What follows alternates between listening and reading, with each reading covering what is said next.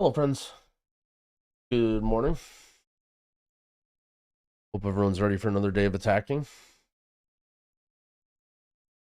We have many useless things to grind that won't matter in 2 weeks, such as world quests and gear on our 7th alt.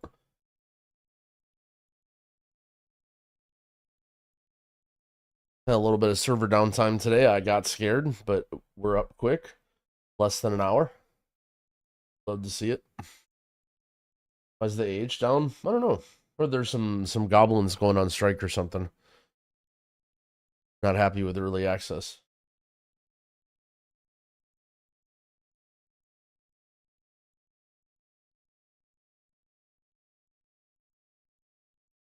Anyway, nice. We're here. I was thinking about making a video about first 2 weeks and gear and maybe updating stuff a little bit, but I saw Dratnos put out one. Also, I was commenting on Dratnos' lack of streaming yesterday, and it turns out that I guess he is sick or lost his voice or something happened. Because he sounded a little sick in his video, and I'm like, oh, okay, that explains it. Very, very, very unfortunate to get sick on a week like this. I feel very fortunate that everything's been going well for me. No problems IRL, fingers crossed. No problems with my internet. I know some streamers have been having problems with their internet. That is a fate worse than health problems, is internet problems. Yo, AJ, thank you for the 20 months, even though you're using your sub notification to try and solicit feet pictures. I will still shout you out. Thank you so much. What made me decide to main Prez? I mean, I feel like it's really strong, and I feel like everyone else is going to play Shaman. So I just kind of want to give Prez a try. And I know I'll be able to gear up a Shaman later if I'm wrong, but I think that Prez could be really good. Personally, I was having an easier time healing on Prez, especially like weaving in between healing and damage. I think I bring a little bit less as Prez than a Shaman does. You know, a longer kick, Sky Fury, some like utility totems. But I enjoy Prez a lot. On top of that, I think Prez is one of the few healer classes that feels good with like very low haste when you just have like bean stats at the beginning of the expansion. So maybe that affected my fun as well. Vendrodis, thank you for the 23 months. I appreciate it. Is it just me or does hpal feel kind of weak outside of CDs? Oh yeah, welcome to the hpal life. That's how it be. Managing your CDs, trying to have wings at the right time. That's how it be. All right, let's sweep some world quests. I don't know why I always do these on my Evoker when I could do them on alts, but oh well. Morning Neb, morning Labyrinth. Plan a day? I don't know yet. Maybe we'll start gearing another character. Maybe our hpal. Or maybe our druid. I feel like a lot of people are interested in the druid.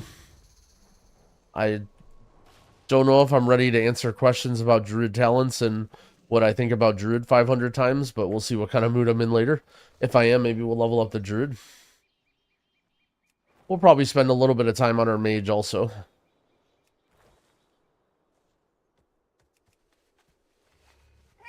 How's Disc Priest in this expansion? For raid, good. For dungeons, bad. Not bad, but you know what I mean. How come I can't pick up these books? Oh, there we go.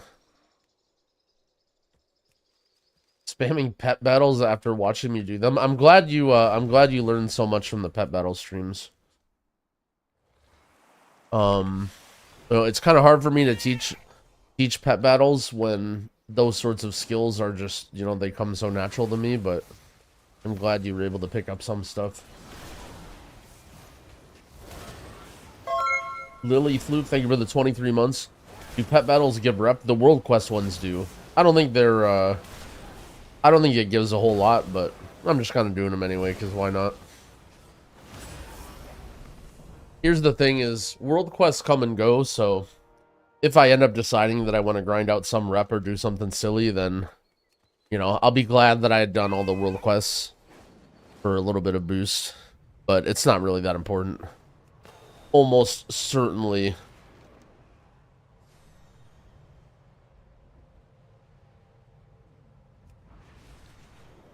Almost certainly it won't matter.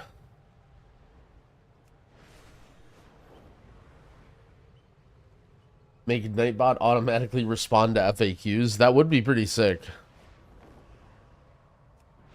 If I, like, program a Nightbot and, like, put in some of the questions where it would try and think you're asking a question, that would be sick.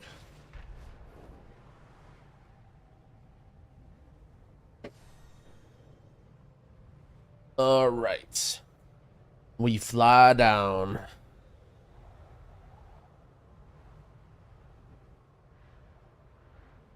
We had so many pet battle world quests today. Ooh, I'm seeing some drama. I'm like you guys.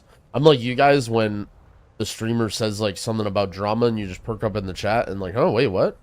I see someone in trade chat type, one of those exploit early and often cases. People got tons of crafting knowledge and acuity. Holy shit! Was there something I missed? Was there something I missed? Exploit? Exploit? I gotta know about the juice, you know. Is it worth it to do anything but T1 delves? Not really. The benefit of higher tier delves are, I think you probably get like more brand XP or whatever.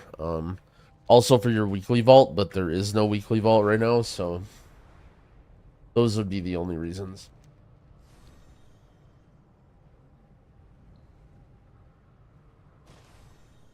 All right, let's see. So what do we got here? So this is a burrower type. Okay, so what team do I want here?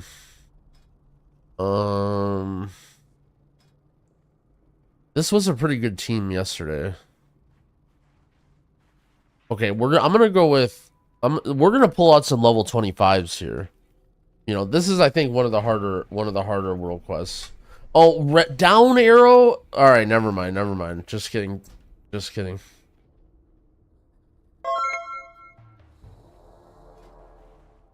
Okay.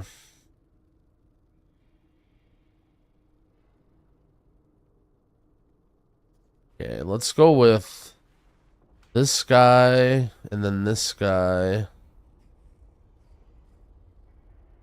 And then this guy. Okay, this is pretty much the ideal team here. How is it down arrow again? Bruh. There's nothing I can do. Okay, it's beast. Okay. So what's good against beast?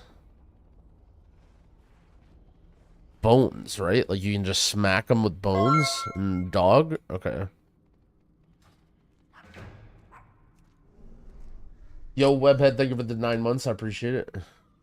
All right, now we're ready. We got the perky pug. 100? What?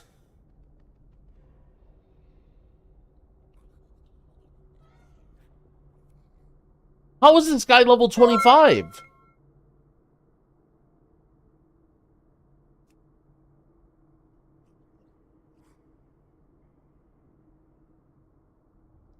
What's happening? My pets are here to the slaughter. Why is it level 25?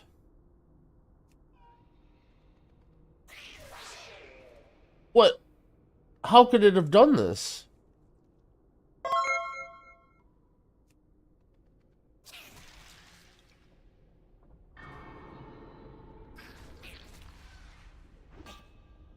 They're all no, they're not 25. Maybe it's because I started a battle and forfeit or something? Or is it because hold on. I may have bricked my entire account, you guys.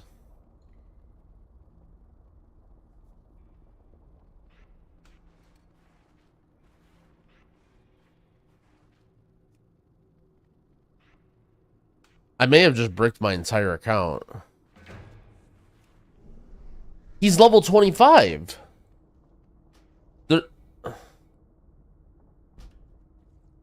So because I started it with a level 25 pet, it's so this is my only chance then. Is to try to win it with my level 25 pets. All right, I have one chance, I guess.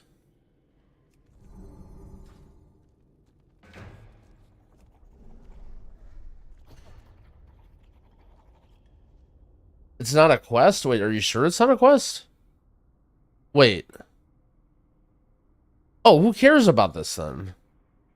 Wait, why am I even... it's just a random mole? Wait, why am I even fighting this guy? I got baited by not knowing anything about anything. Why do I even care about that guy? Alright, nice. This guy. This is what I care about.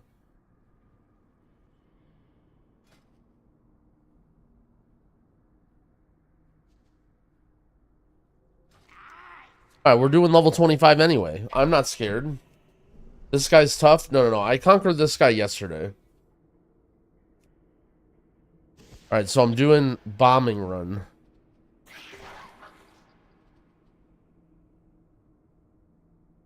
Okay, now this.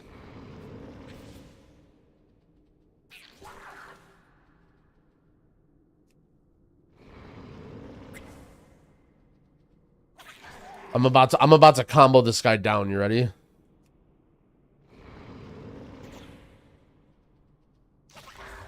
Watch this. Oh, what? Bam. And now give him one of these.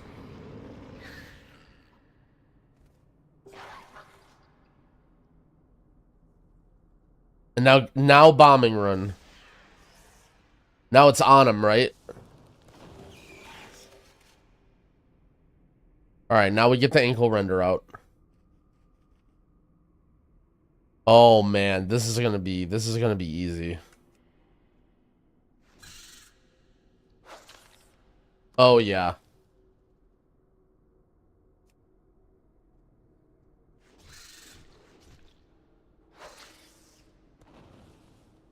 Wait, why am I like on fire? It's like a fire rat. Oh yeah, big heal, big heal. The bombing run didn't even do anything. Oh yeah. The ankle renders are just destroying this guy.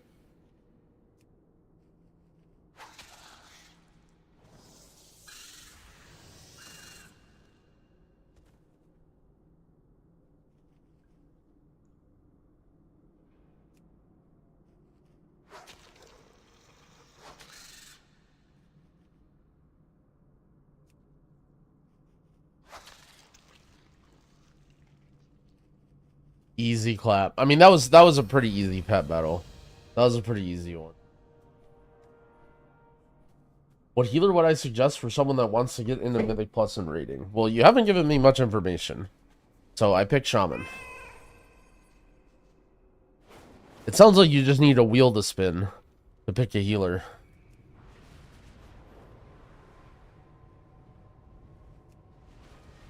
Unfortunately, when it comes to tuning, they usually do quite a bit of tuning on the week of the Heroic Raid release, so I don't know what's going to be good.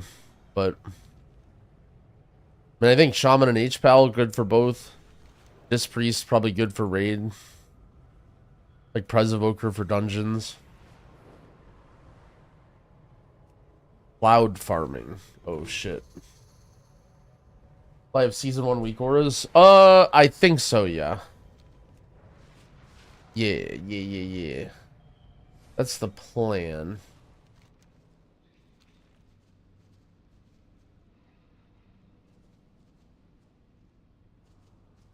Do I go up in the air? It says cloud farming.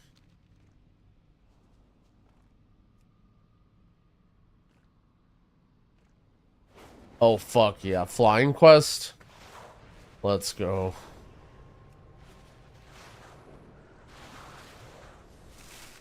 No.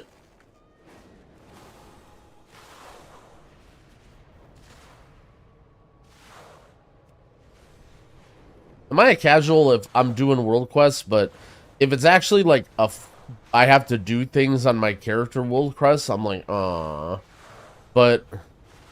if it's like, oh, fly through rings or do something stupid, I'm like, all right, nice. This is my kind of world quest. I think Priory is overtuned. Well, so all those dungeons are gonna be heroic only. You're not gonna do those in season 1. It's only gonna be 4 dungeons in M+, and then they're bringing back 4 older dungeons, and they come in season 2. So, Priory, I feel like Cinderbrew Meadery is probably the hardest one. But the thing is, I've never been able to do Priory on, like, any harder keys.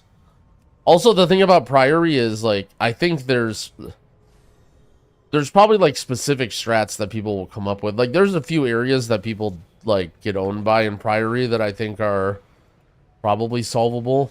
Like, for instance, the second boss, you're supposed to, like, kill all the mini-bosses. I don't think you're supposed to just go into the second boss raw.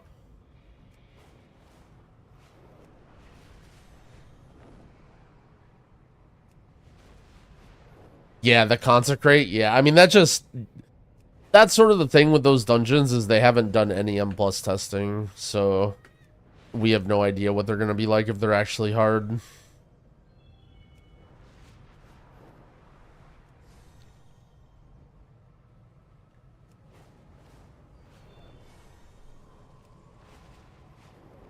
I mean, it's definitely bullshit. It's definitely, like, but it's also heroic, right? So, like, it would be overtuned if anything was, if you were under item level or challenging, but what trinkets do I recommend for healers? Honestly, I don't really know. I've just been using, like, random stat sticks. A lot of the, like, random, like, do thing trinkets are kind of weak right now. You'll probably end up, like, farming Changeling from Miss. The Dawnbreaker trinkets are decent. Those are the 2 that I'm using right now. What? Wait, there are 2 pet battles here? Bro, come on. Pet battles are just like, they're the hardest world quest.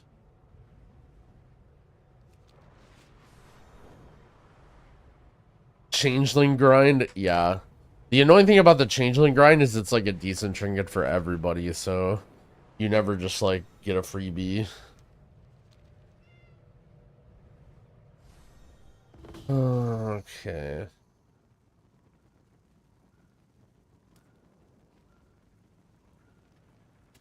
I don't even remember what I did here.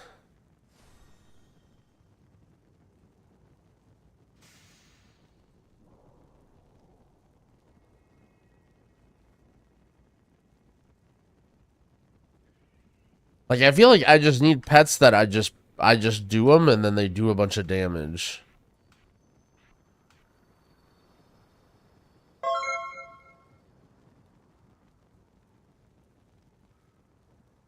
It says they're weak against flying, but some of these guys are flying. Isn't, like, Elemental good against flying? Surger. It's good versus Elemental, but it is Elemental. Magic versus flying? What about this guy? Alright, look, this is it right here. We found it. Dodar, thank you for the prime. I appreciate it. But this guy isn't even flying. Look, who cares? We got this. Oh, yeah. We just chunked him.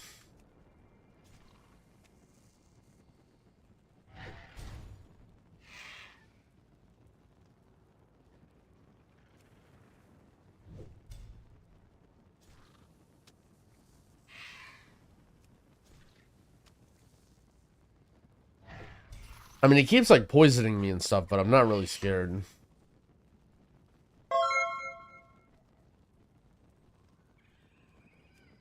Holy Swede, thank you for the sub. I appreciate it.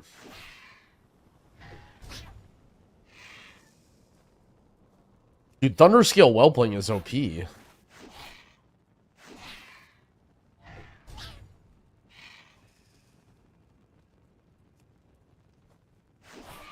Except for Sir Pounce is just beating its ass. That's okay. We got Lord Wolfington. He's the counter to Sir Pounce.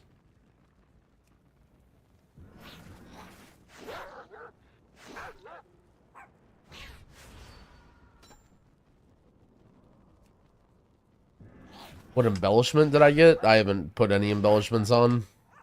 All this gear will get replaced very quickly, so I think it's just a waste of money to get any of it. Just getting it for item level. Bro, 58? Oh no.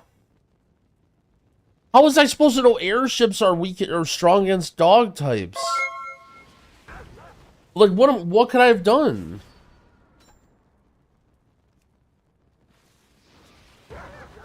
Bro, this guy's OP.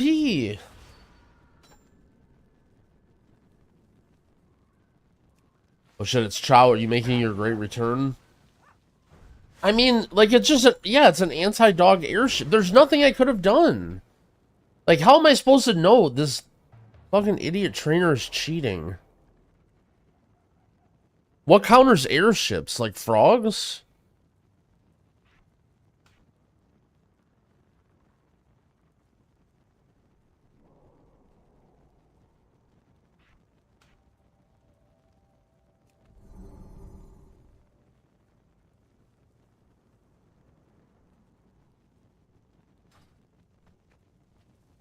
I think frogs counter airships. Alright, I mean, our Thunder Scale Whelpling did good.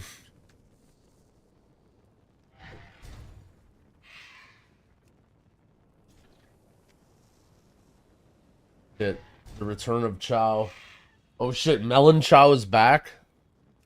Are you gonna bring the GDKPs to the War Within? This is gonna be sick.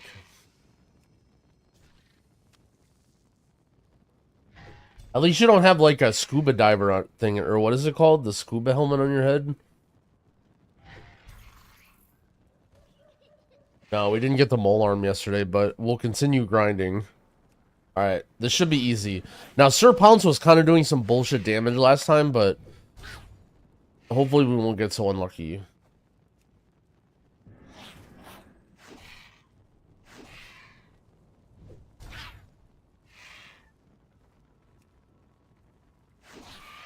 I saw your video thumbnail when you used the Mog as the 0. I mean, you know, it was just one of those kind of Mogs. You know? Alright, we gotta lick this guy down. Oh, yeah. I mean, frogs are not bad versus cat types either. Is there an update on where to get the mole arm? All we know is, I think, elites and Ajkahet.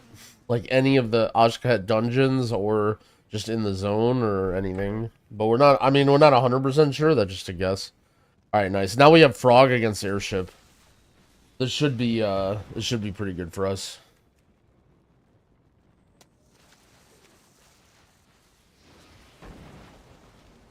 Bro, he just crit?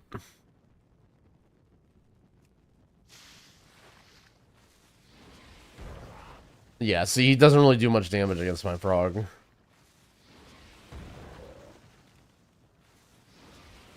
Wait, how is he so fast? Alright, we win. Wait, what? Bro, what? Why do what's this anti-frog resurrecting airship?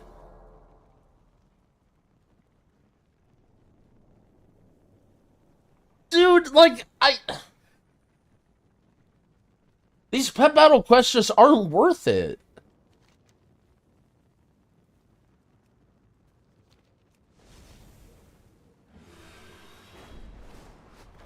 Like, they're just not worth it.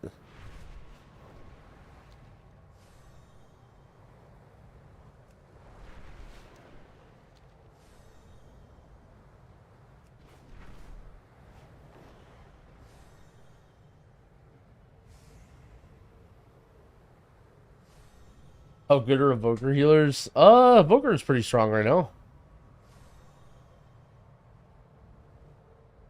It's a little early to say for the whole expansion, but right now they're solid.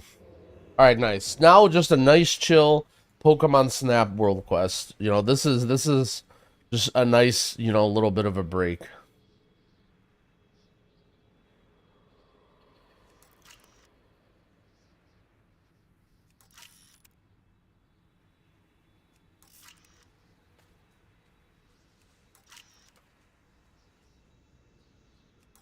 I feel like there's something wrong with my, like, light beam thing. It doesn't want to move.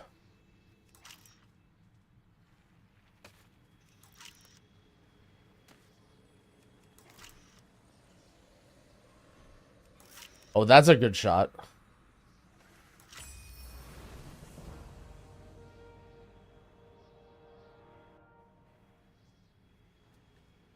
All right. Wait, I didn't even get rep for that. How come I didn't get rep for that? Or did I?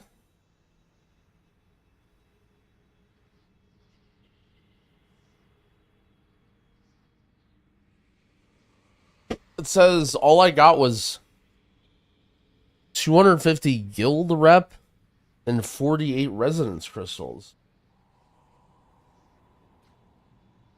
You don't get rep for world quests you've already done in the warband? I mean, I'm pretty sure I've never, like, I don't do world quests on my other guys.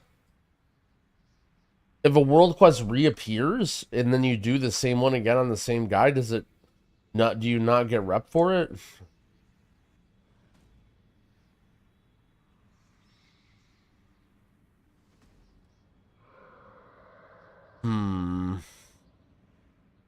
You're saying, well, okay, so I shouldn't do this pet battle one then. Because I mean, I already beat this girl yesterday.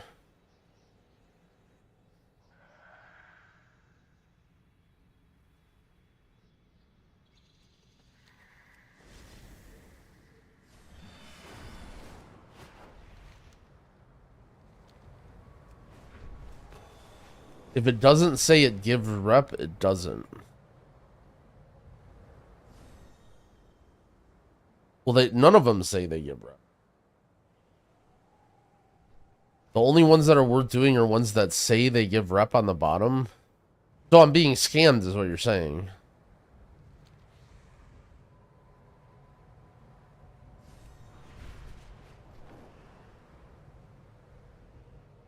They're chatting, don't listen. Do you think so?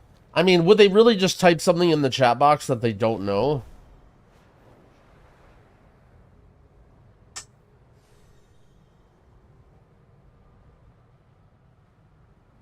Using your bartender, but my bar 1 doesn't change when I go into bear form. So in bartender, you go to state configuration, and then this is where you can change how the bar changes. It doesn't show up for me, I don't think, because I'm druid, or I'm not a druid, but it'll have like forms and shit in there.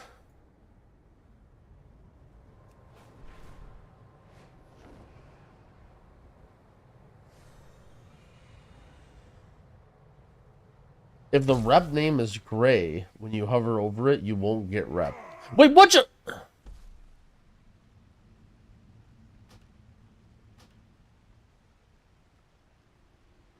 What just happened?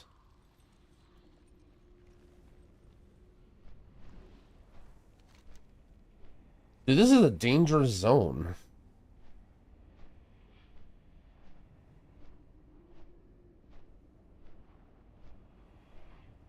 Evokers can literally glide and you died. I mean, I was flying. I was dragon riding. Like, something happened.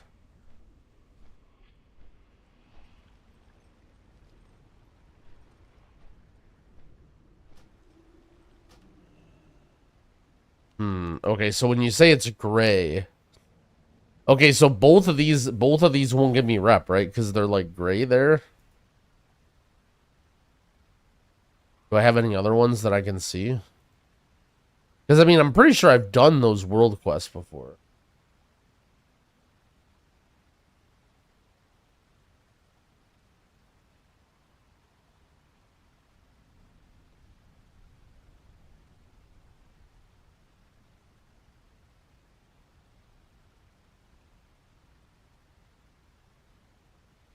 Is there world quests in Ashkahet? There are. You have to, like, go through the campaign and, like, choose a general or whatever before you can see them. Alright, well. I mean, not that I even care about doing world quests anyway. What's our renown at?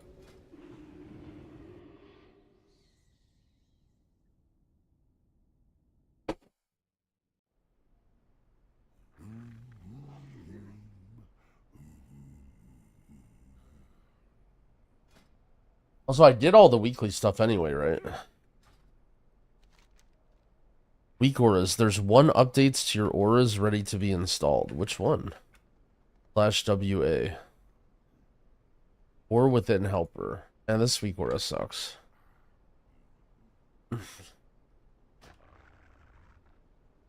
What melee will be picked for dungeons? I don't know. DK's good, both specs. Ants is good. Ass Rogue's good. Has a leveling nerf happened? Yeah. Basically, when you level now, if you're level 70, it's completely ruined. Blizzard basically hates poor people, and it's impossible to level at level 70. So if you didn't level earlier, you pretty much can't do it. If you watched yesterday's VOD though, you know, there was I did show you some high level gameplay on my mage on how you should be leveling.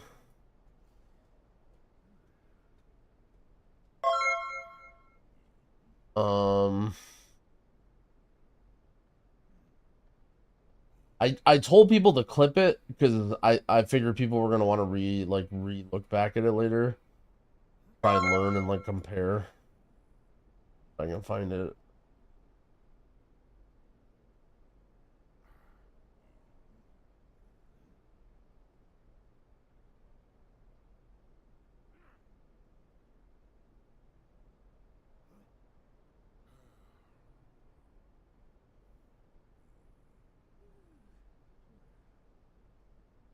Or people didn't clip it. I don't know why.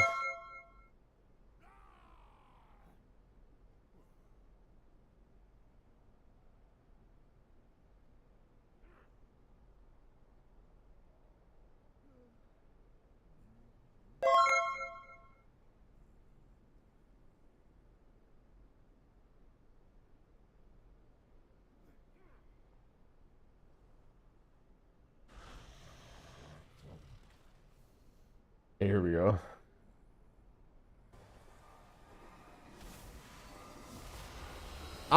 Like, there's nothing I can do.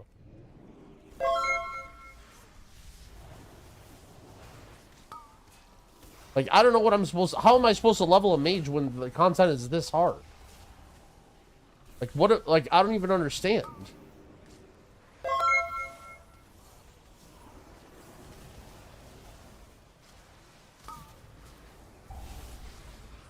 Like, I don't even understand how it's even possible to level right now with content this hard. Yeah, see how much harder it's gotten?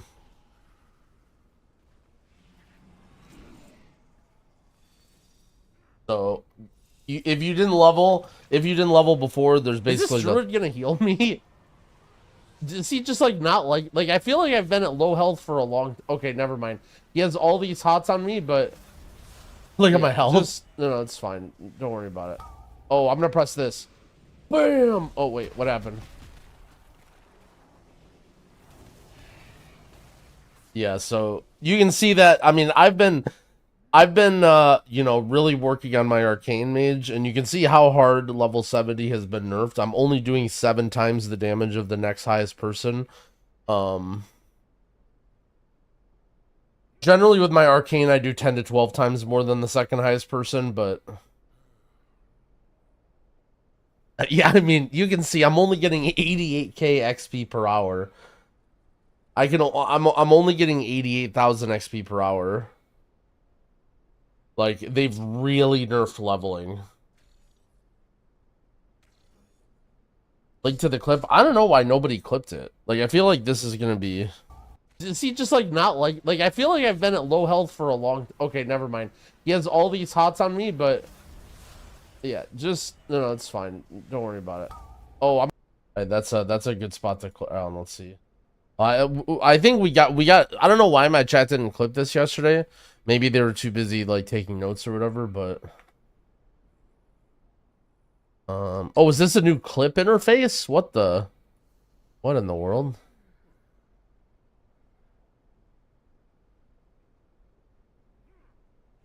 Like, what, like, I don't even know, guys. Ew. Like, there's nothing I can do.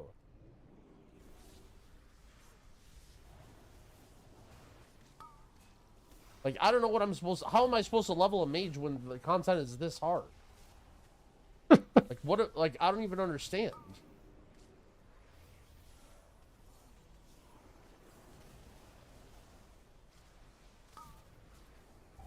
We noticed you didn't edit the portrait how it's layout. Even possible to level right now, with the, like with content this hard. Is this for like YouTube Shorts or something?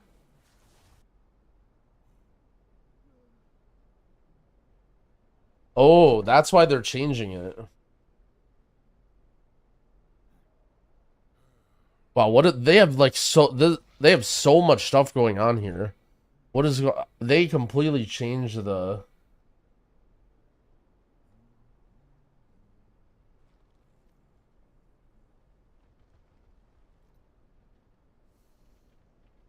Oh, just you know, we just need to make people aware how Blizzard's early access just completely ruined everybody. Like jangbi, I don't know if I can even play a mage in this expansion now that Blizzard nerfed the leveling for us people who didn't have early access. Or for me, I could only level 6 characters in the first day, and I didn't get a chance to level my mage. And now, like, I basically can't level. Like, it's not even really worth leveling in the World Within right now.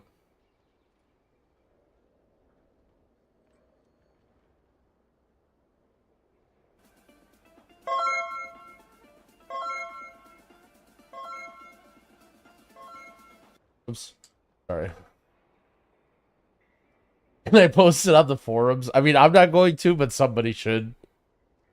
The worst part is everyone's just gonna call me a Blizzard shill. Elitist mage. He has full Mythic Raid bis in his leveling gear. That's why he does so much damage.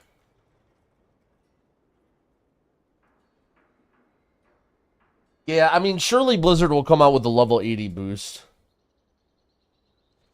I was thinking about doing professions to craft for my guild, but I'm kind of hoping they do a profession token boost too, so I don't have to level that.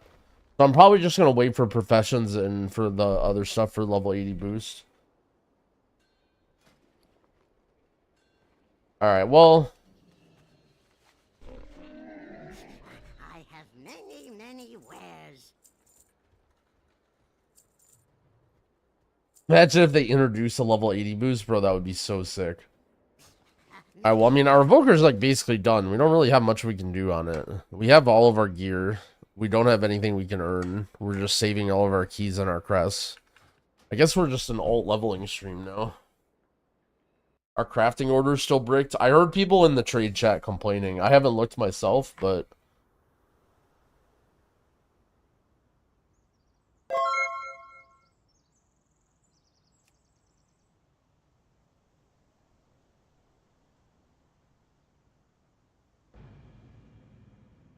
AH down, though? Oh, I see. Crafting up, AH down.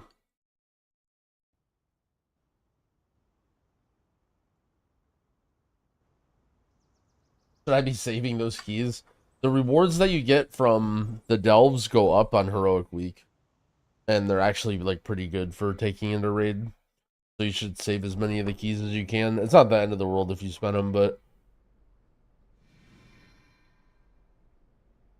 What do you think is an okay eye level to get for mythics? I mean, you're gonna want like mid 480s. Like I would, or I mean 580s, sorry. I would shoot for like 585.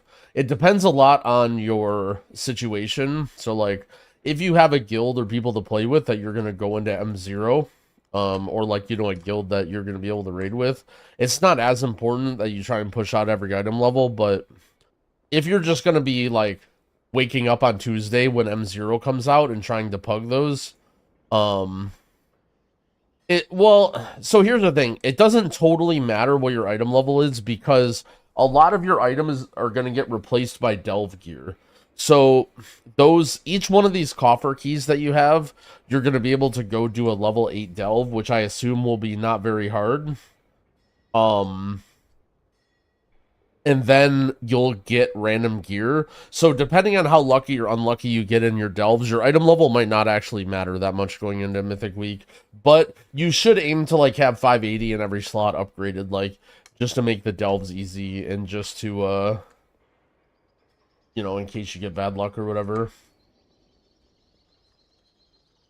What crafted item do I recommend? I would recommend saving your item yet. At the very least, like, wait till the beginning of Heroic Week. There's just no reason to craft anything right now. If you really just want to because you don't care, then make a weapon, I guess, but... Am I gonna do Delves as resto? Probably. Dude, my UI looks so small. Do I really... Are there really just this few abilities? They really prune druid down so it actually like doesn't really have that much I have to press.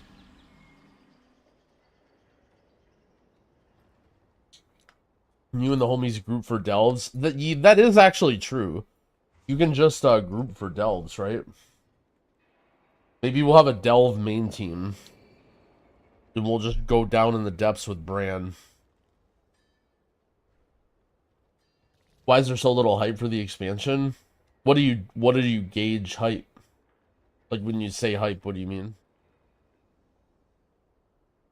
I think, the early access and, like, the slowed release, as well as, like, no, like, huge, crazy flagship, like, systems.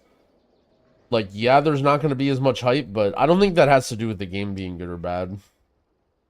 Like, ultimately, hype is whatever, right? Like, if a game is good, then it's good. There was a shit ton of hype about, there's a shit ton of hype about Shadowlands, and that was, yeah. General sentiment, yeah. I mean, I'm not really sure. I'm not as connected in, like, the Reddit for, like, other communities.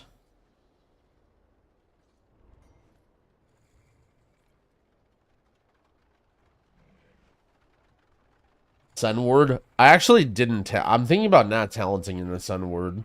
I tried not talenting into Sunward last expansion, but I got convinced not to. I think I'm going to try it again.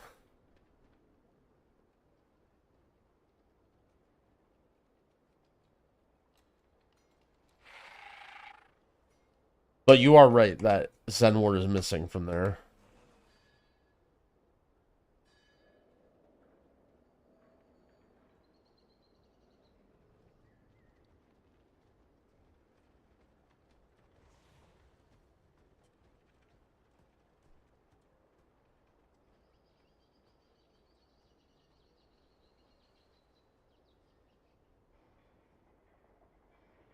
Really, it's worth playing Verdant. Verdant C? Or Verdant Infusion? What hero talents do I pick for Prez? I was playing Chrono Warden. I think Chrono Warden's good. I think Tranquility will be good. I mean, good. It might be worth 1 point. Like, I don't think it's necessarily like a big thing or anything. Any specific nodes I need? I mean, I'll have a Prez guide going over like specifics. I would encourage you to, try stuff while you have Heroic Week. I don't remember every single choice node to read aloud to you, but I'm sure you'll be fine doing your best.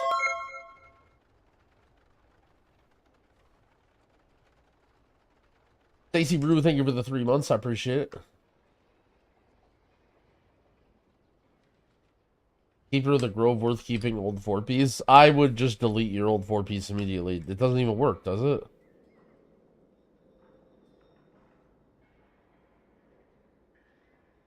I want to play Holy Paladin as my main healer, but not my actual main. Huh?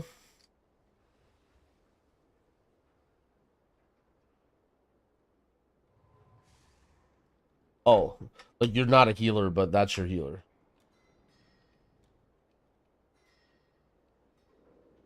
It's best to hold on to your carved crest. I am. It doesn't really matter that much, but it's best to wait and see what you get from your delves before you send your carved crest. I think Farseer will be better than Totemic. I think both are good. I think they're more situational. It's not like one is better than the other. Even if the 4-piece works, like, I just don't really care about it. Like, there's just no reason to min-max your performance on heroic dungeons for something that's going away in next week. But if you want to, for fun, I guess, but I hadn't put any thought into it.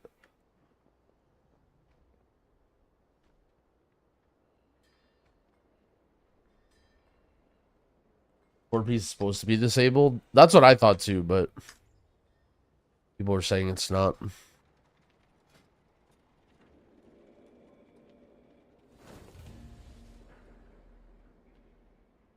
Is it 4 coffer keys each week per character or account? I believe it's per character. And so technically, if you want that alt gear, you need to be like doing those coffer keys on all those guys, on all your alts.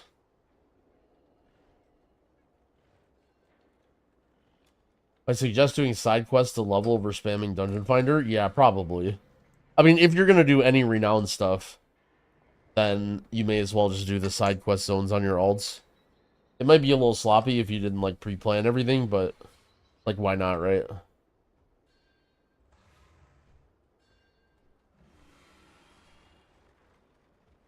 Can you just spam the same bountiful delve? I believe that you can only do 4 per day. One, like, each delve one time, and there's 1 per zone, is how I think it works, but we don't know for sure.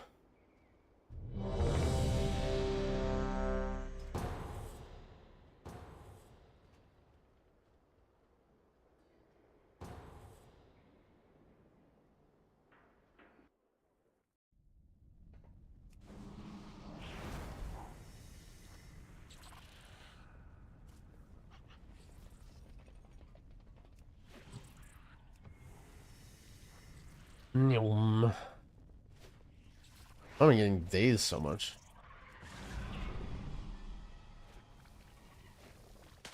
Oh, they like charge me and slow me. I see what's happening.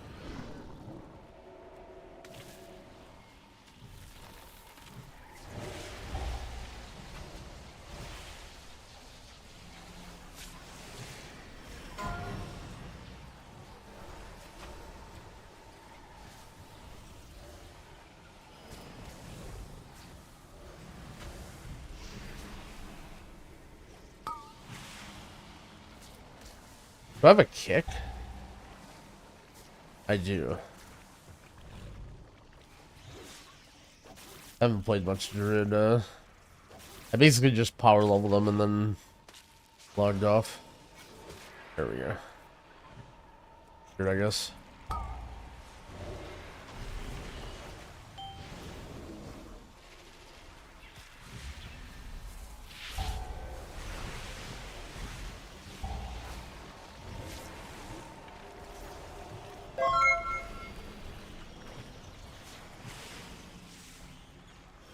Alt leveling tech dungeon spam.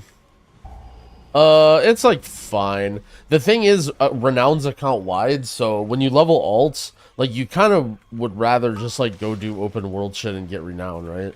Like if you haven't done all the side quests and like all the other shit, you may as well just go do that on alts. It's slower than doing dungeons, but you know, you're at least accomplishing something. Whereas if you level a guy through dungeons, it's like you don't get anything. Like, technically, it would have been, like, super optimal if you planned it all out and you, like, did one alt, like, to full clear every single... Like, you do the MSQ and then one alt full clears each zone.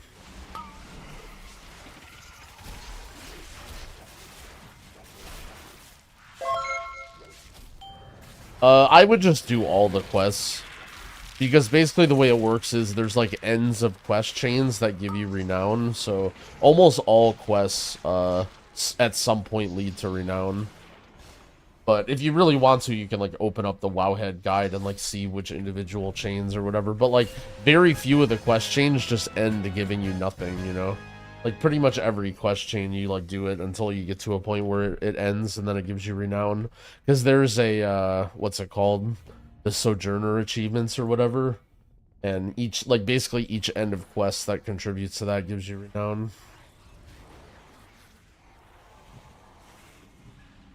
Yo, Crendon, thank you for the gifted subs, friend. I appreciate that.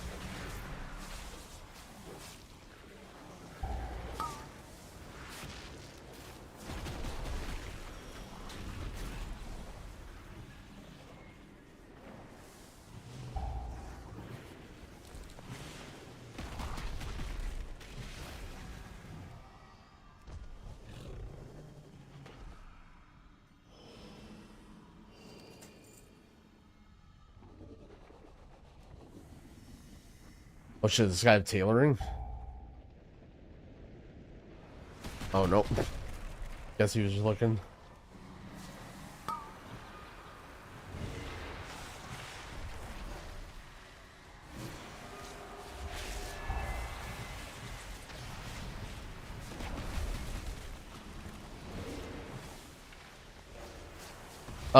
Yeah. I mean, Druid Hots definitely are weaker than they once were.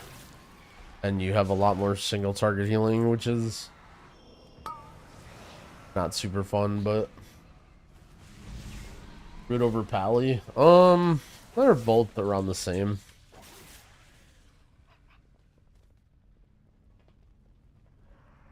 Depends on what you're trying to do.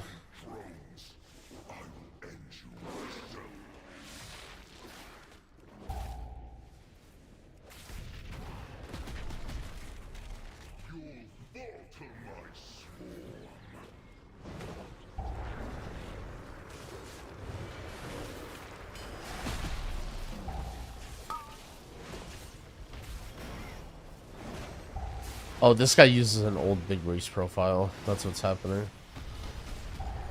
Like, what in the world? Things look not familiar. I guess I'll try and remember after this,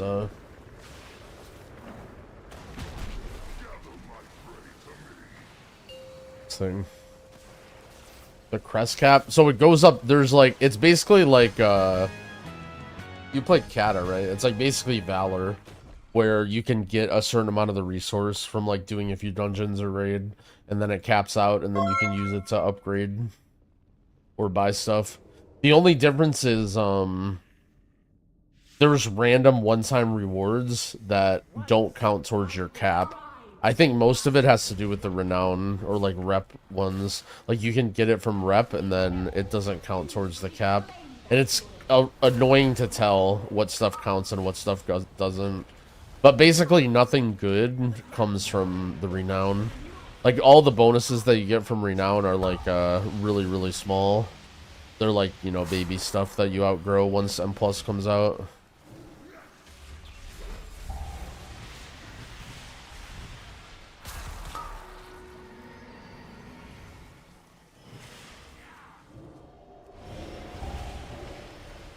That regrowth is fucking massive.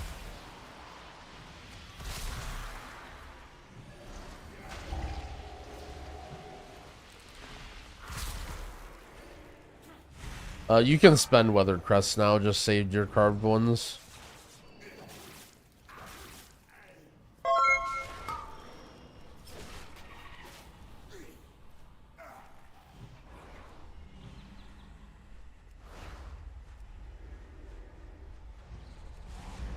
Do I know if we get a second spark on raid week? I have no idea. I don't even think Blizzard knows when they're gonna give sparks out.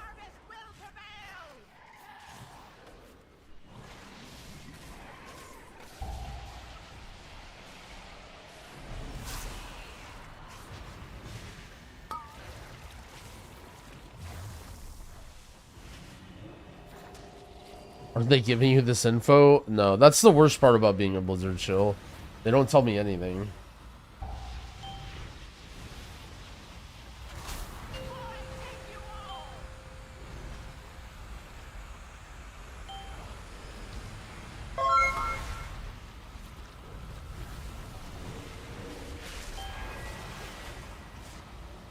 Yo, Doom Saint with the 5 gifted subs. Yo, thank you, friend. I appreciate it. Also, Abra, thank you for the prime.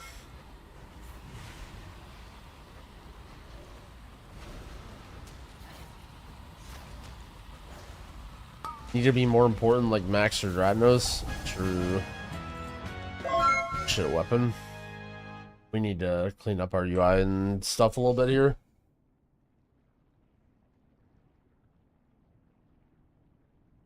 To do a guide on how the Ajkahet rep and requests work. Rumors and which faction to choose and all that. I actually don't even know. But none of that stuff is that relevant to player power, so I think you just kind of like pick whatever you want to pick. I'm surprised I don't have a woo offhand. Let me look at my bank. Maybe I do. Okay, hold on. First, let's go to the Wago app. Bartender.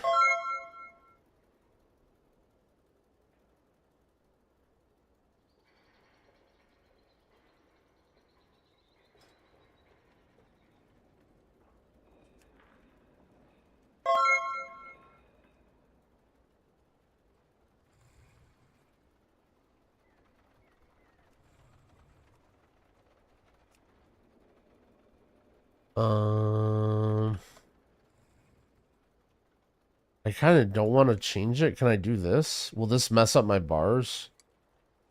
Bar 1. Lock. Stance bar.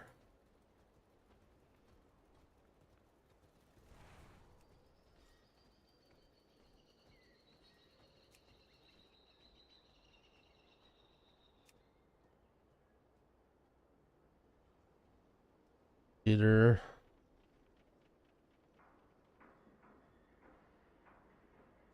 Basically, apparently the alt, like, loading profiles feature wasn't working when I was doing all this stuff.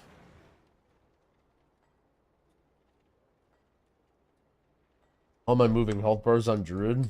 I don't know. Seems like you just spam regrowth, and it kind of feels bad.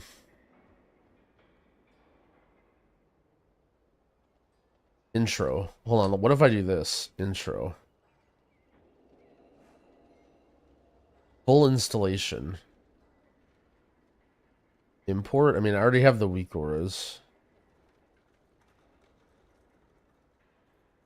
See, but it's importing, like...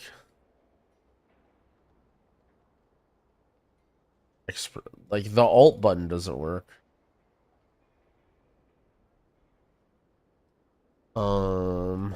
Maybe I could, like, reload or something and it fixes it.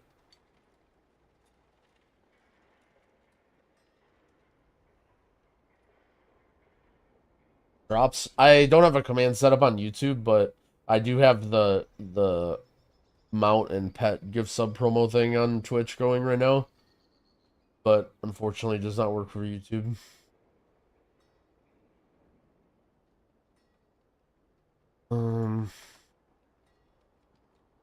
Yeah, see, I don't understand. Like, I changed my... Can I update? What happens if I update?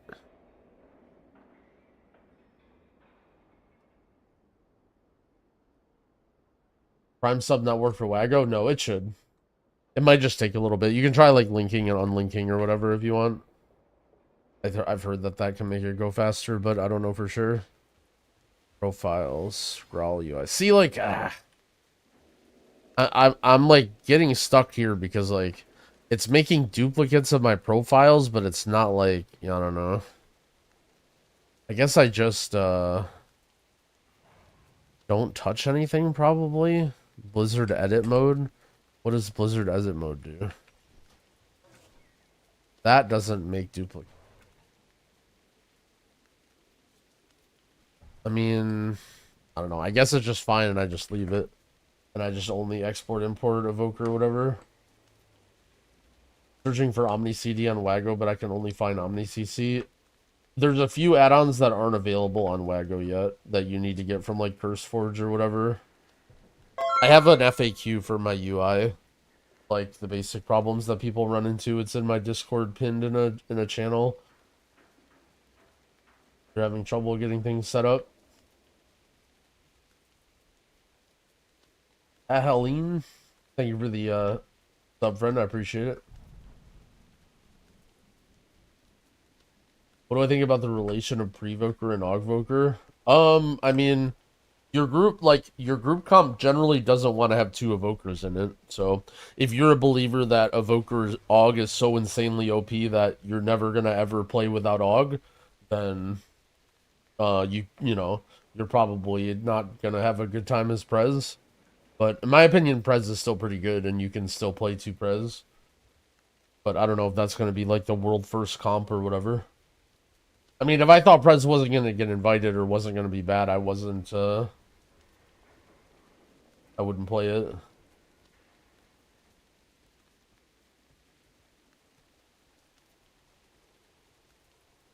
I going to turn in my Niffin quest? No. Goodbye, Niffin.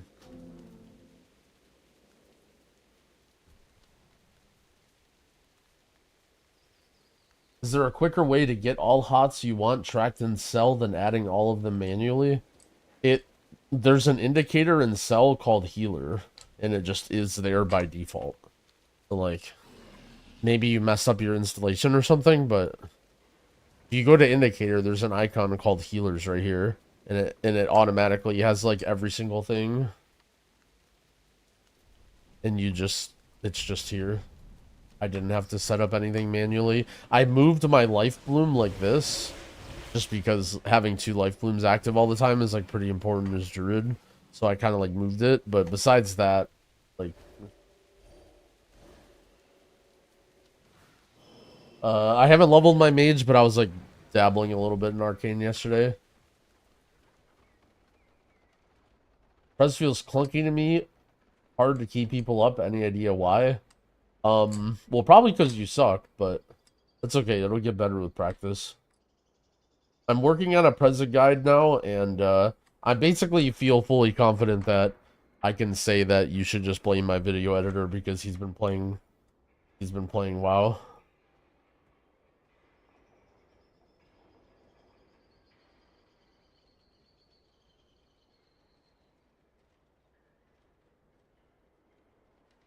But that's okay. My micro bar, it's actually under my cat. Down here.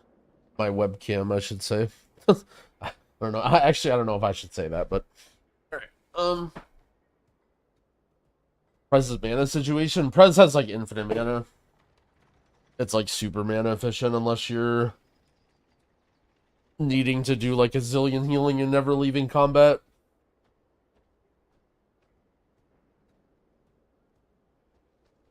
How do you distinguish echoes and real dream breath? Why would you ever need to do that? I think they have slightly different icons, right? But like, in what situation would you need to know if they have a real dream breath or not? Is that like some flame shaper shit?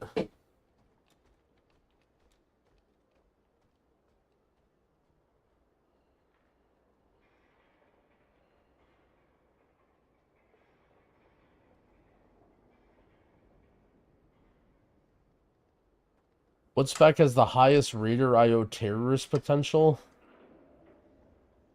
Meta for high-level play so people copy it, but hard to play.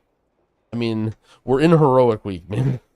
I get that the question was a little bit of a meme, but I don't even know what's going to be meta. We don't even know what the balance is going to be. I don't even know how difficult classes are.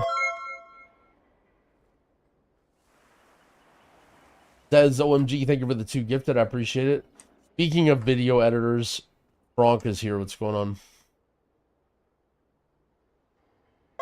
Burrito Mussolini, thank you for the 18 months. I guess I'm just gonna queue. Oh yeah, I wanted to do bigwigs. Profiles. Brawl UI. Okay, I'll just queue another dungeon.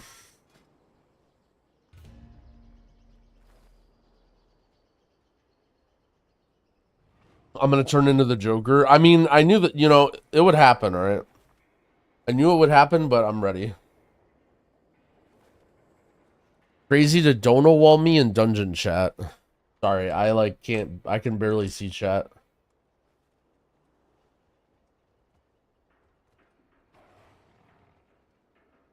Hall G, thank you for the 2 gifted. I appreciate it.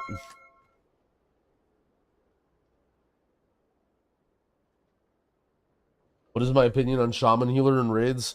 To be honest, I did like almost 0 raid testing and I know nothing about raids. Jack says it's good. It feels like it's going to be good, but I'm just basically making something up at that point.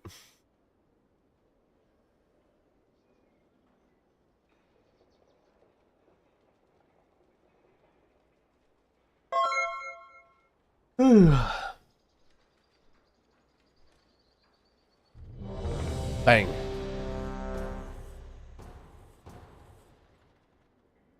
Oh shit, the Dawnbreaker. Was Mistweaver? That's aight. It's a pretty solid healer. Damage is kind of like beans though. What is this? 3 warriors?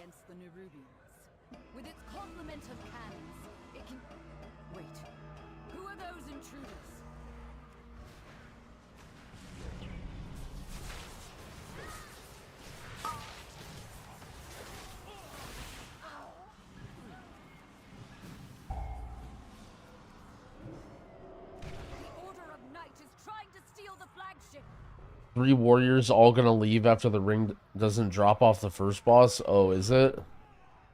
Well, they're gonna be mad because I'm gonna get it and I can't trade it.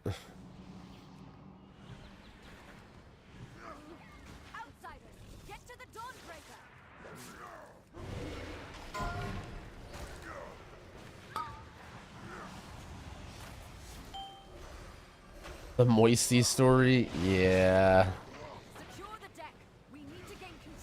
Yeah, that was not one of my finest moments.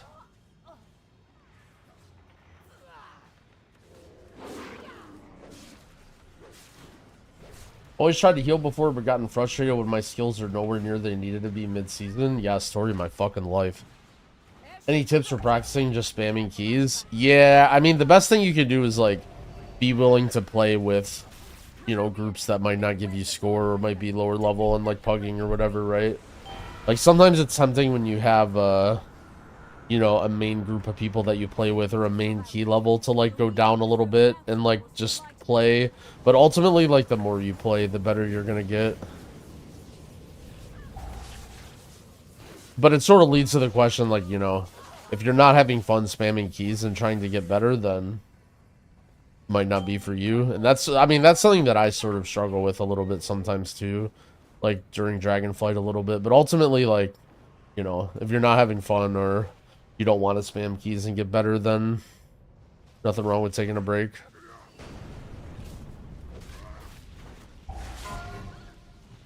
Recording yourself and, like, watching back is another good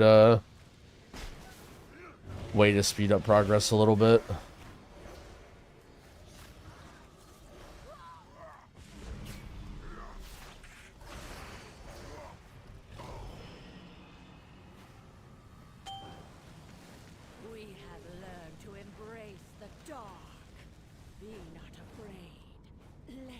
What do you use for recording yourself? I mean, Shadowplay definitely works. I mean, I would just, like, stream. I just streamed to 0 viewers. I mean, that's what I did personally. I mean, that's, like, where my stream started. Dorky talked a little bit about it on the Quasi interview, but, like, it was basically just, you know, just so we have a recording of, like, the keys that we do, and maybe, like, a few of our friends in Discord can, like, come hang out or whatever, but I was never, like, trying to become a streamer initially.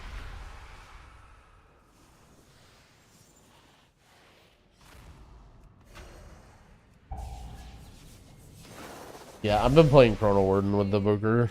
I think for dungeons it's the move. I don't know enough about Raid yet, but the thing about like trying to plan for Raid, you guys, is like we have so long until Raid and there's gonna be tuning that like people are asking like what do you craft and stuff, but it's like there's nothing you really need to worry about right now for Raid. Like just chill and do some dungeons and gear up, and then in a week or a week and a half we'll figure out Raid.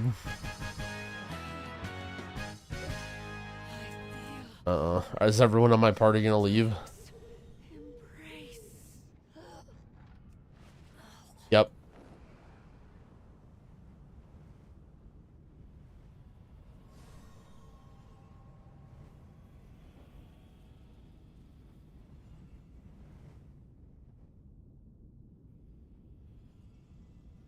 I have a tank over here.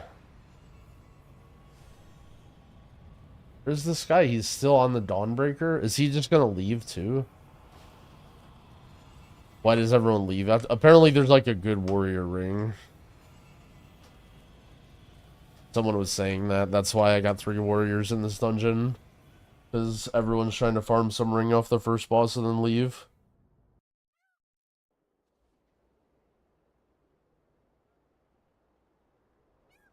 Good adventure ring? Yeah, I mean, people love that Prebis.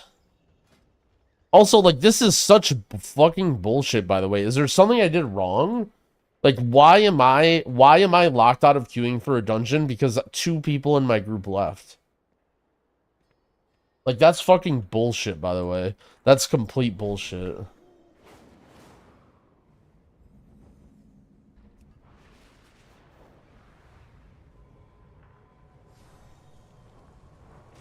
Because it'll refill? I mean, like, it's a tank, though. Like, waiting for a tank is forever. Also, don't say I should have done anything. I shouldn't have to do anything if my team just leaves after first boss. It's not what I should have done. It's what Blizzard wants me to do.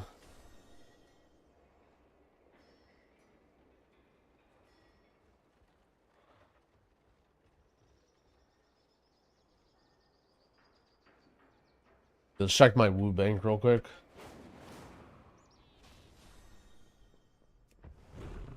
I have an extended supply of goods for Outlanders. Oh, a 577 weapon. Save a little bit of crests here. For a little bit of Valor Stones, I mean.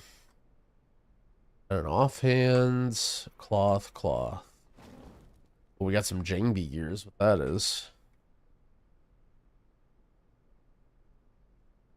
My directive has been fulfilled. Bang.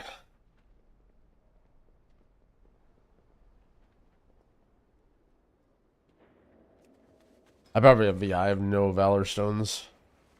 Well, I should probably look at the quests and stuff around town. Where do you get Warbound stuff? I mean, basically, like, anything. Everything in the game just, like, randomly drops it.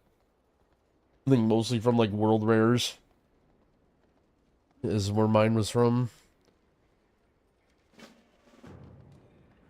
I will see you through the shadow. Hall of the World Soul. Oh shit, I'll go do Awakening the Machine. Very, very high level content. There we go. Our deeds give it strength.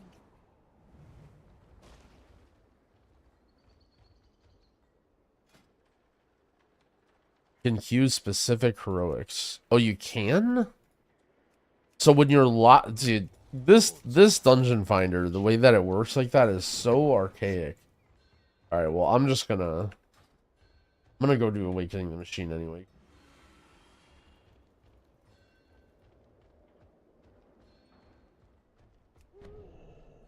I will do my duty.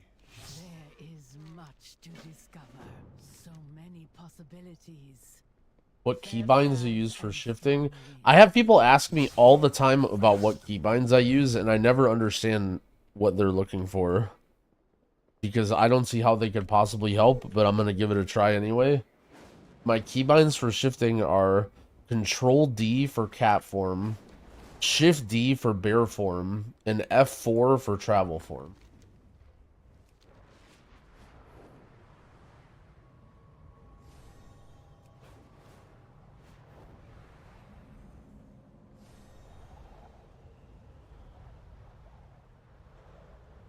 Still enjoy druid this time. It's alright.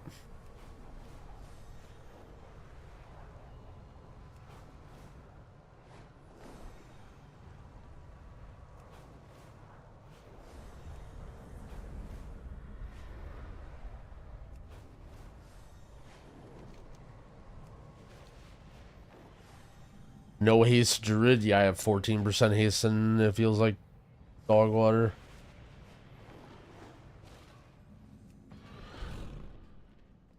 F1 through F4, yeah. So, well, actually, my F keys are actually not that bad of keybinds. So the way I position my hand, I have my hand further up on my keyboard than most people, and I use my, like, I don't know what you would call it, my knuckle, or like where my pinky connects to my hands for my control key. I don't actually like turn my hand all the way around or use my pinky.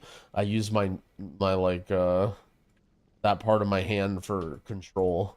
It's like a habit from StarCraft, so you can hit hotkeys like Control 6, Control 7 without having to like twist your hand. Someone picky. It's not junk. It's Yeah, I don't remember which of these quests are which. I'm just gonna grab a bunch of them.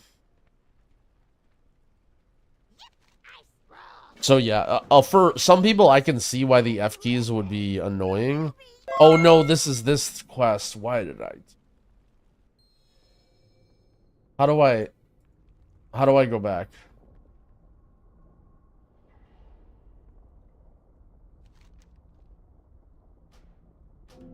All right. I hit control with the palm of my hand. I mean, sort of. It's like where my pinky connects to my hand. I don't know if I would call that my palm, but a little bit.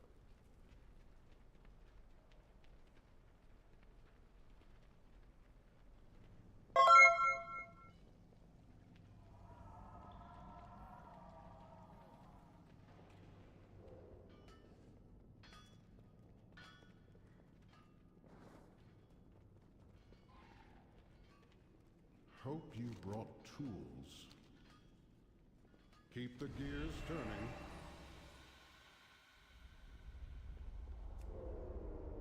Let's get this done. Watch my back while I commune with the machine.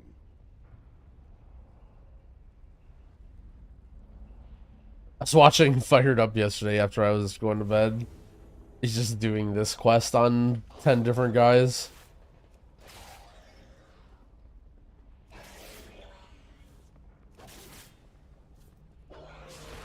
The race to world first life. How much do racials matter? I mean, they don't really matter that much, but like, why handicap yourself is a thing. Like, if you're ever playing with a regular group of people and some guy's like, why the fuck are you panda? Like, you don't really have a good answer.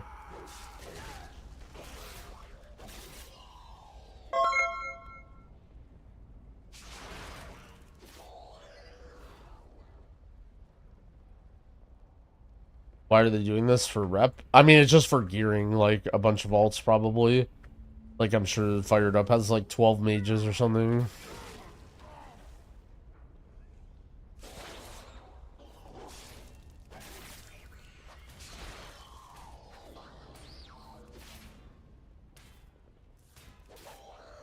Is rdruid gameplay-wise great with hero talents, or how does it feel? The rest of druid hero talents are, like, really boring. They basically don't change the way you play at all. And HOTS feel, like, pretty weak right now. I like that they removed some of the stupid shit, like Moon Conform and Adaptive Swarm or whatever, but ultimately I'd like to see, like, more power in towards, like, Rejuve and Wild Growth and stuff, and less power in Regrowth.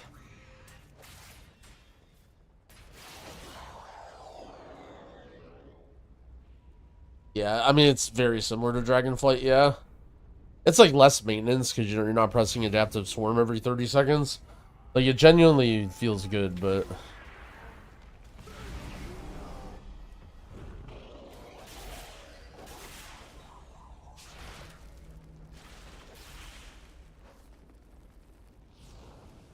Let's get this done right. hope you brought. Watch my back while I commune with the machine. Favorite hero? I mean, I like Colonel. I like Evoker. I like Shaman hero talents. I think Priest has cool ones, but I don't know if I would like them if I was a Priest main. Like, as a not Priest main, I'm like, hey, this is fun. Now I'm going to go do something else, but I can understand why Priest might not like Oracle or whatever.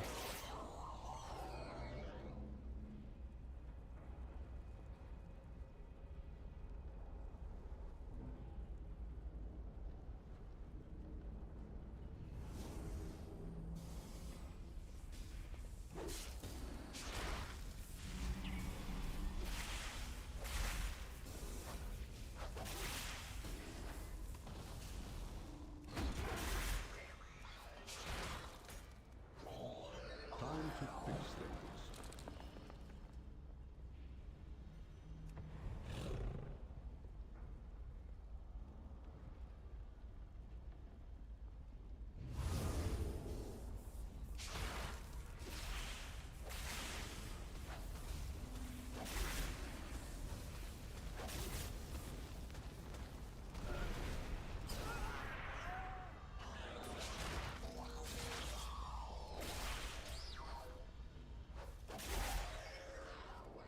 I can see how this stuff might get annoying if you don't have a healer. It's actually kind of funny how different it is if you're a healer.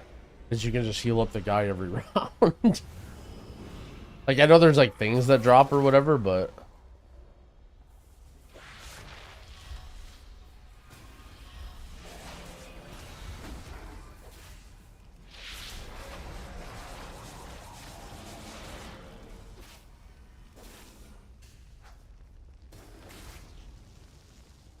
yeah, my F-flow is, what's it called?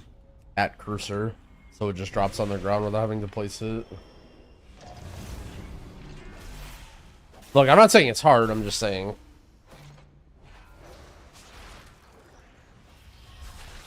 What are the rewards for this? You get a adventure item.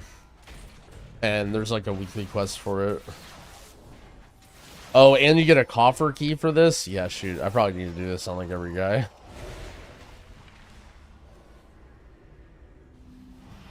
Oh shit, there's a mount that can drop. What did I get the mount from? Actually, did I get the mount yesterday? What was that one mount that I got? Do you guys remember? Done right. Watch my back while Was I it from this commune guy? with the machine. I think it was. I think I did get the Lynx mount. 25%? What the hell? Oh, the Hollowfall one. That's right.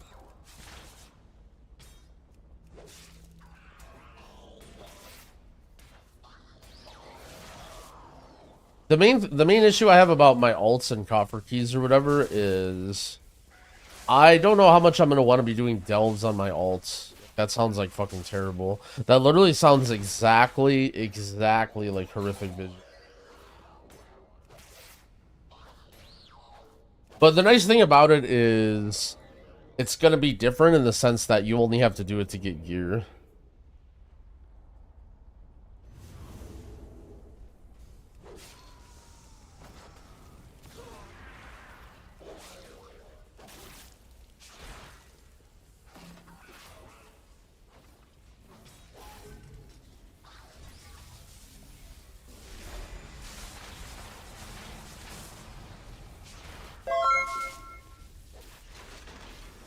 Norskin, thank you for the sub. I appreciate it, friend. Also, sorry if I've been forgetting to shout people out. But I love you guys. Thank you. Oh, yeah, I forgot you can just stand here in the beam.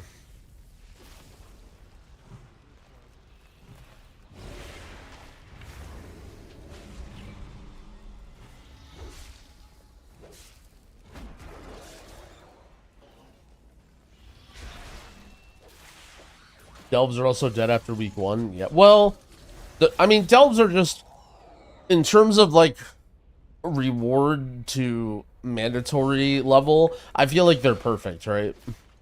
Like, they make you do them for 1 week because, oh, it's the new system and everybody's gonna do them, you know, during Heroic Week. And then after that, you don't have to do them ever again unless you want to do them for gear. But it's not like even that it's required to do for Bisque gear. It's just like literally just alt gear to help catch up. Delves are not going to be in next expansion. I mean, I hope they iterate on them and make them cool. Like, my biggest problem with Delves is they're just, like, not fun, and the objectives are not fun. Like, for example, this thing is actually kind of cool. I like this, whatever it's called. Also, why am I dying?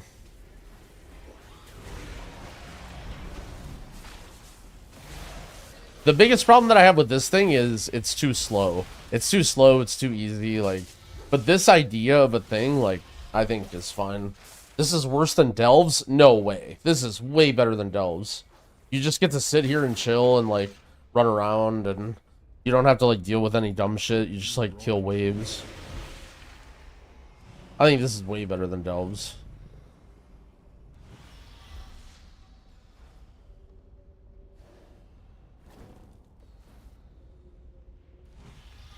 Measure twice.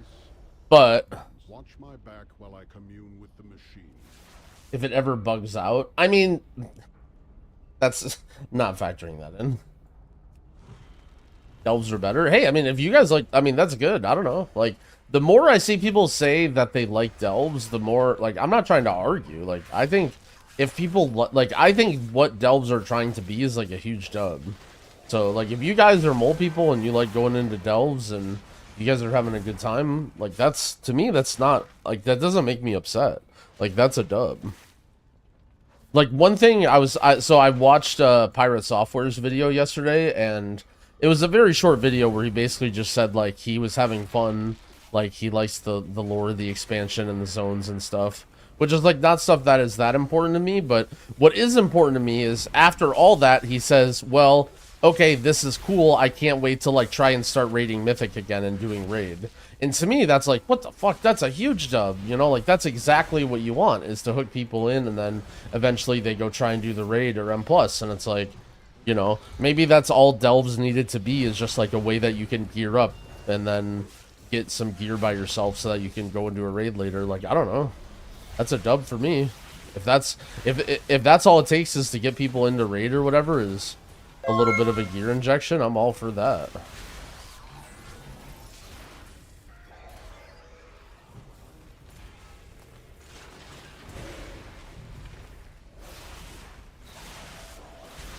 Why would Blizz giving new players content like Delves to learn to play properly? Well, so my biggest complaint with Delves is exactly the way you worded it, that they don't necessarily teach people how to play properly, right? Like, it's just, like, sort of this weird content, you know?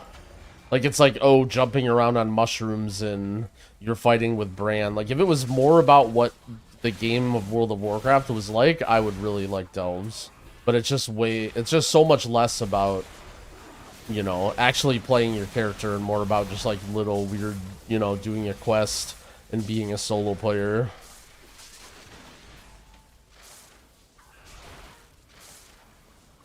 But, like, that exact thing is what I think is a dub. And again, maybe I'm just, like, you know, having too high of a standard, or, you know, whatever.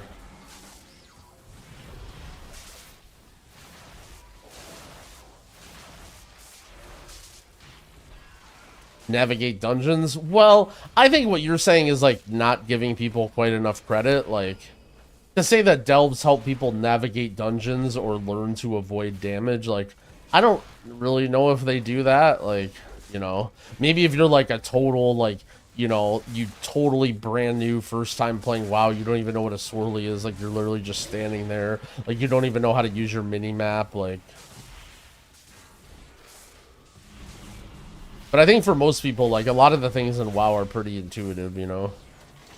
Like, one actually really funny thing is, I've been spamming heroic dungeons, and when I play with good people, everyone literally stands in everything. Like, no one kicks anything, no one does anything, right? And because they know it doesn't do any damage and they're trying to maximize their damage. But when I play with, like, more, like, I just assume they're, like, more casual people or less, you know, less good people, everyone's, like, actually trying to dodge and trying to do stuff and, like, playing careful, right? Because generally, like, they don't quite know their limits yet, and they don't know they can just be huge monkeys, or they might think their tank or healer sucks or whatever, but, like, all this stuff is intuitive. Like, it's not like, you know, oh no, there's a swirly on the ground, or like, you know, people do this, right? Like, your natural instinct is to move out of stuff like that. Like, I don't think a lot of this stuff is that complicated. Also, why is this guy charging me? Now, that's something that's not intuitive.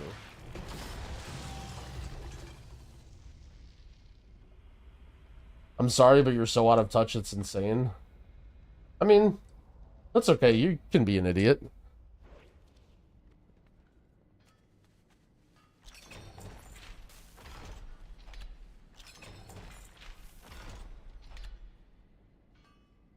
Like, the people who say that I'm out of touch or that everyone is bad, like, those are the people that are extremely mediocre and extremely average at the game, but in order to, like, cope and, like, make themselves feel like they're better at the game, they just imagine there's this, like, massive race of mole people, casuals, and they're just like, everyone else is like a mouth-breathing idiot and doesn't know how to do anything, and they're like, you know, they're the people that tell themselves, like, I'm in the top 10% of dungeon doers because I get KSM.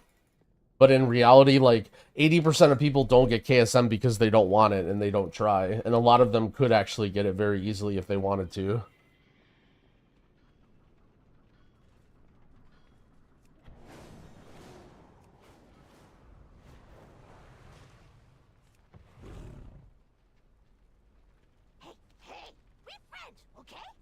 I don't know why I keep going to this guy. I'm slowly learning, like, my way around the town and the NPCs and stuff, though. That's, I guess, one of the nice parts about forcing you to be in the open world, too. Delves are really never meant for people to segue into harder content. Yeah, exactly, right? Like, delves are sort of like their own standalone thing, and they kind of are a segue, but, like, you know, I wish they were more of that, you know? Because to me, the real good fun about World of Warcraft is the group play, you know? Like, that's what makes World of Warcraft fun, is doing dungeons and doing raids and stuff. And, like, I'm sorry, but, you know, there are just better single-player games. Like, if I want to play a game exclusively by myself, then I'm going to play something else. There should be content for people that want to do single-player content. I'm not saying there's... Like, single-player content is actually extremely important for a game like this, but it should not be the prime focus, right? Single-player content exists so that you can just, like, chill out when you're bored and be online and be available to either learn your class so that eventually you can do group content, or be online and be available so that when group content happens, then you're there, you know? Like, that's the reason for solo content. And what's funny is, I used to talk about that a lot, like, in Shadowlands, when people were, like, super, super anti-daily quests, for example, and, like, generally speaking, the random single-player dog shit that you had to do during those expansions. And I didn't really like it, but, like, the main purpose of single-player content in WoW is to keep you online so that, like, you know, oh, what do you know, like, there's, you know, Greg invites me, he's trying to do a dungeon, like, I could do some dungeons, you know? But if I wasn't online doing stuff, you know, he would never invite me, or he's much less likely to, like, you know, try and reach out to me on Discord or whatever. Like, that's just how MMOs work in current year. But the single-player content shouldn't be, like, the main... you know, draw or whatever. I don't even know why I'm doing this. Just a autopiloting trained monkey or whatever. I just see shiny things and I start clicking on them. Just gonna cancel this and leave.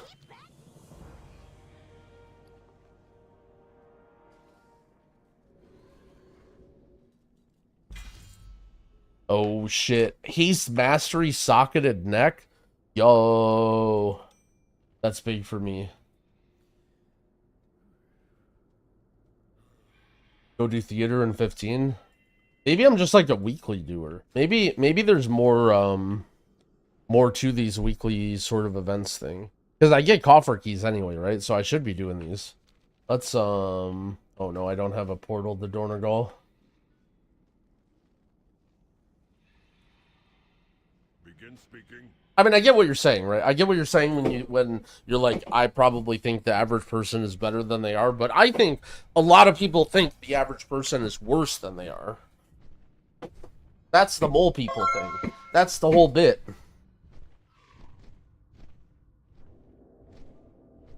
How many keys do I have? My main has 7, I think. BCI, thank you for the sub. I appreciate it. Am I smarter than the average American? At some things.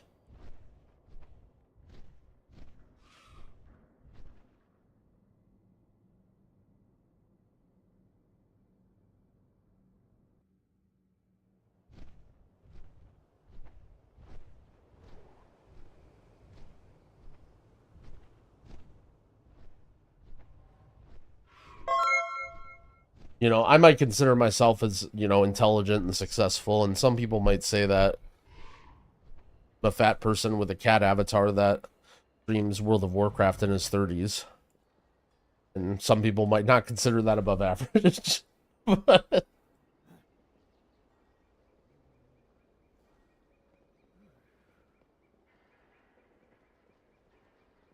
We owe our service to those in need. All the peoples of Kazalgar are coming together more than ever because of you. bang. Adventure ring? Man, I miss when gearing was this easy. At the beginning of the expansion, I just do the weekly quest and it gives me an item that's an upgrade, and I'm like, oh hell yeah. But this stuff is so shit. As soon as heroic week starts, all these items will be such a joke. Could be worse, could be a dog avatar. So what's going on with the spark now? I just get a free half spark. Do you guys think they did this on purpose, or do you think they like accidentally rolled out content? Because like yesterday they just randomly added another part of the story and this second spark thing, and it didn't really make very much sense.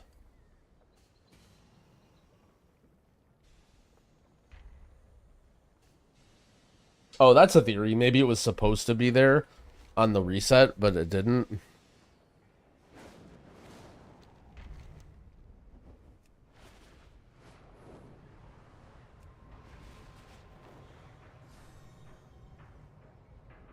Get it at 11 minutes. I'll fly around.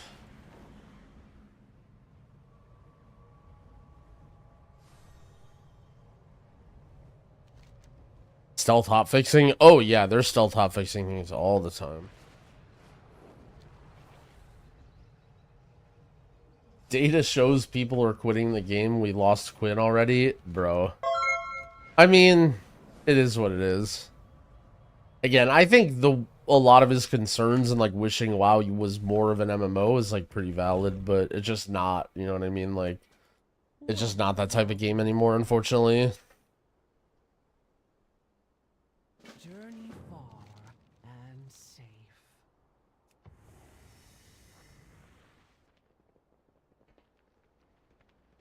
Matthew plays, thank you for the prime, I appreciate it. Also, Joppa Road, thank you for the 2-month resub.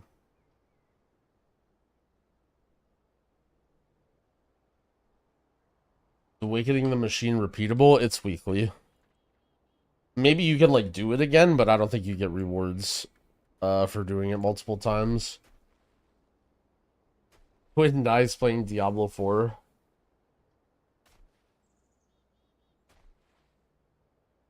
Do you think it could be a potential problem that the game keeps getting harder? I mean, games in general will just always get harder, right? Like, that's just, you know, when you look at WoW, WoW has spanned over 20 years, right? Like, look at Dark Souls games. Like, dude, I've been watching a buddy of mine play through all the Dark Souls games, and comparing bosses in Dark Souls 1 to Elden Ring is fucking hilarious. Like, dude, some of these Dark Souls 1 bosses are just like, they literally die in like 5 swings. Like, you do so much damage in that game relative to, like, these Elden Ring bosses that have 3 phases and shit. Like, people are just getting better and better. I think the biggest problem with it, like, the biggest problem with the difficulty creep in games is, the difference between how good, like, a really good gamer is and how good, like, an average developer is, right?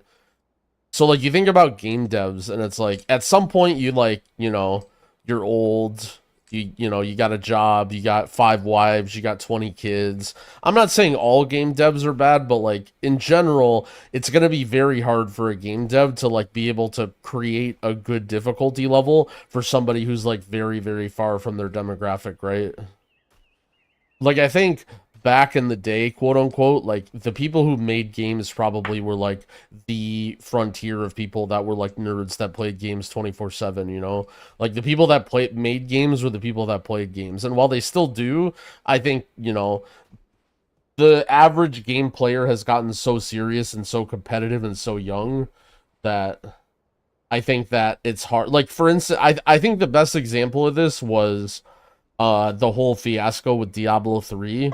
And I know when I say Diablo 3, people are just going to get ragey and not really listen, but they basically said when they made Diablo 3, when they made Inferno, that they made it as hard as they possibly could, and then they literally doubled the difficulty just to try and make it a challenge for people. And you can cry and say that it was too hard, but I actually think the difficulty of Inferno was really, really cool. And it was actually like not only like a good level, but it was beatable. And they literally had to make it so hard that it was like so far beyond their ability to beat. And I feel like Mythic Raid is the same way, right? Like, I'm sure there are like a handful of good developers that are raiders, but like, dude, imagine trying to make a full guild of devs trying to like do Mythic fucking Tindril or Fyrak. Like, I would pay money to see that. Like, they would be stuck there for a very, very, very long time if they had like, okay, there was a joke that went around. Do you guys remember when Tindril seeds were like nearly impossible to coordinate, when they were like 3 or 4 seconds until they would blow up? And there was a tweet from one of the Liquid guys or Echo guys that was basically like, damn, Blizzard's testing team has to be some of the greatest WoW players ever if they tested this and they were able to do this fight. Because, like, the reality is, like, I'm sure they, not that they didn't test it, but, like, they couldn't, right? Like, there's nobody at that, there's nobody that did Mythic Tindril that was, like, pulling this boss and killing it consistently, and then they're like, oh yeah, this is good, this is ready for release. Because, like, it's just so hard that they can't. Like, it's designed for people who are fucking insane at the game. Because that's what they want to do, right? And that's what I think, that's what I think the biggest problem is. It's not so much that games are getting harder, it's more so that,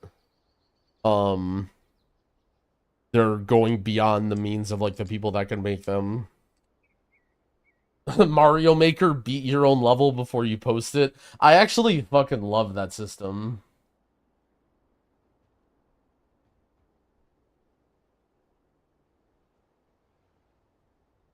I actually love the idea of like you have to beat your own level to post it. It's so funny. I'm a huge Mario Maker fan, by the way. That was like a massive guilty pleasure of mine. I haven't really paid much attention to it in the last like year or two, but I used to be very I used to be a big Mario community lurker. You're talking about a situation where the raid is basically tuned for 2 guilds that are paid to play the game. Well, not just that. No, I would say every guild in the Hall of Fame.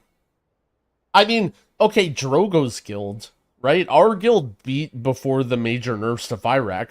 Now, Tindril, I would say, is an exception. Like, I know what you're saying is specific to my example with Tindril, and you're right about that. Like, but I would argue that that wasn't even tuned for them.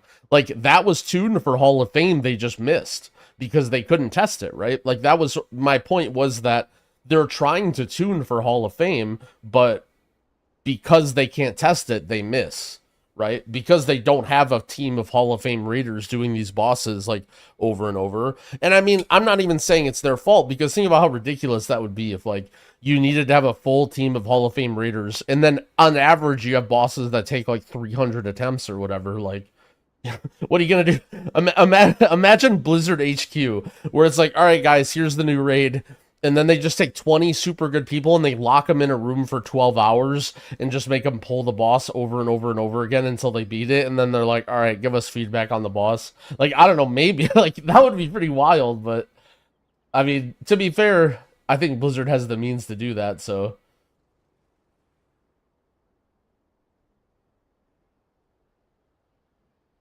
So the super hardcore gamers made Molten Core, and the moms and dads made current Mythic Raid. I mean, yes and no, right? Like, yes, but back in the day, like, well, okay, Molten Core was not difficult for the like mechanics. Molten Core was difficult for you literally like needed to get a group of people who had a pulse and who had internet. And I'm not like, all right, well, actually, you know, I'm gonna try and go at this, right? Because actually, wait, am I losing track here? How long did the very first level 60 take, right?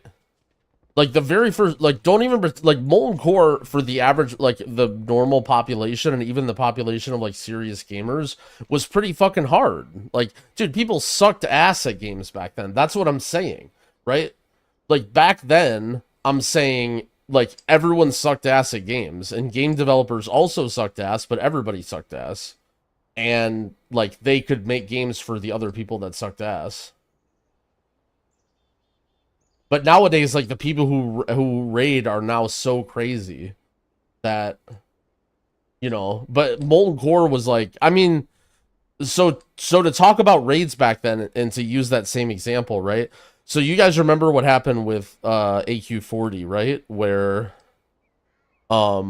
basically they decided that Cthulhu was impossible.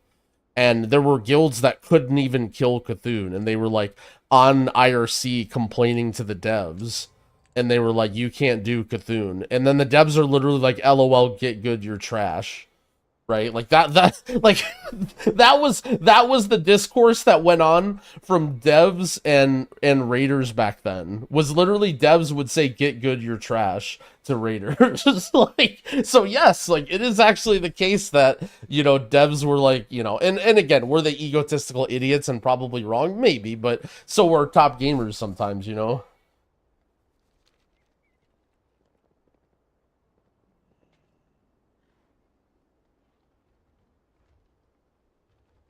People saying MC was easy back then have no clue what they're talking about. Well, I mean, difficulty is relative, you know.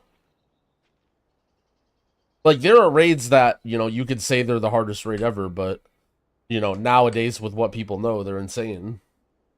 The same has to do with like new games when they come out, right? Like think about an average Souls game or whatever, right? Like now Souls like is literally like a genre where people are so fucking good and like play every single game and like, you know, like the level of difficulty that they needed to, I mean, it's sort of like, remember the Elden Ring DLC, how people were complaining about how shit was too hard or whatever, and it's like, well, you know, they wanted to, like, the Souls games are supposed to be hard, and people, they're trying to make it hard, but at what point is too hard? That's not the best example, I think, because LOL Souls games, but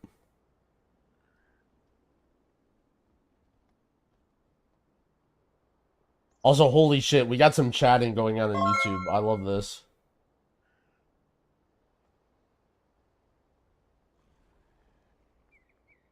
Some hard chatting going. Like I'm happy that YouTube is getting cooked up, you know. Normally it's just Twitch. Normally it's Twitch people going at each other, but I like the, you know.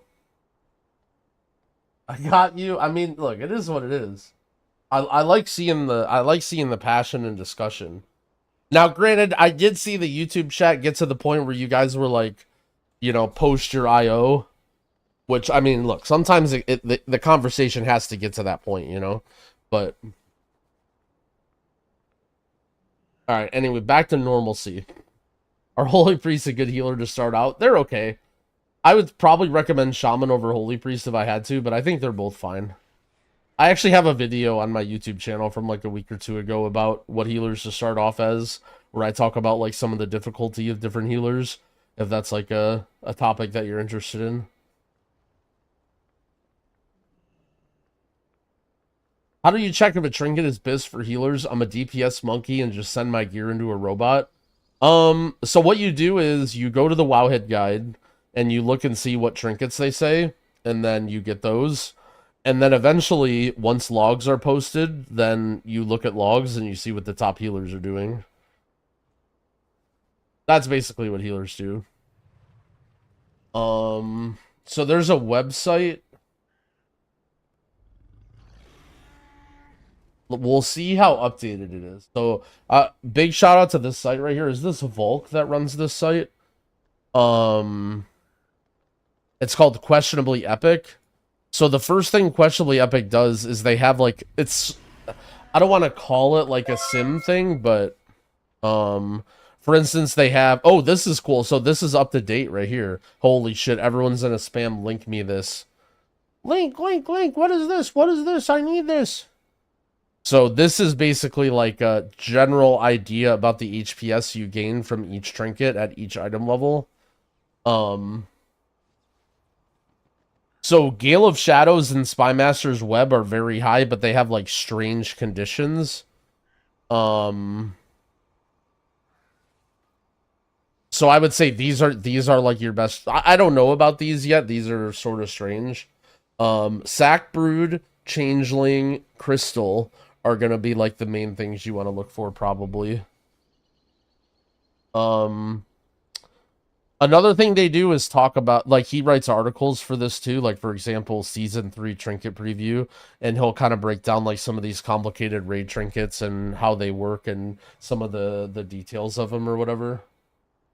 So that's, like, a very, very good healer resource that I would say is, like, one of the best if you're trying to, like, you know, get to the point where you learn about what items do. Look at the... That's one thing that class discords are, like, super great for. I know I kind of, you know... say things about class discords, but that's one thing that all the theory crafter people are very helpful for, is deciphering all these nonsense trinkets until you can test them.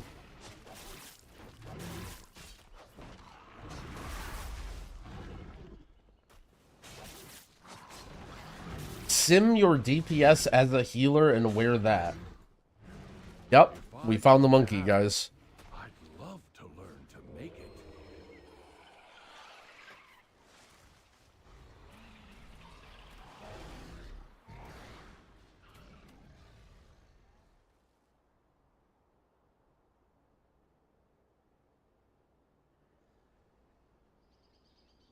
Did I link for Twitch and not YouTube? No, I didn't link for either.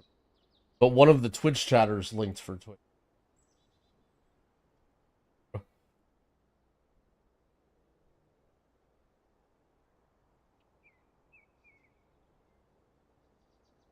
What path brought you here?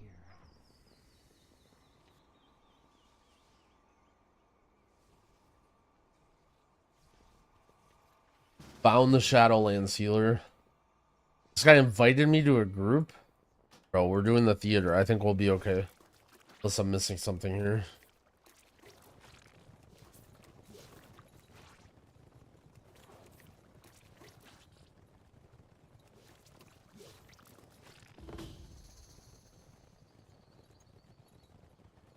What did I think of Riptide versus Chain Heal? It's totally preference. Depends on the situation and the team and what you like. I don't think there's a right or wrong answer.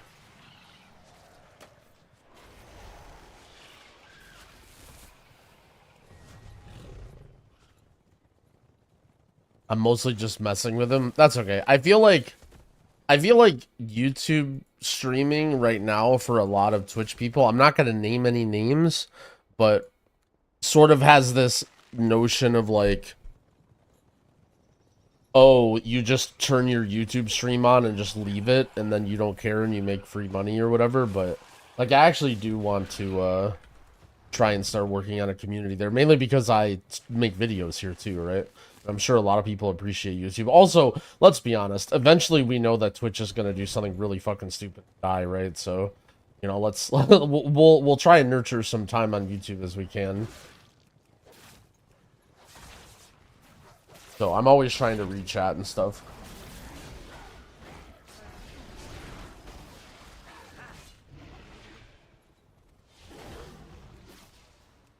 Edging your hats? Yep, that's me.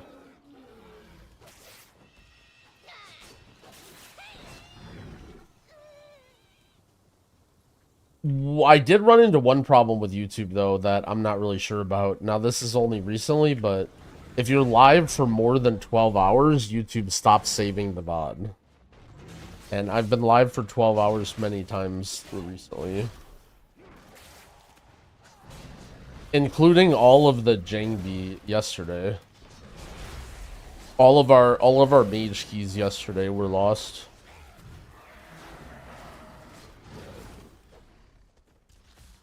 However, it's still there on Twitch, so it's not gone forever. It's just not on YouTube.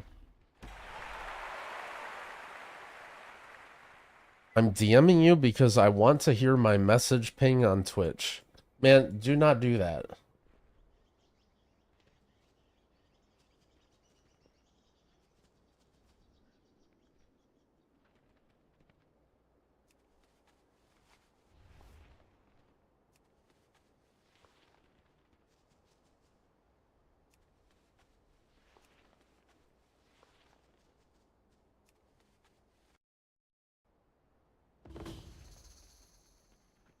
I feel like I can just AFK, right? Like I've beaten the event or whatever.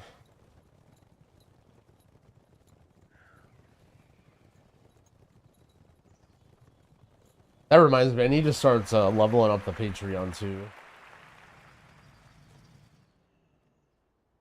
Gotta start posting vids there. The problem is I need to make vids in order to post vids there.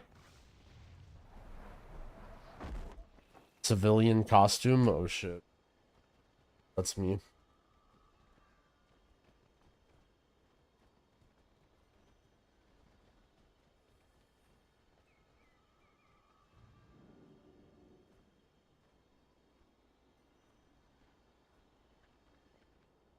Eat as much food as possible? Alright, this is a quest for me.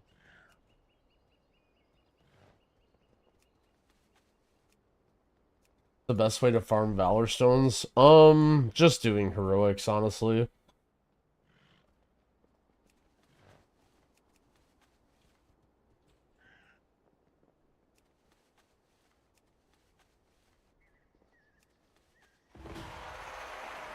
You don't really get Valor Stones that fast.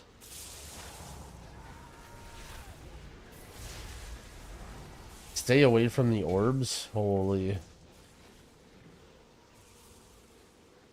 But keep in mind you'll have 2 weeks to get all this stuff. Like the people who have already upgraded everything are just playing a lot, but do I put my shopping cart in the cart return or do I leave it somewhere in the parking lot? Bro, I'm an outstanding citizen. I would never leave my shopping cart in the parking lot. I don't want to upset the cart narcs.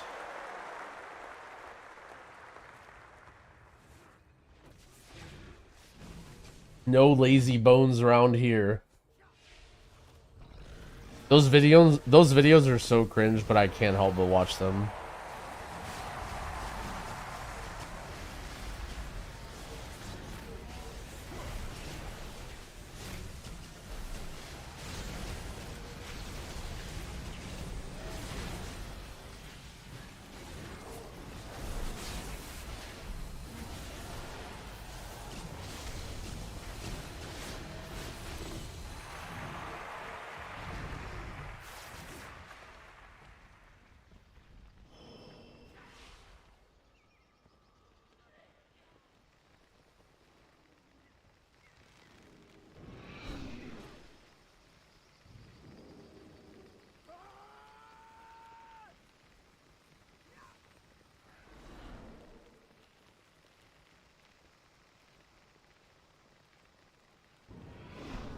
Cart return shaming is just a psyop by big business box stores who don't want to pay a person to go collect carts. I mean,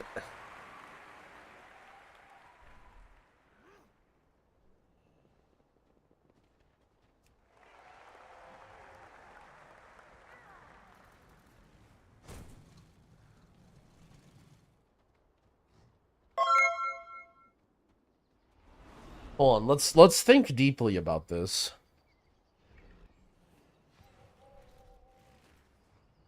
I mean,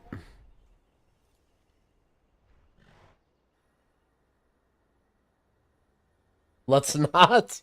You don't think this is a very important topic?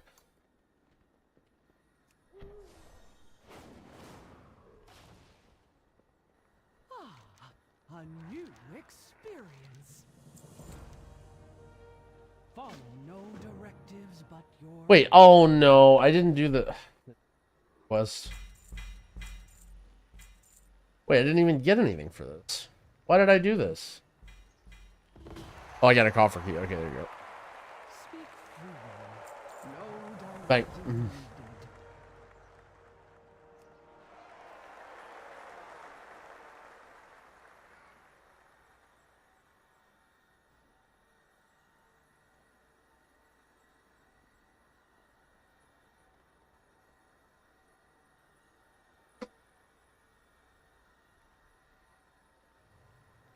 All right.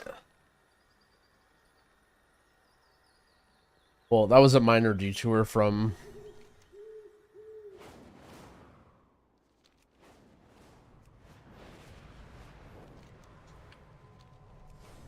I'll probably just do like a few delve keys on each of my alts. I'm not really worried about like getting every single one, but... I opened my chest in Guardian spec instead of resto and got an agi item with no int. Unlucky. Yeah, wait, I actually got a lot of gold for that. By a lot of gold, I mean like 600.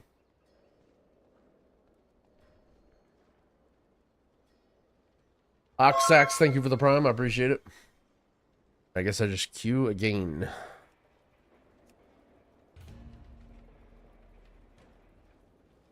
$585, just play heroic and upgrade. Yep. Renown, the level 7 renown stuff too.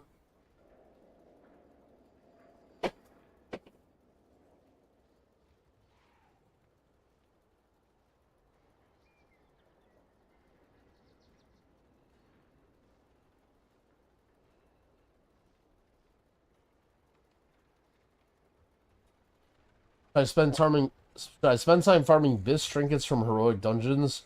I wouldn't. For keys, it won't matter. For raid, if you're like jumping right into raid on Tuesday and you like want to care about your performance really highly or whatever, then you can, but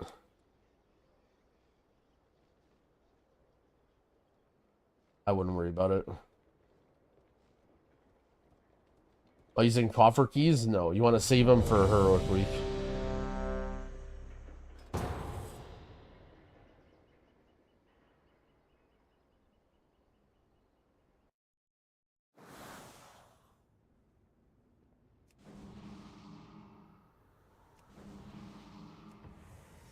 For armor stacking M0, should I be disc or holy? It doesn't matter, but you'll probably have an easier time playing holy.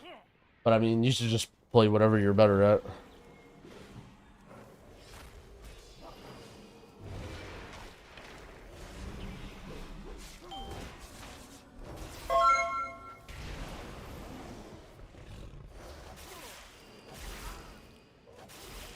Raid M0 next week or the week after? Or the week after. You're reading some weird information if you're hearing anything about something coming out next week.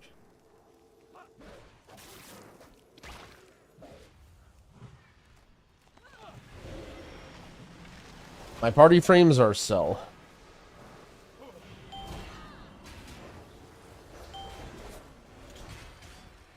Do I make my own ice or have a fancy-ass fridge? I actually...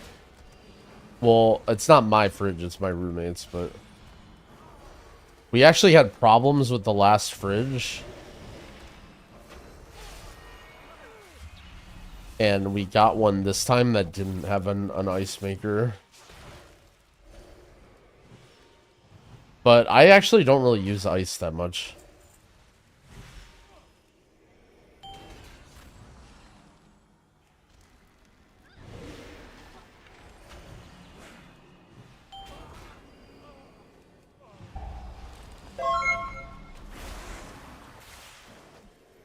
What are the crests you don't want to spend? You want to send weathered crests and then don't spend any others.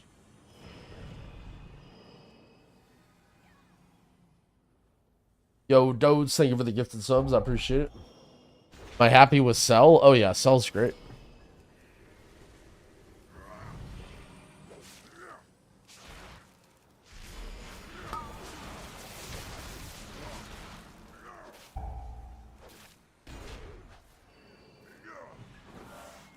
Can you get above 585? Probably not. I mean, I guess if you're spending delve keys or if you use your carved crests or whatever.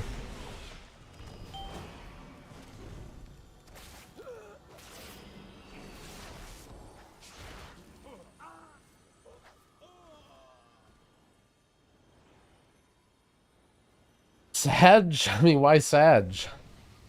You're just a eye level fiend?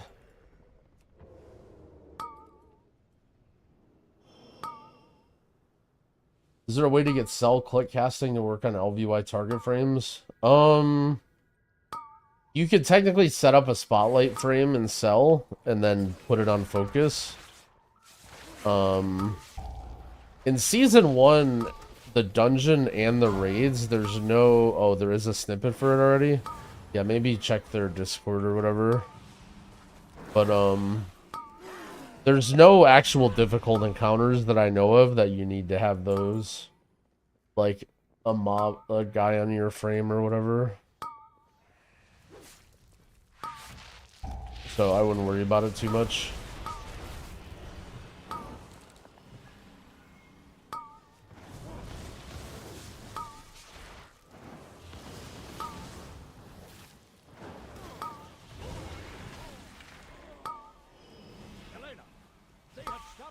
Of our weapons.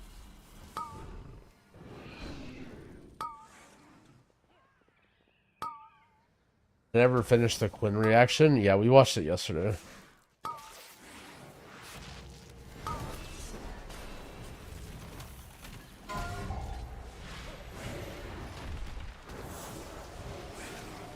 Holy.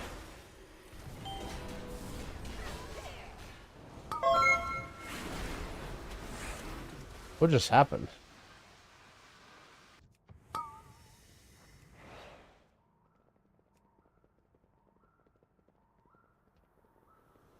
Dude, whatever that guy is hurts. Brutal smash 4 mil?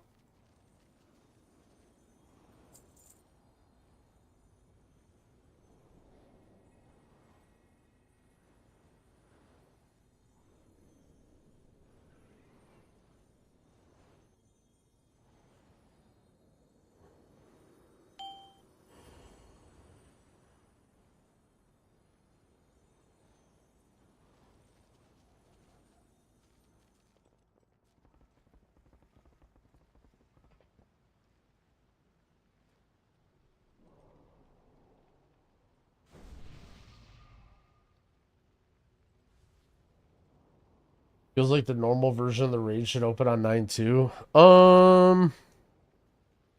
Yeah, I don't know. I'm kind of on the fence about it. I don't really mind personally waiting for people to, What is happening? Am I like... What in the fuck is this mob?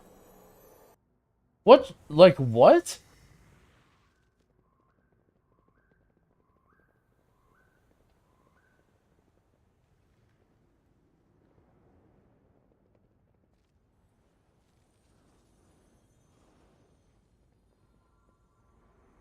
That was insane. I have no idea what that mob is or anything.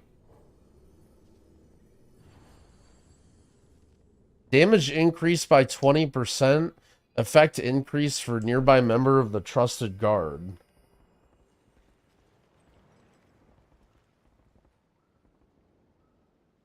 I know 200. I said 20, but yeah, 200.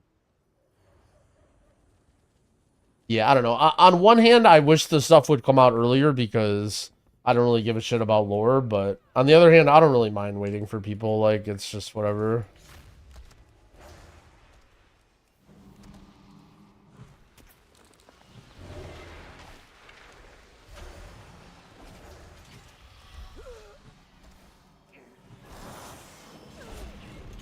A shaman package missing a reminder for the raid buff. I don't have them in the class packages. I need to, like, yeah. Not all, like, all of, some of my yeah, some of my non-class week orders are missing. I'm still in the process of, like, getting all that set up. But it's heroic dungeons, so that stuff that you can get it yourself for now. But stuff like my like dungeon pack and some of the like more useful weak auras and that stuff. The main thing with those is I didn't want to put a bunch of weak auras in my packs that other people made. You know what I'm saying? Like I either wanted to like reach out to them and figure it out, or like, you know, make sure they're not like got some shit in there before I like give it in a launcher and like put my name on it or whatever. How do you craft stuff? It needs 2 sparks. It doesn't. Some stuff needs sparks, other stuff doesn't.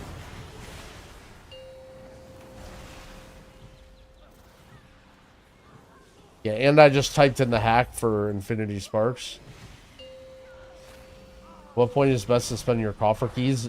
As soon as the level 8 delves open on heroic week, you can just start sending them like as soon as possible. If you type exclamation point playlist in the Twitch chat, it links it.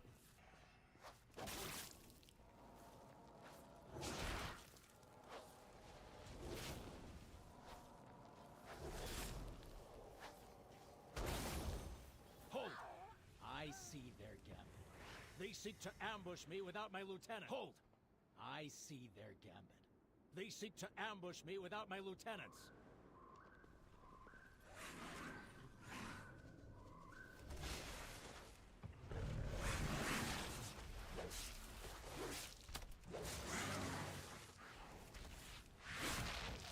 I can see. Remember there was somebody in here earlier that said this dungeon was like massively overtuned? I mean, that was insane.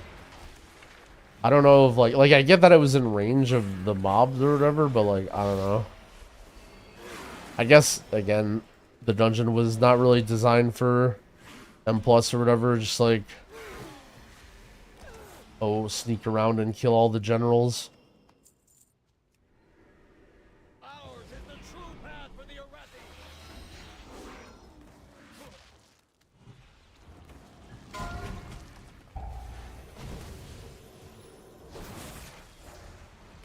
My fang and claw. Finish them off, Lieutenant.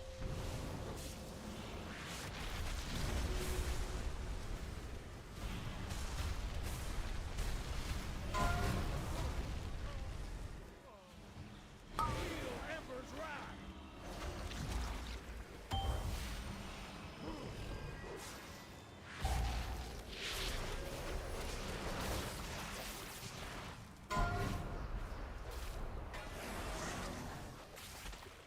Feel Ember's wrath.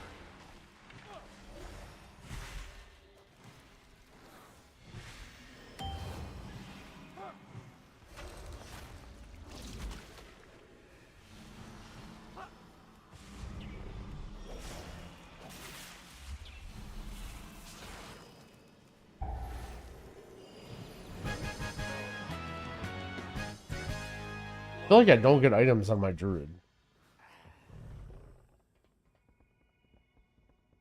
I guess we've spent like 15 minutes and we've only killed 1 boss. Still strikes lackeys.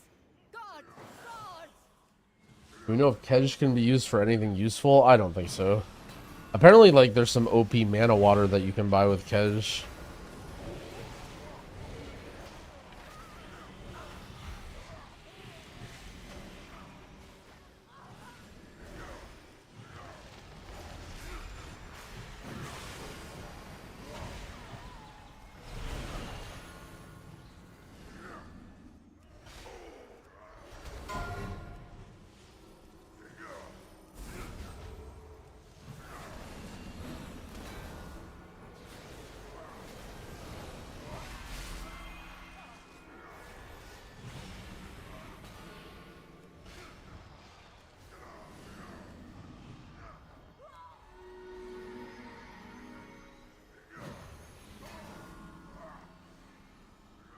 No.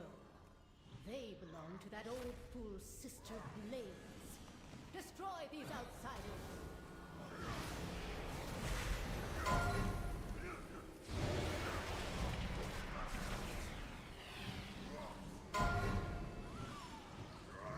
Yo, what up, Flower GM?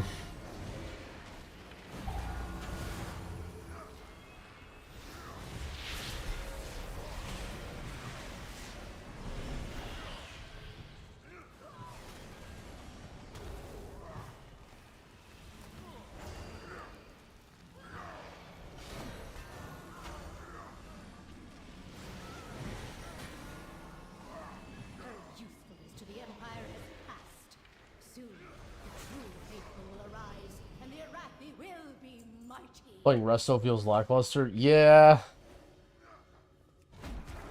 Yeah.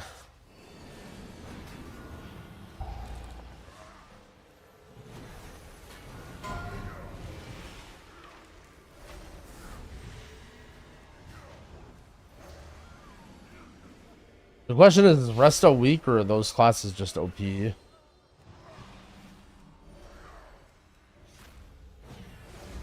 What class would be a healer if Blizz wanted to add a new spec? Yo, please, no new specs, Blizzard. Oh my gosh.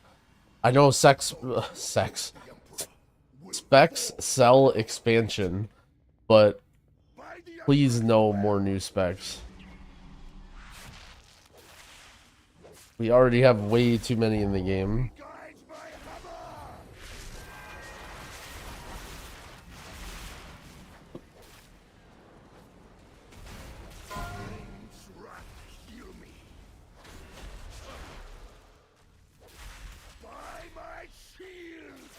Give me the shaman tank, dude. Everyone's been wanting the shaman tank for so long.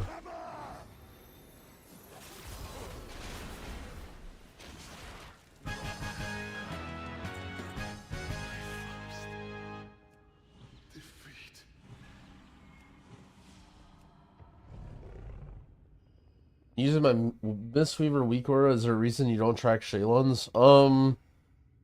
It might be an out-of-date version. I had to redo my Shaylon's weak aura, I think.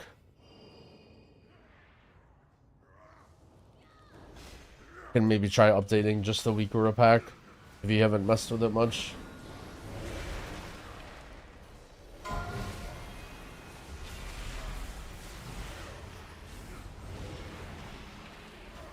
I added Shaylons and whatever that buff is called, the Strength of the Ox, I think. And I'm in the process of moving over my weak auras to all spell IDs. So apparently if you have your game in different languages, it can not display things properly. And I've been slowly doing them. I got the Evoker and the Shaman one should be working. And then hopefully the other classes will come soon. Do I use a specific UI scale? I want to say it's at 0.69. Not for any particular reason. I might try and figure out how to get the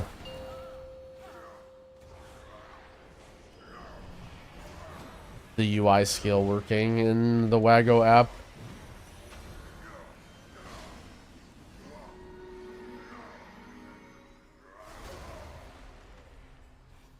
What's up with this tank and baby pulls? Dude, I'm a little worried it's me. I'm a little worried, like, dude, I feel like if he pulled big here, we would get slaughtered. I don't know what my HPS has been, but I feel like I wouldn't be able to be putting out the numbers that my Shaman or Evoker have. I mean, granted, my eye level is much lower too, but I don't really blame him for not pulling the whole room here. I think we might be fucking dead if we did.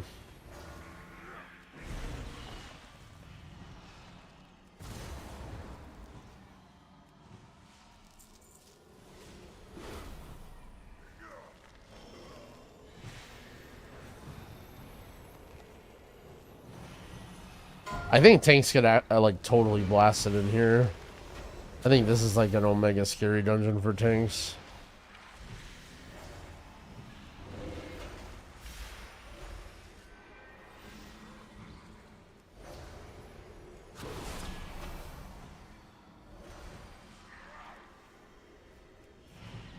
Yeah, I want to for my weak aura package, I want to see, because it does have the option for different UI skills or different resolutions, but I wonder how that works. Like, are they different profiles for every resolution? If I get the UI pack, is it possible for me to only install the plater? Yeah. So it when you bring it up in game, it brings this, and you can just take whatever profiles that you want and import them. You have to have the Wago app.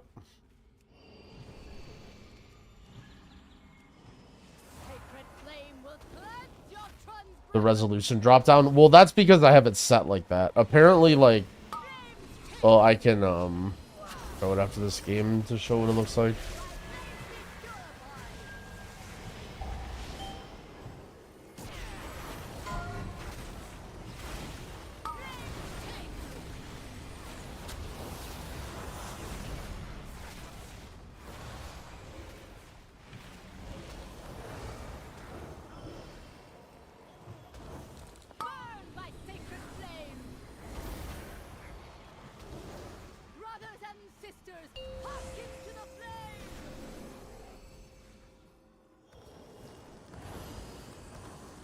Do I have any community members that make DPS weak auras in my style? No, but I would be open to the idea if someone wanted to DM me and set something up.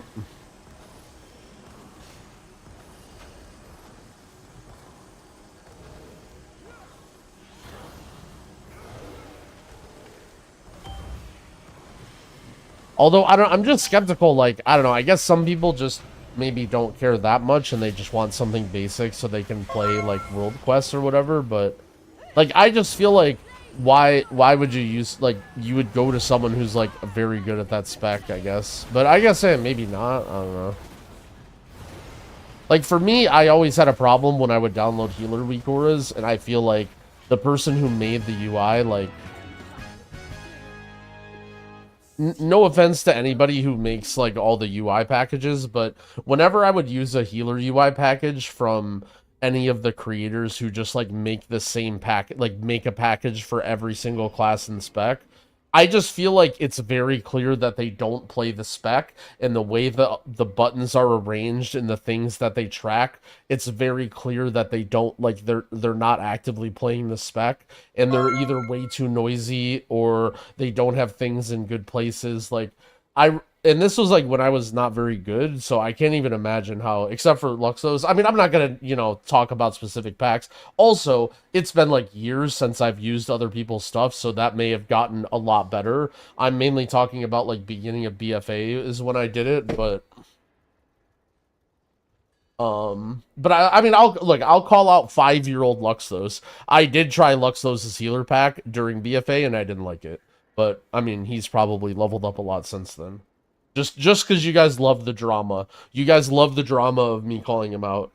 The package that he made for Resto Shaman 5 years ago, I did not vibe with. But again, like, he would probably say the same thing. He's like, yeah, I didn't play that class. I just made it because people asked me and they like my weak auras. Like, I don't think he's super proud of his 5-year-old Resto Shaman pack. And I sort of feel the same way, like, you know what I mean? Like, if someone was to ask me to make a dev Evoker pack, I would be like, what in the fucking world? But yo, the Stardust, thank you for the 3 months. Eggers QT, thank you for the Prime sub as well. And Cappy Danny, thank you for the 2 gifted subs. I appreciate the support, friends.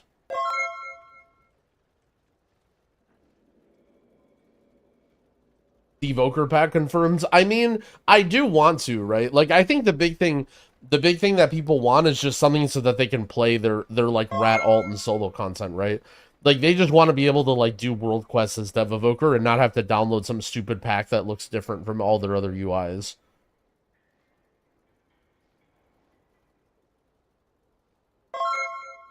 What if I asked for an Arcane Mage pack? Yeah, that would be like only, like tier 4 OnlyFans subs for my mage stuff, though, because that's like very, that's like very fine-tuned, handcrafted, like that's not just available to just, I'll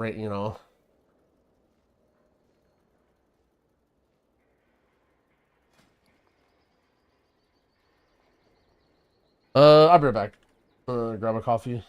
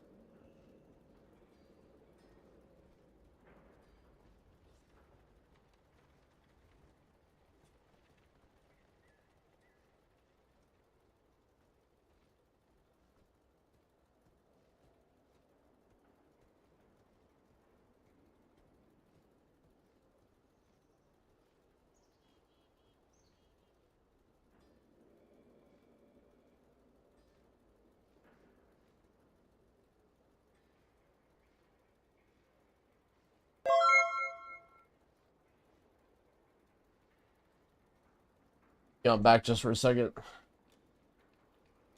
There, Domsta, thank you for the sub. Something came up. My roommate needs something, and I need to AFK for like not very long, like 10 minutes, 5 minutes. So my master plan is, since I know I'm gonna be gone anyway, I'm just gonna play some random filler tier list vid to distract you guys into farm viewers, and then I'll be back.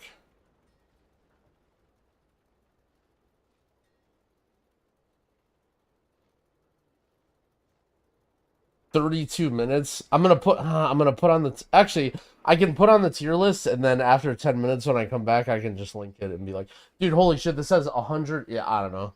People are gonna be all right, whatever. I'm gonna do it. I'll be back in like probably 10 minutes or so. Hold on, let's do this.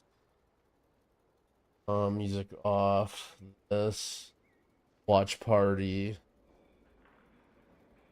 Theater mode.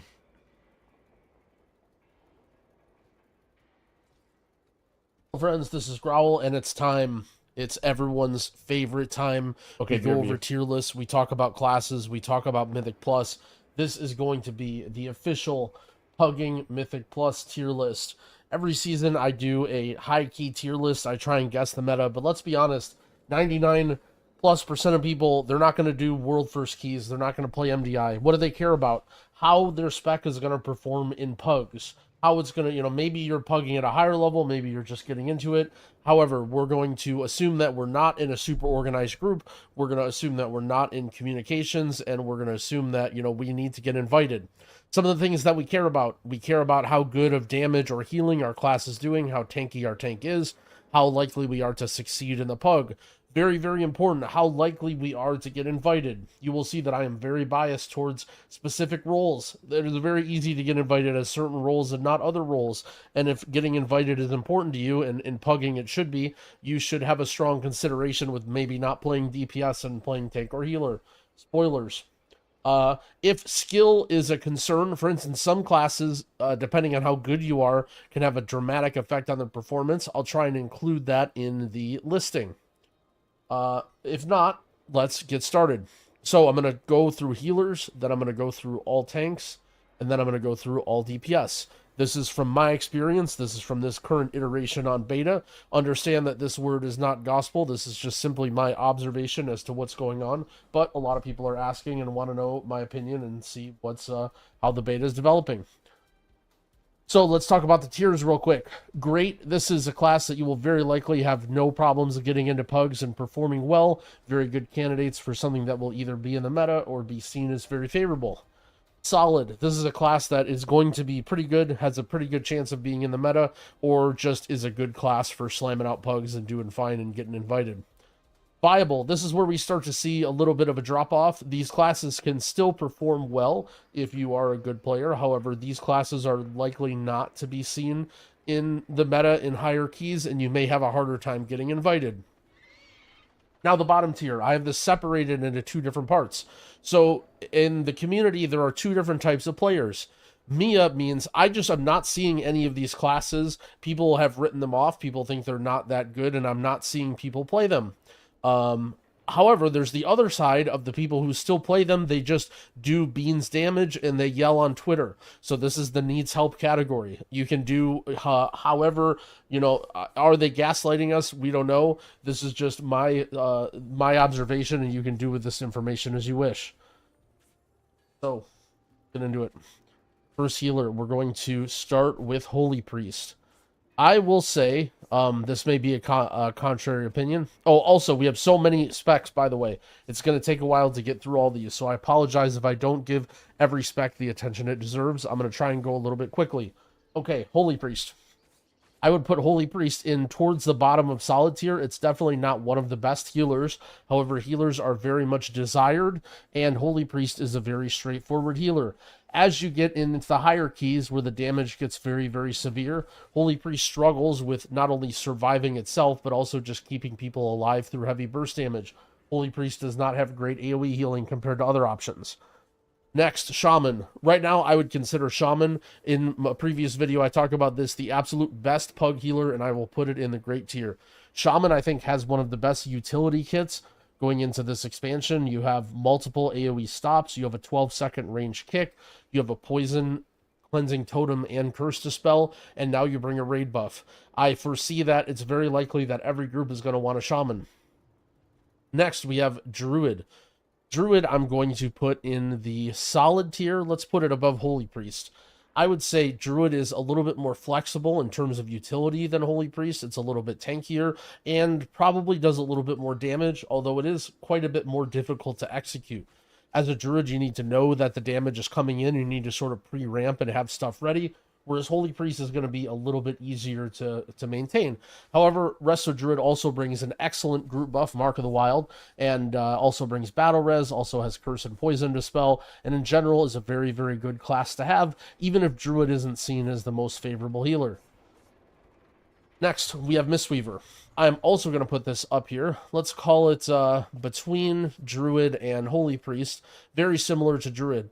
I would say Mistweaver is overall has a better healer profile in terms of these dungeons. Spells like Shaylin's Gift, Revival, give it a lot of really strong bursty healing. The downside is that I feel like you bring less to your team. You do have a better melee kick, you do have an AoE stun, however, you don't have that Mark of the Wild group buff, you don't have that Curse Dispel, you don't have that combat res, and all of these things are going to be, I would consider, more importantly valued in Pugs. However, Mistweaver is probably going to be quite significantly easier to play than Druid. It's sort of like, I don't know, not the easiest healer, but not the hardest healer. Preservation Evoker. This is a really tough one. However, right now on the beta, I would consider Preservation Evoker tuned very, very highly. Will it make it to live like this? I don't know, but I'm going to place Preservation Evoker right up here in solid tier. I consider its healing output on the level of Shaman or potentially even higher. However, Shaman is a much more flexible healer. It has stronger, more straightforward single target healing. It's easier to play. It brings more to the group. And I think we will see Shaman and Preservation Evoker likely fighting for the meta. But in Pugs, I can definitely see Pugs favoring Resto Shaman over Evoker. In the wise words of a DPS player, bro, you chose to play that class. I don't care what its range is. That's your problem. Next, we have Holy Paladin. I'm going to put Holy Paladin somewhere in this mesh. I have Druid, Holy Paladin, and Mistweaver kind of all together. I would say Preservation is the definite front runner. I would say Holy Priest is a little bit behind. And yeah, Holy Paladin in general is a very, very solid healer right now. It has a lot of instant casts, which makes it very nice for just dealing with people being dumb type of damage. You also have an immunity, and you have group-wide DR, which a lot of the other healers lack. It is a problem that you do have to be in melee. We've seen a few Holy Paladin nerfs here. But I think Holy Paladin's a pretty solid healer. I might even move it up above Druid. It can very much depend on the situation. You know, Druid, I think, brings some good stuff. Paladin brings some good stuff. I kind of have these two neck and neck, although I definitely think Preservation has quite a bit more healing. Lastly, Disc Priest. This is a tough one. I'm going to put this in MIA tier. Disc Priest has been bugged. It's been undertuned. It's recently seen some very, very small buffs. Usually Disc Priest is very strong going into the beta, and then it gets nerfed because of raid. Now it's not even strong going into the beta. So, yeah, lots of concern here. We're not really sure what's going on. Disc Priest seems very weak. I would not recommend going into this expansion as a Disc Priest main unless you are trying to be Giga Chad and be very devoted to your class. All right, now on to tanks. As I mentioned, part of this is being in a Pug scenario, how well you can perform and how well you can get invited. While tanks and... okay, I'm back. Sorry, that was faster than I thought it would be. Hopefully you guys enjoyed the tier list. I'm sure a lot of you don't care about me yapping and just want to hear the tier list. I will link it if you care. Twitch, YouTube. Since everybody loves tier lists. I do feel like everything in there is still relevant. There's been basically no tuning since that. Alright. Back. Just had some, oh, whatever, who cares? We're good now. Shaman have more buttons than Druid. Druid has the most. Shaman, I think, doesn't really have rotationally a lot of buttons, but if you factor in like every utility talent, they have a shit ton. Hey, I'm eating, turn it back. Okay, this. Oh, this.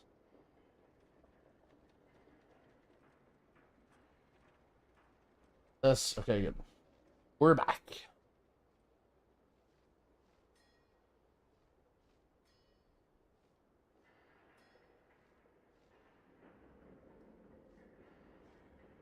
Okay, so what do we got now? We just need to keep replacing these greens and shit on our druid.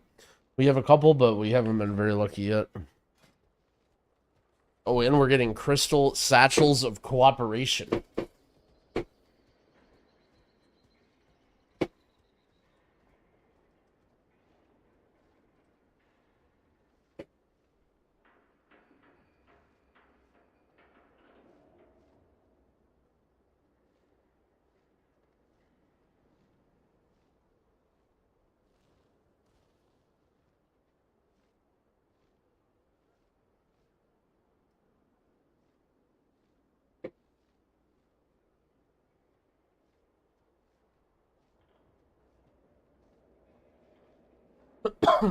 Sorry. Making some cold brew real quick. Trying healing for the first time on resto. Feeling like there's not much I can do to push bars up if things go to shit. Am I doing something wrong, or are people just pulling too much and not respecting damage? Well, with all due respect, if you're trying healing for the first time on Resto Shaman, you probably suck, and there are probably tons of things you're doing wrong. So yes. I mean, it is also true that will get into tons of groups that people that don't kick anything and that don't do mechanics, and can't save everybody, but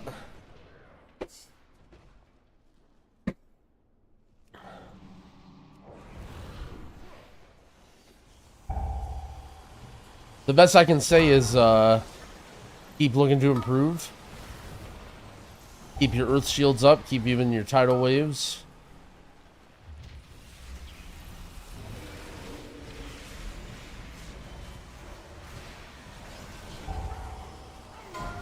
I mean, Shaman's healing is like pretty straightforward, right? You're doing your big AoE healing with your chain heals or with your healing rain or primo wave, if you have that talented. Doing your main single target healing with healing surge and riptide. The most important thing is that you're, again, like constantly pressing riptide to get those tidal wave stacks, that your healing surge isn't beans. You're getting those high tide procs and using the high tide procs and the tidebringer. We have shaman talents. You can check the YouTube VOD. I've played a couple shaman sessions, but I don't have like a case spin or anything.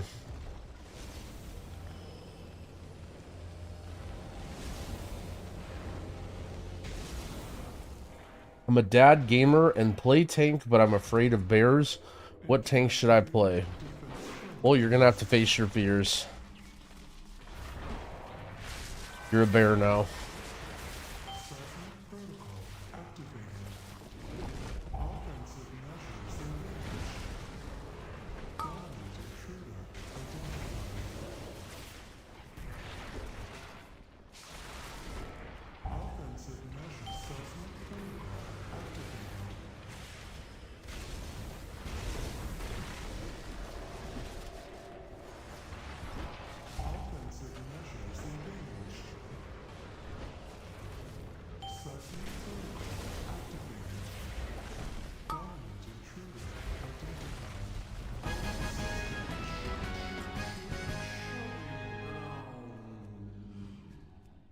The thing about being a dad gamer tank is you can play whatever you want.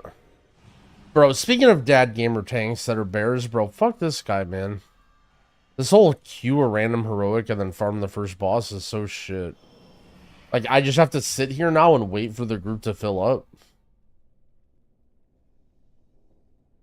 Okay, well, that wasn't that long.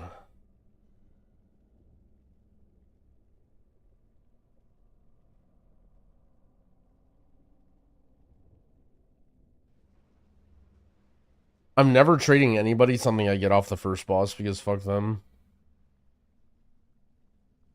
Why are people doing that? It's because they're trying to target farm something that only drops from the first boss.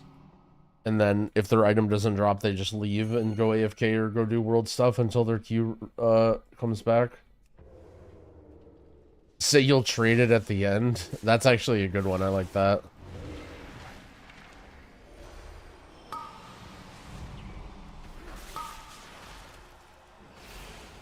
Then leave? I mean, I don't mind trading something I don't need, but... If you queue specifics, there isn't even a cooldown. Wait, what?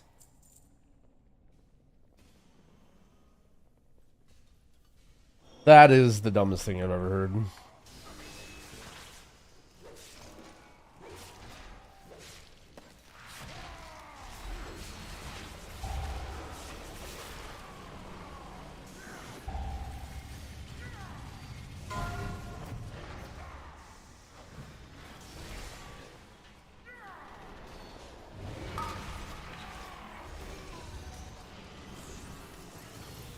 So the biggest thing I'm seeing with Druid right now is, at least like if you're struggling a little bit, a lot of your healing comes from regrowth.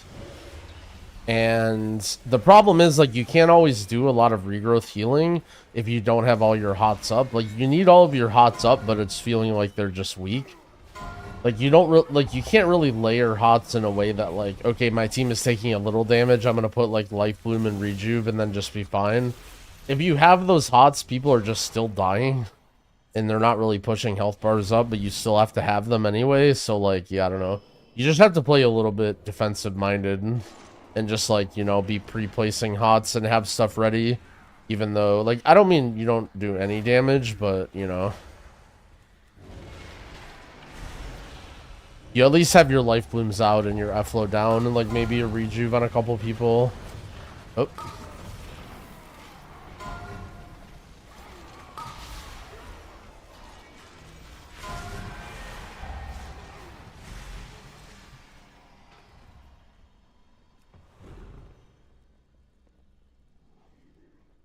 Do I think Druid is deserving of some buffs? I would like to see some of Druid's power moved around a little bit. The biggest problem with Druid is it has the second best utility for M+, behind Paladin. It also has the best damage, and it also has the best raid buff.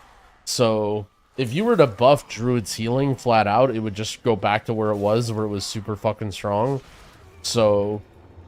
But I do think its healing feels a little crappy, so I would like to see some more power put into, like, the heal over time stuff, and then maybe bring back a little bit of the other stuff. Intruders detected. Defense protocols activated. But I mean, I guess, like, also I don't really hate where it is. Like, you know, you can still get by, right? You can still do most of the stuff you need to do, and maybe people like this play style of, you know, do giga damage and bring giga to your group. But the healing is a little bit struggle bus. I mean, my opinion is people don't like healing being struggle bus, like majority of healers, but...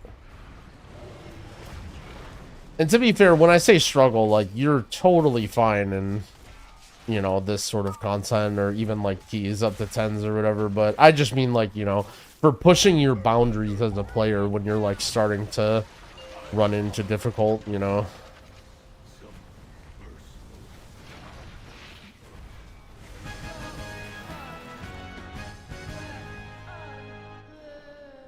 Yeah, people who don't heal prefer it to be non-struggle bus. Yeah, that is a good point. Oh, yeah, give me that upgrade.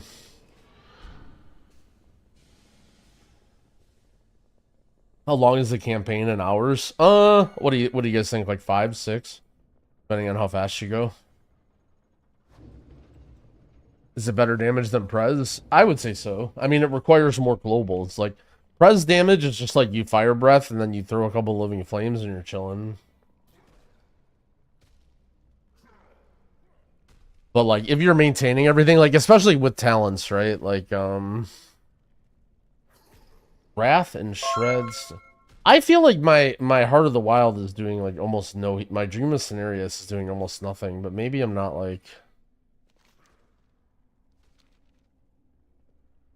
What happened to my team? Fracture? Oh, did they pull mobs or something?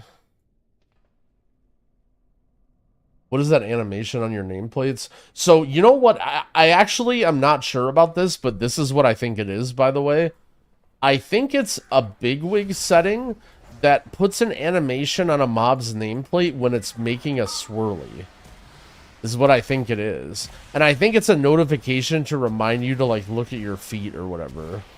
I didn't set it up. It was, like, all just automatic or whatever with whatever I have, but I'm pretty sure that's what it is. I've been kind of noticing it for a while, and I don't really mentally, like, consciously do anything about it, but it's a new plater thing? Oh, okay.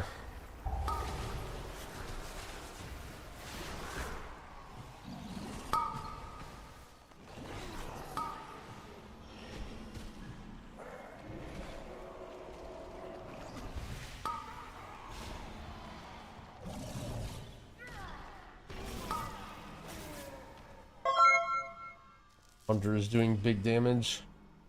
Yo, Flower, thank you for the 18 months. I appreciate it. Because the tank stream is an honorable blood decay from Heroic Dungeon Finder.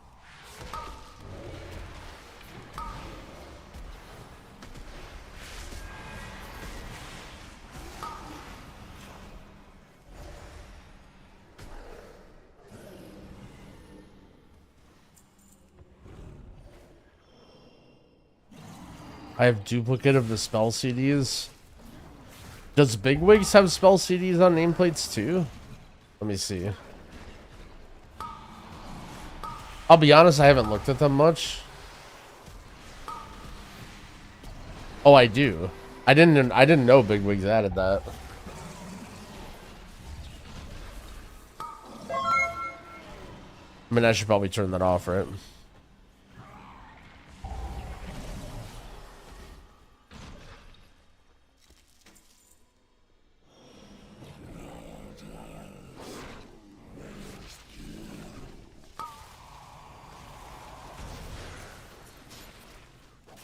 What's my take on Totemic versus Farseer? I think they're both good. Depends on what you're feeling in the situation. There's not really a good way to farm Valor Stones. I would just queue Heroics or whatever. Why can't my Twink queue up for Heroic? You need 551 item level.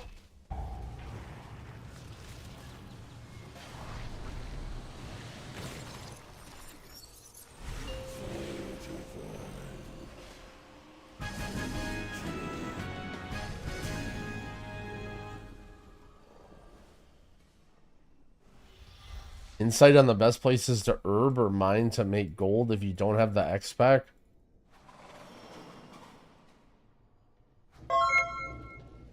Holy shit, my man out here grinding. Are you out here grinding herbs so that you can afford the War Within?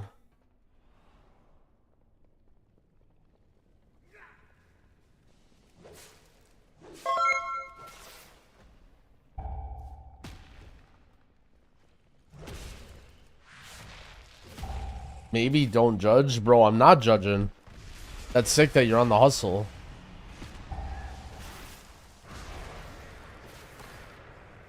Are you on NA? How much gold are you trying to get?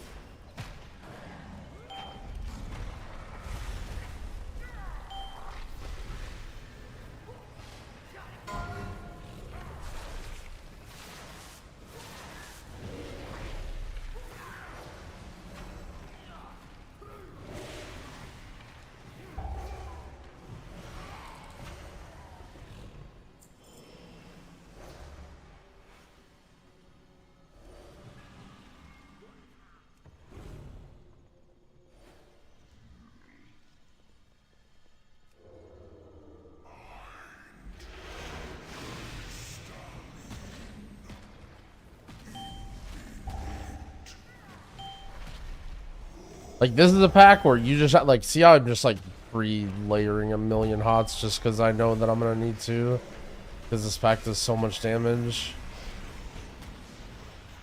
Like, if you didn't have a bunch of hots up preemptively for these guys, you're just dead. And this isn't even that crazy. Like, you guys saw the pulls I was doing on my other healers.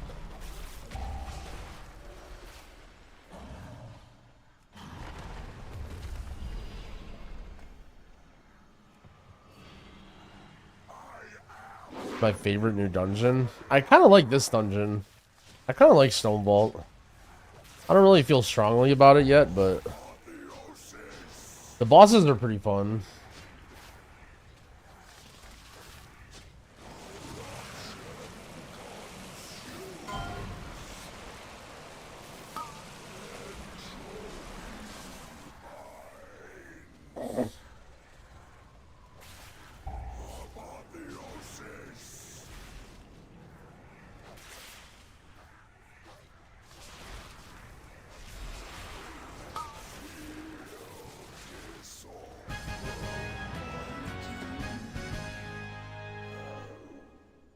Got a satchel. Captain Rogers, good morning.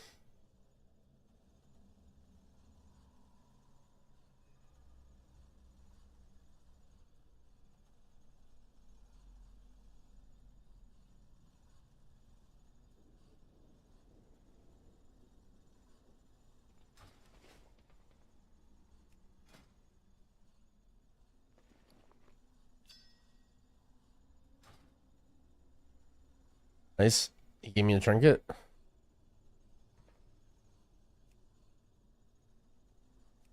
Oh, I didn't even see chat. He said anyone... Oh, people were typing in chat.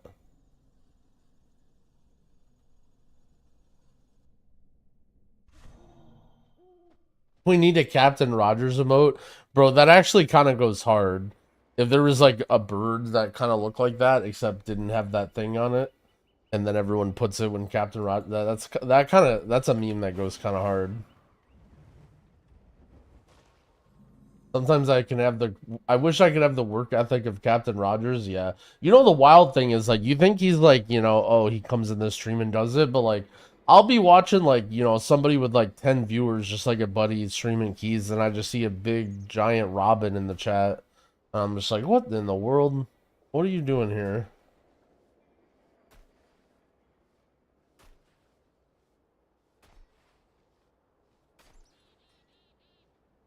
The funny thing is, like, you would think Twitch's, like, automated thing or whatever, like, after posting so many of those and getting banned from so many chats, like, you would think Twitch would, like, do something about it. Like, imagine you have a user account that's gotten timed out, like, 500 times so far this month. Like, you would think Twitch would be like, maybe we should take action against this account. But nope, it's just... The Dark Moon trinket's better than simple 580 trinkets? Not really. They're just good for item level. There's a good trinket. Oh, I closed chat. You guys are gone. There's a good trinket page on Questionably Epic that I was looking at earlier.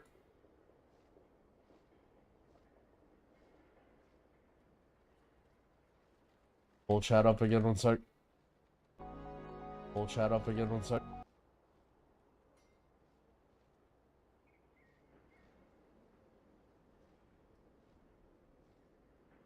Okay.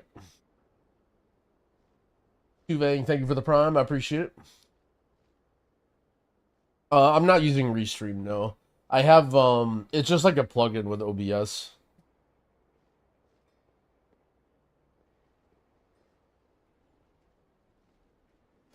What is this trinket now?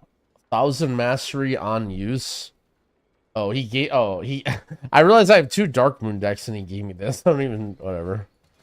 I gave him a TY and a heart anyway. Okay, let's go. With you again. Did I craft myself something? No. I'm probably gonna wait till I'm gonna wait till Heroic Week. Even though as a healer, by the way, as a healer, making a staff is probably a pretty fucking, or not a staff, sorry, a weapon is a pretty safe bet. Cause like most of us are gonna be like oh, let's save it and wait to see what we get from raid. But the thing is, as a healer, no one's gonna give you a fucking raid weapon. Like, if you're and anybody who's in a decent guild that's gonna be full clearing heroic on week 1, you're not getting a fucking raid weapon from your guild. So it's like, you know, you may as well just do it. You may as well just make one. But I mean, I'm saving mine anyway because I am in Drogo's guild, so crazier things have happened, but...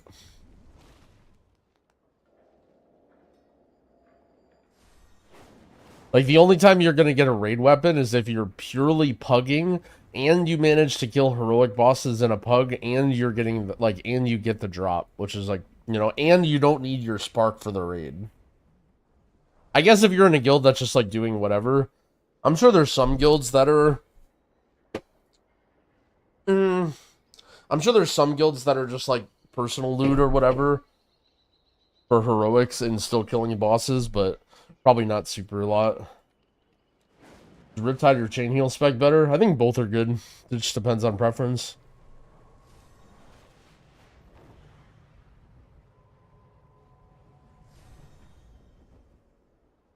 Is cat weaving still going to be the main way druids are going to be doing mythics?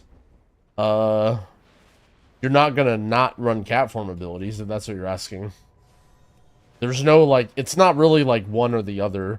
There's no longer, like, you're this or that. Like, that's just part of your kit now. I was playing Totemic last I was playing Shaman. But I play both. Both are fun. What druid hero talent? I've been playing Keeper of the Grove.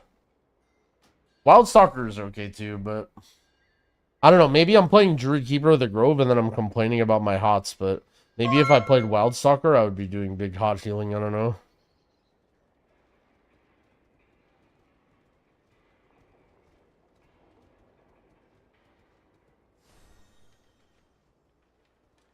Durian, thank you for the prime. I appreciate it.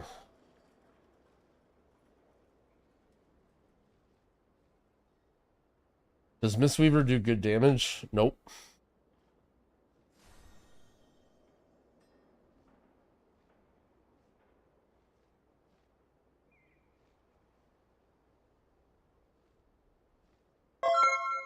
Hi2TV, thank you for the prime. Dude, what's this queue? I'm a healer. I shouldn't be waiting in queue for 3 minutes.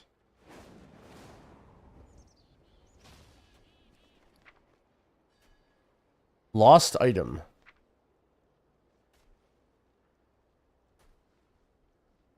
Bro, what are you doing?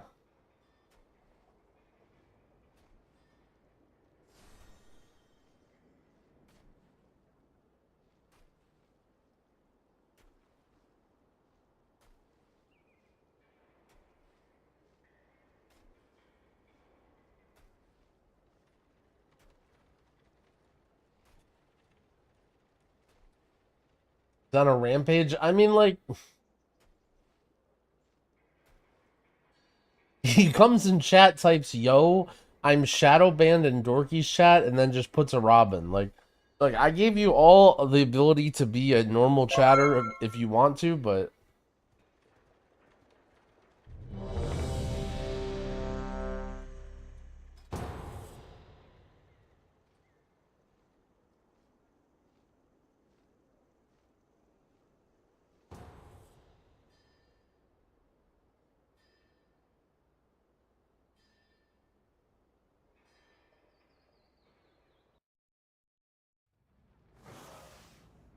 $367 Mistweaver at 70. How dumpstered will I get? You're gonna own.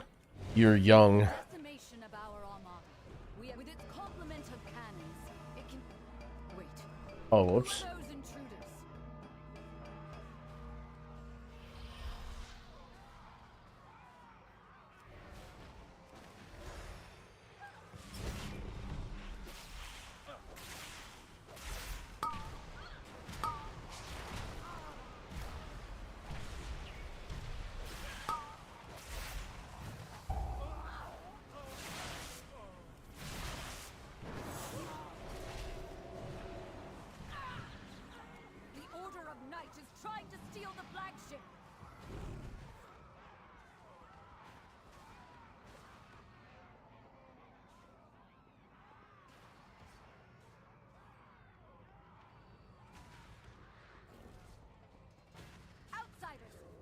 Dawnbreaker. I watched my entire group get one shot by the box on Machinist. Yeah, I like how almost nothing on Heroic kills you unless you like stand in something for a very long time, except for the box. If you get hit by the box, that shit does big damn, even on a Heroic.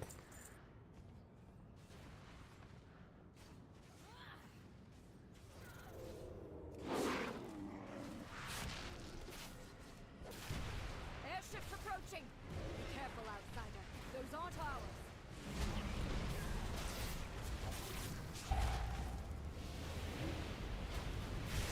They empowered Belador's shadow.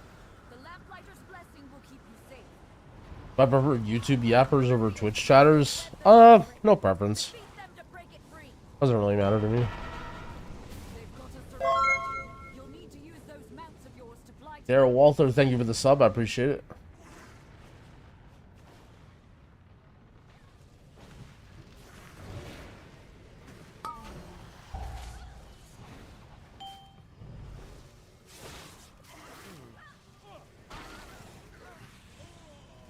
What unlocks the next reset? I think only the, like, earthen dwarf stuff or whatever.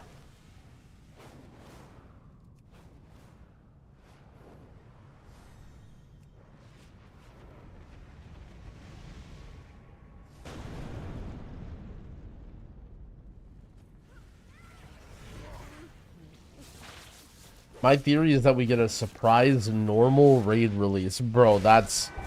You're on one.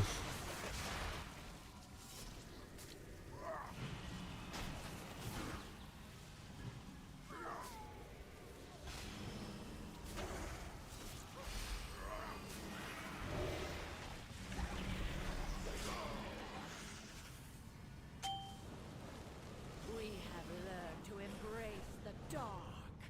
Be not afraid. Let the night guides me, empowers me.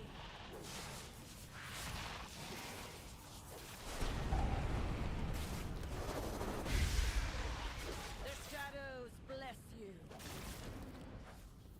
Let night be unending. What healer should I play if I only want to do M plus with an orange health bar? Huh?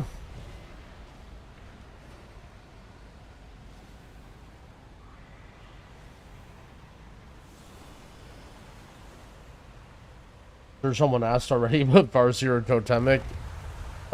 You can play either. I've been playing Totemic lately, but I think if you're a beginner, probably Farseer, you'll have an easier time.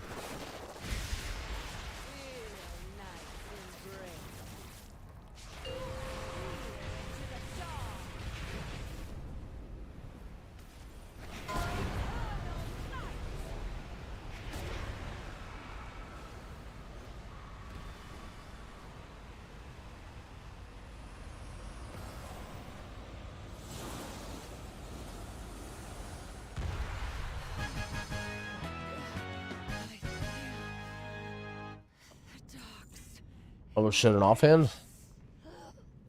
I don't even need this.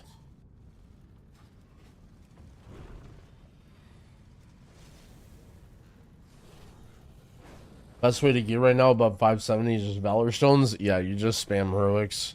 Get 571s. You can do like other random shit and hope to get slightly higher, but you can't get anything higher than 577 as like a random drop. Bro, these people that just leave the dungeon are so annoying.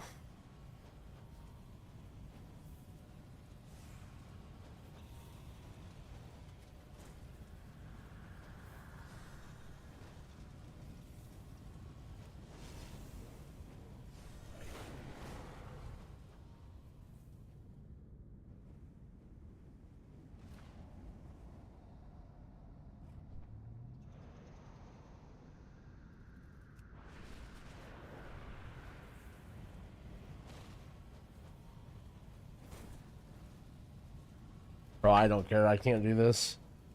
I'm not gonna sit here while my team figures out how to do the Dawnbreaker. I'm leaving too.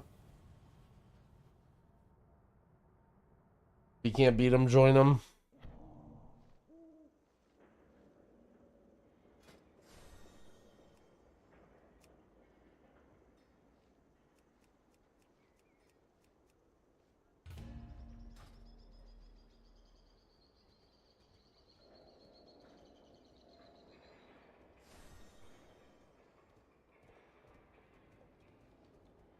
Hate it when people leave. Yo, don't hate the player, hate the game, man.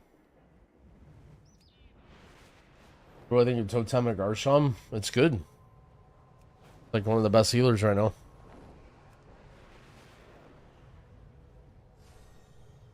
What tank would be more beneficial to help me forget what my healer friend is playing a Mistweaver? Blood DK? If you're playing Blood DK, you don't really give a shit what your healer friend plays.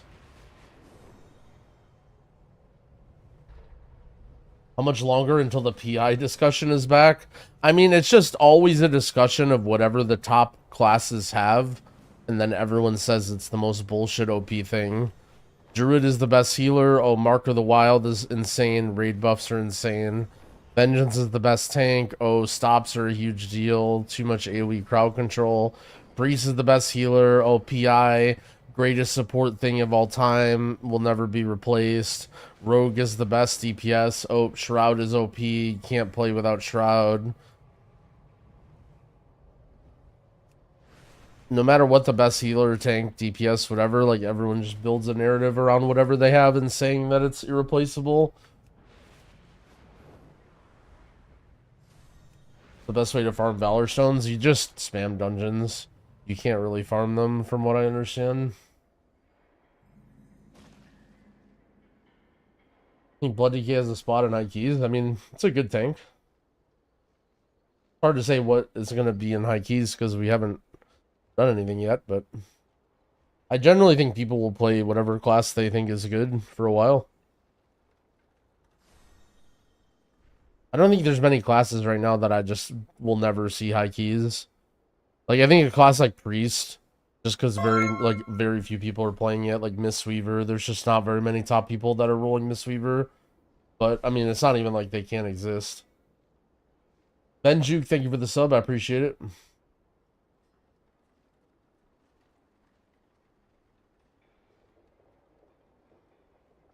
Am I supposed to go past 580 on your gear with crests? You can use weathered crests, but don't use your other ones.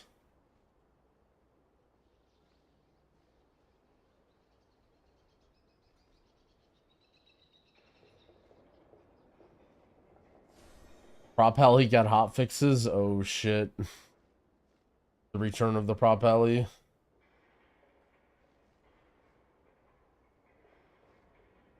What should I use my Aspects token of merit on? What even is that?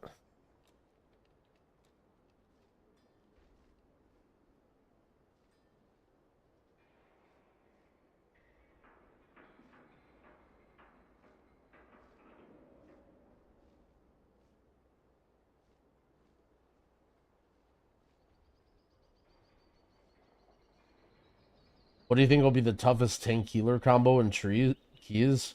I don't really think combos are that big of a deal. I think it's more just like low tier ones. Like people say Prop Alley is bad. I don't think Priest is that good. Like trying to play like Disc Priest Prop Alley is probably going to be hard, but I don't think it has to do with synergy really.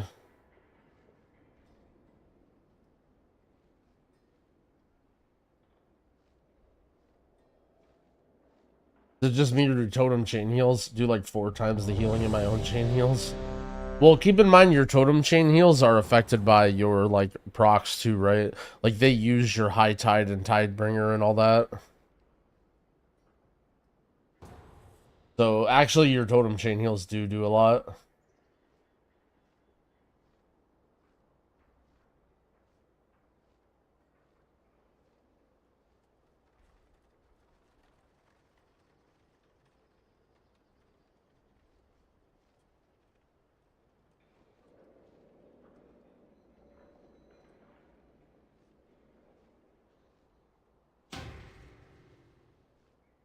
Goddamn GPS players.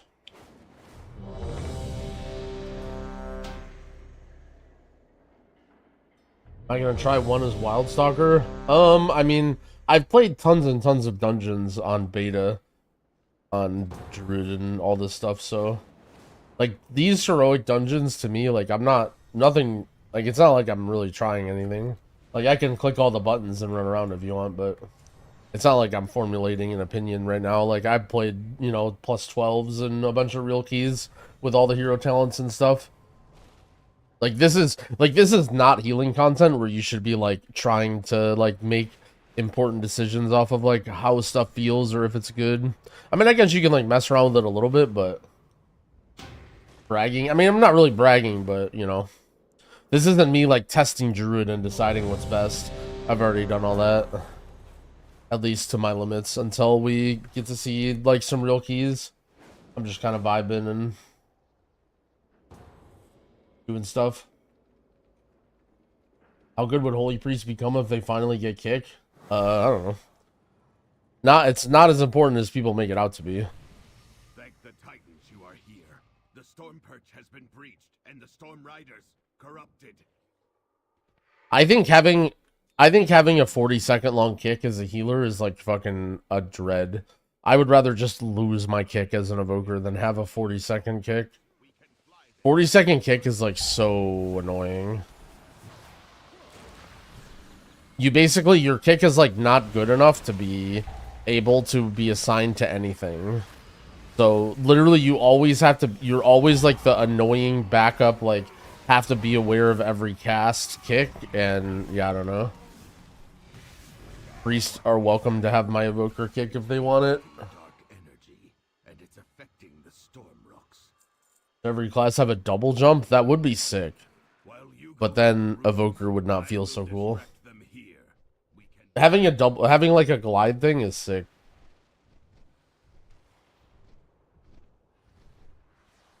Big tough streamer barely have to try. I mean, it came off wrong, but I don't know. I guess I don't know.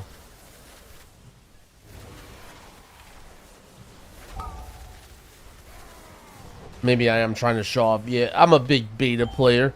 I already played all these hero talents. I know you brokies are just learning them for this first time, but I've already played all these. I don't even care about my talents.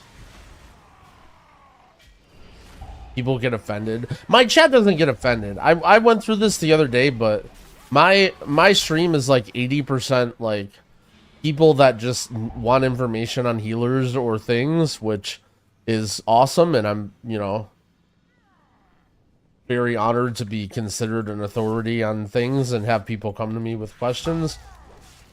The problem is the average audience that I have of people that are here from day to day, like, they're just here to listen to the questions and then just meme on my answers and make fun of me and just, you know, whatever that audience is of people that want to meme on me for answering questions, there they are. So they always got to make me feel bad or grief me. They're just always dorking. I'm only here because now stop streaming. True.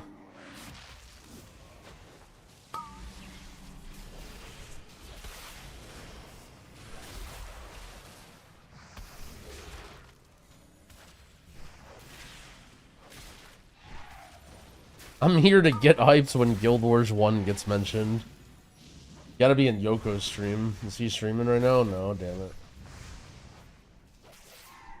Get to watch some GP.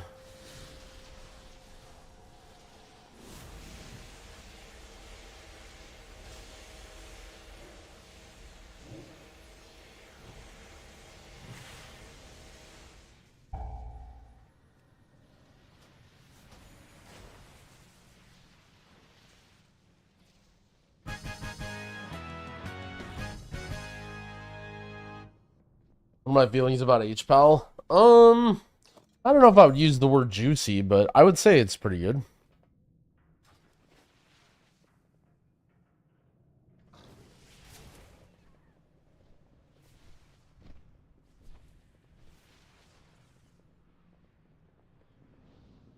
What healer would I most dread playing if it ended up being in the meta? I actually don't really like mind certain healers.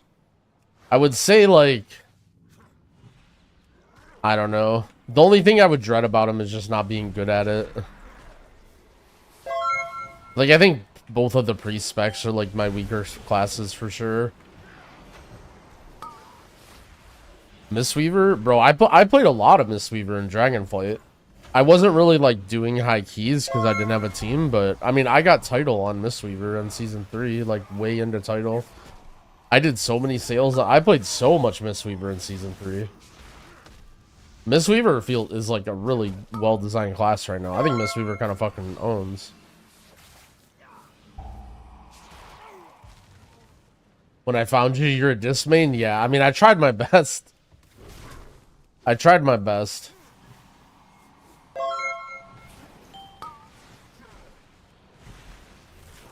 Soda was talking about a Mistweaver out. Oh, shit. Yo, if Soda needs some Mistweaver training, you can hit me up anytime.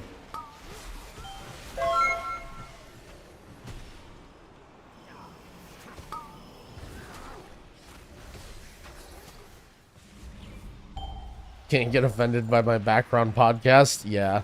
Well, it's not even me really worrying about offending. It's more like me not happy with the way that I worded it, you know? And I'm like, damn, I could have somehow worded that better, but I didn't quite know how. One thing that helps me is watching other streamers, because like everyone gets sort of the same questions in different degrees. Dorky actually helps me a lot because I really like the way Dorky answers questions, in that like he has a good mix of not overthinking things and just giving people the answer that they want, but at the same time, like, he does make a pretty conscious effort to like think about what the person's asking. And so, but either way, then when you have periods like this where I'm streaming all day and I barely get the chance to watch anyone else's stream, I definitely get caught in my head where I'm like, you know, I'm getting these questions and I don't get to see how other people answers them. But it always makes me feel good when I can tell other streamers get annoyed, because I'm like, okay, this, you know, sometimes I get annoyed when like shit's happening, especially in game and chat, and it's like, all right, at least I'm human. I don't feel so bad. Dorky actually got really annoyed by something the other day. It made me feel a lot better. I'm trying to remember what it was, but he like basically unloaded on a fucking chatter for no reason. And I'm just like, okay, that makes me feel better, because that chatter didn't even really do that much wrong, and Dorky just fucking opened up on him. So I'm human. I mean, that's the whole thing. And I mean, this extends from poker too, but it definitely applies to like being a streamer or content creator, and that being your own boss is fucking awesome, right? Like being able to make your own hours and do whatever you want. Like I would never have it any other way, but at the same time, it's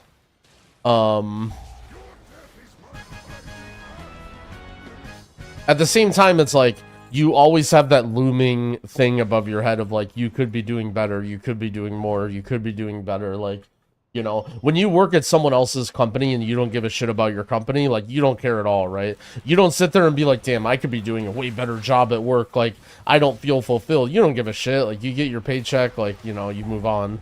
Not every job, but a lot of jobs, right? But when you are, when you're self-employed, you just always have that over your head, like, wondering if you're doing enough or whatever.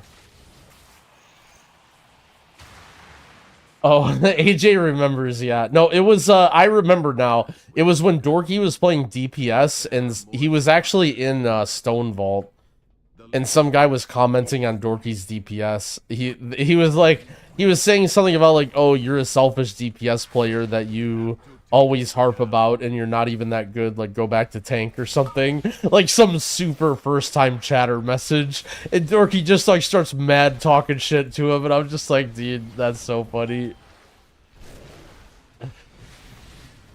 Yeah, when they were doing the shield boss or whatever. That's actually funny, because I fucking exploded on the shield boss the other day, too. That boss is hard, man.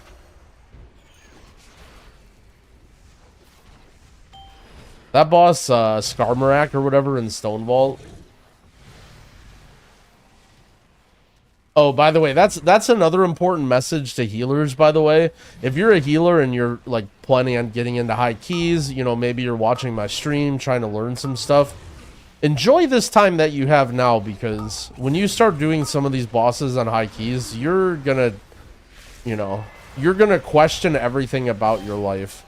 You're gonna wonder why you made this decision to be a healer and do high keys, and you're gonna be trying to deal with the bosses in Stone Vault. You're welcome to revisit this moment in your head in 2 months or a month when you're trying to do high key stone vaults or dawnbreakers. And you're just like, you can't even deal with the boss, and you're just like, what is going on? Why did I ever do this?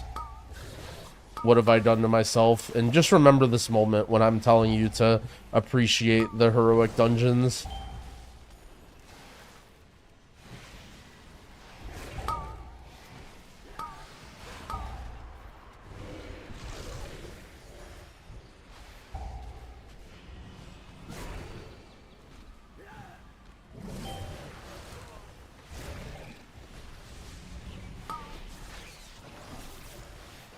I would recommend a guide to learn basics on how to heal and DPS as druid.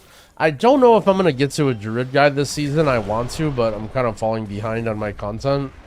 I don't know. Who makes good druid stuff?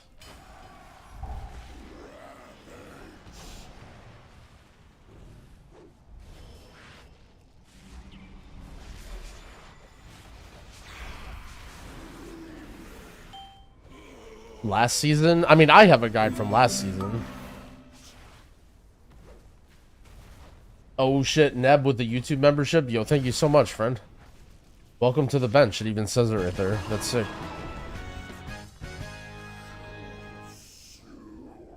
Shit, we got a chest. Let's go.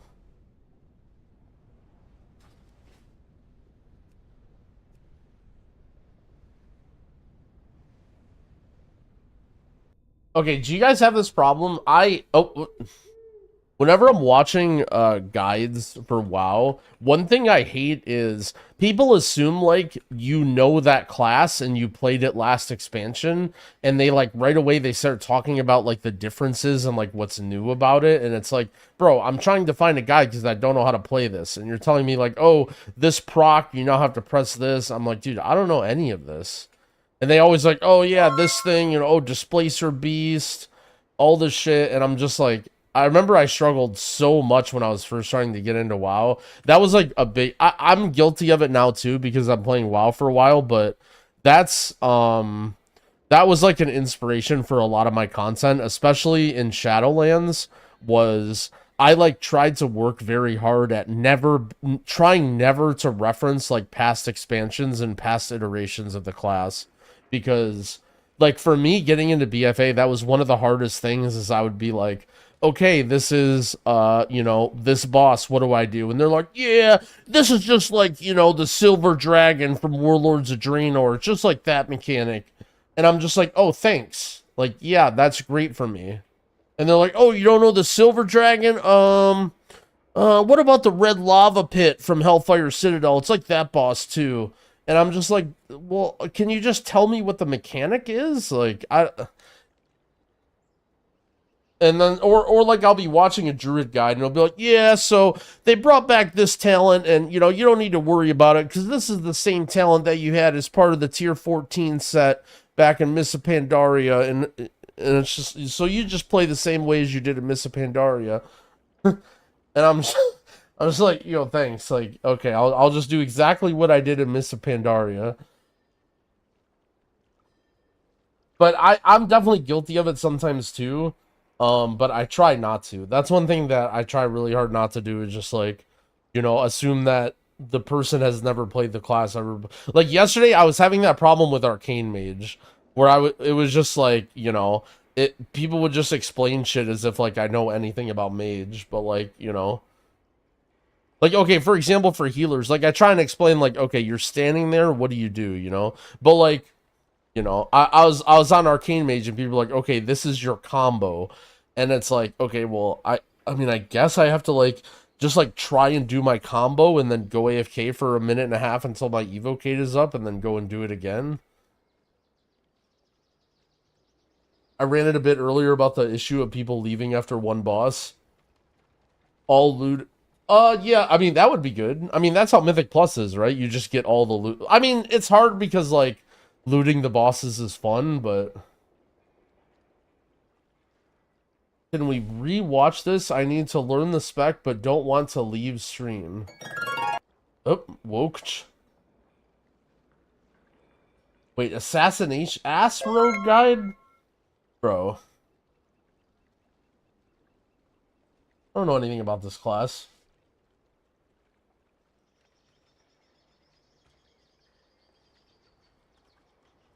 IR Zakaria, thank you for the sub. I appreciate it, friend. My inting is an hpal to use a two-hand. You should try and get a shield. You're not inting, like, it's totally fine. Like, you don't want to lose the intellect by using a lower shield, but, you know, you should try and find a shield.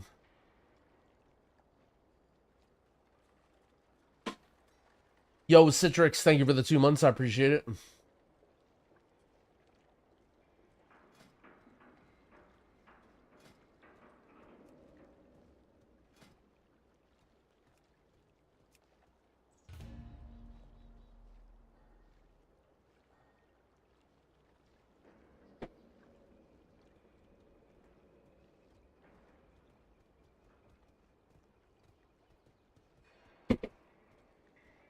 I like people leaving heroics. That is true. Well, it depends.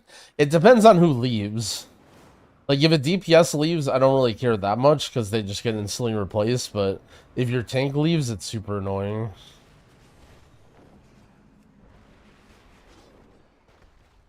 What's better? I like Chrono Warden for dungeons. Nyom.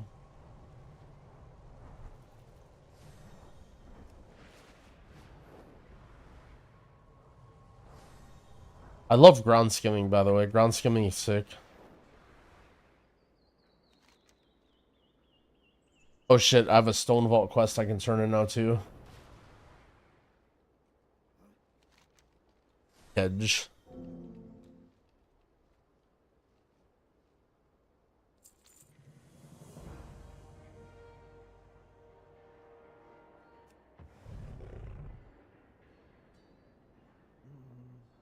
Min-maxing your stat distribution on Heroic Week is crazy to me. Yeah. I mean, to be fair, though, like, I mean, this is a testament to what WoW players enjoy, and, like, WoW players enjoy min-maxing stuff and grinding out pieces that they can target farm and preparing for some. I think one of the biggest, what's funny is, one of the biggest things about RPGs, I think, is preparing for what's about to come. Like, when there's a raid on the horizon and you have to, like, farm up gear and get ready for it, I feel like that's the most fun part about playing WoW or playing MMOs in general. Like, once you have the content and it's just grinding it out and doing it, like, that's also fun when it's fresh, but it gets old. But, like, the preparation and getting ready for stuff is, I think, cool. And so while it's, like, a little annoying that it's 2 weeks or whatever, like, you know, I sort of understand why they have it like this. Am I missing something for the Ringing Deeps weekly? I did the event with the waves of mobs but didn't get the chest. I don't know. The chest just, like, appears outside. There's, like, 4 of them or whatever. I know there's, like, certain quests that are associated with it. There's, like, one that the Kobold guy has. There's like, a weekly one that you can choose to do.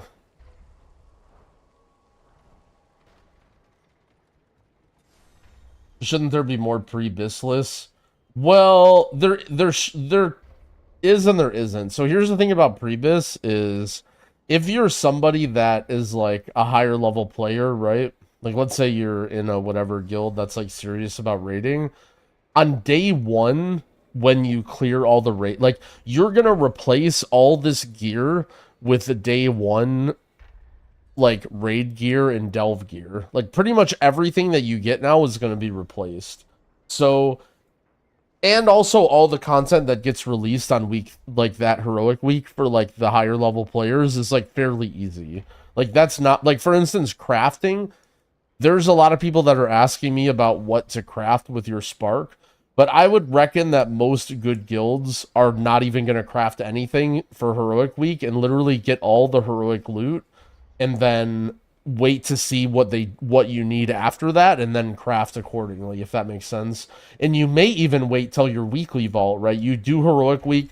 On Tuesday, you wait to see what you get out of your vault, because, like, you don't want to craft a weapon if you're going to get a sick two-handed staff out of your vault, right? So, like, for higher level people, there's not really that much value in farming quote-unquote pre-bis right now.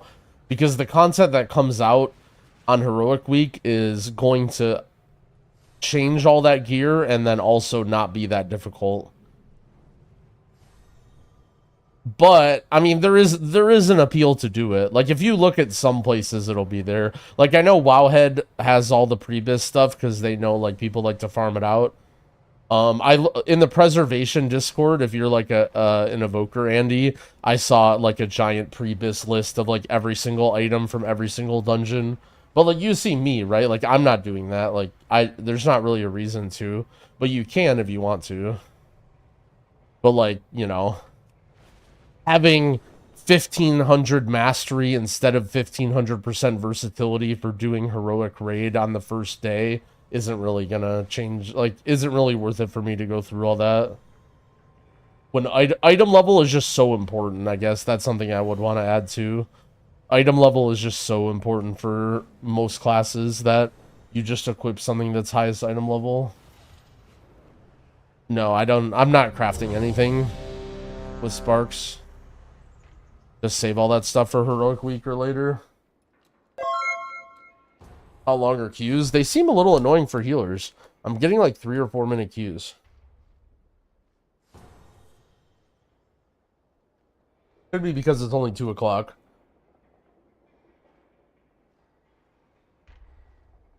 Retail crafting system is more convoluted. Yeah, it's kind of a pain in the ass. I mean, crafters love it. Like, if you're somebody who wants to get into crafting and, like, you think that stuff's fun, it's super good. But the problem is, like, that's a small percentage of people. It's actually not too bad right now, though, because here's the thing. Crafted gear is not even that important. Like, if you don't want to interact with the crafting system at all, I don't think you really have to. Unless they buff the shit out of embellishments, and then maybe you do.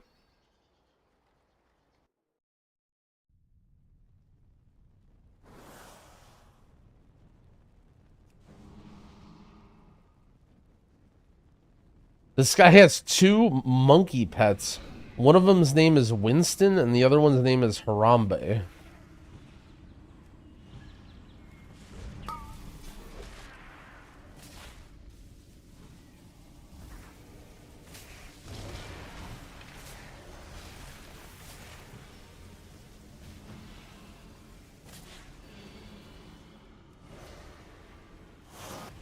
Crafted is important for those who don't do Mythic Raid for eye level. Oh, yeah. Crafted, like, people definitely have tons of uses for crafted gear. That was mainly more directed towards, you know, someone who's just all they care about is, like, getting their character full biz. Like, I don't think embellishments are even that important for max level gear. But yeah, especially early on in prog, crafting is good. But I mean, all you need to learn is basically, like, how to get the piece crafted. Have someone else worry about it. Oh, I'm stunned.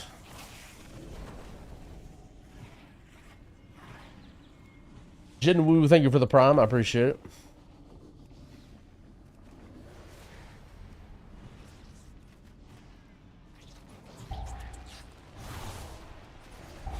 Priests have interesting spell effects. Yeah, I think priests cosmetically got the coolest stuff from the hero talents.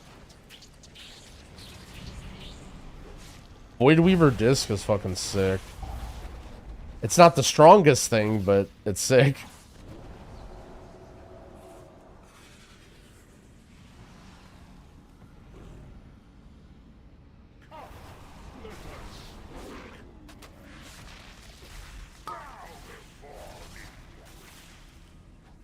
There going to be a cap on how many coffer keys? So my understanding with coffer keys is you can do 1 per bountiful delve per day. So you can basically use 4 per day, 1 in each zone. I don't know if that's true. If you want to try and send multiple coffer keys to test, you're welcome to, but I'm choosing not to. Buffoon. Not even worthy of the 5th strand. Tranquility good for dungeons? Good. I mean, it might be worth the talent point.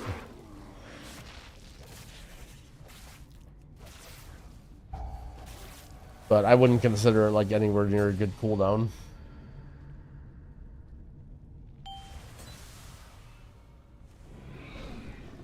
Where were you assigned?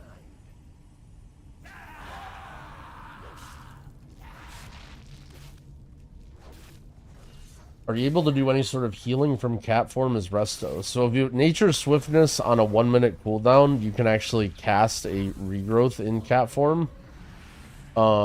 There's a new talent called Dream of Cenarius that converts some of your cat form healing into damage. Also your starfires and stuff. It's not a ton of healing though.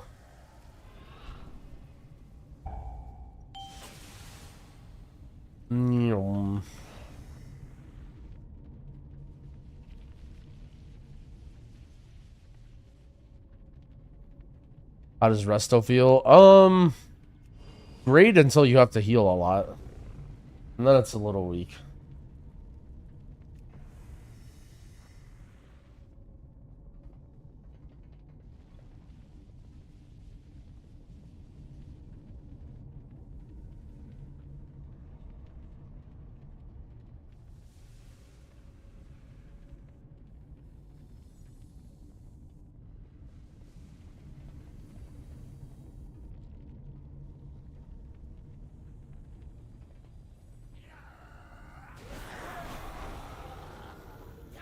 Not having flourish. I mean, that's like being able to run flourish and keys is like barely new.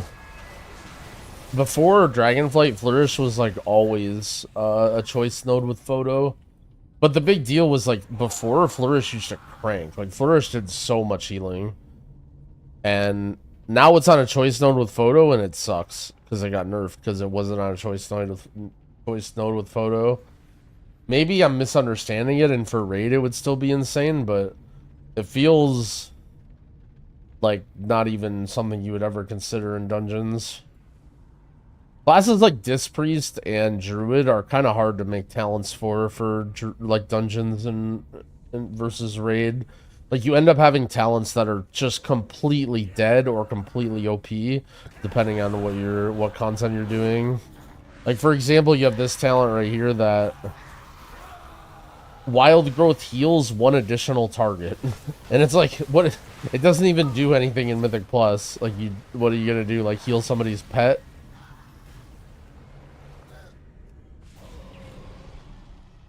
Or you have talents like Flourish or whatever that are like, you know, like very, very good if you're extending like a shit ton of hots on people, or very, very weak if you're not.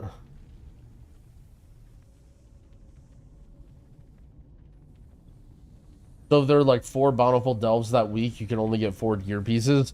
The delves rotate each day. Oh, okay, I blame the terrain. The delves rotate each day, so it'll be 4 keys per day is how I think it'll work.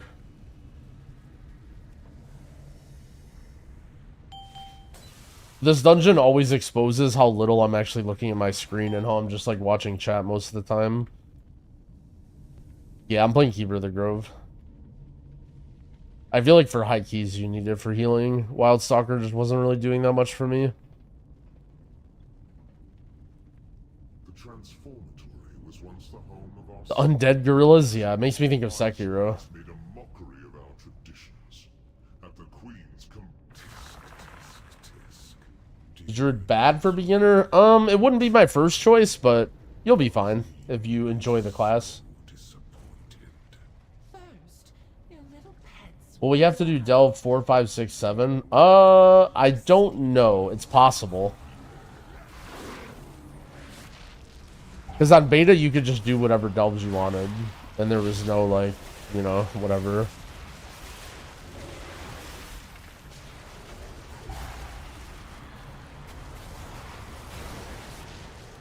You will have to walk it up? Okay.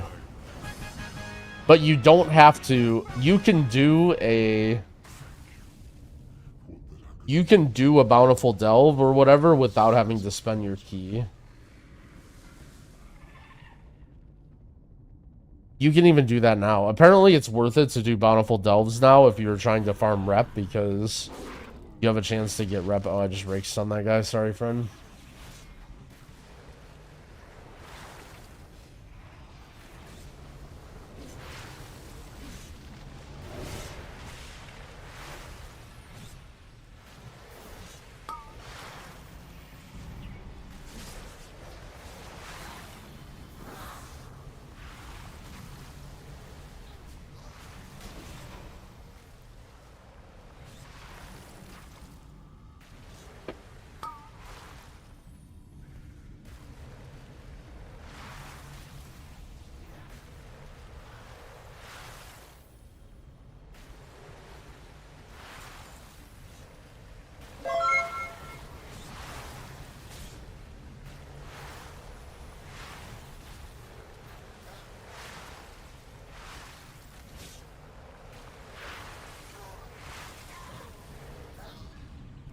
Yo, Dirk, thank you for the 2-month resub. I appreciate it.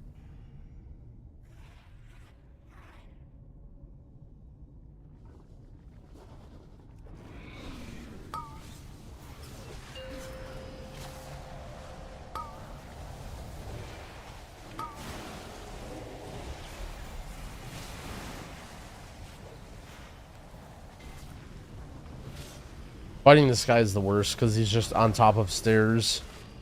And you know your team is like gonna be half up, half down.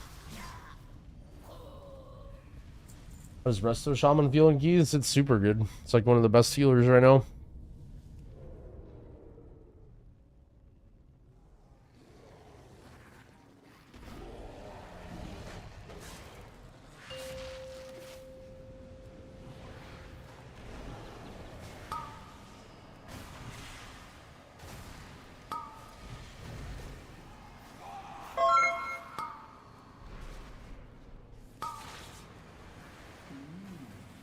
You're so well. Thank you for the sub. Am I crazy for wanting to do Harmony Mistweaver? Yeah, kind of.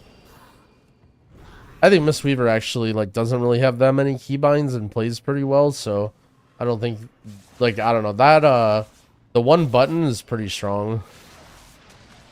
Also, to me, the master, I don't know. I guess it's not bad to try. Maybe like I didn't really give it a fair shot just because like I sort of read it as this is gonna be the like HPS passive, don't do anything tree, and I don't really like that for M+. But who knows? Maybe it's worth messing with.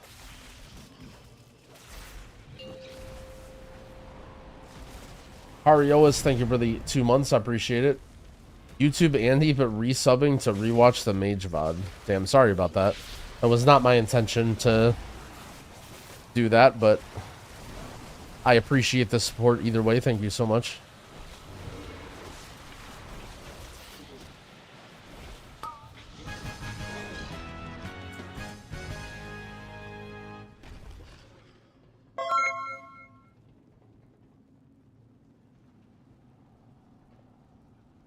You're able to get your cell profile, but not your full UI from Wago. You have to get it from the app, yeah, but you can just open up the app and only import cell if you wanted to.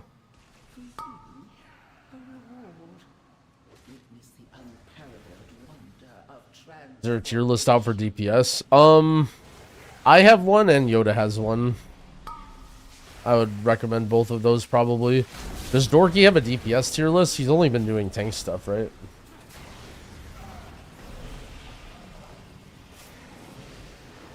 What's wrong with being a YouTube Andy? So YouTube VODs, apparently they cut off after 12 hours. And so yesterday, and every day, the stream has gone off or gone over 12 hours and it loses the end of the VOD. And I don't really have a plan for it yet. That's why they popped they popped into Twitch and mentioned that. Okay, or Zed says fuck YouTube. So maybe you guys will have to settle this.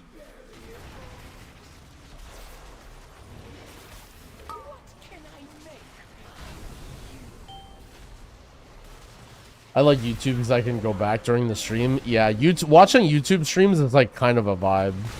Because let's say you need to like go AFK for a little bit, you can pause it and then later on you like fast forward when the streamer's like doing something dumb or AFK or whatever.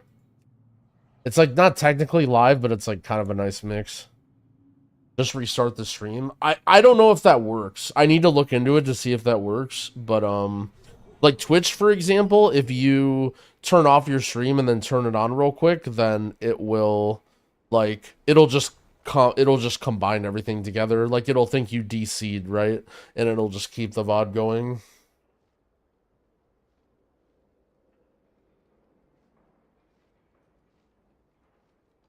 I like YouTube because Twitch is blocked in my workplace network. Well, alright. Is leveling the second character supposed to be slower? Slower than what? You get a 5% buff per character that you level, so every character that you get should go faster.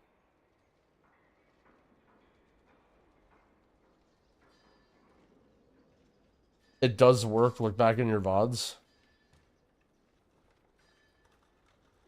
I'll have to investigate. It's something that I didn't really think about until yesterday when we played some mage at the end. I know people have been fiending for the mage content. Thanks for the dungeon vids. Hey, no problem. Glad you like them. I'm only gonna end up doing dungeon guides for the 4 new dungeons, just because it's a little bit much to do stuff for all of them, and also those dungeons were already here. We're already like I mean I already have a miss guide on my channel. I guess I could copy paste it and then just remake it.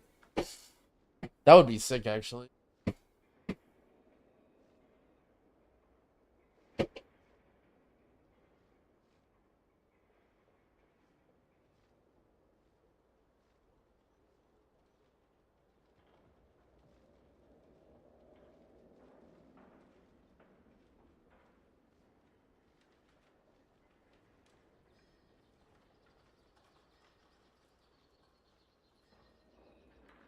Taking notes from Blizzard. Yep.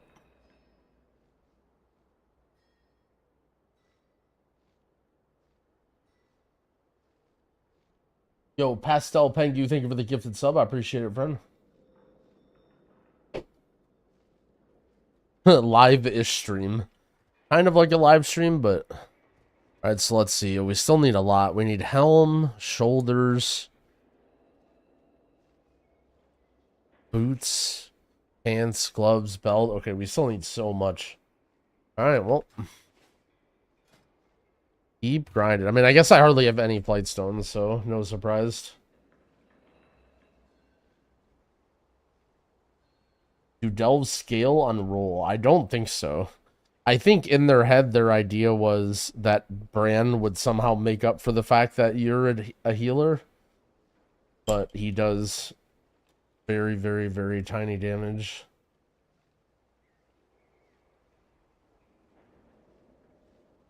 Can I put the old Mythic videos on a playlist on YouTube? Well, there are only 2 of them, right? It's only Myths and Necrotic Wake.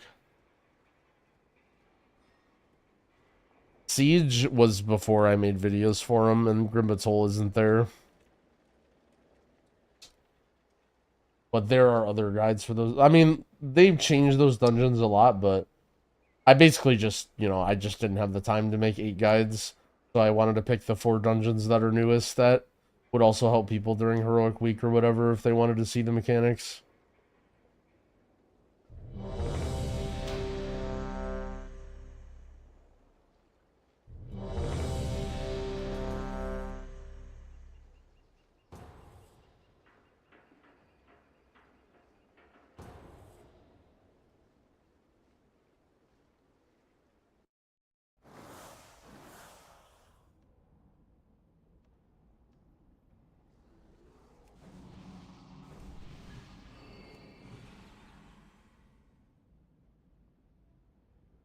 I don't have a resto druid guide for this season.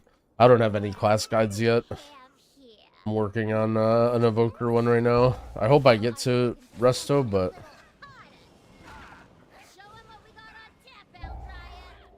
I have one for Season 4, last expansion, but it's a little bit out of date.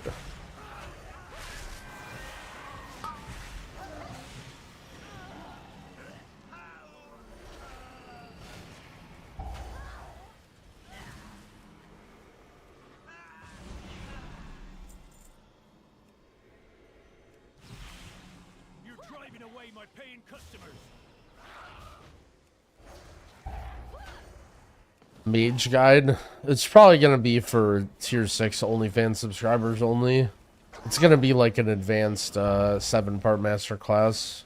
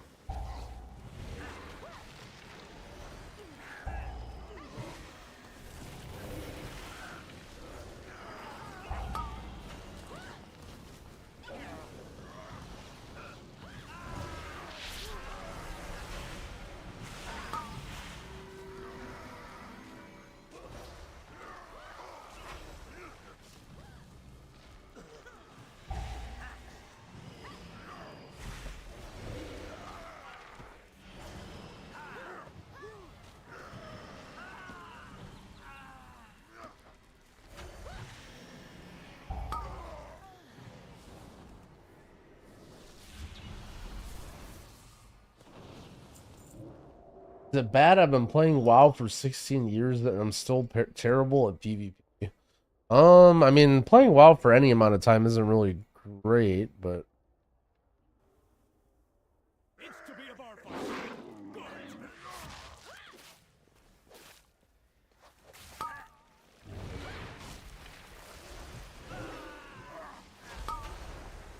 Goes down smooth.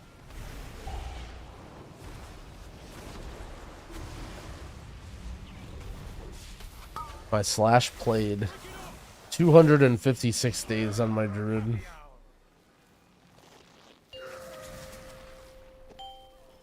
Keep 'em coming.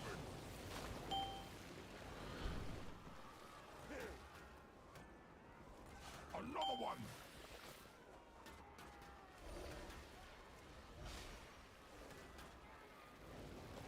I love all these guys are just standing there hitting the boss. Where's my drink?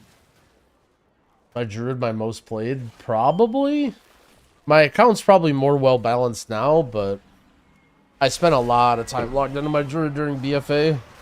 Rookie numbers. I mean, I started playing in BFA, so.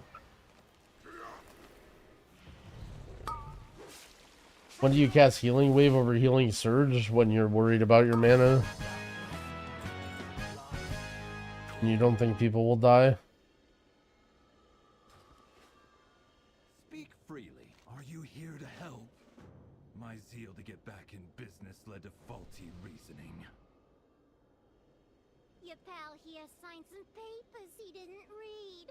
And now Goldie Baronbottom is BEO of this joint. The stuff on my cursor is part of my Druid Weak Aura pack, but actually, to be honest, I yoinked that from the Resto Druid Discord, I think. I want to say it's called something like Druid Cursor Combo or something. You should be able to find something very similar on Wago. My Shaman have an undulation tracker. It should now. They changed undulation during beta and they messed it up, and I just recently updated the buffs for Prez and for Shaman this morning. So I think unless you've messed with them, you could re-import either pack. But my team's just dead.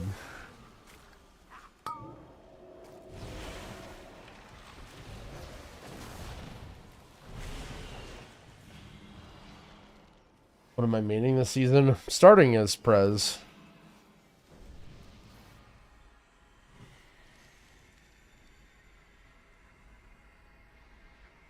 Yo, thanks, Sadami. I appreciate it, friend. Thank you, thank you. How do I feel about Druid? Healing feels kind of weak. Not gonna lie. Compared to some of the other classes that I've played.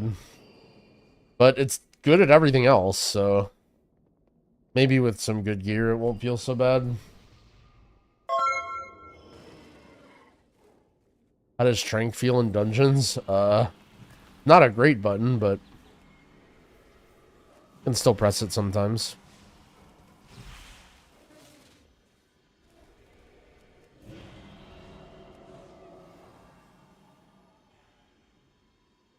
Bro, is my tank mad at me that I let him die? Now we're just gonna pull one B at a time?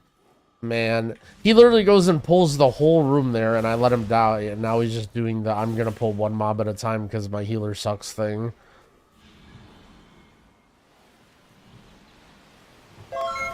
Every healer knows what I'm talking about. Tanks do that shit. Where they're like pulling normal, and then if they ever die or like cheat, well, cheat is different because that can be like strategic, but if they ever die, they just like go in their shell and they're just like, fine, I'm not gonna pull big anymore. It's like, I don't know, man, like, sorry, we're not gonna have 100% success rate on everything. Or maybe they've just died in this hallway too many times, which could be the case as well. He's frightened you're gonna kick him. Actually, maybe. To be fair, let's be honest, like, every single WoW player is just like paranoid and socially anxious and scared, and they just like don't want to make everybody feel bad. Bro, one guy.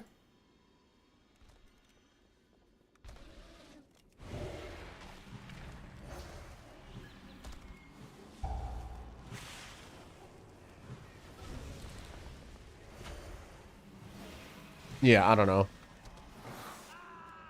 To be clear, by the way, alright, I just want to make this clear because sometimes I get paranoid about this. Especially at the very beginning of an expansion when I'm like a super tryhard guy that also played a bunch of beta. At no point am I ever meaning to like shame or make fun of or make any of these people feel bad. Like, I'm simply just narrating my thoughts as to what's happening in the dungeon. It's obviously a brand new dungeon. People can play however they want. I'm not expecting people to go crazy or to know everything. Like, if anyone ever... I hope nobody takes that as like, I hate this guy. This guy sucks. I want a better tank. Like...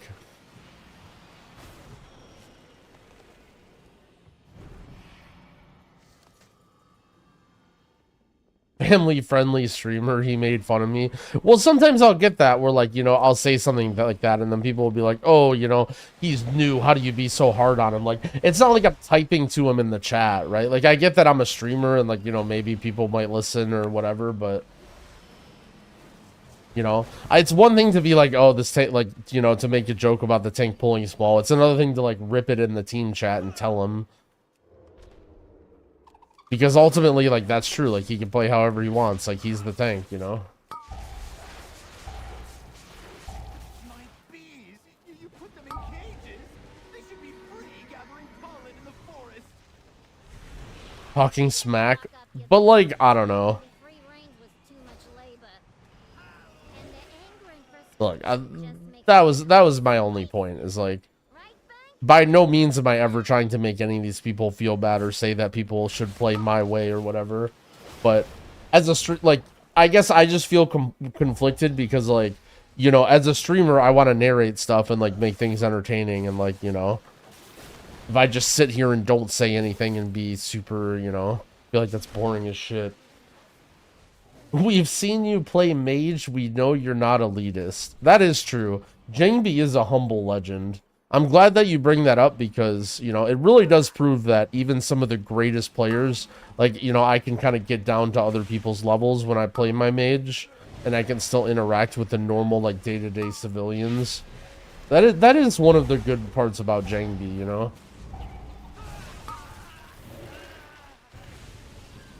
I'm glad you appreciate that, because Jangbi works really hard, right, at being able to do that.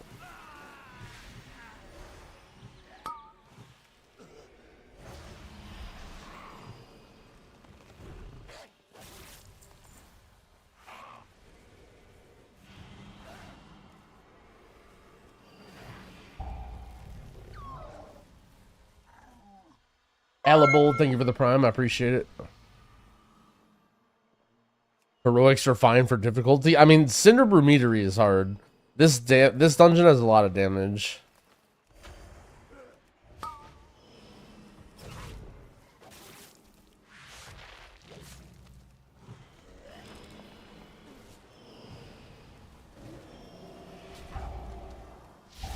Partly because people don't kick or do anything, but...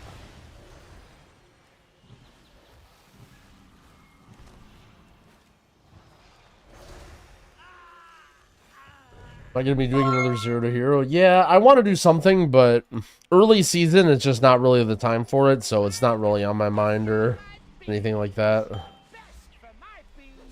But it is content that I like.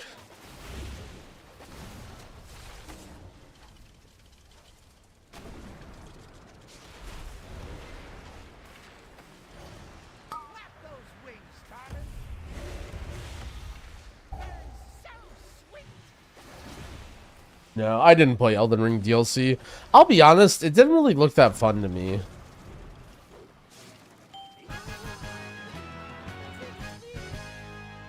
You would have expected I would have been like pogging out and seeing people play and wanting to play it, but it just didn't really...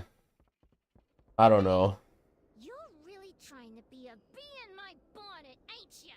You know what's actually really funny is I kind of like Sekiro. I feel like the combat in Sekiro and the way that it worked was so much better for like that style of game. But I feel like a lot of people actually didn't really like Sekiro and they vibe more with Elden Ring. Dude, I honestly wish I could have saved my Elden Ring VODs. I just feel like, okay, Growl egomaniac moment, right? I feel like when I was fighting those bosses, I had to like completely master everything, and like I was like dodging and doing all this crazy shit. But whenever I watch anyone else play Elden Ring or like Dark Souls, it feels like they just spam roll permanently, and then they just spam potions and just smack the boss without knowing anything. Like, I swear, like, I don't know what it is, but whenever I watch other people, like I'm just watching and I see, like, you know what I mean? Maybe I'm like the jangbi of Elden Ring.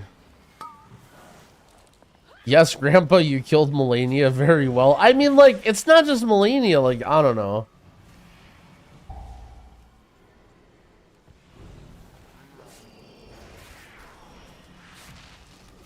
I just don't know what it is, like.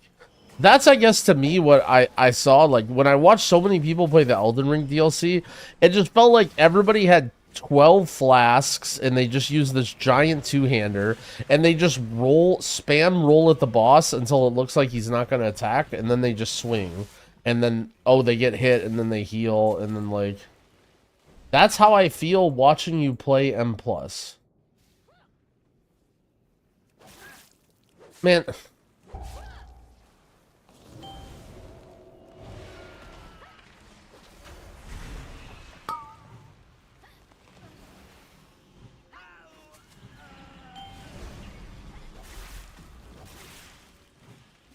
Meow Mewy, thank you for the sub, I appreciate it.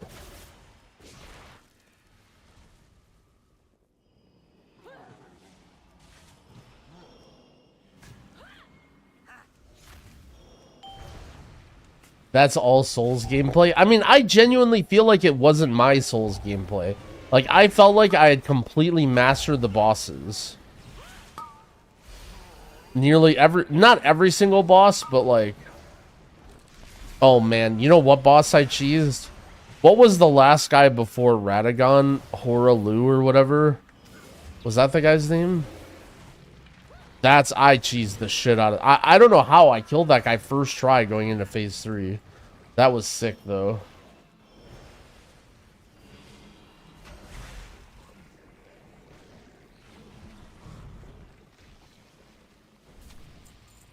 Malekith? Oh, yeah. I cheesed Malekith pretty well.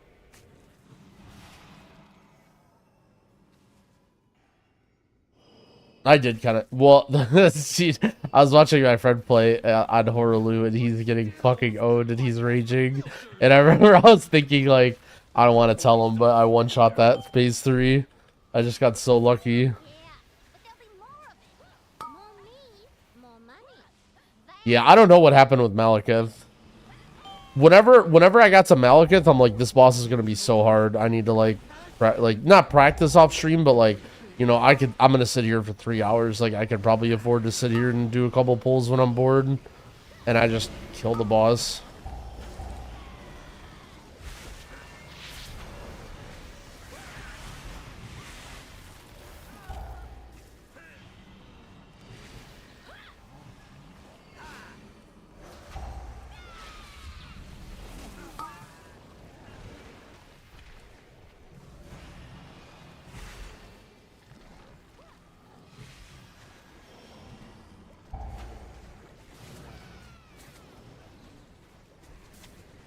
When's the next Geo thing? It's the weekend before Mythic Raid releases in the Race to World first. So, like 2 weeks from now.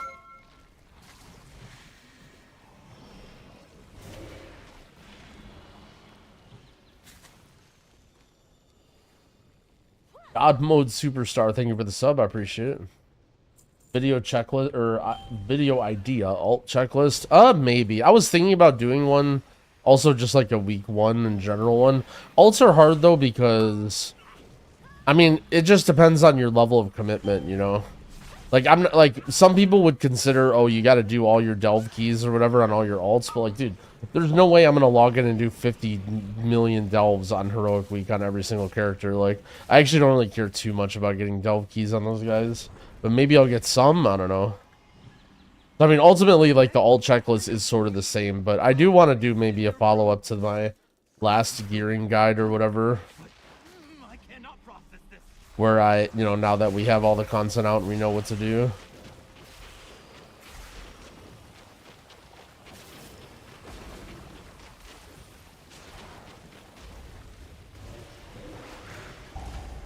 What in the world? Alright.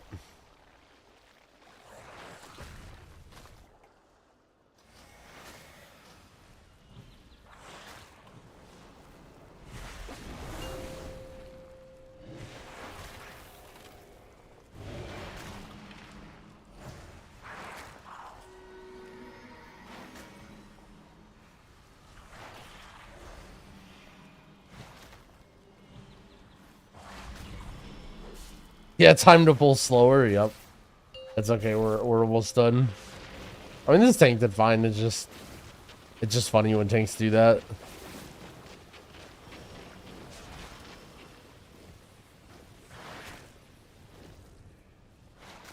I'm trying to figure out which ways. Oh.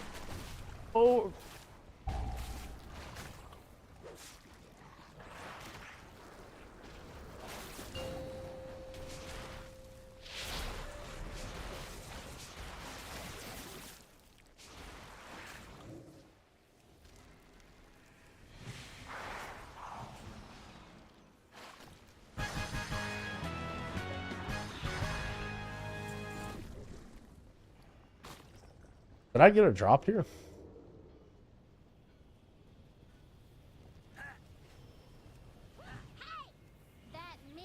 No, there's not really tech to farming flight stones. You basically just do dungeons or whatever.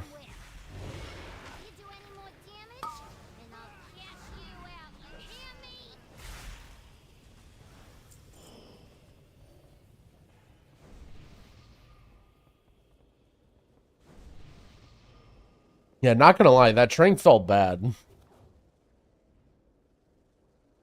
take out my barman, my prototype, and my beekeeper. And now you're riding my bees like some nature-loving weirdo? I guess I'm gonna have to show ya and your rock-headed friend who's boss! Yeah, I've heard wax. Everyone keeps saying wax farm. And you can also, hold extra past the cap. I mean, in my opinion, if your flight stones are capped going into heroic week, I don't know, you probably will be fine. But you can't really farm them, right? Like, you just... The reason wax farm is good is because it does other stuff. But it's not, like, just exclusively for flight stones.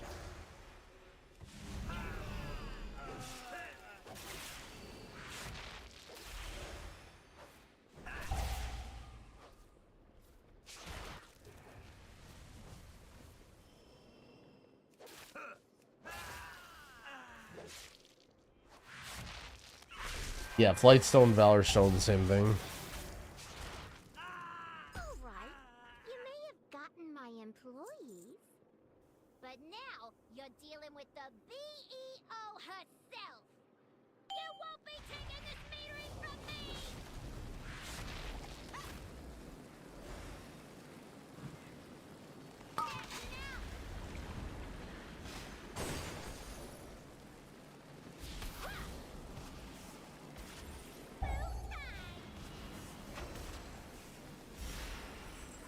Break these barrels just in case.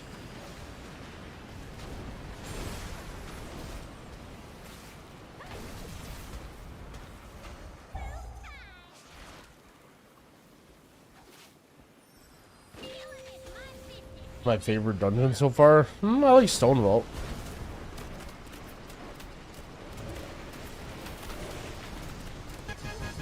None of the dungeons really stand out to me as like, oh, I'm pogging out though. Synergistic Brutalizer.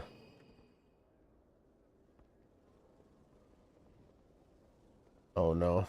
Oh, whoops. She's gone! Oh, thank the hive! It was a grave error listening to Goldie. But because of you, I can hire back my workers. And what's my take on Dawnbringer? I don't know. I feel like not great. So like in like I don't know. I guess it could feel like fun like while you're learning it or doing it for the first time. Like the idea is cool, but it's like it's one of the dungeons that's like really frustrating if you aren't playing with people that know and you know, if that makes sense. Like it's just so not clear what you're supposed to be doing. And then at a higher level, like you don't really have that much choice, I guess. In like you would think that it's sort of like no good in a way where you would think like a wide open dungeon with tons of mobs gives you like a lot of different options as to what you do, but because there's so many like forced packs and things that you have to pull, you don't actually have that many like you know, different choices. What healer is best for both PvP and M+? I have no idea what people play in PvP. In M+, I'd say either Evoker or Shaman, probably.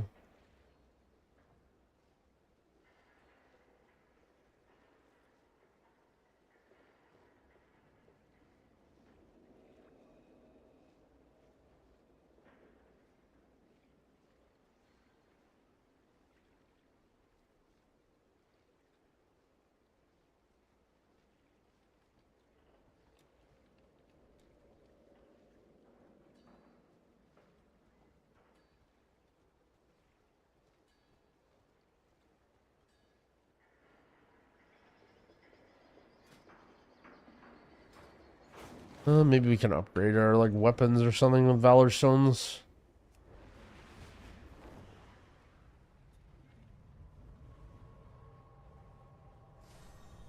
I almost have an idea where all the stuff in the city is. Okay.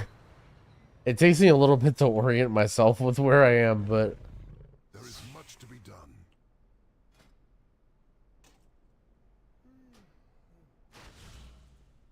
bang. If needed, I will answer the call. Until next time, be bold, be true. It is a world of wonders. Transmute to a pouch of Weathered Harbinger quests. This. Okay. The skies call to me. I didn't really like the label Wikora. Also, like, I just want to learn where stuff is. I don't want to have to open my map every time.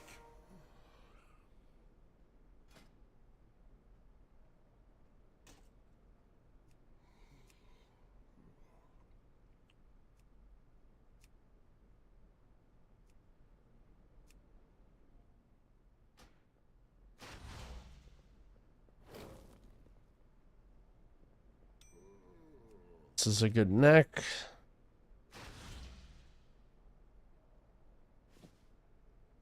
Let's not. Can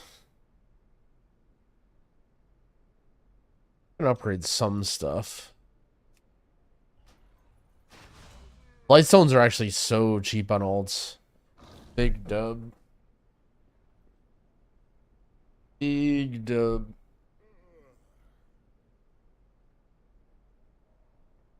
Ugh. Good health to you. Why does it look like Valor Stone cost is low? Because once you get a certain item level piece in a slot on any character, the Flightstone cost is reduced on all of them. So because I have a guy that's 580, my other alts now can spend less Flightstones to gear up.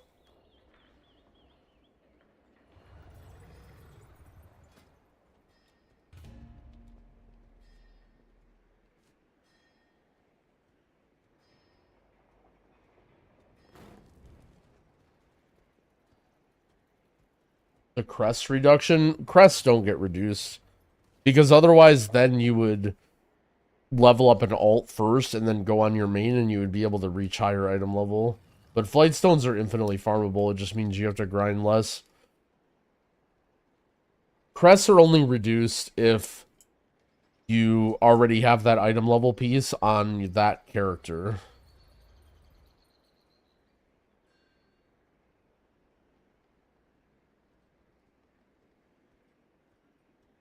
So, for example, like, let's say you upgrade a chest to 590, but then you get one that has, like, avoidance and the right stats.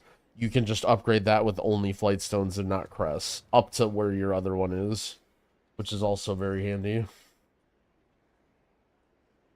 Yo, Police, thank you for the 2 gifted. I appreciate it. What shaman hero talent do I think is better? I think both are good. Depends on the situation.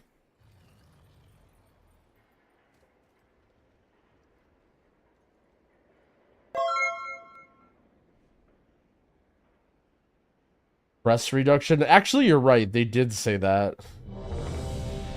The way the crest reduction works is quite different, though.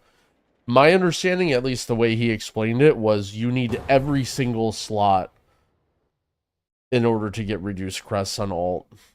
So it's not enough to have like, oh, I have a good weapon on one guy, I can get a cheaper weapon on the other. You have to have literally your whole guy maxed out and not even needing any more of those crests before you can get it reduced. Recommendation for a bad healer then? Play Farseer if you're new for pugging or whatever. Yeah, you need the achievement.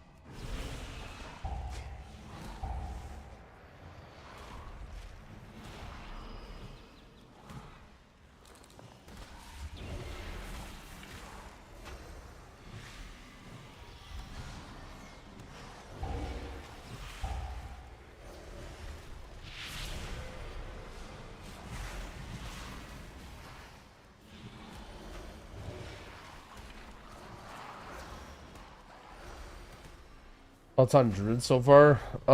Healing is kind of weak compared to the other two classes I've played. Might just be because of low stats, but I mean everything else about it's good.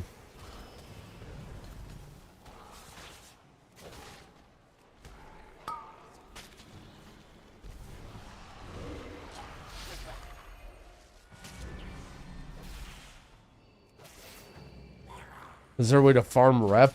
There's nothing that's infinite. Like, all of the rep sources that you have are one time right now. Or weekly or whatever, daily.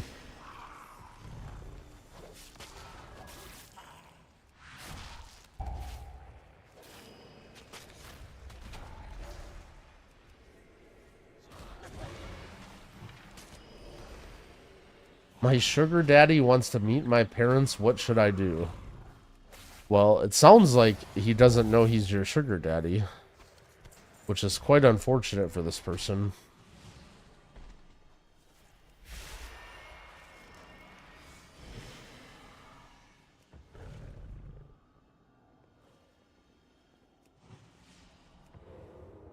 Yo, epileptic unicorn, thank you for the 16 months. I appreciate it. Paying the tax.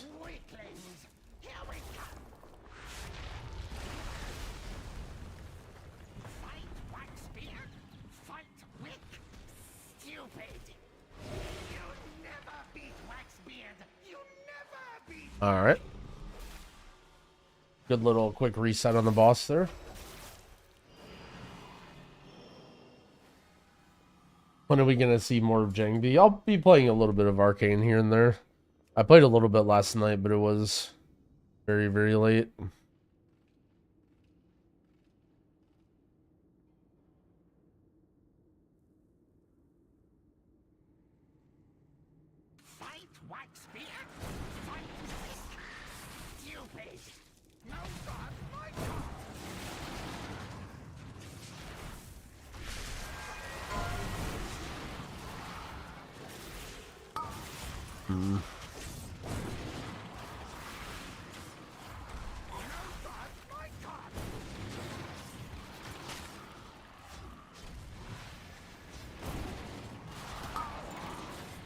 So the 5-head strat is if you get fixated, then you aggro the guys to the track.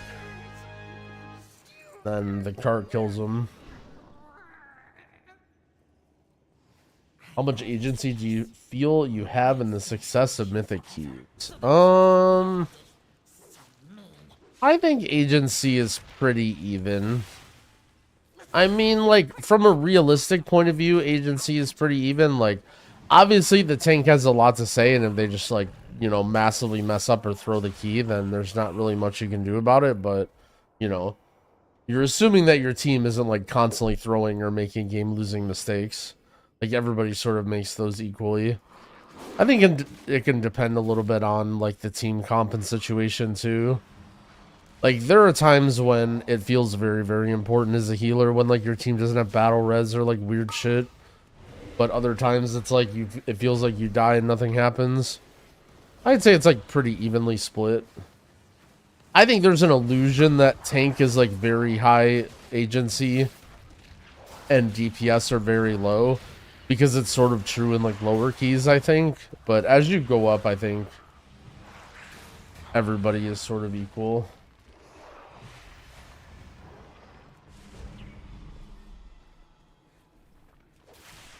By liking Dream of Scenarios, it feels like I don't notice it, kind of. But maybe it's good, I don't know. I'm not really, like, thinking that much about it. But maybe I could be.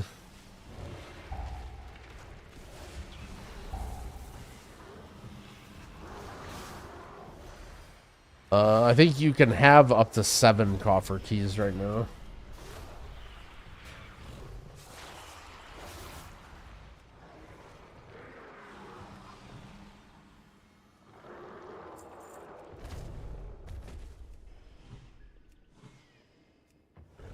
Foul bad, not wax, hurts cobalt.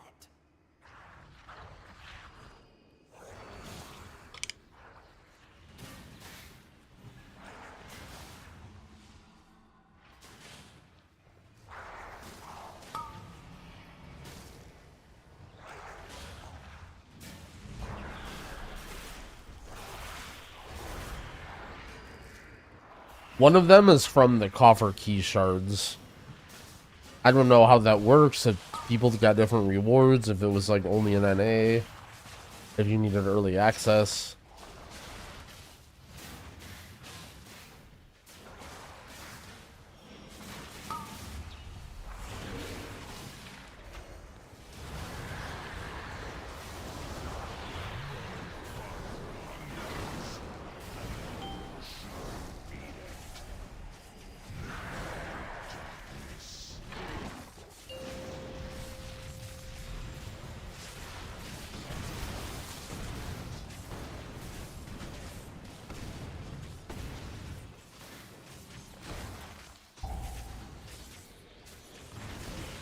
You can use coffer keys to open the chests at the end of Bountiful Delves, and they have reasonable eye level rewards.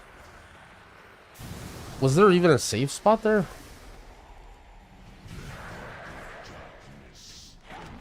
And on Heroic Week, when there's no M Plus or Mythic Raid, the best items you can get outside of Raid are actually from Delves. And so what everyone's doing is they're saving their coffer keys for that week.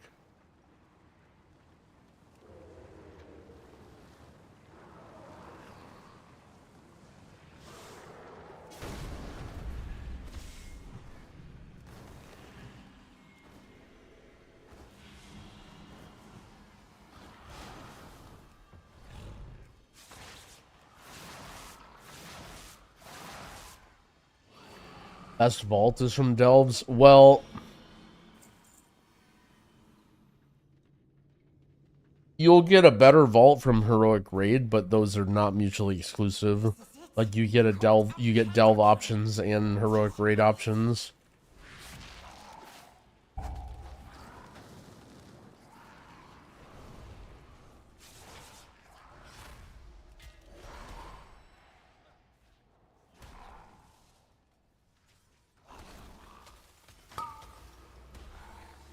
My YouTube chat is way behind.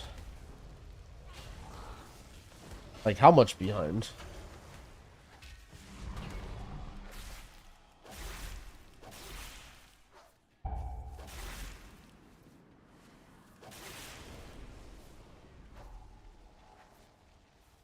Test.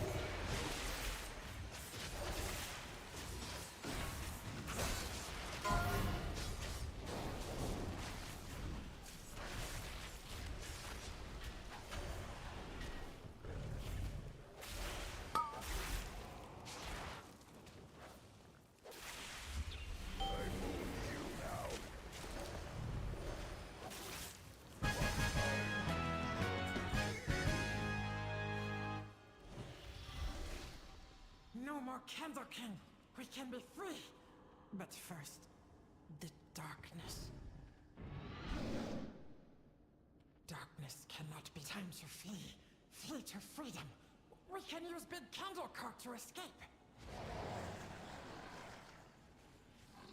After importing your cell and weak orders, do we need to set something more than click casting? You shouldn't need to do anything, no.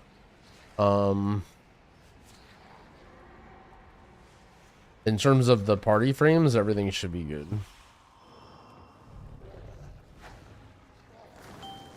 From the weak auras, you'll need to make sure you download Mask and the clean UI skin, because that's like how my bars look, or my icons look like this. If you don't have that, they'll look like just normal WoW squares or whatever. But that's not having to do with the party frames. By spending weathered crests, yeah, you can send all your weathered crests right now. Just save your higher ones in your delve keys. Where are the candles? Oh, there's one over here.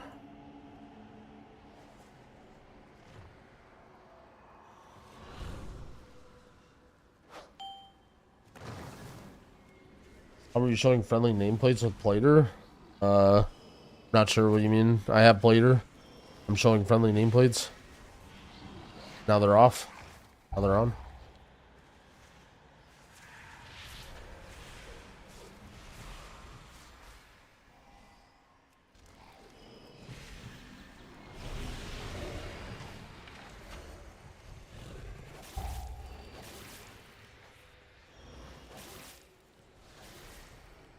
The NPC spell queue. That's part of Mirez has a weak aura.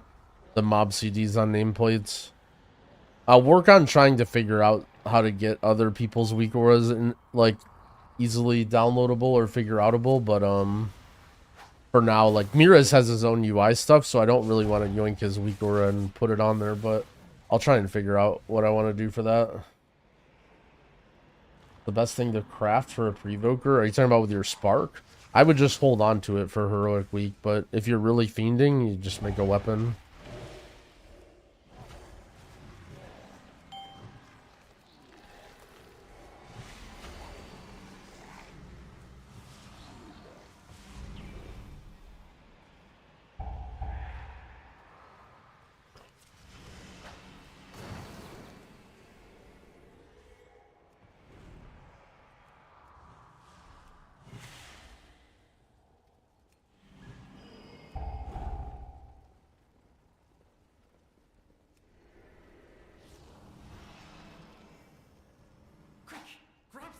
I'm not really sure what to answer about crafting, because I feel like everybody's situation is different when it comes to crafting.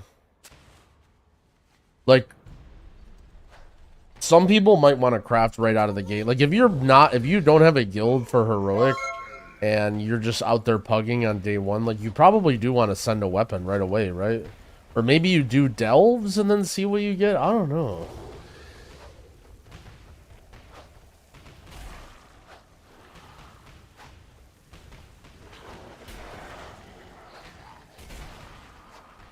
Saving is the safe answer? Yeah, but unfortunately, then what do I tell people on Heroic Week? How far behind will be if you're not in a Heroic Raiding Guild? So here's the thing. In Mythic Plus, you'll be able to get full bis eventually, but, like, like, for the first probably month or two, you'll be behind people who raid, like, some amount, depending on, you know, how lucky they are and how lucky you are. But also you're at, like, massively at the what's the word? At the mercy of your weekly vault. So for example, like, your main way to get loot is your weekly vault as a Mythic Pluser. So, like, if you get 2 bad weekly vaults in a row, after a month your gear is gonna feel really bad if you're not raiding.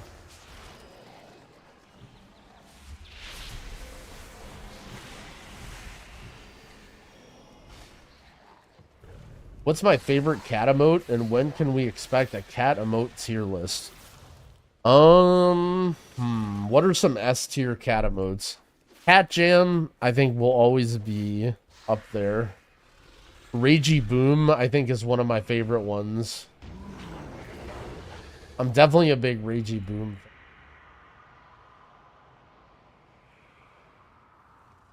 fan. A tier, I mean, Meow is a classic. Like, Meow is definitely up there.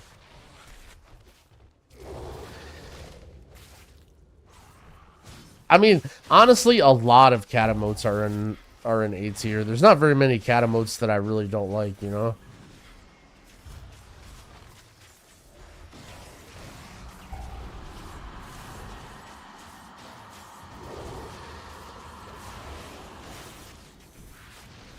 Insane Cat? Insane Cat's definitely enabled, right, or no?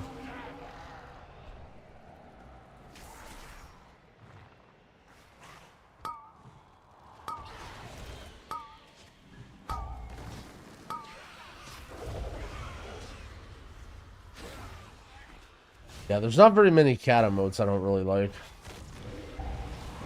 Is raid loot shared or personal? In guild groups, you have the option to do like group loot or whatever, like. Or no, wait. Is it master loot in raid, or is it just group loot always?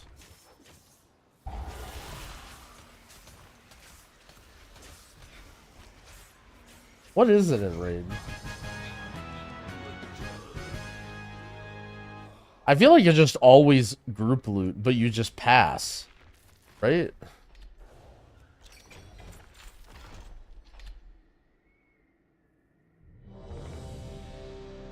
Oh, we lost our tank. Sorry, DPS friend.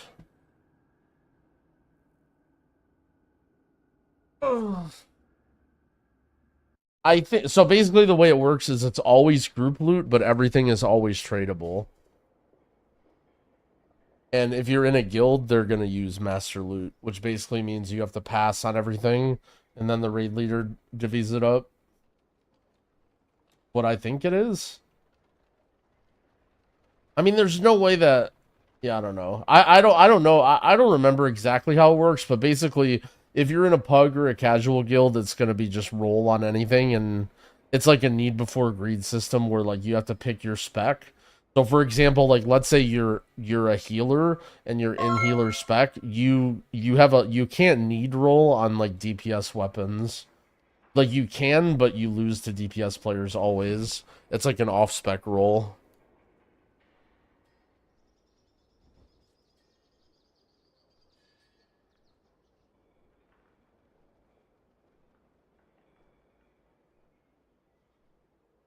Dungeon spam has gotten slow. I don't know why. It feels like Heroic's been a little bit slower or harder or something lately. Maybe it just druid's beans. I don't know. Maybe I'm just tired.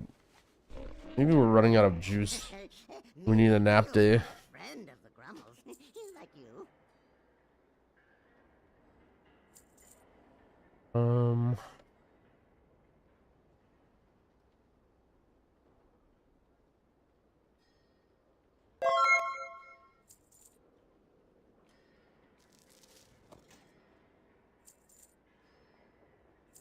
Wait, this green is... Oh, no, it's plate. I was gonna say, that green's an upgrade for me. What the hell?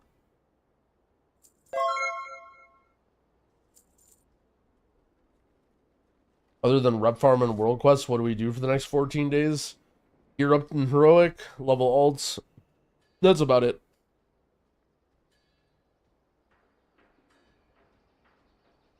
Cat emotes. Punch would be a good emote.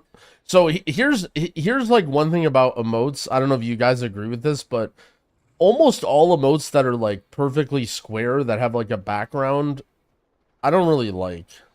Like I think the emote has to have like a shape, you know what I mean? Like if the emote doesn't have a transparent background, I like it less. I guess Ragey Boom doesn't though. Like, Punch would be a much better emote if it didn't. Like, XDD. Yeah, but, like, imagine if you just cropped out XDD. Like, it would just be better, you know what I'm saying? Same with Ragey Boom, right? Like, Ragey Boom, if you just cropped out the background, and then it was only, like, the nuke and then the cat, I think it would be better. The problem is like editing GIFs is hard.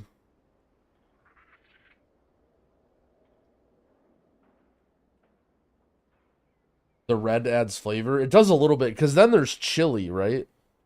Is it chili? Which is like the opposite of ragey? Because the cat isn't even that angry. Yeah. Or wait, no, that's not chili. What am I thinking of? Call Me. That's what I'm thinking of. Call Me is the one that I'm thinking of. Chili, I don't understand chili.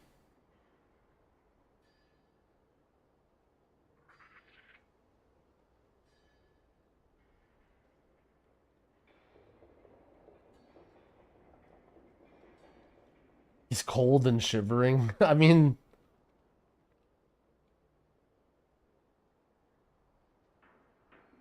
Lurking is pretty good.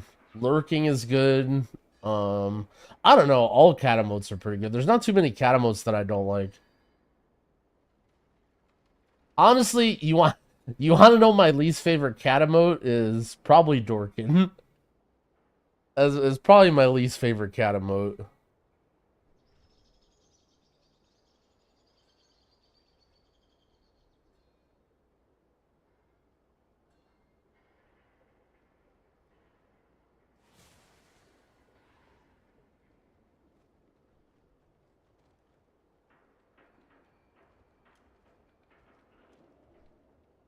Why do we have lock in and locked in? I don't know. Growlin? There will not be a Growlin. Psyop? That's kind of a good one. I guess the problem is like it's a whole cat. If it was just the cat's head with the I'm kind of picky and like theory crafty when it comes to emotes. I know I like think about it too much, but you know, when you stare at the chat for, you know, however many hours I do. Jang Bozo, that's a pretty good one. Wait, Jing Bozo changed. I feel like I like the old Jing Bozo better. What do you guys think? I think the other Jing Bozo was much better.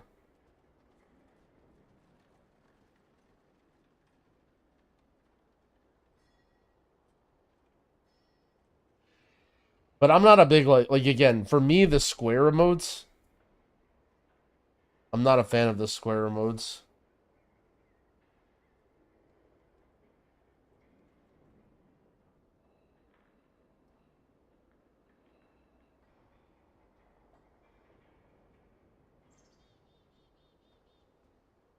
Okay, let's finish.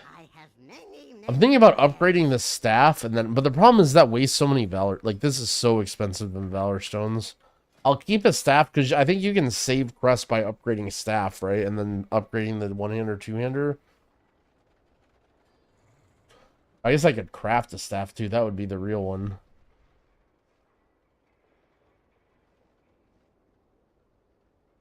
Oh, yeah, the early Dragonflight, Goot, Junkig. The Season 1 push team. Zach ruined Jang Bozo. He kind of did.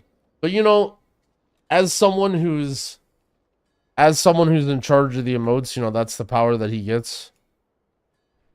All right, how are we looking on items? We still need gloves, belt, pants, boots. 2 good trinkets. Wrists. Yeah, we still need quite a bit. I feel like we've been unlucky on our druid.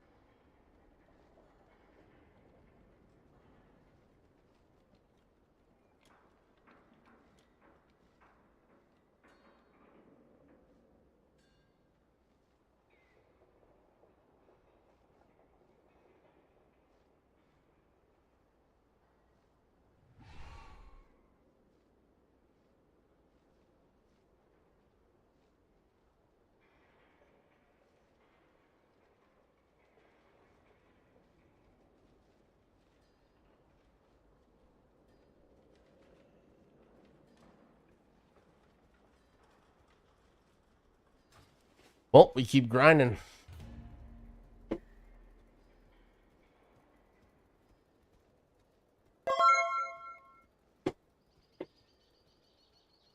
You know my name, TV. Thank you for the prime.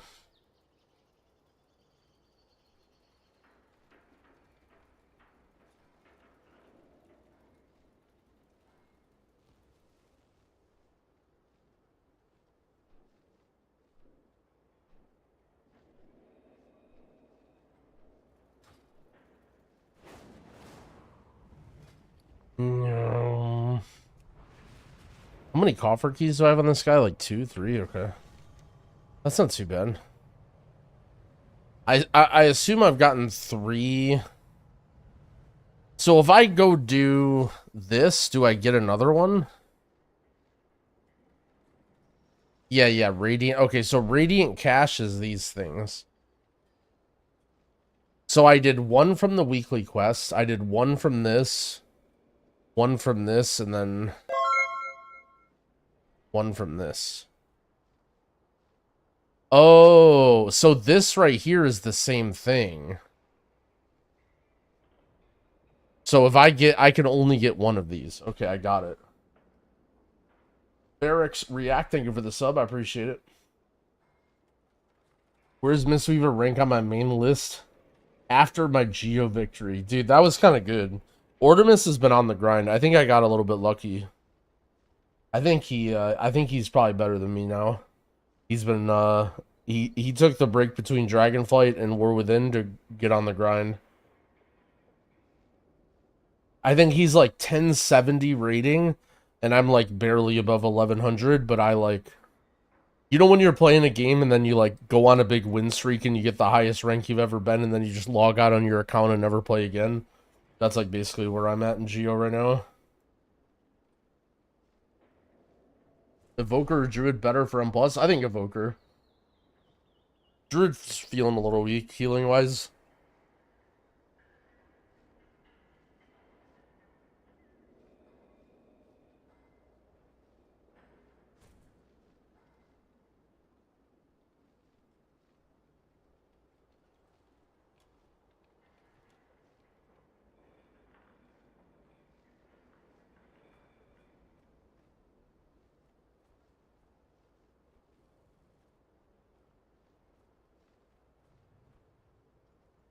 I'm playing Evoker in Raid. Probably Evoker and Shaman. Altar, whatever. RBGs? No idea. I haven't been doing any PvP in a hot minute.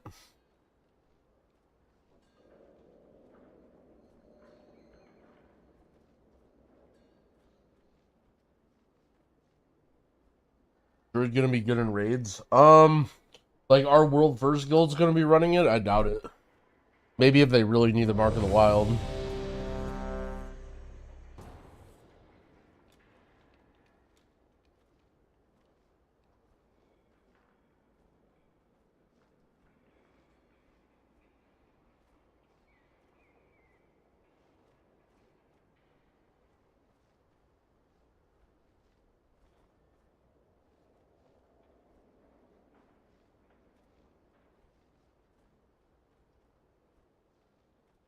I can show my talents, I guess, if you want to look. I haven't really thought that hard about them, but I don't think you play much different than this.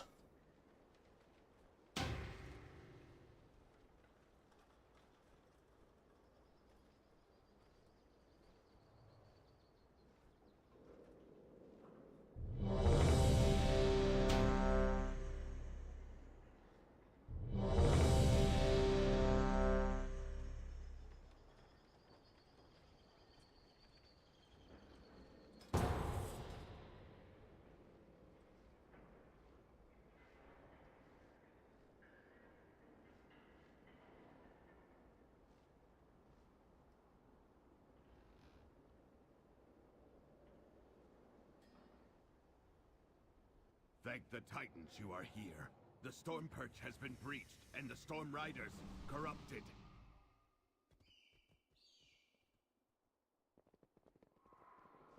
hpal in top 3 healer? Probably right about there. I think a lot of healers are close to number 3.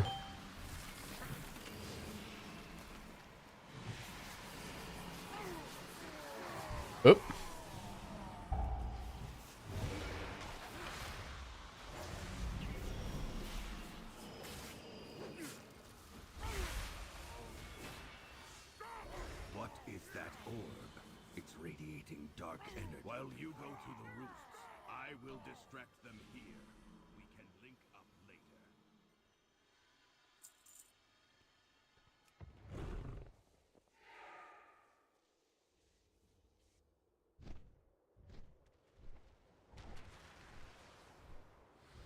What do you think about Holy Priest? I didn't really like playing it in high keys. Rotation is like fine, but I don't know.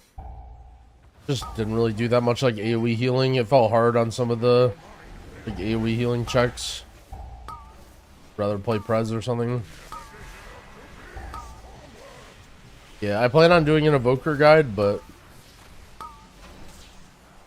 my editor is AWOL right now.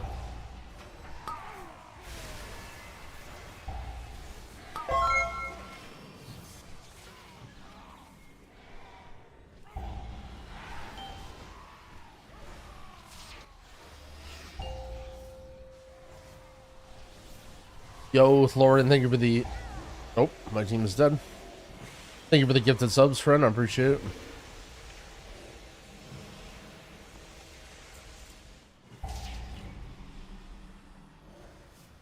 Is the first week of the expansion better than Dragonflight hype? Dragonflight hype was a little bit wild for me because it was the first time they did like the drops and the gifted sub promo. And so my stream was like omega super popping off, even like similar to this, but it was the first time that anything like that's happened, so it's pretty fucking crazy. So hard to compare, but in terms of like the game, I don't know. I'd say it's about the same.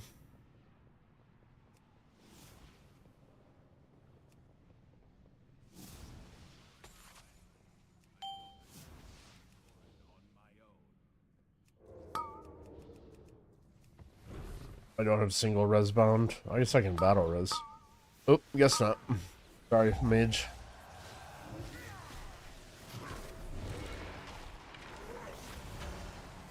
I have hiccups. Oh no.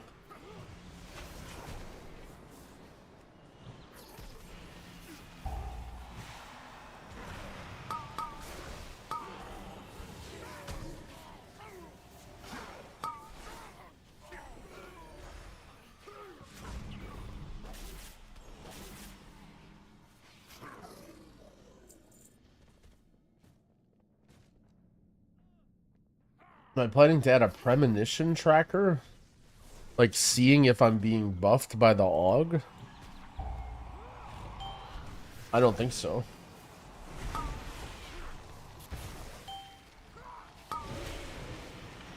Basically, when it comes to my anything that I track in terms of buffs, it's always like because I want it, like I'm going to change the way that I'm going to play, right? That's prescience. Oh, what is premonition? Oh, that's the priest thing, right? The priest hero talent. It should have premonition on there, no? I'd have to mess with it. Is it not working? I just call it like Oracle or whatever.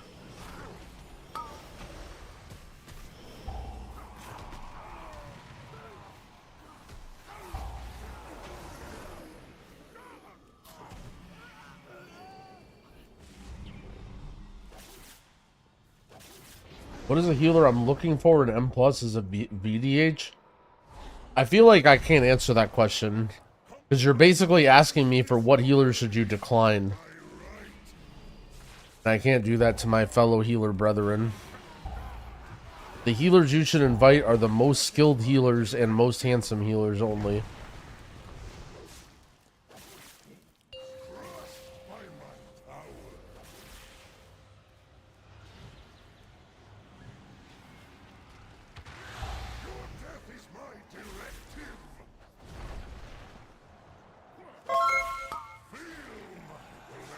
It hasn't CD, but I don't think it shows which one it'll be.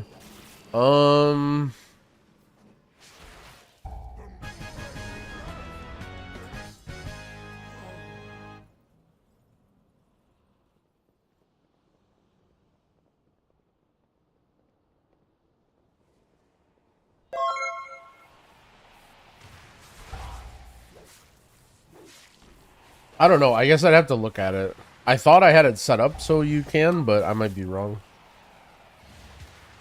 Yo, Visual, thank you for the sub. I appreciate it. For an answer, what would fit VDH more? I mean, I don't really think there's like any particular synergies that you need to worry about. But there are more what? I think if a healer tells you that like, oh, my class doesn't work with VDH, I think they just suck. We want to keep going. VDH is like, I think pretty well. I mean, I don't really think there's like that many tank healer synergies. Like the big question is like, how much healing do you feel like you need in the keys that you're doing with your build? And then is my healer getting me those, you know? Like certain healers, especially like this priest, aren't gonna be as good at tank healing. But like if you're not playing a defensive build, like if you're not playing a super aggressive build, then that might not matter. Yeah, I don't know. I just don't think there's particular like synergies you have to worry about.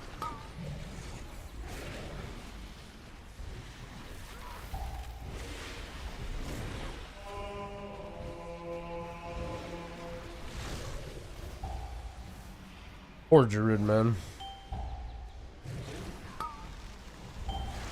Also, these mobs ever just stop killing us? Like, do they just do permanent damage? I'm just dead.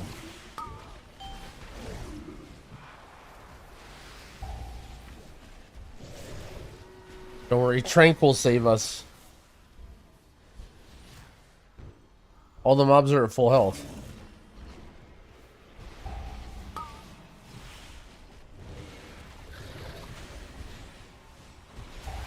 I guess I'll res.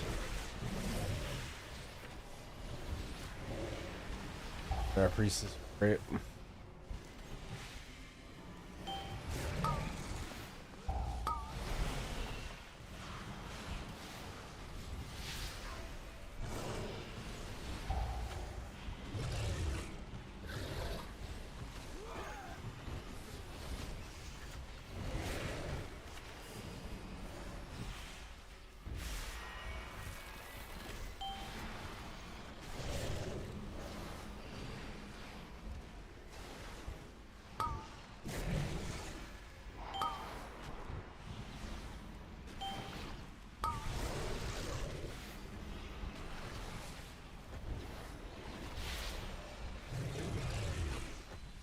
So unfortunate.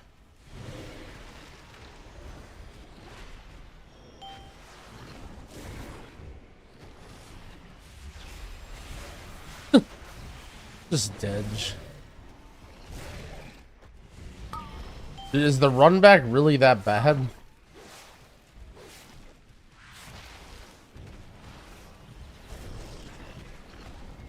What in the world is the run back that they have to do? Or did they get lost or something?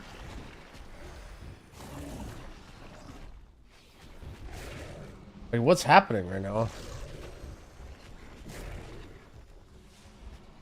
It's the literal beginning of the dungeon? Dude, what in the fucking world? Okay, what's happening right now? What are we do? Alright. Maybe our DH will be more tanky now? Need more mobs?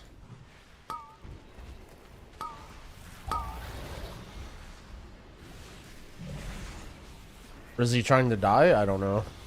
I don't think so.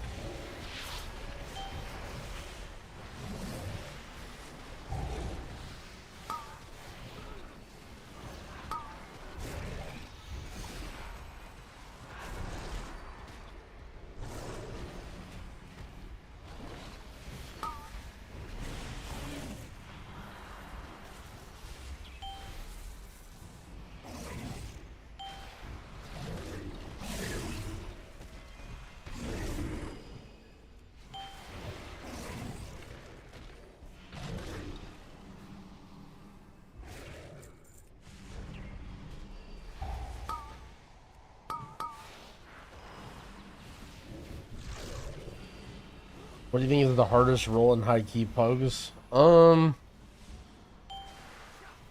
mean, it depends a lot on the class and the season. Like, I don't think that's like I don't think that's a one size fits all answer. Like, there's sometimes where healing is like turbo fucking hard and you have to like be omega good. I actually think healing might be quite challenging this season. And there are other times when, like, healing is a joke and you're, like, running around spamming one button and you top everybody with 3 globals. And, like, same with tanking, right? Like, sometimes tanking is, like, turbo hard to stay alive and important. Like, generally speaking, the shittier the group, the harder tanking is, just because, like, you know, if everybody sucks, then you have a lot of responsibility as a tank. But...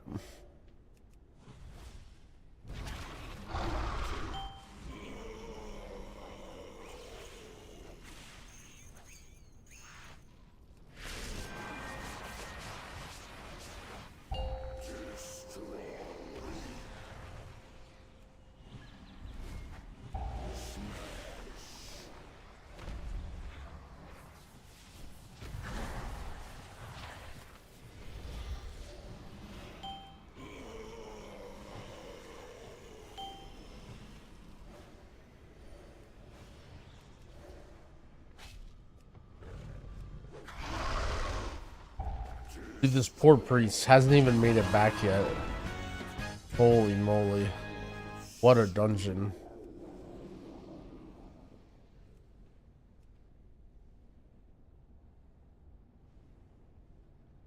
He was locked out. Well, oh, do you get locked out from dropping down?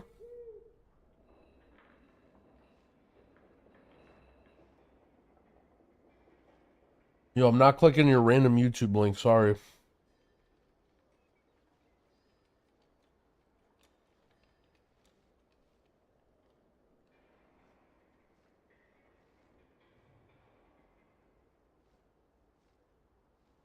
How's Disc Holy feeling? I'm not a big priest fan right now, but I'm sure you'll be alright.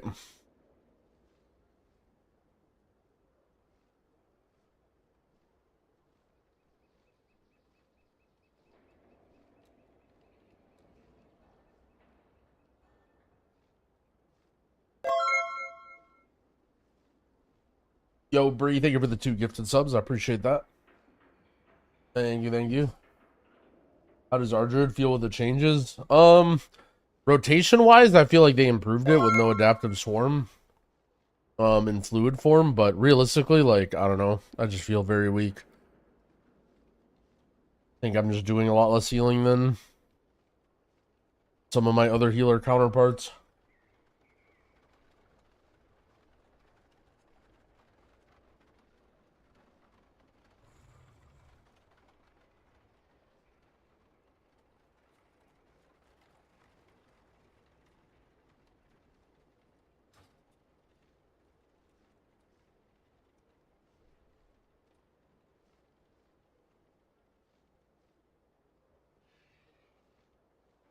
Tier set loss? Sort of. I don't know. Well, the funny thing is with adaptive swarm, like, I don't know, druid needed like, the power from adaptive swarm was part of their kit, right? Like, they needed adaptive swarm. Like, it basically got removed, but then all the hots just feel weaker. Like, adaptive swarm was like an omega juice to your hot. Like, the amount of power that you gained from adaptive swarm was insane. It just was a really shitty, like, designed button or whatever, because it was just a chore. And I think it was, like, added a lot of bloat to the class. But, like, no, I think druid hots are just too weak in comparison. At least in dungeons. I don't know anything about raid, but...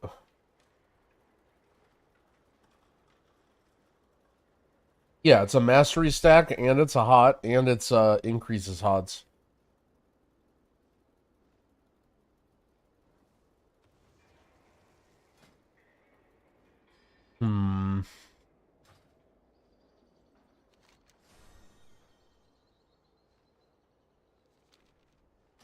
Let's log on Pally for a sec.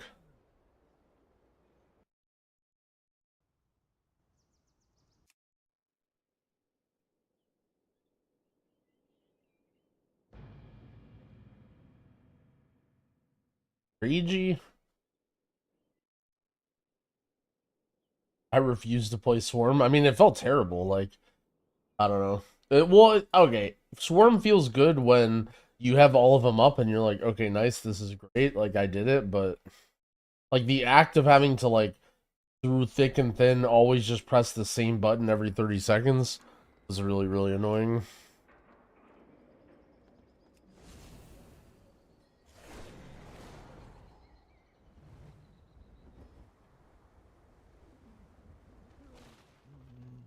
lamplighter brings hope.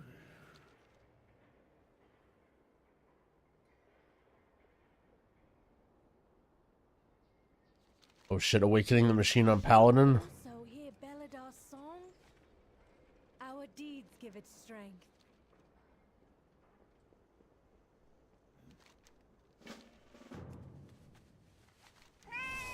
When's the theater event? 39 minutes.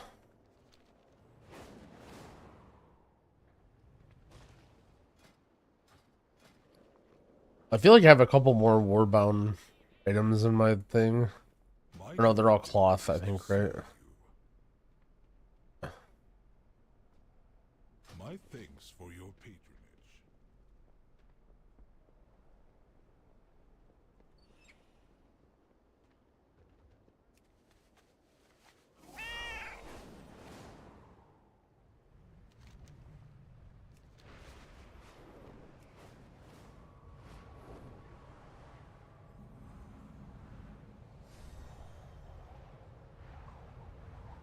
Yeah, well, that was the other thing about Swarm, too, is everybody just uses a weak aura.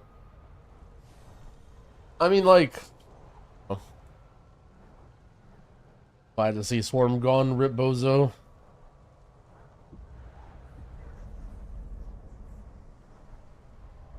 Mistweaver a good healer or too far behind? Yeah, Mistweaver's good.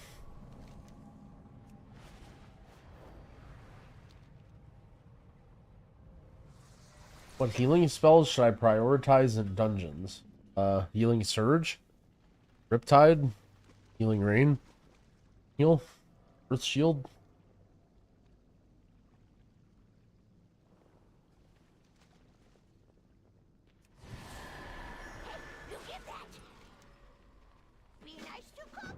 Oh, it says it right there. Your warband previously completed this quest. Bring back more shiny things. Oh, that's the chest right there. You have to get that quest from the kobold. Better? I think Mistweaver is better at healing, but Druid has better utility and does better damage. Is there any, like, single target? I don't know. I'm just gonna queue into this, and if I have 0 damage, then whatever. Who cares? It'll be funny. Hope you brought tools. Maintenance today.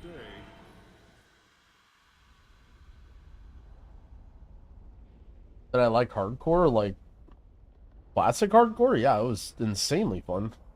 I don't play stuff I don't like. Twice. Watch my back while I commune with the machine.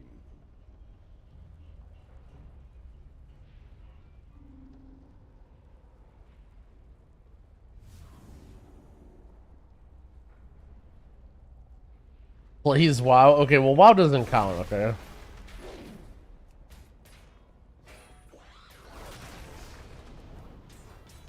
What is on my 4 key? Which flight style?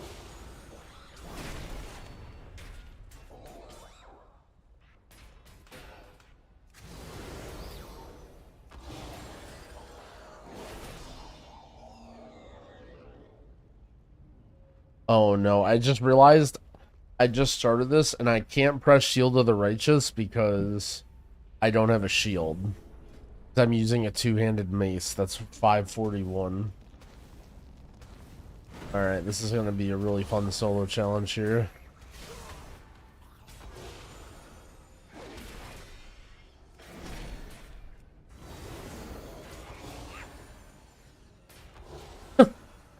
This is so stupid.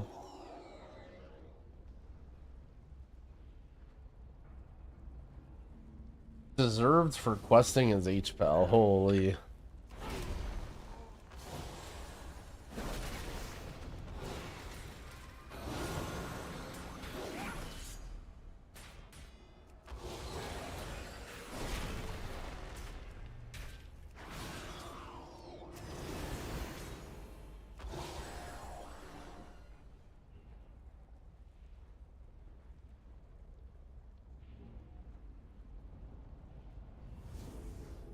And I have Beacon of Virtue. This is not the ideal solo content build.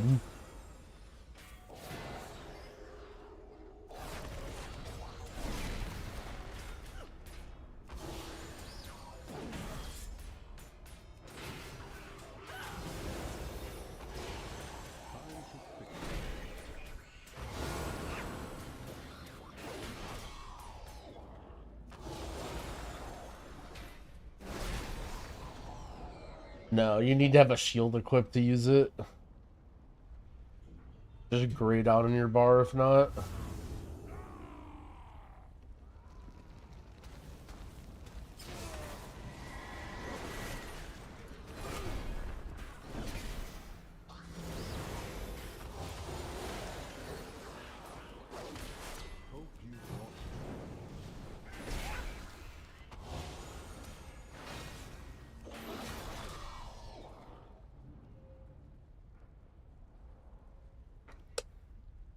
Cat Jam summoning in Booty Bay? Oh, hell yeah.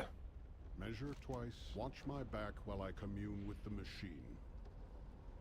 Nick Sanity, thank you for the 2-month resub. I appreciate it. Welcome back.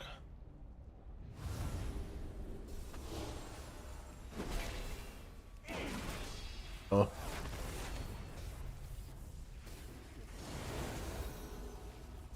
This is gonna be so bad.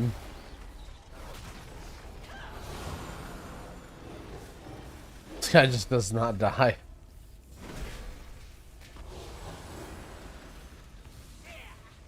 Dorky has been fighting with his chat. Damn, it's actually wild. Dorky fighting with his chat. Usually Dorky just talks like this. And sometimes he'll even just say the same shit that I say, but because he does it in a deep voice, everyone in the chat just like, yeah, this guy knows what he's talking about. I agree. But when Growl says it, he's a fucking idiot.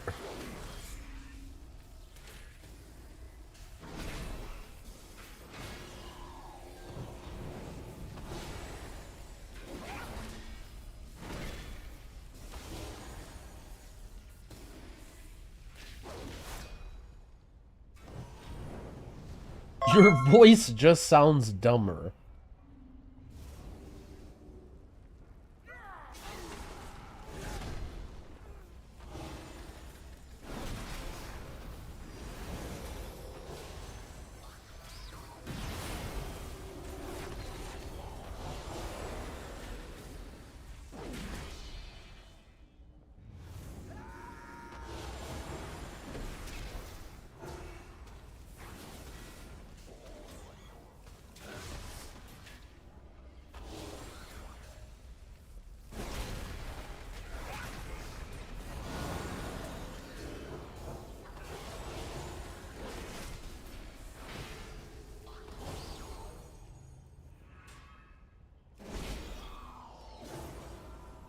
Oh shit, everyone is in Dorky's chat typing drama. I'm just gonna type it too.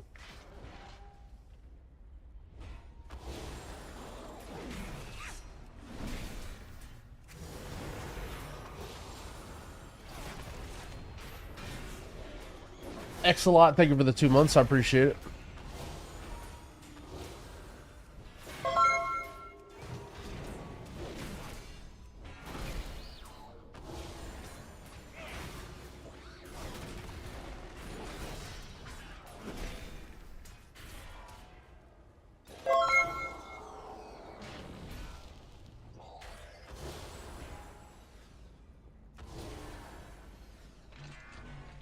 Roster and Co, thank you for the prime. Time to fix things.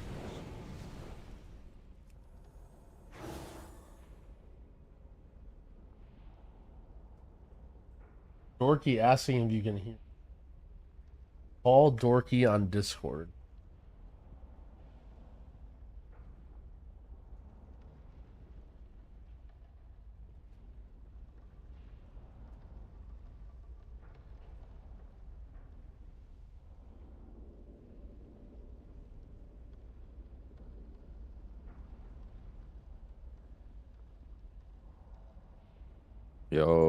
Yo, why is my chat saying call you? yeah, I we just have a saw discussion. I just saw everyone in your chat typing drama, so I typed it. Yeah, they're fucking ragey. Your chat's ragey about what? I told them WoW's not an MMO. And that Dude, they were leveling doing should that be to me optional. too. Oh my god. Oh I just my told them to God. stop fucking Look, chatting. what I don't get is like, why does it hurt if they made leveling optional? Like, I'm not saying remove leveling. I'm saying, like, you know, like, if you want to level and you enjoy leveling, then sure, why the fuck not? But Chat's saying they want to level? There's no way people are saying that. They want the truck stop donkey hole. There's no way they want leveling. yeah, I don't know. They are not happy about it. Hold on, I'm opening your chat. Dorky's chat, you guys want to level?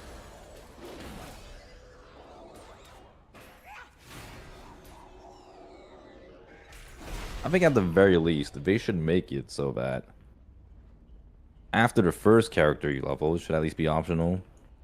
Just make it like fucking Final Fantasy 14, the story thing, you know? Like, do it once and then you don't have to do it after. But yeah, I mean, that was sort of the thing with the, like, everyone was like, oh, they're mad that they're nerfing leveling, even though they didn't do anything, and they just got mad because of a Wowhead article. But, like, I mean, you know, people they're got like, mad because they don't want to have to level. It's like, right, yeah, well, that's what I'm saying, like, everyone's like, why didn't they just leave the leveling easy? It's like, well, I mean, why not just remove leveling? Like, if that's what everyone's idea of good leveling is just as fast as possible, like, why even have it? I don't know, I'm surprised to hear chat. Usually it's me the other way around, like, it's like me explaining to chat why leveling exists. Maybe it's because, like, see, here it is. You have tank ranking, exclamation point rank, so you probably got some more, like, the mole people in your chat today. Is probably why.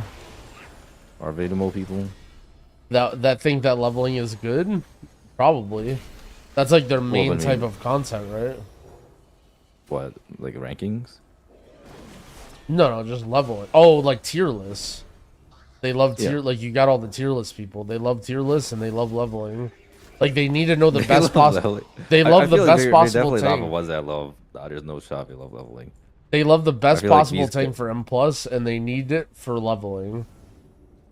No, these guys are definitely the queue simulator enjoyers. Mm-hmm. The lobby game enjoyers. That's funny as hell that your chat disagrees with you, though. Nope. I said WoW's a lobby game and they got mad. Yeah, they get mad. I don't know. It's not so much mad, but, like, the thing is, when you say things on stream and then someone, like, wants to correct you, they can't really, like, control it. Like, if you say WoW is not an MMO, like, all of a sudden their hands just start moving slowly to their keyboard and they just start typing, like, whatever things, like, and it just, they can't really control it, right? They're not, like, angry at you, but it's just, like, you know. Bro.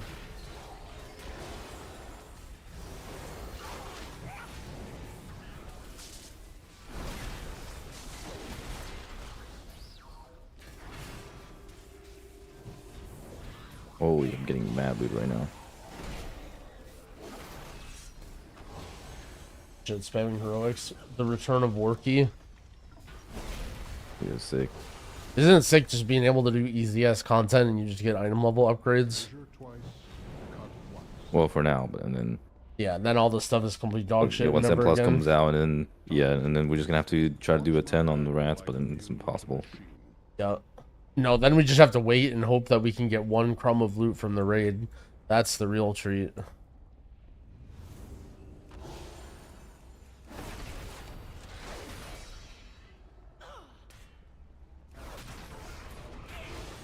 What are you telling people about Sparks, by the way? I told him to hold it. Yeah, but then, okay, Heroic Week starts, now what? I don't know. I don't even know what to do with my Sparks. I'm just holding. I'm not going to do anything with it until I know for sure what I'm going to do with it, but I don't know what to do with it. I mean, I guess the way I see it is like... It's a limited resource, you know? Like, yeah. Like, throw it out there. So you just tell people to hold it, but you don't really have a plan? Yeah. Well, here's the thing I see, right? Like, if you're in Humble, right? So you're going to be able to easily clear all of Heroic on that week. So you can literally wait until, like, your weekly vault after Heroic to, like, before you go into Mythic to craft something, right? But, like, that's not, like, imagine you're a civilian that's not doing Heroic Raid. Yeah, like, you probably should craft, like, right away on, at least, like, after you do your delves and shit, right? That's sort of what I was thinking.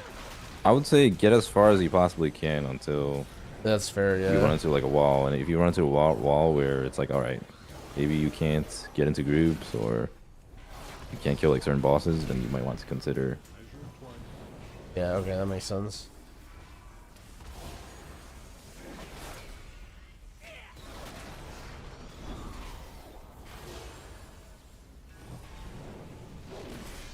This shit's so hard. As a fucking holy pally.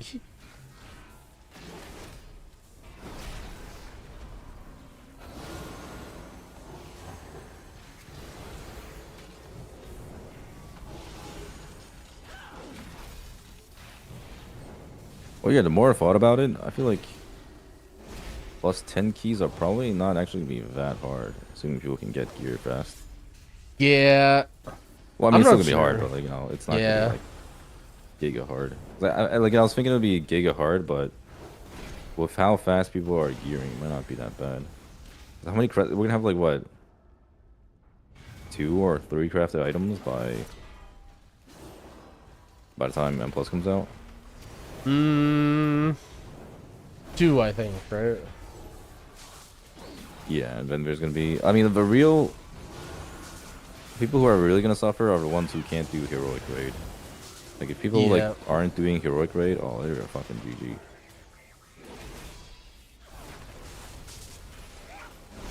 I mean, think about the type of loot they're getting. In fact, I wonder like how many of you guys in chats are gonna be doing heroic raid on week 1.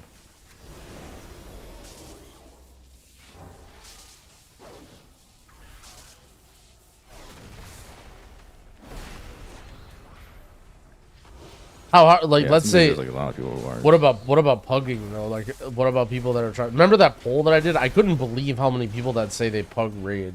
That was actually crazy. Yeah, but pugging raid early on is like really fucking hard. Yeah, it's super hard. That's what I'm saying. Yeah, no, I agree. Like at some point it's easy to pug raid, but like Right. early on, it's yeah. You think maybe those are people that are like end season puggers, but like yeah. when they try and do it now, they're gonna be like, fuck this. Yeah. Maybe that's the case.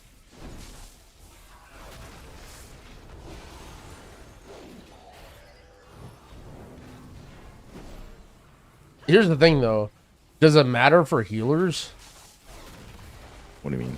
Well, I mean, we're not fucking getting gear from heroic raid anyway, right? Why not? Because you're a healer, you don't get gear. Well, then, but you're gonna be pugging. It's not like you gotta get. No, but I mean, like, if you're in a guild though, like someone like me. Oh yeah, I mean, if you're in a guild, then like who cares? But well, I mean, unless you do splits. If you do splits, like you're gonna get gear anyways. Yeah, or I guess like you're not gonna get gear the first week, but like the second or third week you'll get mega gear because everyone else will have it. Yeah, or at least you'll get normal loot gear. The problem is like, you know, people who can't even raid. People who don't raid, like, think about it. What loot are they even getting? If you're gonna have crafted gear, if you're gonna have delves, M0 gear, which is complete dog shit. Yeah, they'll have like a couple of bountiful pieces. Like they're gonna be like 600 item level at most. And people who are raiding are gonna be like at least 605 to 610.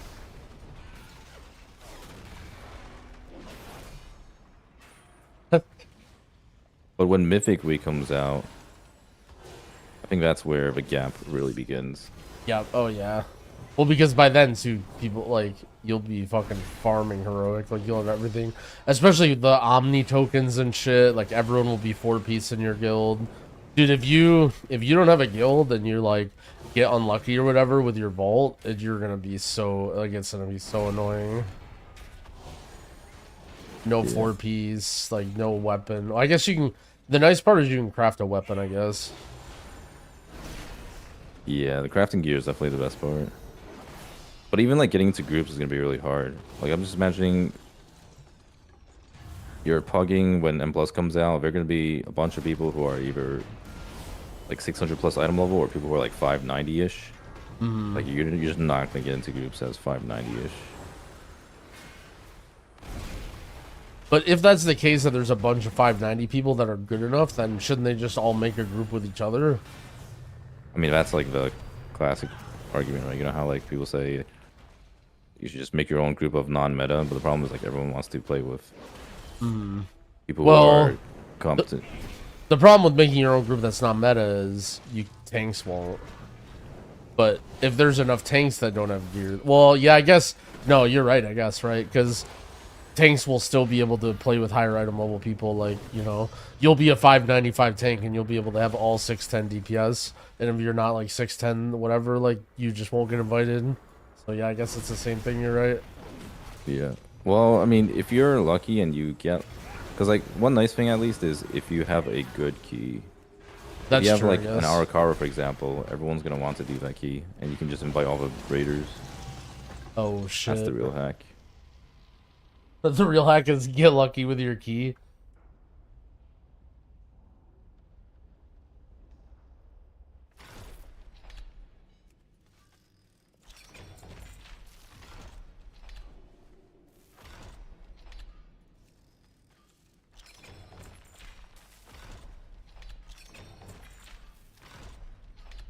Shit, carved crest. Let's go.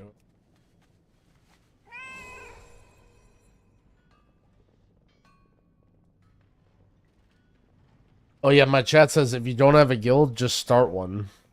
If you're not raiding, just start a guild and raid. Forehead. True.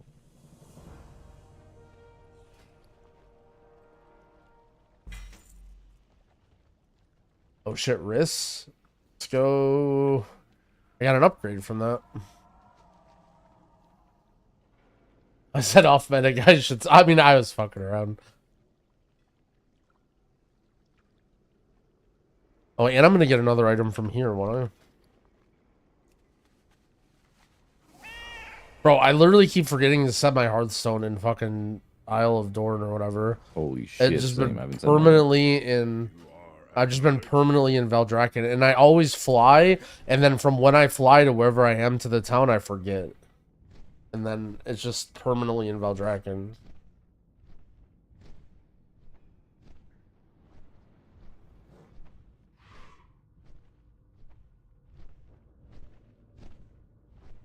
Dude, this is why Del's gonna be the future. You don't have to worry about all this bullshit. Think so? Yeah. That is true. You can just delve whenever you want. I lurk here for the next 4 hours. Yeah, that's a you're real good. I got you, advantage. Cappy. Like when you're having to like deal with not falling behind and getting into groups, you can just play delves instead. Not have to worry about any of that bullshit. Holy. Just do the same delve over and over again. It's just you and Bran.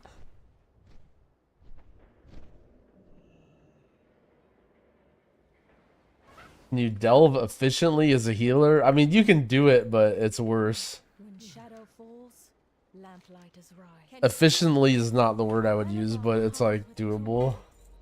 With hope, you've done well. Oh my, this is crit.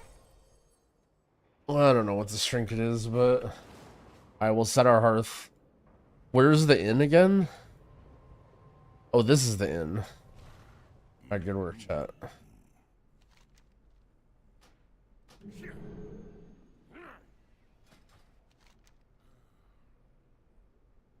There.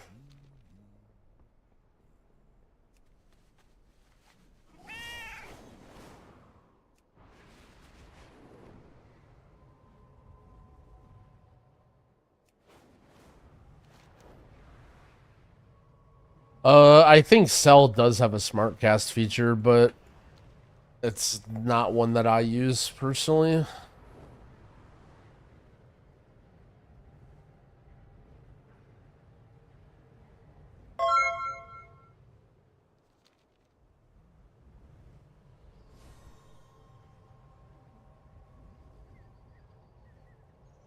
I think it's like really bad to use because I mean, I guess it depends on your class, but if you're playing druid or pally, for example, like you'll try and heal somebody and then you'll just like immediately slam a battle res if they die when you don't mean to.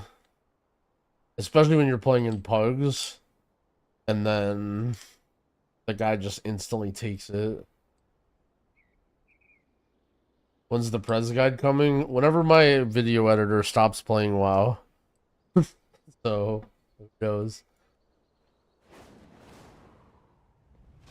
Communication in... Oh, sorry. Hello?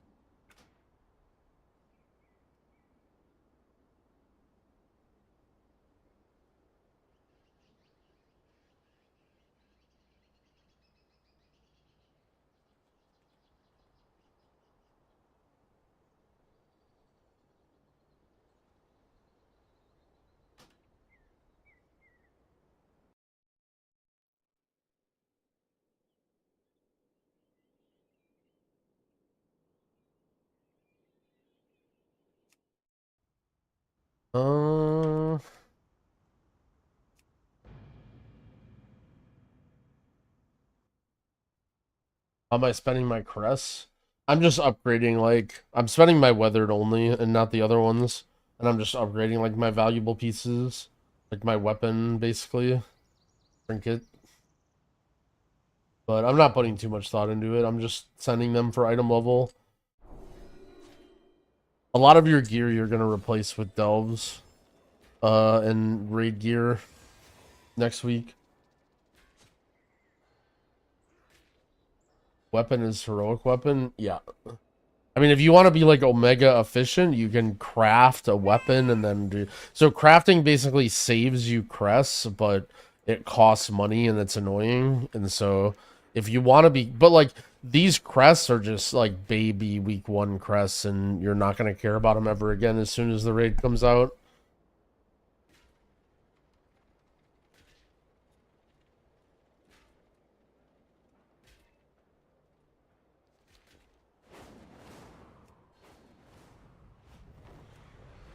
I'm gonna fly my shaman to the waves thing, and then I'm gonna fly another guy to the waves thing, and then I'm gonna come back to the theater. Oh shit, set my hearth. Did I set it yet? Oh, I did. Okay, nice. This guy's a hearth. What's a good eye level to be M0? You want to be like 580 in every slot at least. It's not super important though, because you're gonna replace a lot of that gear with Delve's gear. It'll just be like total RNG, depending on what you get. No, we have now acquired the mole arm. We'll try our best with jangbi later, very likely, but...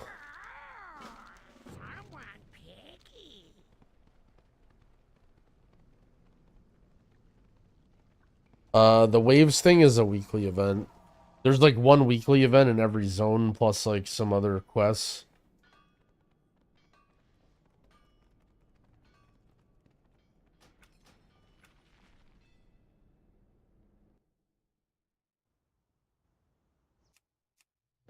Dude, do I even care about my priest, or does my priest just rot? Like, there's no fucking way I'm gonna be doing delves on heroic week on my priest. Like, there's literally no way. I shouldn't even pretend that I care about logging into it. Like, if I'm really that bored and I've done absolutely everything on every other character, then... have to care at least until the next tuning pass. Yeah, I mean, I probably should. I don't know, we'll see. If I actually am, like... if I actually get all my other stuff on every other guy ready, then... and I still have time this week, then I'll do the stuff on Priest, but... do we know when tuning's coming? Very likely it's going to be the weekend before Mythic Raid release.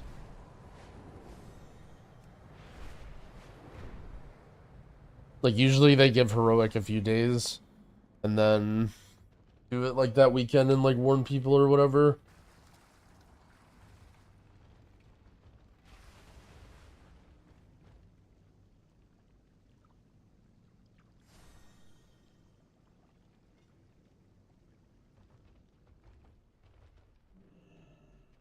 How frequently do they tune? It depends. It's been totally random. So Dragonflight Season 1, they actually did a ton of tuning where, like, week after week they changed stuff. And it was like they were fixing dungeons, like bug fixing and, like, nerfing harder stuff. They were doing class tuning. And then they sort of gave it up, like, halfway through Season 2. And then they just sort of, like, stopped, or they would do, like, very quick, just, like, you know, buff, like, the 5 worst classes. And then, like, maybe nerf, like, stuff that's crazy, but otherwise they would just leave it. Yo, do you have a lot of people who are complaining about how the content cadence is this expansion? Oh, yeah, everyone just wants Mythic Plus to be out right now. Yeah, this never happened in the past, right? I don't remember people complaining about this. It definitely wasn't as prevalent for sure. I mean, one thing is the early access, right? Like, all these people bought early access, so it's actually, like, you know, 4 more days of doing nothing than it normally is. But that's sort of like, you know, they did that to themselves. Yeah. I said it was the early access, the quicker leveling, and there just not being anything to grind. Yeah. Like, you know, before you would have to do the maw, right? Like, or you would have to do world quests, or you would have to do, like, you know, class hall quests and all that stuff, right? So it kept people busy, but all that shit is, like, optional now, and now people are just, like, sitting on their hands, like, wondering where the fuck's the content. Yeah, that sounds about right. Also, I think the dungeon changes were not that good. Like, M0s, I think, were definitely harder than heroics are currently. And so it's like, I think people wanted at least, like, some sort of dungeons where they could, like, feel a little challenge. Because, like, before, like, M0 with dog shit gear, like, well, what's kind of funny, right, is, like, before you would just you would hit max level and then you just immediately go into M0s, right? Because why would you do anything else? But now, because of early access and because there's a level requirement on the heroic queue, people just, like, buy auction house gear, like, do world, like, they actually get good gear before they go in, and now it's, like, turbo easy. And there's no mythic mechanics on, like, any of the bosses for you to learn. Yeah, we were actually just talking about that, and the consensus was they were easy before too, but I can't really remember how much easier or harder they were. Yeah, you're talking about M0s compared to heroics? Yeah. Yeah, I feel like they're at least a little bit easier, but not by as much as it feels.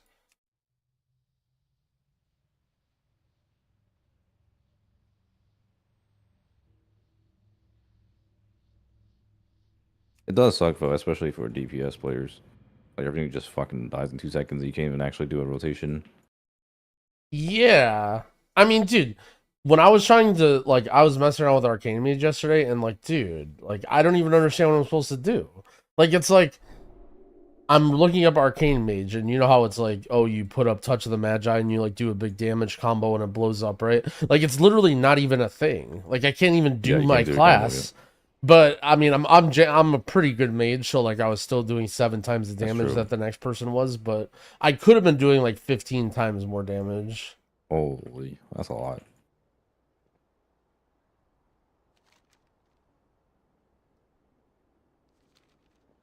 But yeah, and it feels like total dog shit for, well, I mean, I guess it depends on your DPS, right? Like, I bet if you're, like, a demon hunter or whatever, like, some class that has, like, 20, 30-second cooldowns, you probably just fucking destroy everything, and it's great. Yo, Dr. Zex, thank you for the gifted subs, friend. I appreciate it.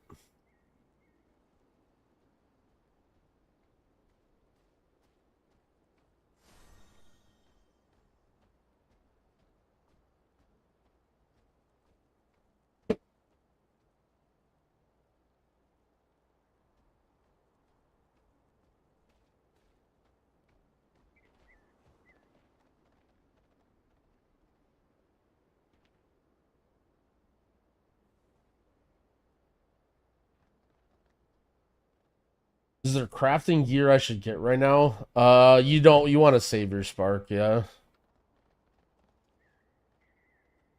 don't want to spend it.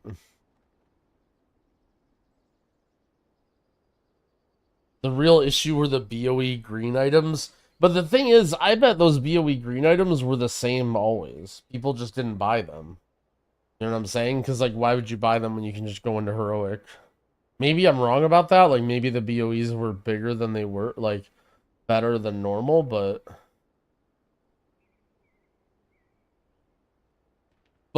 so, well, so, like... I don't know. The thing is, people usually rushed into M0s.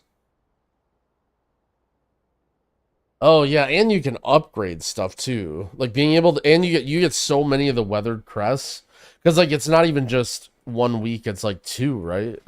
Like you have 2 weeks worth of weathered crests. Like you get so many fucking upgrades. Even people that aren't even spending them, but like I don't know, we're just like so strong. I'm interested to see M0. Like maybe you're right. Maybe M0 actually won't even be that hard. Yeah. I mean, if people are going there with like dog shit item level, there's like 550 and you get absolutely farmed. But right now, the expectation is like everyone should be at least 570.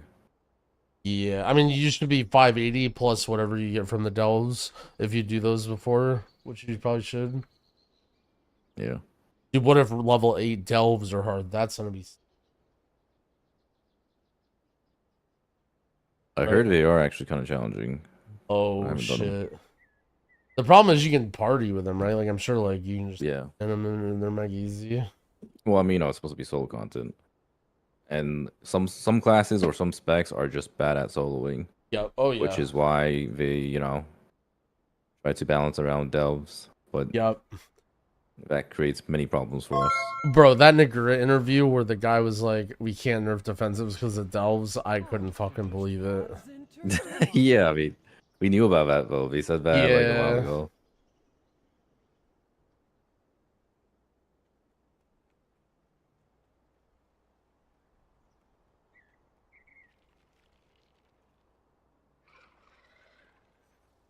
I don't know, the way I've seen it is like it's impossible to balance around solo content or classless content. You shouldn't try to balance it. Just like make aura changes or whatever. Do something more brand instead. Yeah. I think the way I pitched is like, I don't know, make like almost like a hero talent tree or whatever thing. Where, like, if you're a healer or a tank, you get, like, something that gives you more damage. And then if you're, like, a DPS thing, you get a tree that, like, gives you healing. Or even make it, like, a profession, right? Like, back in my day, back when we played Classic, you had to level first aid if you're a warrior and then use bandages. Quinn was pretty right when he was talking about, like, certain classes should excel at certain things. Oh, yeah. He was... Well, I mean, yes and no. Like, it's just not WoW currently. Like... He's mad right in terms of like the way like wanting what a good MMO, but WoW just isn't an MMO. Yeah, that's how the whole that's actually how the whole discussion started. And people were not happy with me saying that. Yeah. I don't know. One thing I think maybe there are a lot more people that like play a lot of different things that like do, you know what I mean, that do interact with like every single system. Whereas we just like play M+ and we do everything else for M+.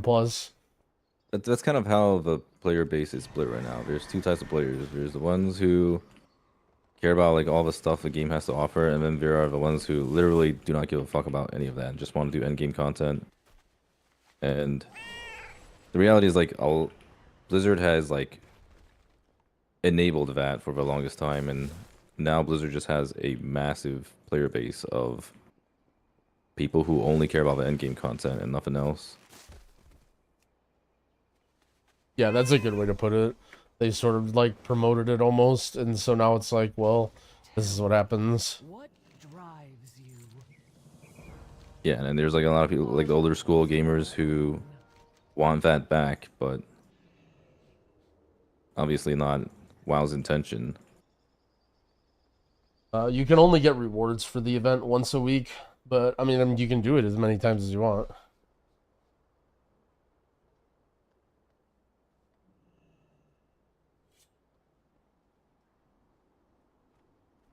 My chat says, but getting rid of leveling would promote that even further. Well, 100%. I'm saying, like we've already gone down this path. It's like... Yep. I don't think WoW should try to be like the in between. Like they've already made a lot of stuff in this game optional. Legion was like probably the last time, maybe BFA was like the last time where you were, you know, like forced to do certain things. Oh shit, Yip M? Now you don't have to interact Yip's with War? 90% of the game, really. Yeah, I mean, anytime they ever create a system that you have to interact with, it just gets massive pushback, right? Where it's like everyone who does, everyone just complains about anything that if they ever put in a game. But I mean, that's almost trending in like Guild Wars direction, Guild Wars 2 or whatever, right? Or like kind of like Final Fantasy, of like, optional. you just do whatever you want and everything's optional. Oh shit, Yips is here. He's on 2 different characters. Oh. What path brought you here? Well, Yeah, all we need now is Booleans. Holy shit. Yeah, I mean, they just need to delete raid loot. Mythic Raid is cosmetic only. I'd rather have that. People get mad when I say that. Really? Yeah. I feel like a lot of people normally support that. No, everyone just says it'll ruin the game and it'll kill every single guild because that's all anyone ever raids for. I mean, it's true though. It is 100% would. It would be like PvP. Like they removed incentives to PvP and now nobody PvPs. Holy. I mean, I don't know if that just means like the content is not good enough to support itself or if it's just too restrictive.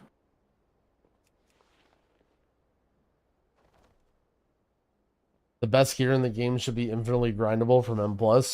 Basically, yeah. Not M+, but like anything. Like, the best gear in the game should be just like clear heroic raid or do M+ or whatever.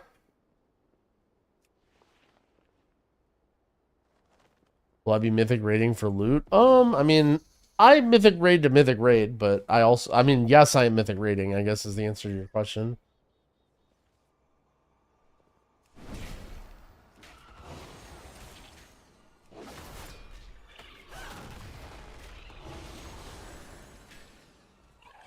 Gross. Yeah, but I mean, the problem is like, well, people who say that generally, like, they like the form of the game where you get the loot from, right?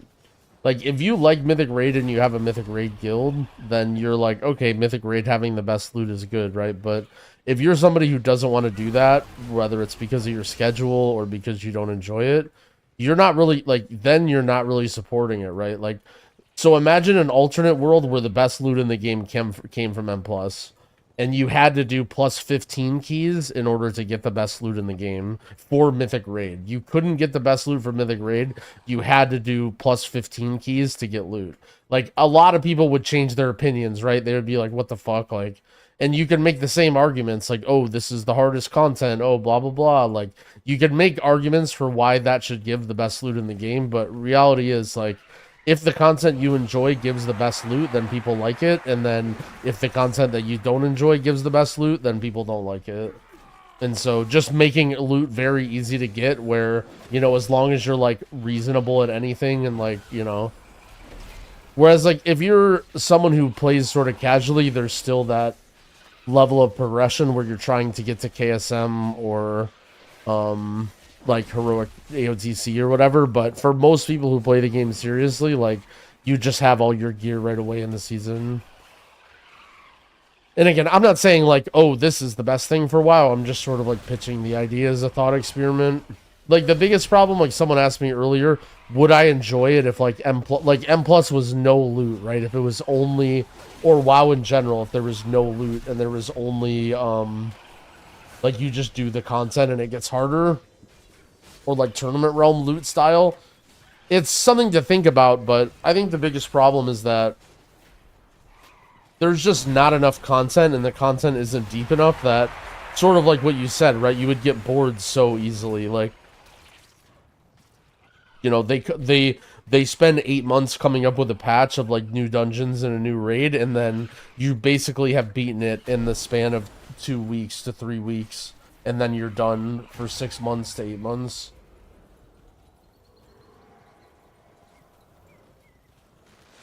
But I think a lot of people don't realize that that's the direction that WoW is trending. Like, you know, to say, like, right now, a lot of people don't realize it because they're raiders and they're like, or they're M+ers that are happy with just having dog shit loot. You know, they're sitting there and they're like, oh, I don't want to PvP, I don't want to have to do this, I don't want to have to do that. But eventually, like, people just will keep complaining about anything that you have to do to get loot. And so eventually that's going to come into, like, Mythic Raid being cosmetic only and not having to do high keys. Or some sort of, like, strange equivalent, right? Because it's going to turn into, like, whatever. Or like, you know, whatever. Maybe it could end up being, it could end up being, like, PvP, for example, where everything is segregated loot. Where, like, you get M+ loot for M+, and you get raid loot for raid or whatever. But that would be... I don't like that change. Fellowship will kind of disprove the loot doesn't matter argument. So my opinion about Fellowship and that sort of idea is, like, I don't know, I think it'll be exactly what you think it'll be, right? Fellowship's gonna come out, it's gonna be fun as fuck, right? You're gonna be, like, doing all these dungeons, you're gonna be learning everything, you're gonna be playing the classes. The way alt and gear worked in Fellowship was really, really smooth, and I really, really liked it. The problem is, like, after 1 or 2 weeks, you're mostly going to be done with what they have to offer, right? Like, they're going to spend months and months and months developing all these dungeons and all these content and all these classes, and then you're going to devour everything in, like, you know, 2 weeks to a month, and then you're not going to want to log into Fellowship anymore. Like, there's not going to be this, you know, it just is what it is. Like, there isn't enough content that they can make to make people keep doing it. And so, like, Fellowship will be fun as hell, but after a month, it'll be like, oh, it's dead or whatever, right? Is there a world boss yet? I don't think so. I think that comes with Heroic Raid. Because I think world boss drops normal raid loot, if I remember.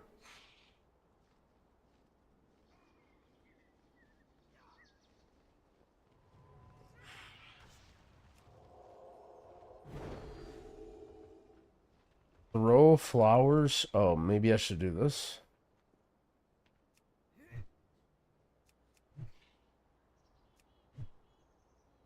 It'll live or die based off its release cadence. Well, I don't know about live or... I mean, this is the thing, right? It's like, okay, the PoE model...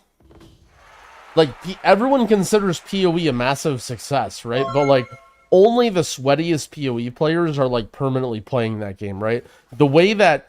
Like, I would say, I guess I don't know PoE, so I'm not going to make up a number, but I'm going to say the way a majority of the people interact with PoE is new season, they play it anywhere from a week to a month, depending on how much they enjoy the season and what's going on in their life, and then they move on and they do something else, and then they don't play it for 6 months or whatever, right?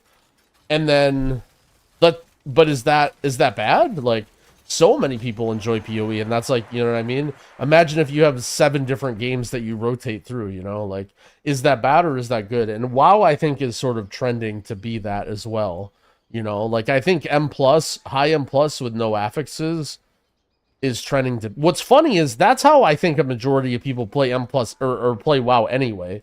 I sort of learned that from the people that were, what was it, the offline TV guys. I mean, granted, they're content creators and they hop from game to game, but, like, that's exactly how they interacted with WoW. Like, they're not WoW players, but they're all gamers, and they take games very seriously. And, dude, those guys were playing a shit ton, but, like, you know, their goal wasn't to do plus 17 keys, you know? Nobody wants to play WoW till the end of the season. I mean, it's true, right? Like, that's just sort of how it is. Like, they played for a month, they leveled a character, maybe they had an alt, and then, you know, they're like, okay, I beat the raid. Maybe they tried a couple mythic bosses, but I don't really think they did, and then they just sort of moved on. And I don't even think that's bad. Like, I think that's fine, but... Like, if you're that degenerate that you want to do high keys and, like, you know, whatever, I mean, they do have MDI and TGP. 3-month WoW seasons. Well, that's the problem, right? Is, like, no game can release content that fast that people can just keep coming back that fast, right? Like, they would have to reuse dungeons so often and, like, honestly reuse, like, you know, raid bosses or whatever.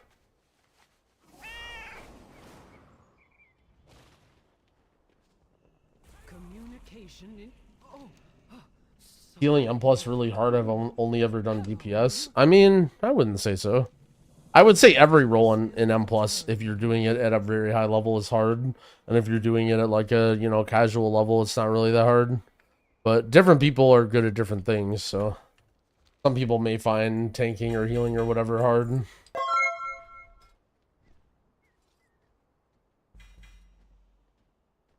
Yo, Aquaman, thank you for the sub. I appreciate it.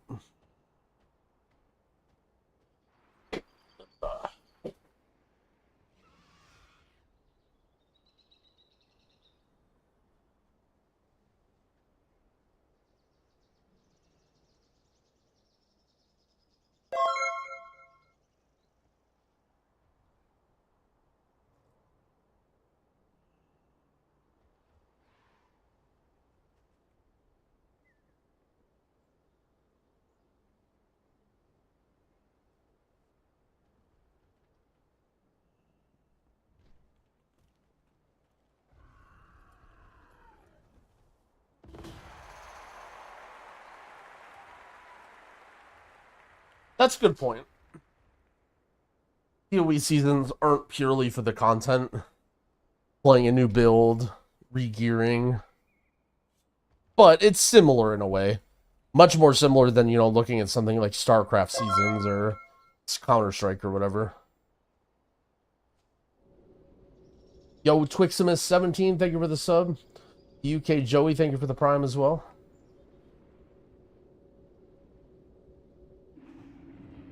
Definitely a good point.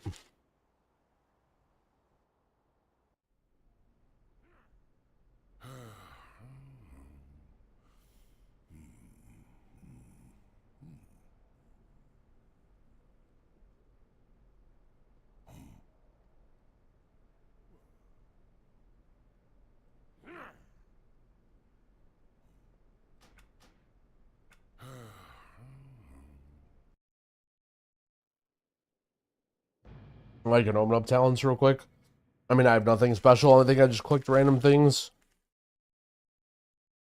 I'm eating a sandwich right now anyway.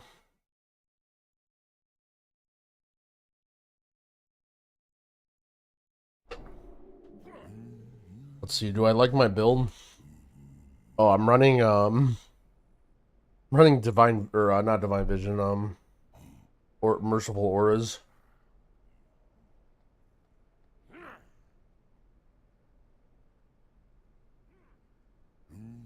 Fuck blessing in summer.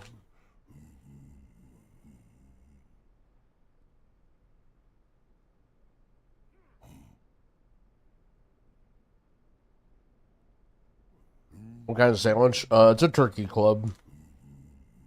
I got a breakfast from a place this morning before I turned on my stream, but it felt weird, like, paying for delivery on, like, not very much food, so I just got a turkey club and I threw it in my fridge.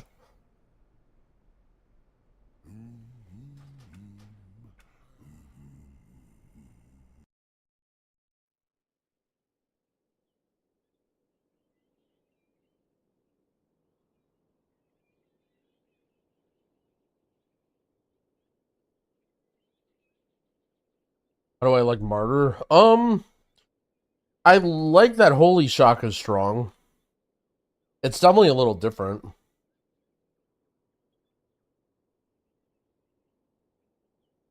What spec for Hunter is best for raids? I have no idea. Not the right person for that. Maybe chat knows. Do you have a favorite comfort food? I love me some pasta. I don't know. I like all food, man. Mashed potatoes.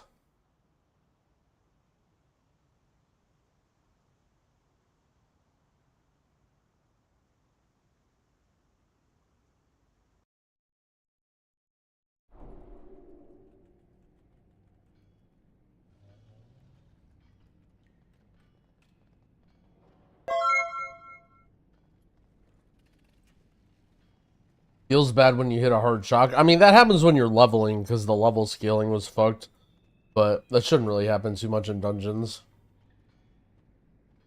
Do I keep my beacon on? Honestly, I've been playing more Virtue lately, but... I mean, if you're not playing Virtue, it's because you need to keep it on the tank. And then... The way Light of the Martyr works and your Mastery, you kind of don't want to have Beacon on yourself. So usually it's like tank, and then if I'm playing Beacon of Faith, put it on like a random range DPS.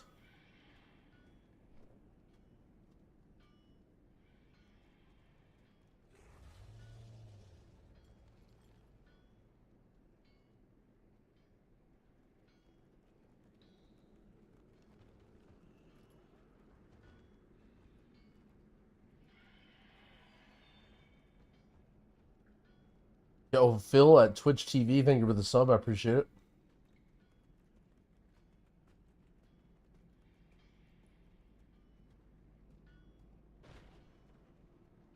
Surprised they let you have that name.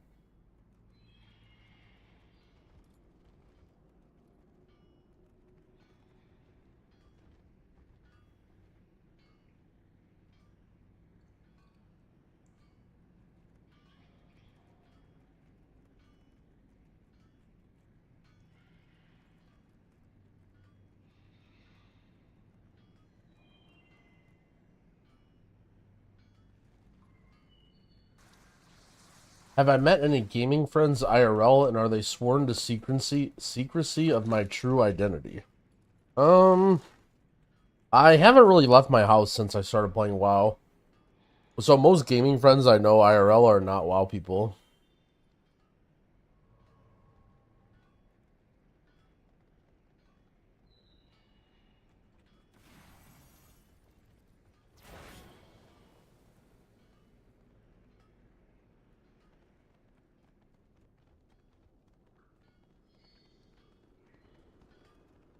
Any tips for a Mistweaver ult? I mean, Mistweaver is about keeping your ancient teachings up, spamming damage, and then if you ever fall behind, use a big cooldown. GG, Shaylan's, Revival, Celestial Conduit, and then your party is safe, and then rinse repeat.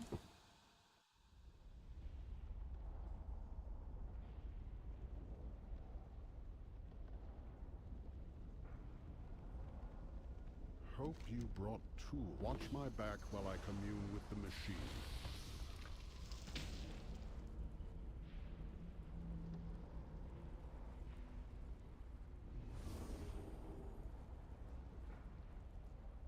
Look at Mr. Streamer Money, got his own house. I mean, it's not my house, it's my roommate's house.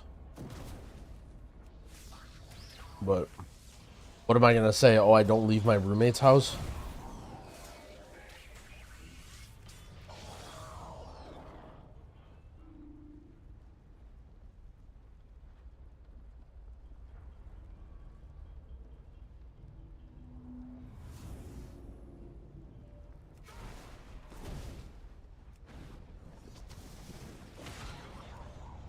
Yeah, resto shamans. Good.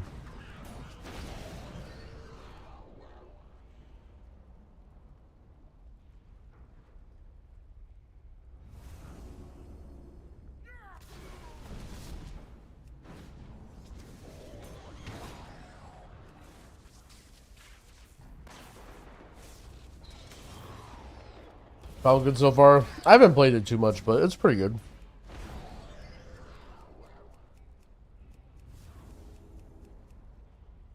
I say Arshama has too many buttons. You certainly have a lot of utility.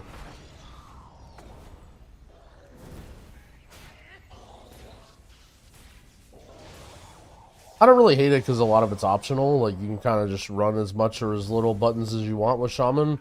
It's not like the rotation is really hard.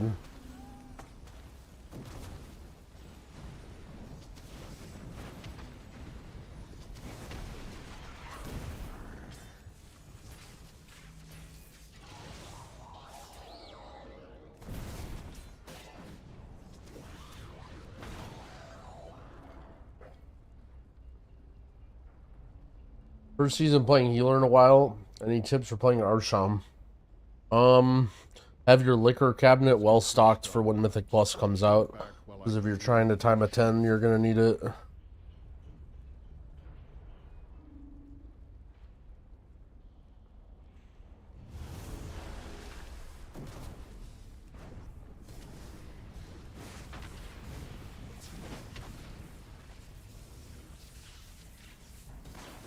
I don't know. Maybe M Plus isn't gonna be as hard as I make it out to be. But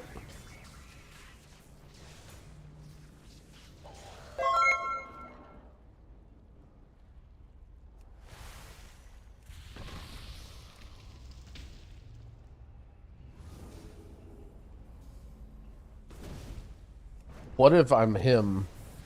I mean, then you're chilling.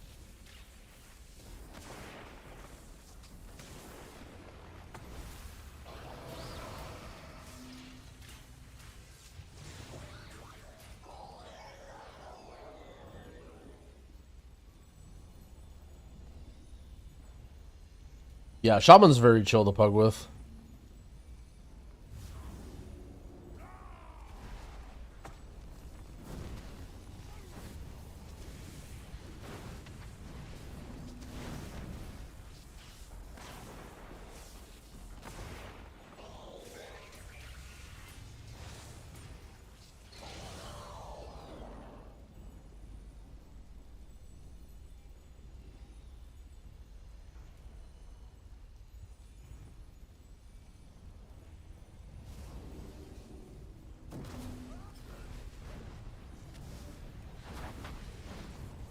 I mean, you could play Totemic. I think Farseer is like a little bit more forgiving and chill, but oh geez, worst boss in M Plus so far. Let me think. I think the first 3 bosses in Stone Vault are kind of cool, but I fucking hate the last boss. The last boss of Stone Vault is up there.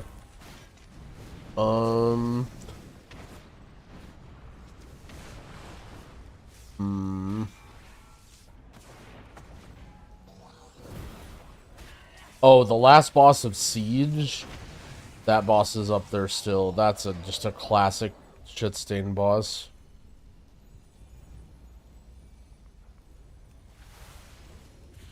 What makes Farseer more chill? Well, Surging Totem, it requires, like, being placed well, and you know what I mean? It uses a lot of mana, like, because, like, Surging actually can be unforgiving if you're using it incorrectly, whereas with Farseer, you're basically just pressing Riptide and pressing Healing Surge, and you just, like, play the red bar game.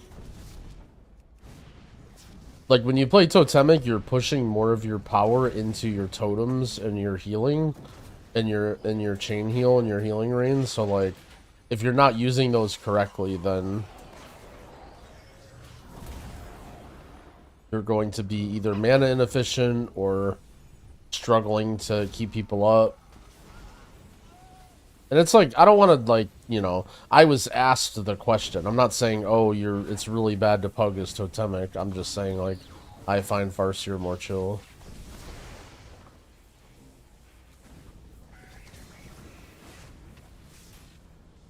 Totemic is also very good.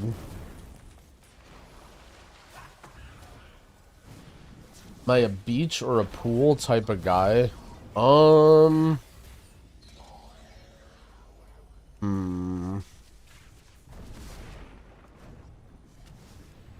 really like swimming and I really like being in the water, but I don't really like doing it around other people or being around other people. Like, I don't know. For me, when I'm like swimming, I like to think. Like, back when I used to live in my parents' house when I was younger, they had a pool in the backyard, and like being able to just like relax and like swim laps and like think and just like, I don't know, it's like meditative in a way. Like being at the beach with like a bunch of people or like being at a pool party isn't really like interesting to me, but like I think being in water is a cool place to think. But I don't know if I'm like being weird. So I don't know if that makes me a pool guy or a beach guy, but Just buy a private beach. Well, I mean, it also depends, right? Like, you know, if you have a house somewhere with, like, out by the water or whatever, like, that might be a private area where, you know, whereas, like, a pool you might think of. It just sort of depends on where you live, I guess. Swimming with no sharks? I mean, just because it's a beach doesn't mean there are sharks.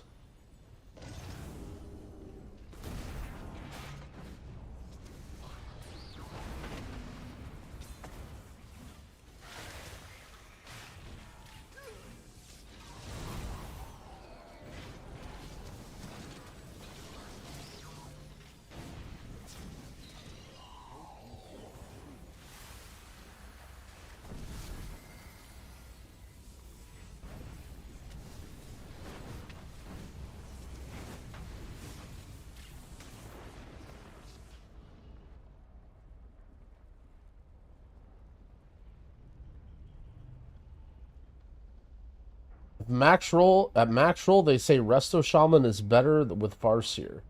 Is it true? Max roll is recommending you play farseer as a build. I think it sort of depends on preference and stuff. The game also, you know, we haven't even started Mythic Plus yet. I don't like your use of the word true. You know, this isn't you know, these are different ways of playing the game, and we're all figuring it out. I think Farseer is good, and I think both talent trees are good.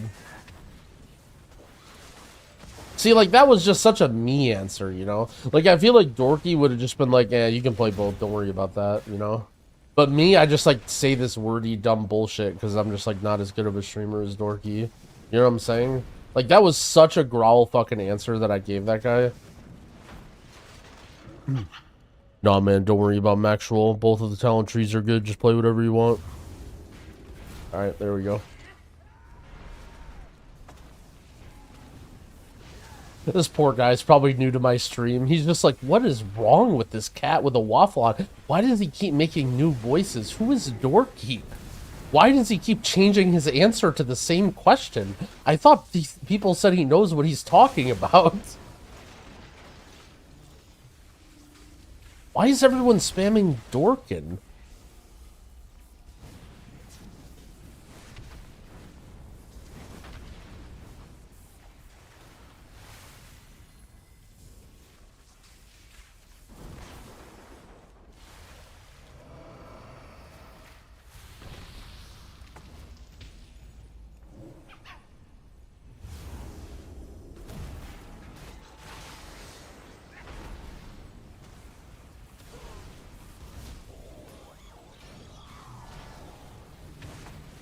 I just realized I have Cloudburst on.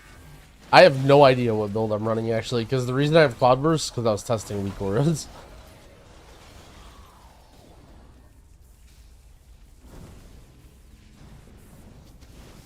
I have not acquired the Mole Arm.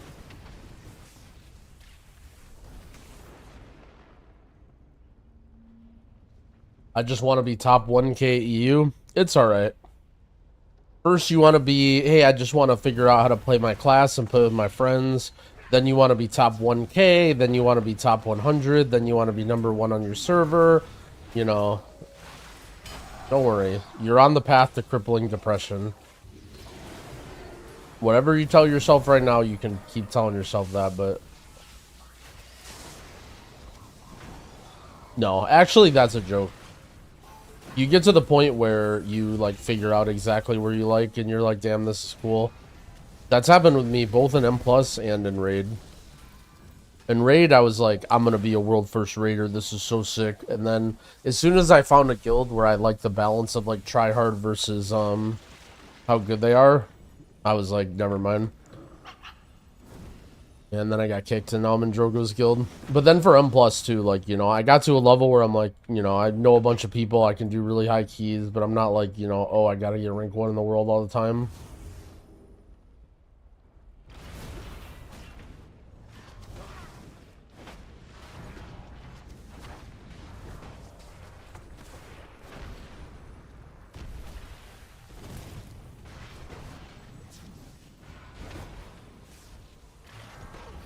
What if M+ Q was like League of Legends? Yeah, I mean, I thought about that. They could do that and it would be really cool, but they would have to just put way too much time into it.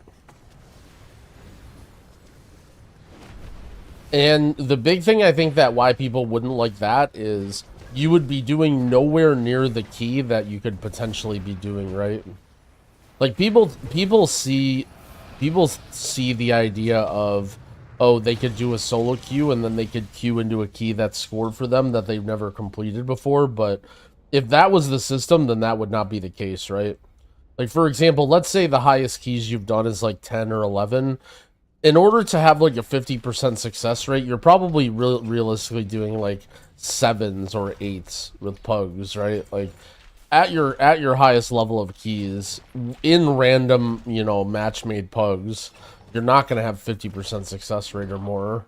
So like it's not like you can just a system where it would just constantly throw you into a score key would be,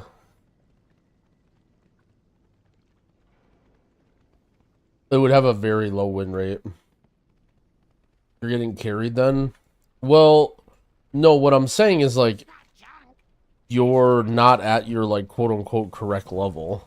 Like if you're doing 10s and you're timing 80% or 90% of your 10s, then chances are you actually could probably do 12s, right? Like you could get, it's not like if you have an 80% success rate in 10s, you can't possibly do an 11.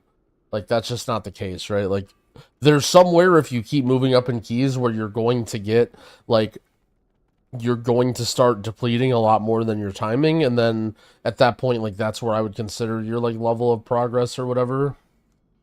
Am I trying to argue that ELO matchmaking doesn't work? No, I'm trying to argue that ELO wouldn't work in the system that people would want for WoW Mythic Plus.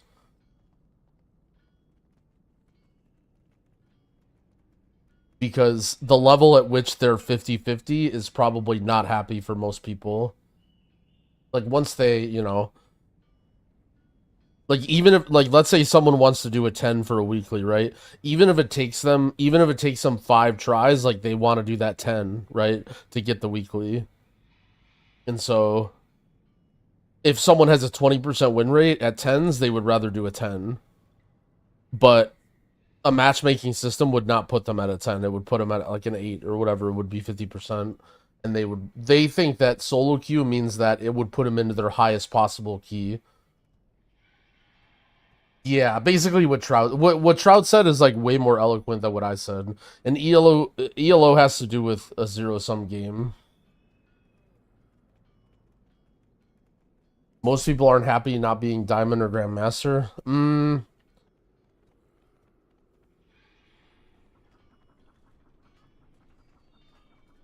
I don't think you're understanding. So let's say you want to do a weekly 10, right? Well, you could go into Group Finder and potentially do a weekly 10 by forming a group and picking the right classes and going in. Or you could solo queue, but your solo queue rating would be at a +8. And you wouldn't be able to do a weekly 10 in solo queue. You wouldn't solo queue. You would just go into Group Finder and form a group and do a 10. Is what I'm saying. Like, I think a lot of people who, like, they cap out at 10s, or that's the highest they go, they think that solo queue would mean, like, they can just press a button and then get into a key that's scored for them. Whereas in reality, like, it wouldn't be about, like, the score system would have to completely change, right? Like, the score system would be ELO, it wouldn't be IO. And IO is different. Like, ELO you can lose, right? Like, people, like, that's a totally different mindset in WoW when it comes to having to lose rating. Like, to be at an 8 and then having to move down to a 7, like, that's just, like, a whole new can of worms that I don't think people are realizing.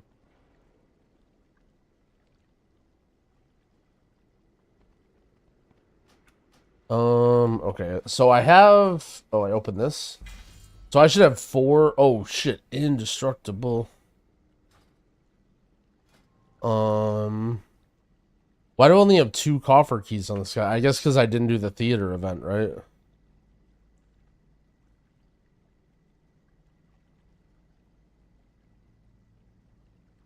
$25 minutes? I don't really want to do that.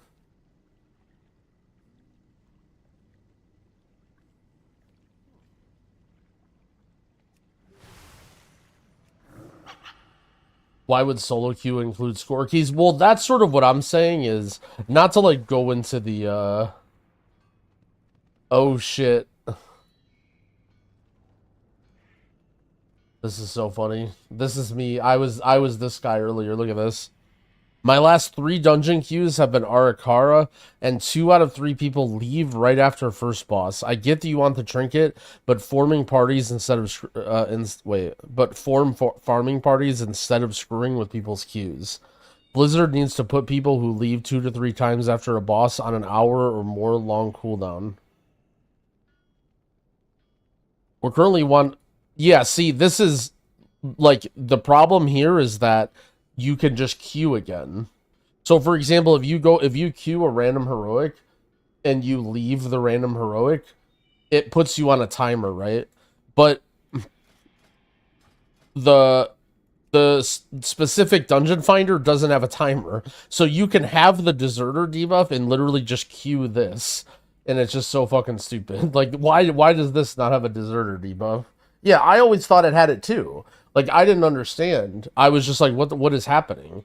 But you can literally just queue whatever you want and then just leave and just re-queue it again. And that's what everybody's doing right now, and it's very annoying. Especially because I'm just going to dumpster them on their damage on Heroic Week anyway, so why are they farming that trinket?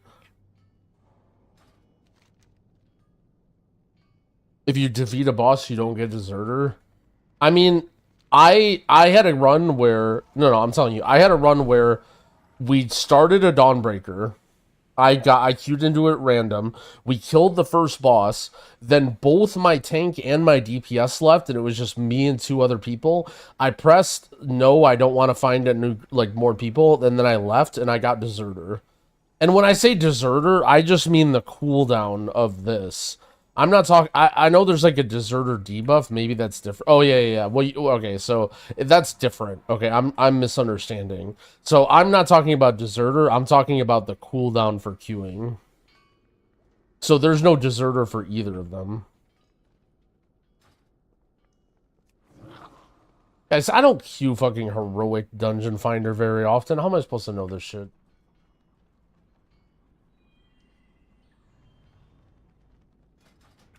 Alright. Here's what we need to do, okay? We just need a little bit of a target dummy sesh, that's all.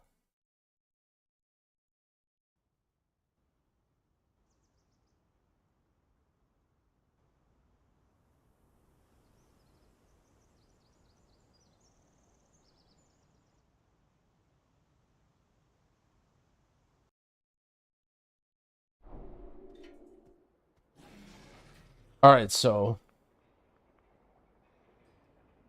we evocate, missiles, surge, touch. Okay, so we touch while surge is midair. Okay, touch or surge touch.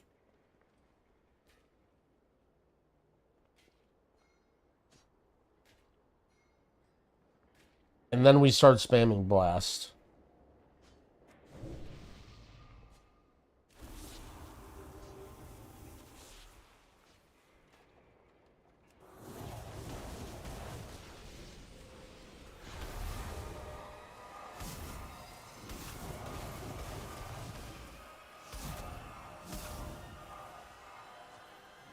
And then...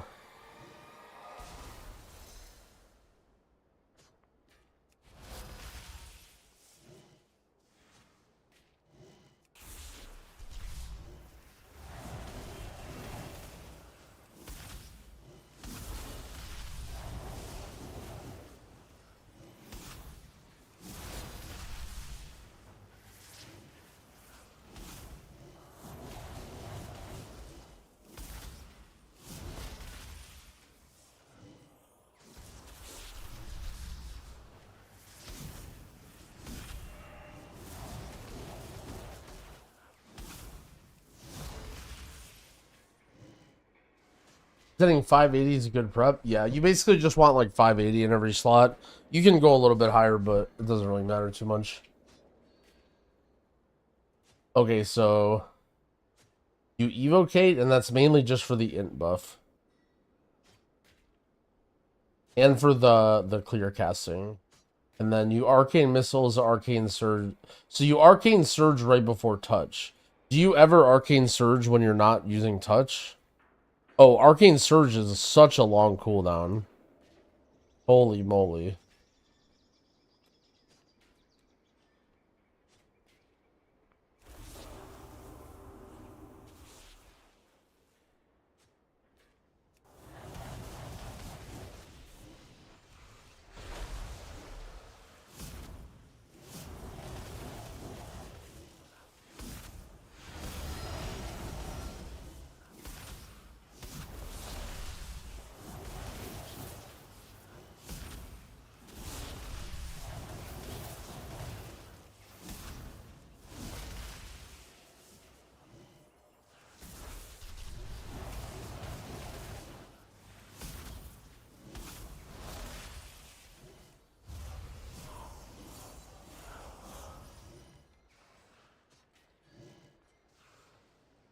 Oh, I didn't touch? What the hell?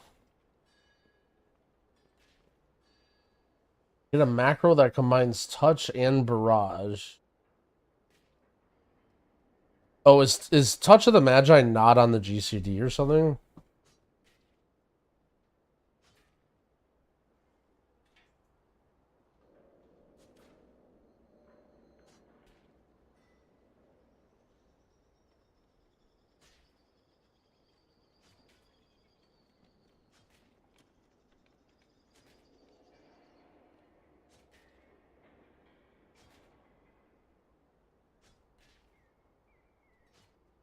Oh, okay.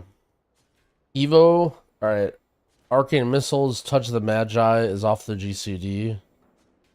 Every Touch of the Magi besides the opening has an Arcane Barrage casted before.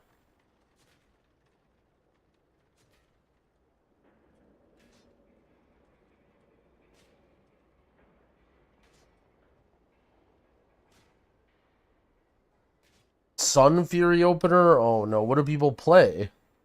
I mean, he is Sun Fury, right? That's like the correct build?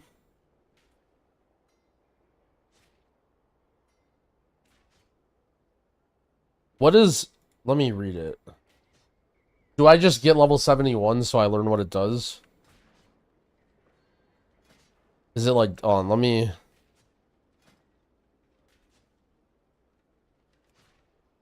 I'm queuing only Arakara. Because Jangbi will find the mole arm.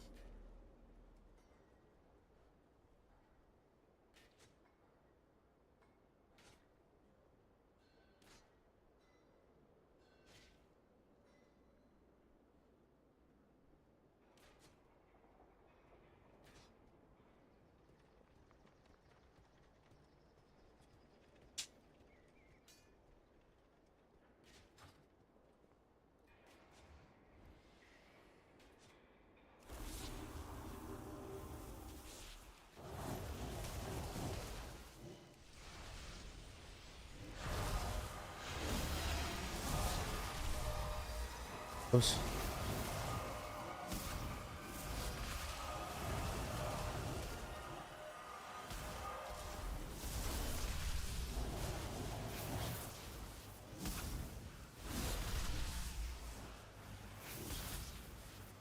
What do I do with... So what do I do in this scenario?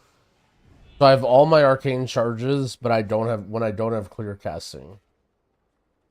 Do I still just spam Arcane Blast? Or do I Arcane Barrage nothing? Saying if I don't have clear casting. I got it like random.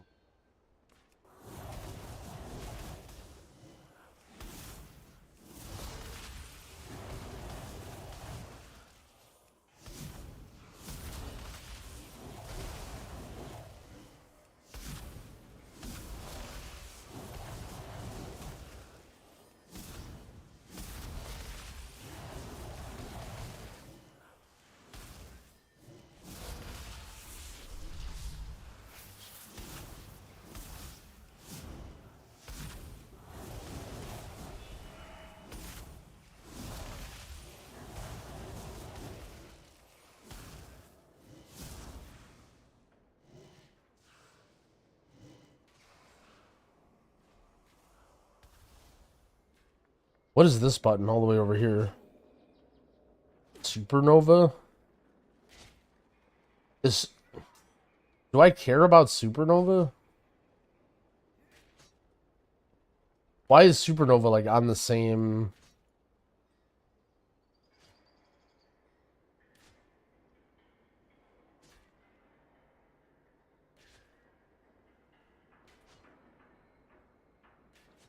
Bars. Rotational mage. Why is Supernova like in the rotational part? Shouldn't I just put it under utility? Oh no, everything is on the rotational part.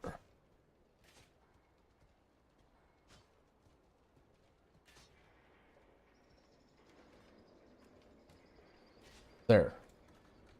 That's better.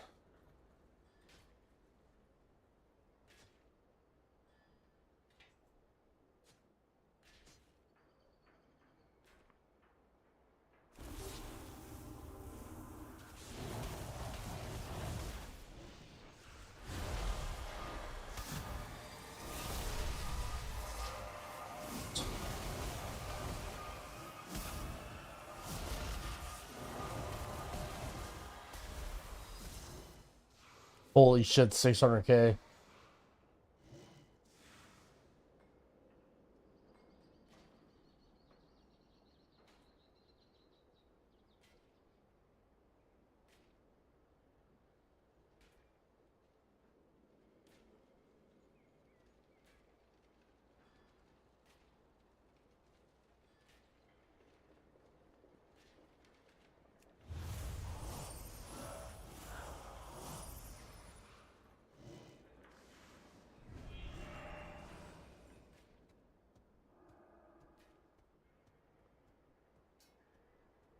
What was that? Why did I get some weird thing above my arcane blast? Or I mean arcane surge.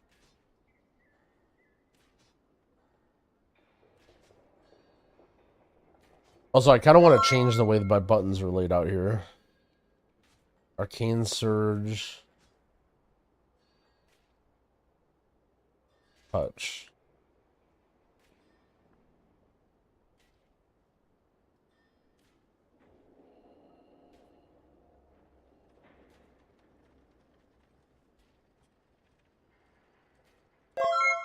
Okay, this is how I want my skills now. Petals is on the follower dungeon mole arm farm. Is he actually? Holy shit.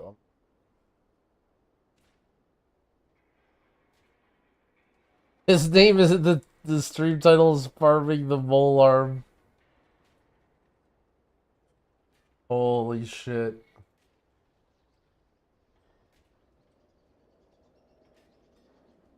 Should I use my spark? No, save it for heroic week. Do I plan on doing a guide for the other 4 dungeons? Nah. I just don't have the time to. Sit on bench, thank you for the prime sub. Alright, so. Evocate. Arcane missiles. Surge. Touch barrage. Or touch blast. Barrage. No, I should have been this. Then this again.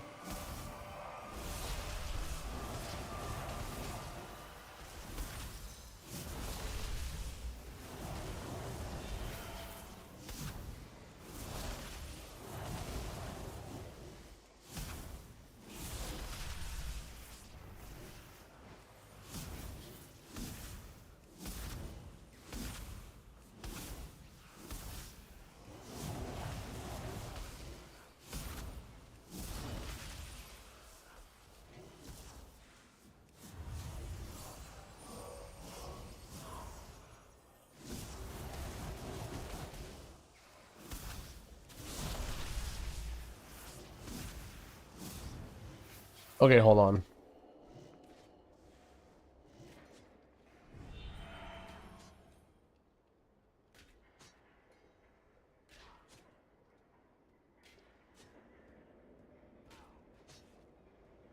Let me change builds just because I know the official Wowhead Delve farming build is good, but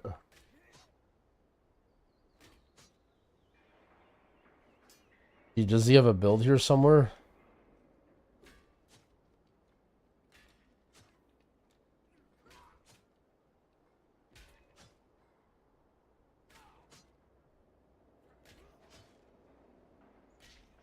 Wait, that was kind of sick. New import. Hopeful. Arcane Mage M+.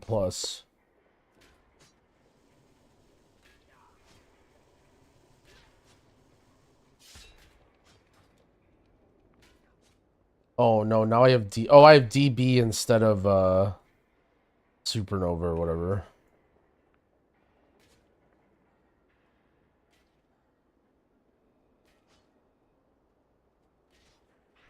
I'm gonna change a little bit here. I'm just trying to think of how I'm like trying to figure out how I want to do my keybind.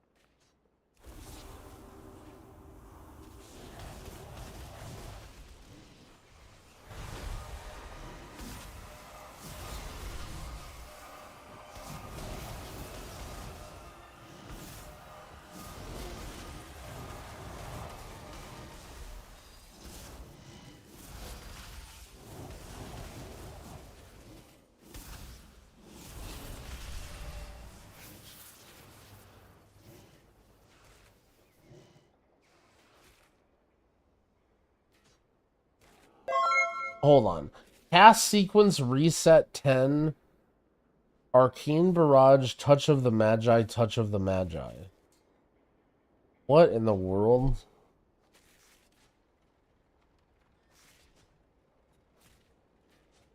Explain that again?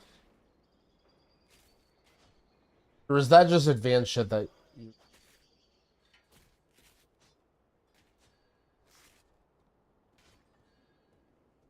Let me just read the stuff more. Am I excited for the race of world first? Oh hell yeah. I mean, I like watching the race. Heroic Week's gonna be fun as shit. The one downside, and again, I'm not trying to be like, oh, what was me streamer stuff. I know people don't care, but it gets real quiet in here around race of world first time. Everybody's watching Max and Gingy, including me sometimes. Yo, Anthony Vo, thank you for the 2 gifted subs. Or Pai, sorry, I don't know which one's your name. My thing is weird. And also, Mad Kink, thank you for the gifted subs.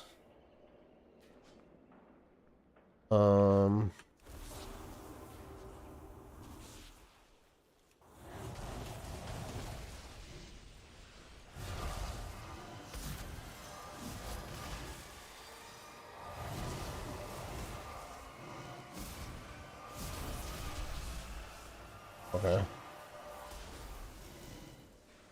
Spell damage. Hold on. So what is the proc I'm getting on my Arcane Surge again?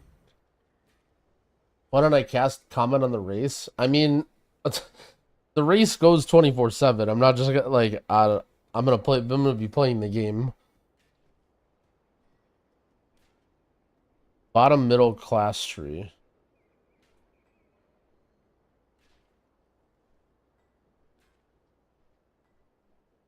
Mid. Oh, this. Oh, do I not care about that? Post streaming perms? Well, I mean, I'm sure I could, but like, I'm gonna be playing the game. I'm not gonna be sitting there watching stuff. It's fucking Mythic Week. I'm gonna be doing keys. I'm gonna be Mythic Raiding first week. Oh hell yeah! Oh yeah, I'm in Drogo's guild, the renowned guild. And I do have GeoGuessr to watch. How bad is it? Any mage specialist? How bad is it to run Inspired Intellect over Time Anomaly?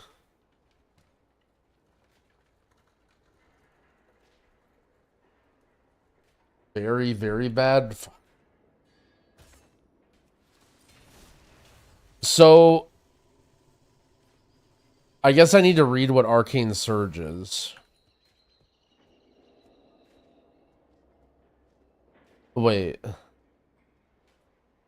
What does this mean when it says you have a chance to gain Arcane Surge?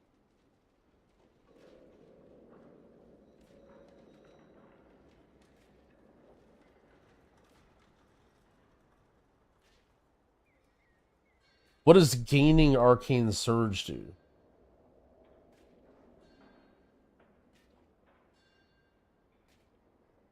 Oh, I see.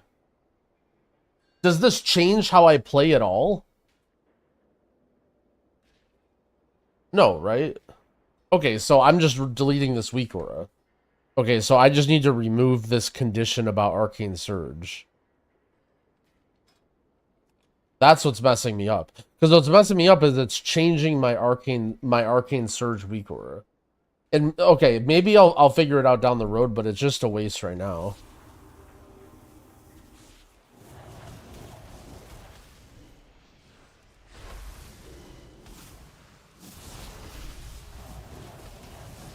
Oh, I didn't touch the Magi again. All right, I've basically mastered Arcane Me.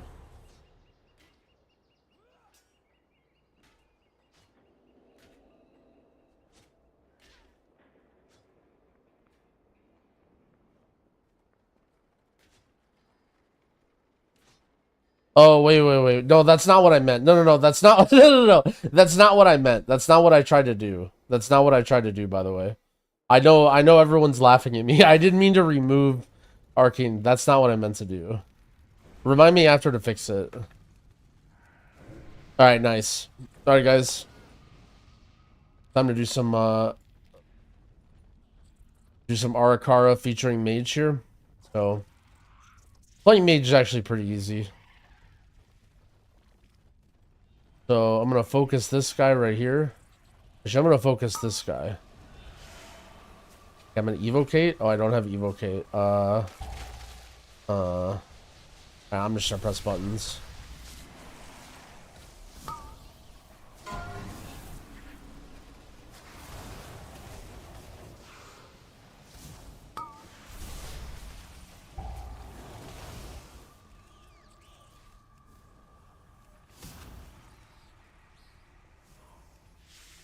Okay, I messed up my opener.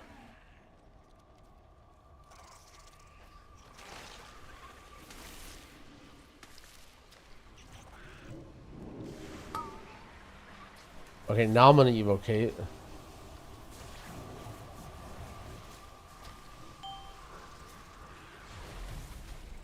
Okay, it's dead, I think.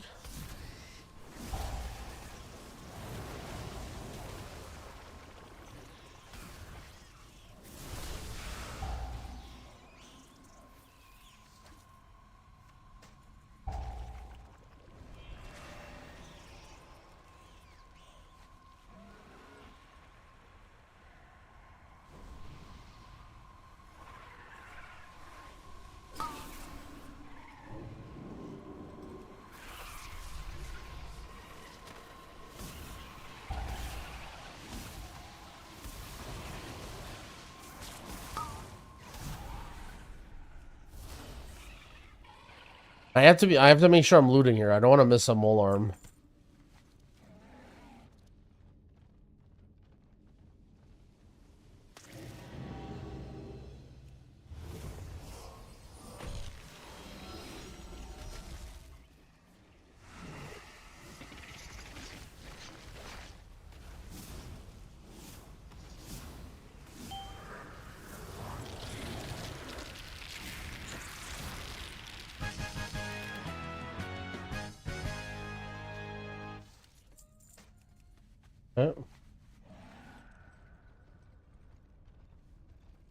Is Holy Pally a good choice? It's pretty solid right now. I'm a fan of hpal. Yo, one funky note. Thank you for the 2 months. I appreciate it.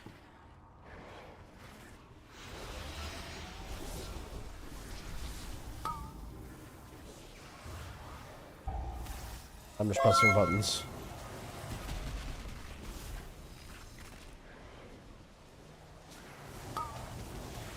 Like, I literally just kill mobs in one spell.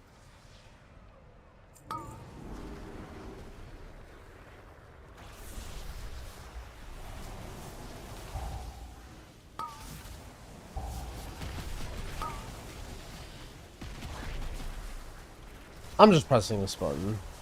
This is way more fun.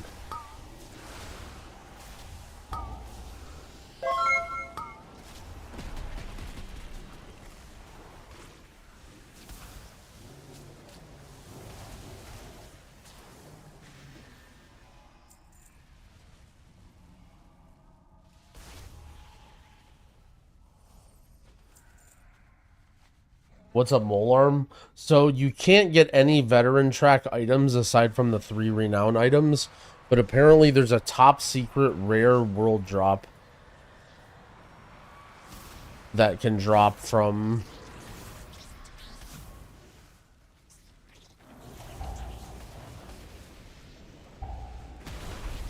dude. I literally can't even do any, like, the mobs actually die in 3 seconds. Like, it's not a matter of like exaggerating and they die pretty quick. The mobs actually die in 3 seconds.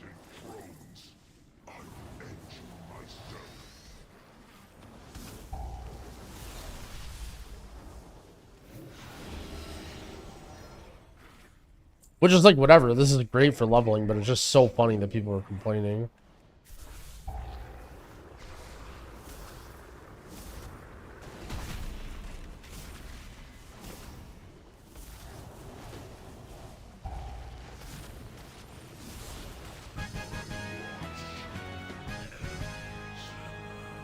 Oh yeah, you get a, okay, so sorry, what I should have said is you can only get renown or veteran stuff from the renown track.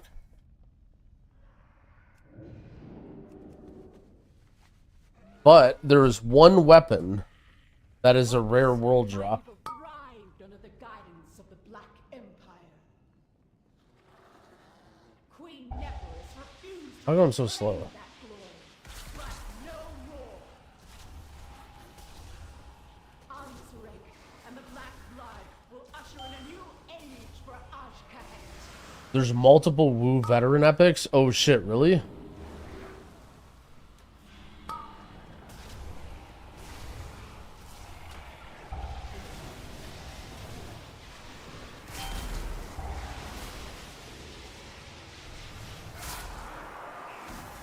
Oh, I pressed touch the Magi on accident.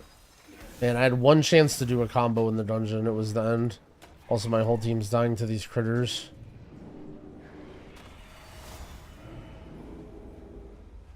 The harvest will prevail.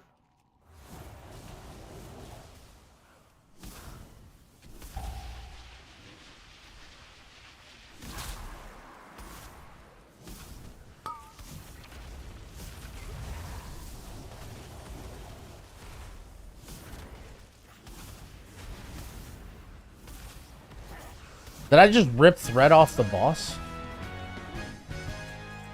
By pressing one button?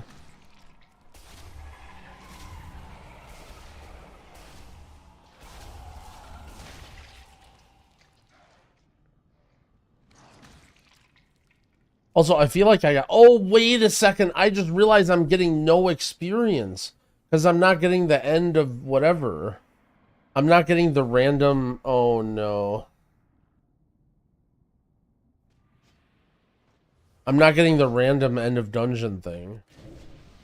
Okay, let me figure this out. So, trigger, aura, arcane phoenix, arcane surge, trigger aura.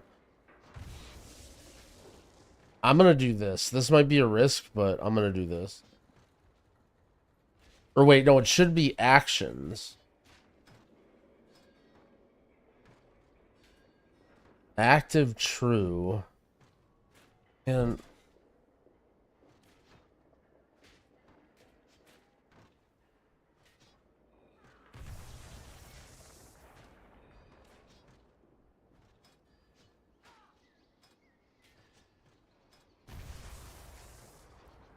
I don't want it to glow ever.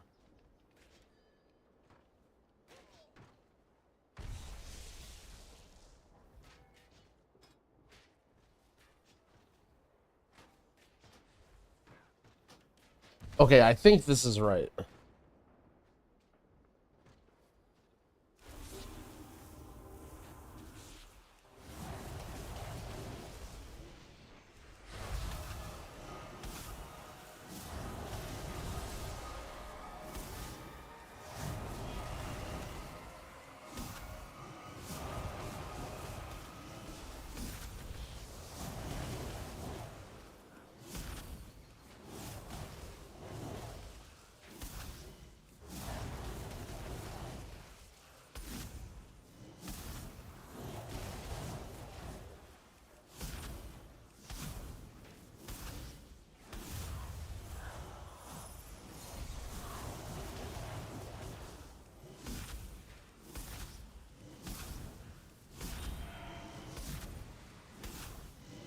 I think it's working, because I think I just got an Arcane Surge proc there.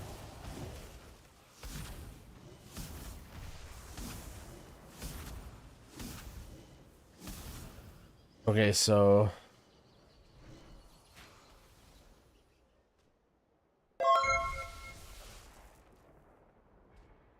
let me get this straight. So I'm basically spamming Arcane Blast if I don't have a Arcane... Well, let's go... now that I feel like I understand a little bit more, now let's go back to this. Let's see.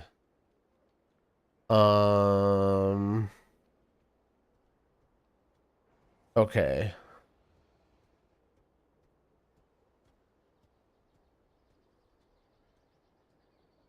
Shifting power after your Arcane Soul expires. That just means your combo, right? Every time you do your touch combo, you shifting power. And that's like the most important thing because all your damage comes from combo, right? Oh, it's okay, so this is a hero talent. Okay, got it.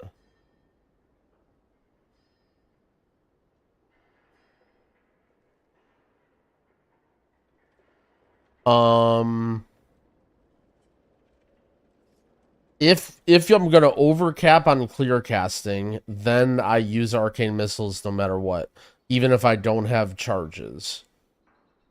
And if I don't have charges, then sending arcane orb is very high priority to get charges back.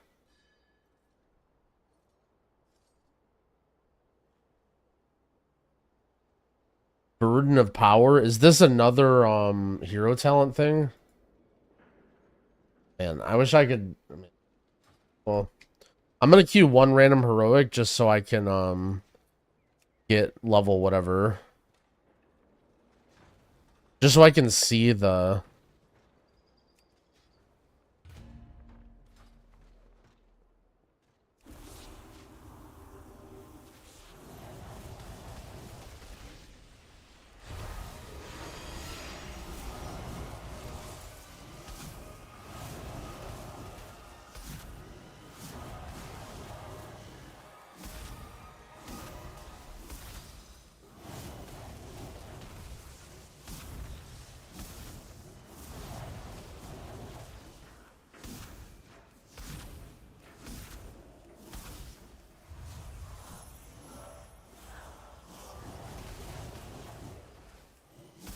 Man, what is this? What? Get out of here, man.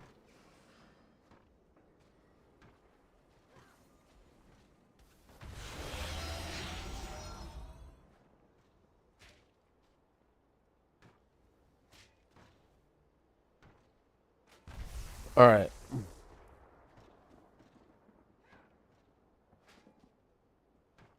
Arcane Blast. This is single Nether Precision.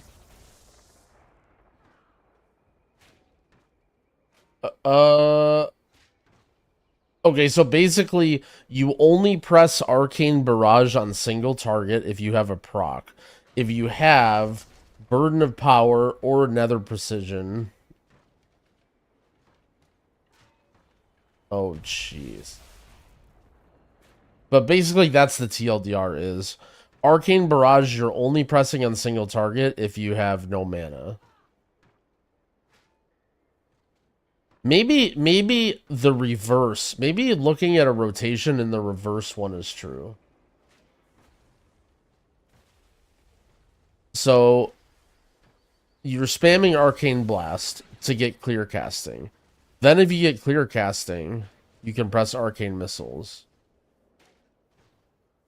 Nether Precision is the buff that you get when you cast Arcane Missiles. So if you press Arcane Missiles, then you press Arcane Blast again. Oh wait, hold on.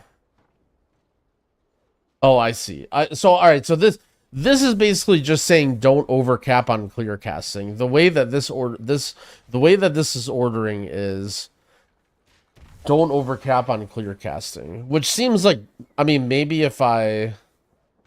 with like Omega stats, you might overcap it, but you're basically not, like, at least from what I've seen, you don't really overcap on clear casting that often. So it's basically don't overcap on clear casting, If you're out of charges, you send Arcane Orb. If you have clear casting, press Arcane Missiles. See. Jangbi Guide to Arcane Mage is much better. One of these days, one of you guys is going to go back and try and learn Arcane Mage, and you're going to get confused, and you're going to find this video, and you're going to be like, oh, this makes sense. Spam Arcane Barrage, okay? And then you use clear casting when you get it. Okay. Only Barrage on... No, not this. Sorry, Blast. They all have the same name. So you're spamming Arcane Blast. When you get a clear casting, you use it.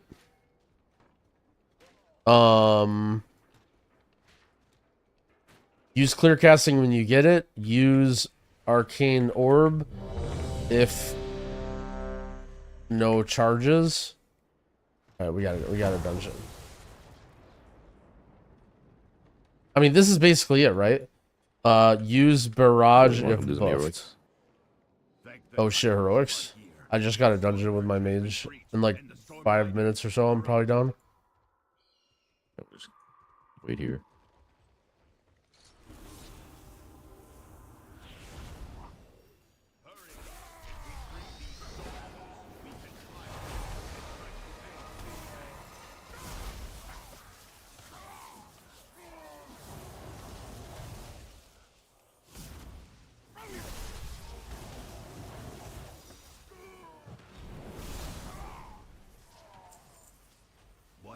While you go to the roosts, I will distract them here. We can link up later.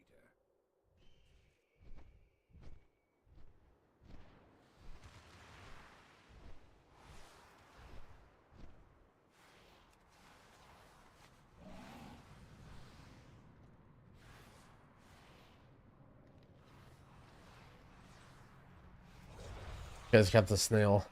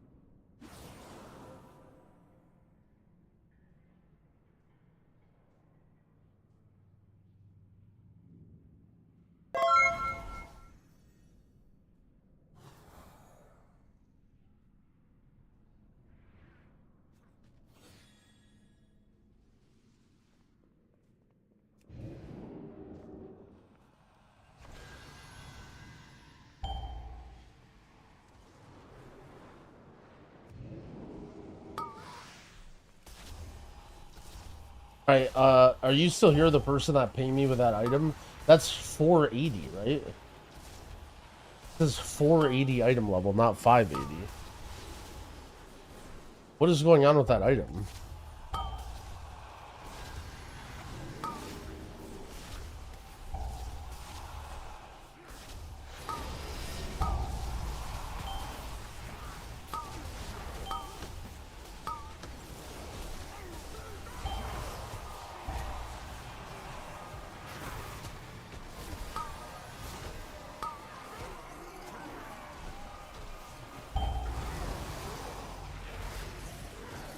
I have no idea what I'm supposed to do on a pole like that, but okay.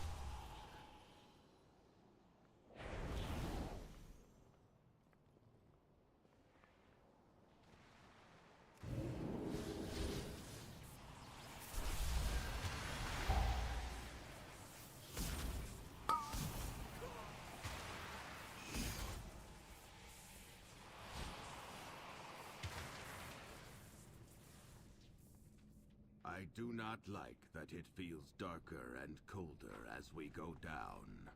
But there are more survivors. What is that? The lift is out. If we want to keep going, we will have to go down the... We have to take it down.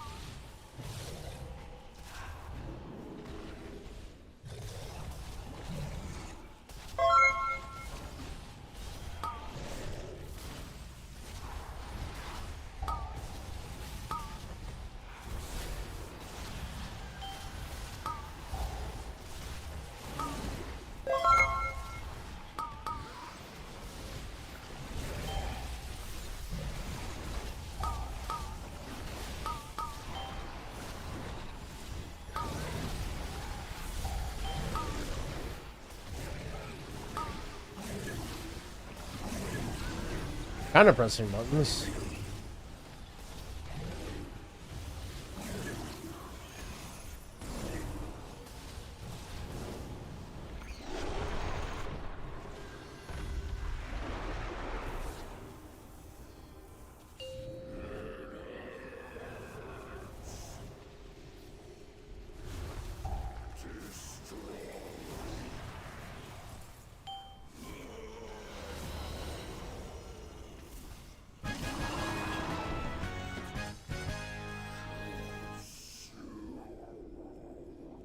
That was good XP. Yo, what up, Dino Cat? All right, now I can at least see my hero talent tree. All right, we made some progress again.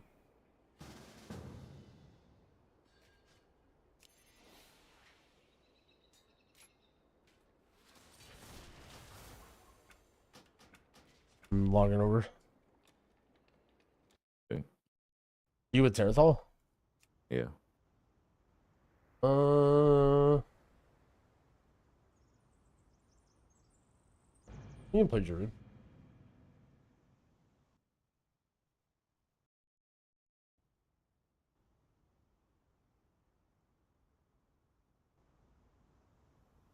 This is absolutely weird. Is this is actually real? What in the I mean, is it veteran from last? Hold on, let me look at where this is from.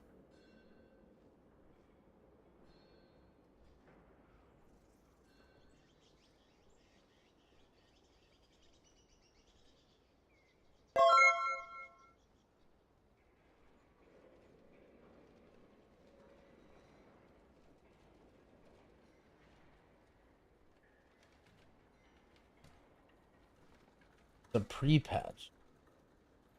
You invite? Yeah, sorry.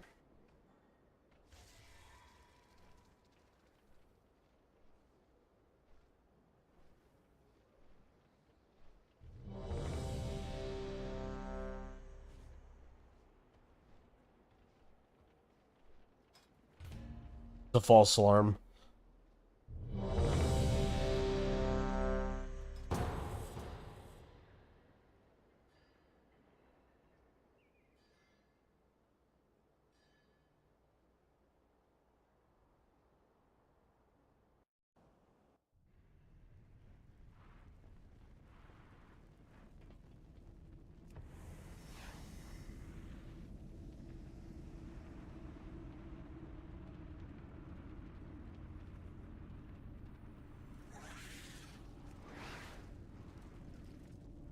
Polish is the speedrun route. Yeah, Zach.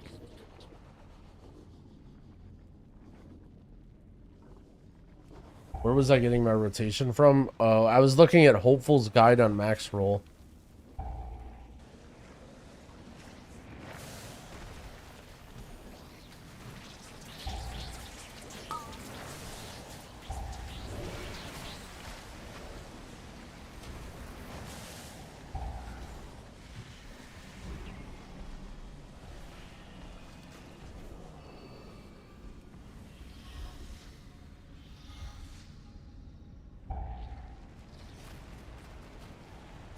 It's a false alarm. I'm pretty sure it's a pre-patch item. It's like something that you got probably right away.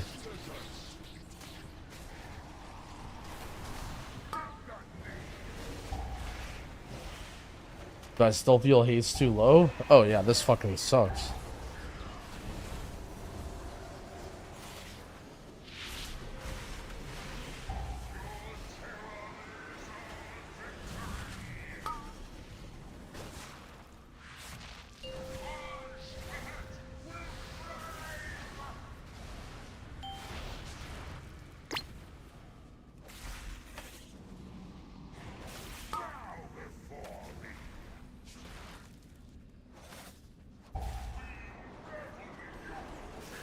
Look, I mean, if you want to huff the resto druid copium, you're welcome to. You're welcome to huff all the druid copium you'd like to. Sorry if I'm speaking poorly about your class, but I'm just giving my opinion. That was a big uppie for me.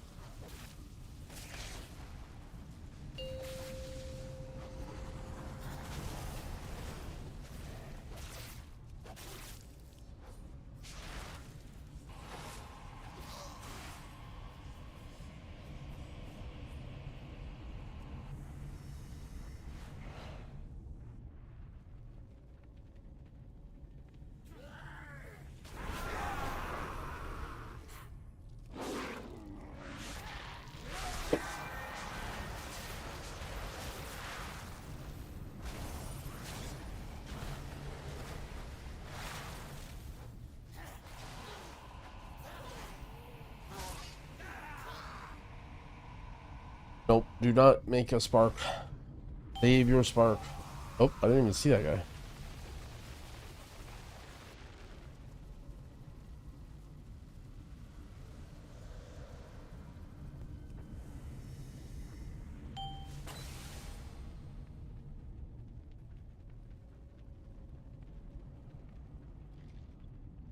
Yo, good night, Mirka. Take it easy.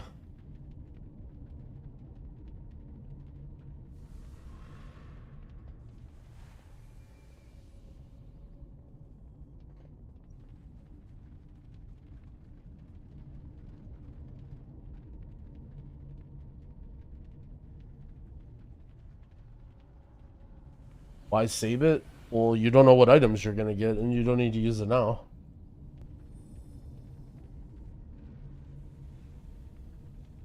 You should hold on to it until you feel like you need the item levels to craft.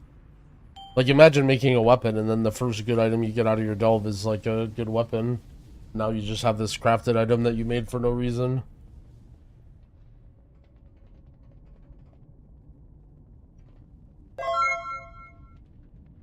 Like, you basically want to hold on to it as long as you can before you need the item level.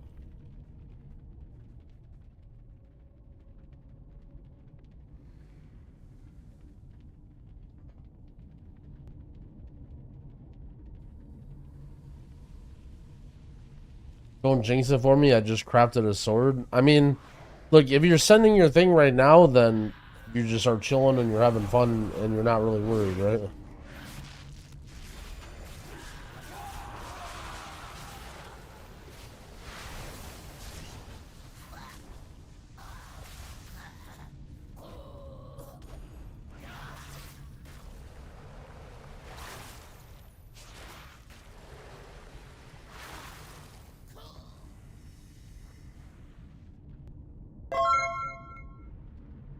Solix Fire, thank you for the sub. I appreciate it.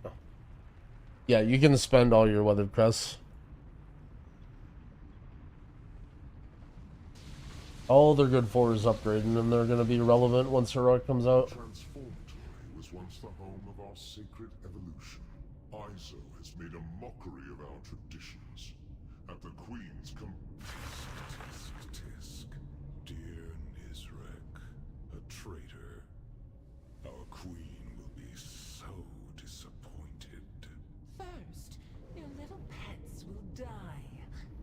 Then we'll make you speak. My turn.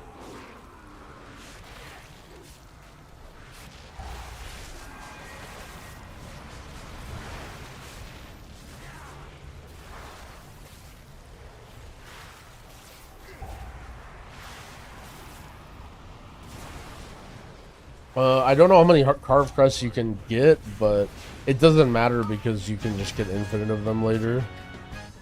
Like it's they're capped or whatever. Would that I could do more to repay you, but this is as far as I go. Like you'll be doing M0s and getting them next week.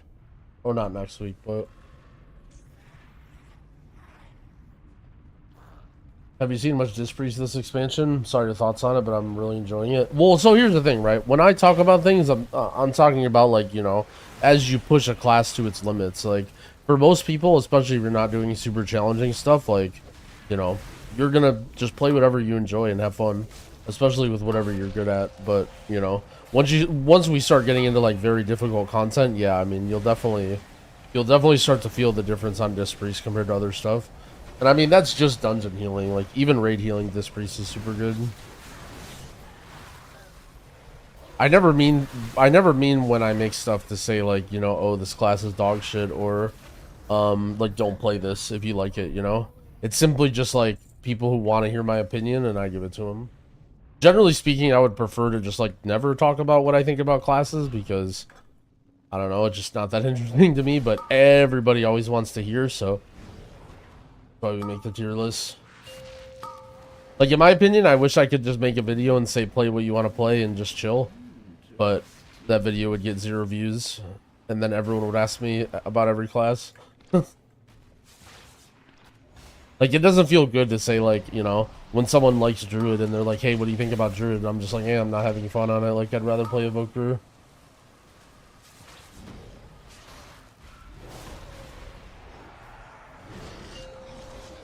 Start playing some druid. Yeah, I mean, druid feels kind of weak in general, at least compared to my Evoker and shaman. I mean, the thing about druid is everything else about it is super good. Like, its damage is good, good raid buff, good utility, like, everything about druid's good, except for, like, its healing is just weak. So, I don't know.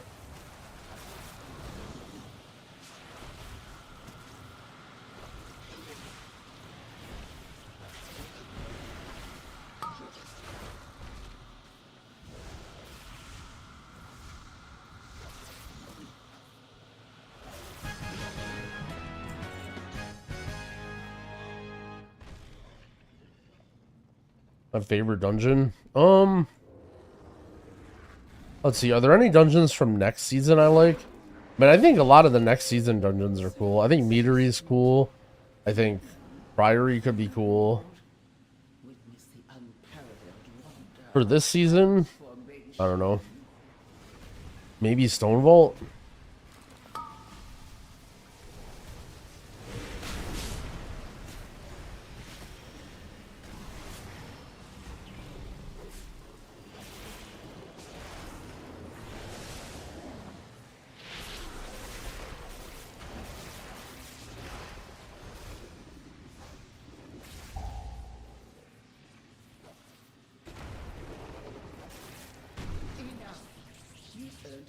In my collection, let me usher you in. Witness the glory of our Extra use for the group frame. It's called Plater Background 2.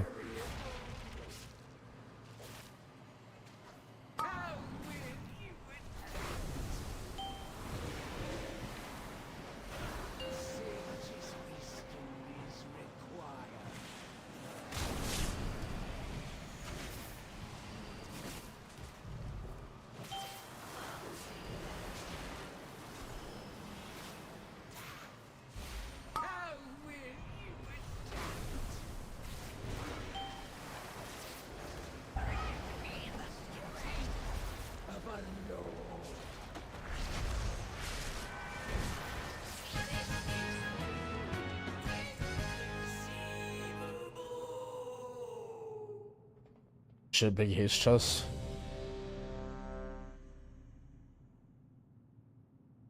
Weapon it, fucker, dude. Does he want it? Oh shit. Indestructible? Let's go.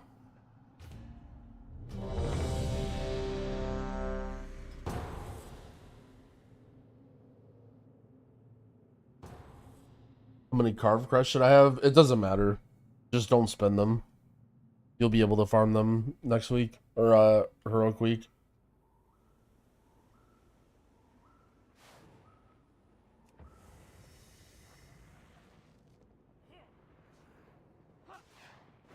What do I think about the pheromone trinket? I actually don't know anything about it, but I've heard it sucks. And it's not good. You only really want to get it for item level.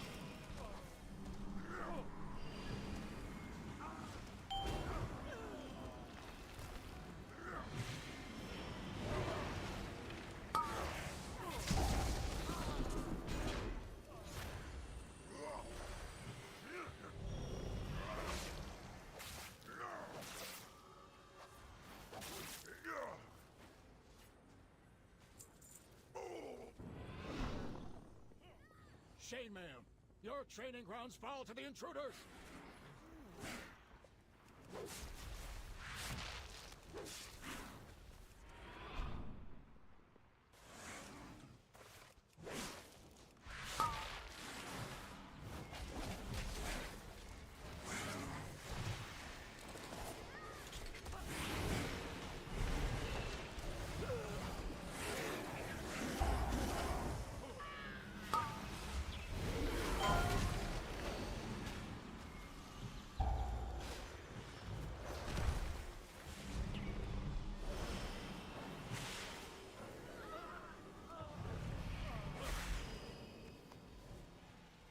Ours is the true path for the Arathi.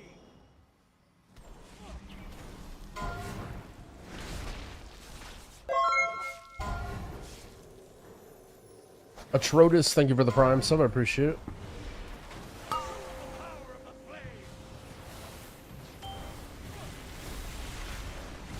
Holy fuck. Oh my god.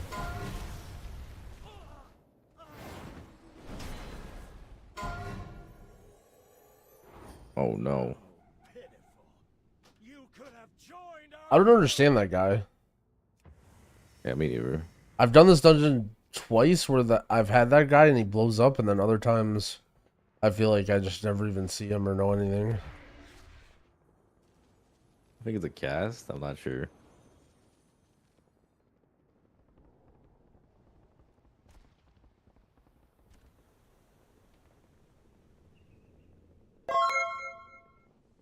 Oh shit, all of them are spawning? Yeah, maybe we have to kick the mini boss. Or Captain Dalcry. Ours is the true path for the Arathi. I think you might have to like burst it down. Like, cause it's Omega damage buffed, right? Because we haven't killed the other side. Yeah. They kill Ember. I think that's the difference, is like you just have to kill it really fast for it casts this. Well, I think this battle, what does it do? Let's see. Yeah, the enrage. So this guy's doing 50%. Oh, I can suit that on him. Okay. Okay, so that's probably that combined with. That makes sense. Them being buffed. Big Zoom, thank you for the prime.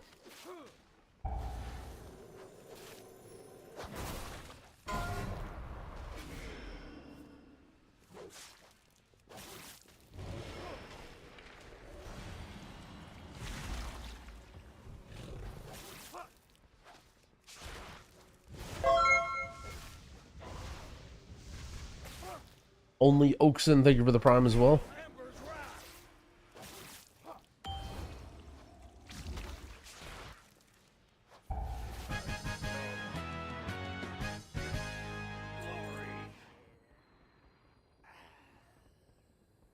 The Arcane Guide. Honestly, I would make... I'm starting to understand Arcane.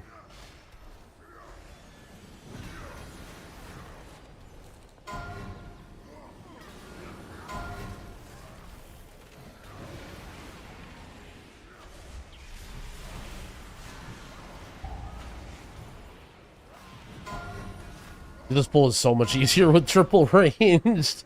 All of a sudden, no one's taking any damage. Destroy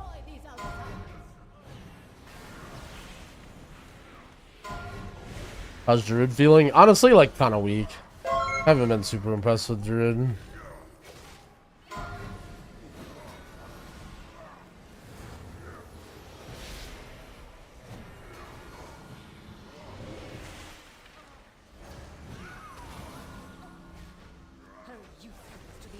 Arcane's so much fun. I mean, maybe when I get into harder dungeons, but dude, like, I'm doing these leveling dungeons on my Arcane Mage, and mobs just die in 3 spells.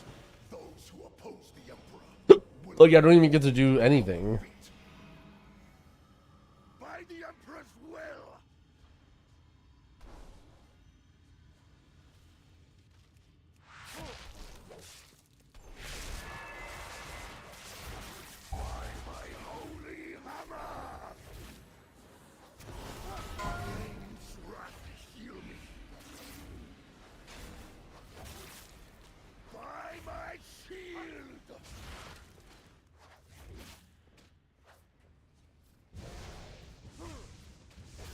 The cathedral is just like the mobs are so close together, and there's tons of ranged mobs that as soon as you like start pulling some stuff, just everything pulls. But yeah, this, well, I mean, the consecrate damage or whatever seems like insanely overtuned. If you have a bunch of melee, it just does so much damage. Prez hard to learn? No, I'd say medium. I don't think it's that hard. It's just a little unforgiving. I'm working on a guide right now, and by working on a guide, I mean I'm waiting for my video editor to stop playing WoW.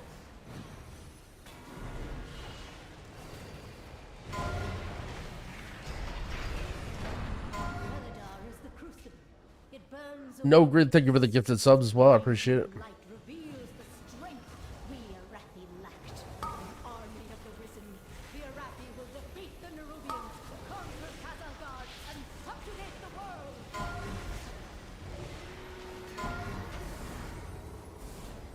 Surely Trank will save us.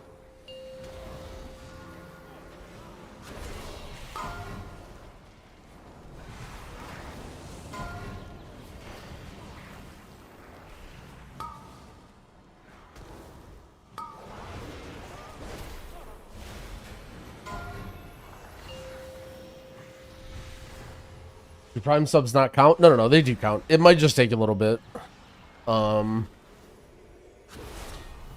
You might be able to connect and reconnect to make it go faster. Also, while you wait, definitely join my Discord and check out the FAQ for the pack.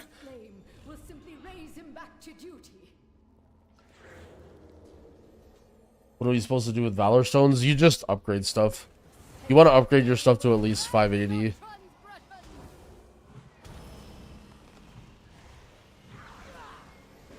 And Valor Stones are infinitely farmable, so you can, you know, you can just keep spending them as you see fit.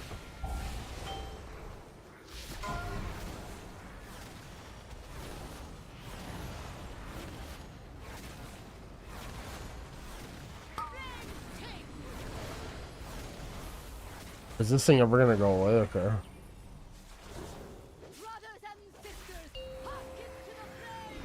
Why do we save Weathered Crests? You don't.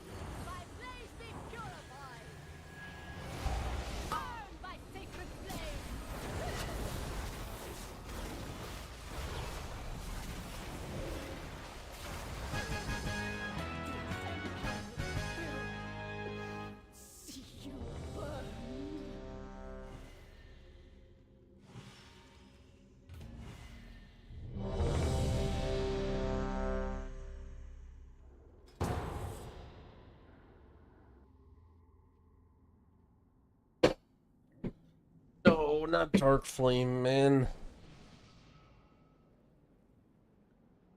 WoW without add-ons. Well, at the end of the day, I'm just fighting against computers anyway. So what does it matter if I use add-ons or not?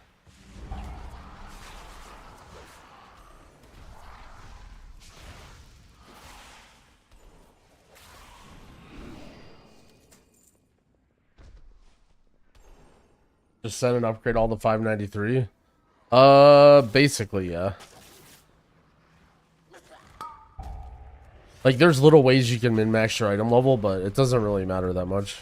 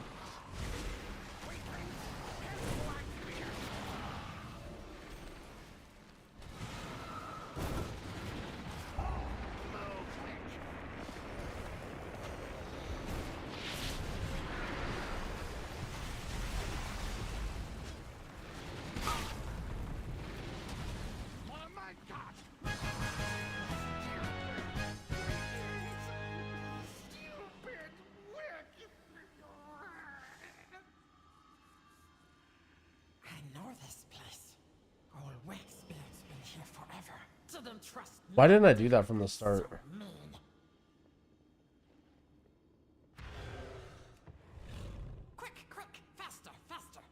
Yo, no problem, Diabathor. Thanks for choosing here to hang out.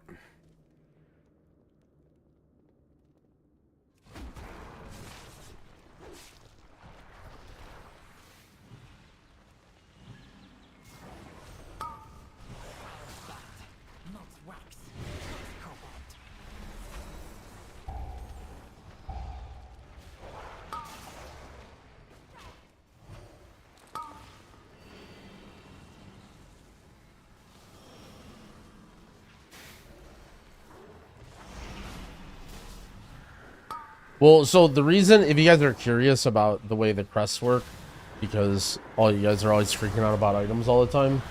So here's what you need to know about crests right now, okay? So weathered crests are the lowest level, and they can only be used to upgrade stuff from whatever to 593, right? You upgrade from 580 to 593, that's what weathered crests do. But once the heroic raid opens, and once like that spot, all the items that you get from M0, from higher delves, and from normal and heroic raid are all higher than 593. So you can't actually even use them on anything that drops from here on out. The only things that you use them for is for 580 pieces to get to 593. So the weathered crests are only good for basically gearing up until what you get later, right? There's no point in saving stuff from then, right? So then after that is carved crests, which is like 593 to like what, 606, I think. And it's not super important that you really save carved crests either. However,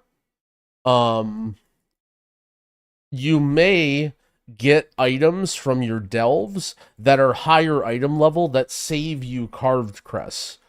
So for example, let's say you get let's say you have a 593 piece now, you spent your weathered, and then you're like, okay, do I spend carved? If you upgrade that 593 piece to 600 item level, let's say, then you go into your delve on the first day, you can get a 600 item level piece of that you just upgraded, and you just wasted like so many carved crests or whatever, and you can't farm those back. It's not a huge deal, right? Because we're only talking about very small item level differences of things that you replace, but there is potential that you spend carved crests on something that you replace. So basically what you're going to do with carved crests is get your delve gear, and then once you know what you're getting from your delves and your raid early, you sort of decide what to send your carved crests on. And then likewise with crafting, so that's your crests, right? Likewise with crafting, you want to hold, like, crafting will basically be whenever you spend your item with your spark, that'll be like a reasonable item level boost to any one specific piece, right? Whether it's chest, weapon, whatever.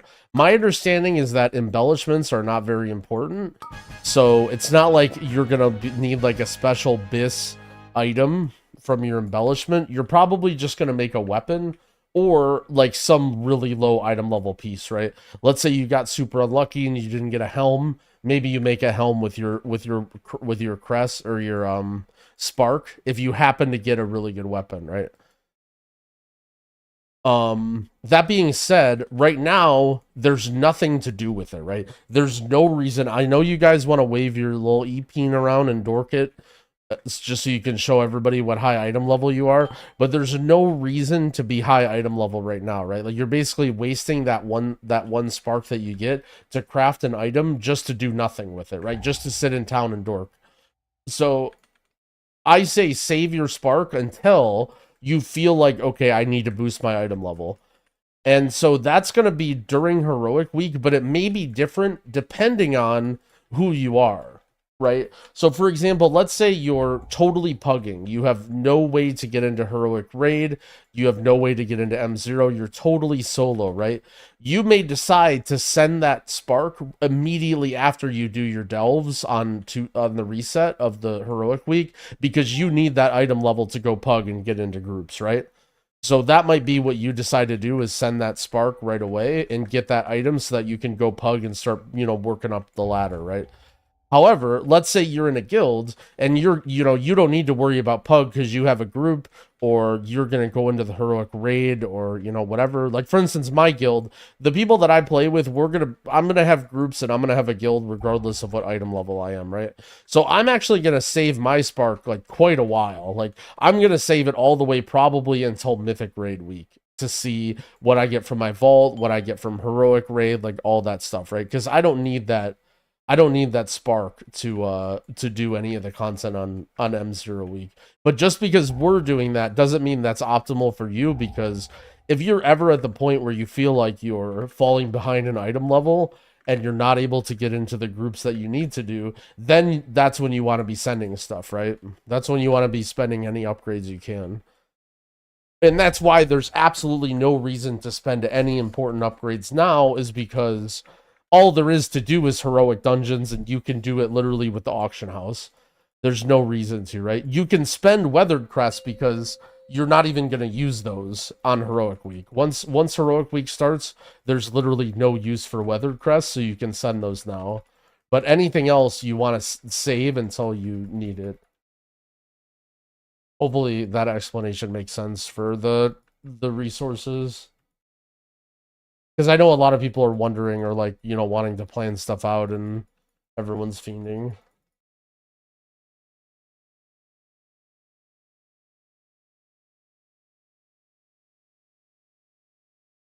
Dude, I had some guy get 19.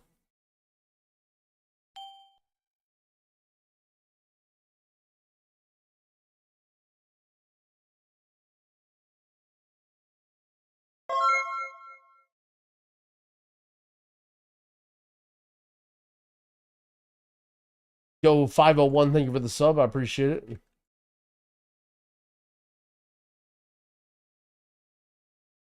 Feels like poker strats. Yeah, we're doing the game theory optimal crest spending.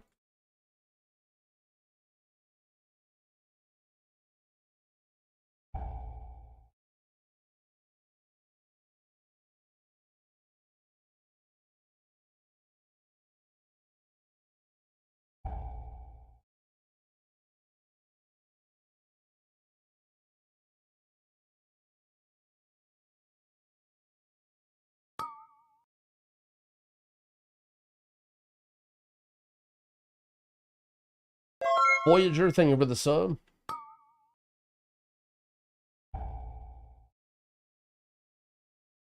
Oh, look who it is. It's Vinzod showing up with the 20 gifted subs.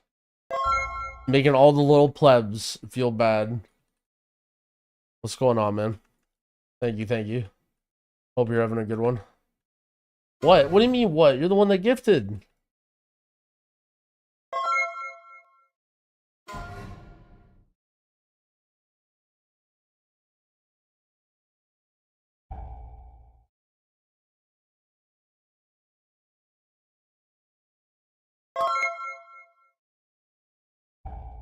Made some BLTs. Oh shit.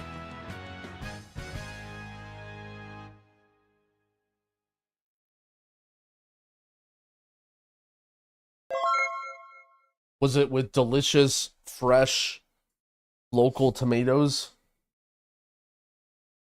Or just some shit from the store?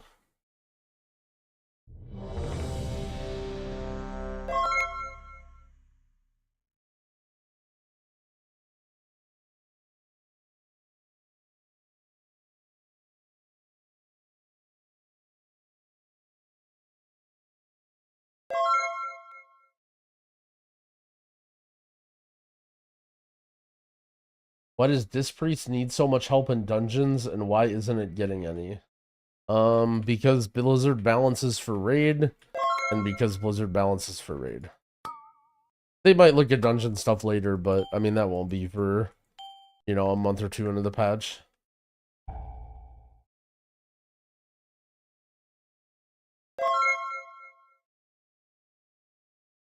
Fresh bread, all the fixins. Hell yeah, that sounds good.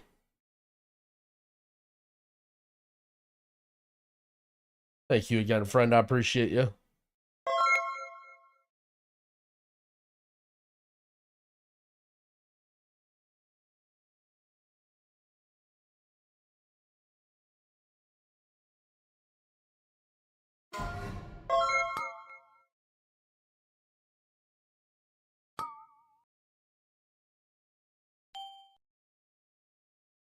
Oh shit, it's crack. What's going on?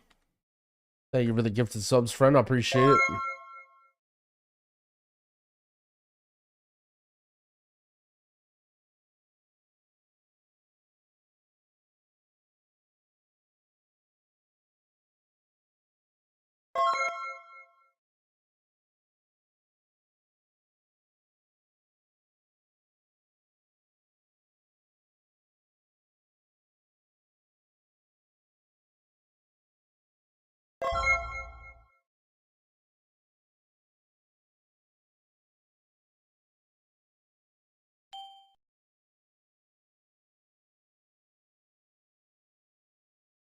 Blizzard scam me with Watcher of the Huntress? Oh shit. Goddamn Blizzard. I was actually talking to Ian the other day. He said that he actually did it for everybody but you. He purposefully scammed you and didn't give it to you. It almost went to your account, but then he's like, nah.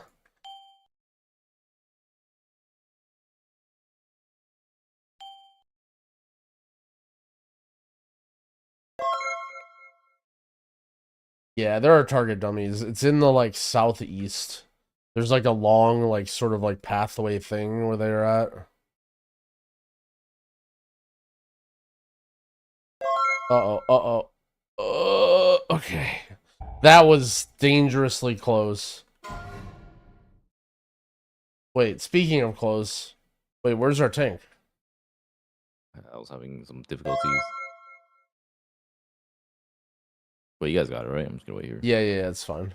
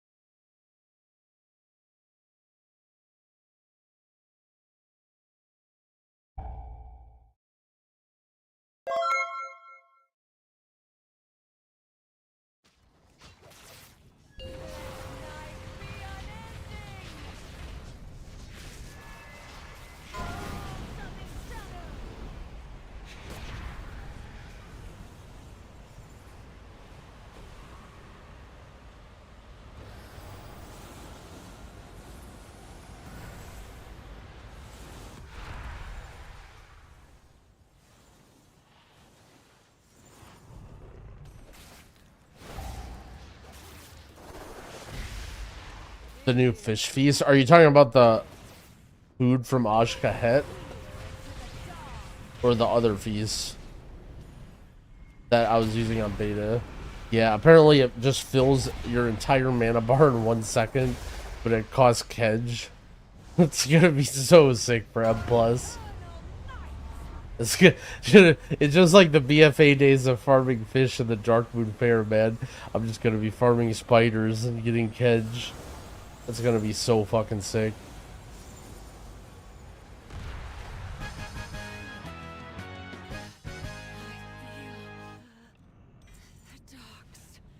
Oh shit, crit haste string.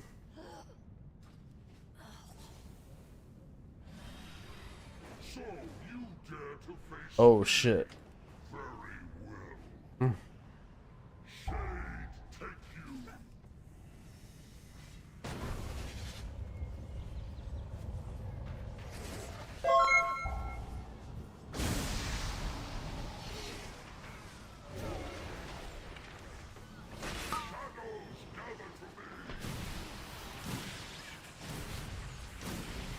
Oh, I seen Showback. I know of Showback, yeah.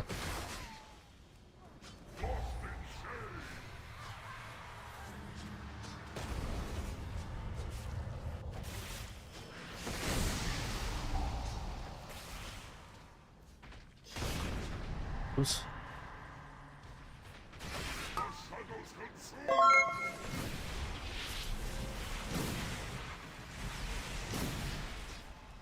As a prez, I've been playing Og and Dev all night. Oh, looks like the healer dream's already dead or what?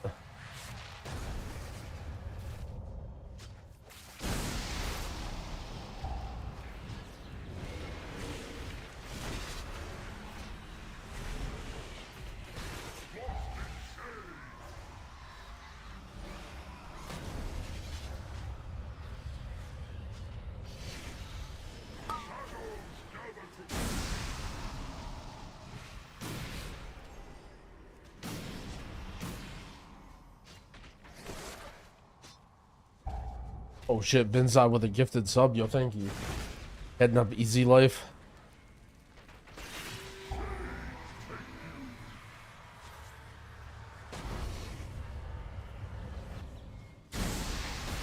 Also Zorg40, and thank you for the sub as well.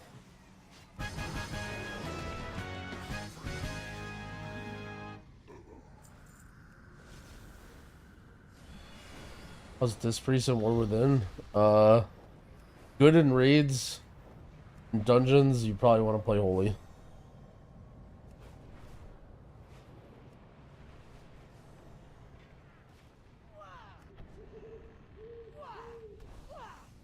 What is going on with my keybinds? I need to figure this out better.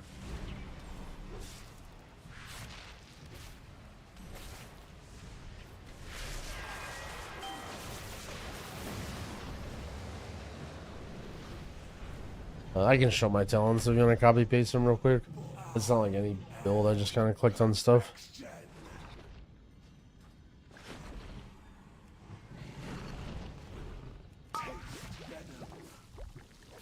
Okay, never mind.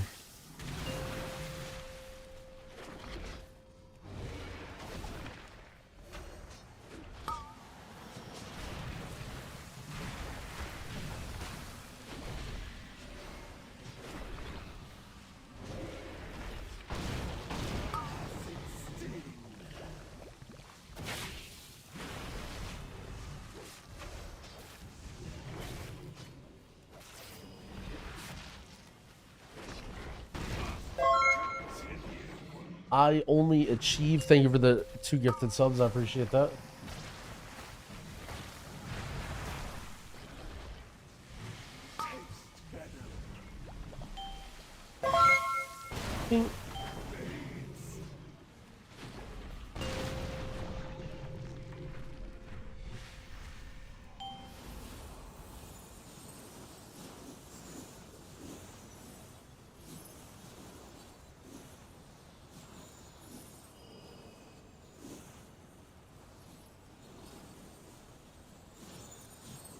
My favorite part of the Dawnbreaker.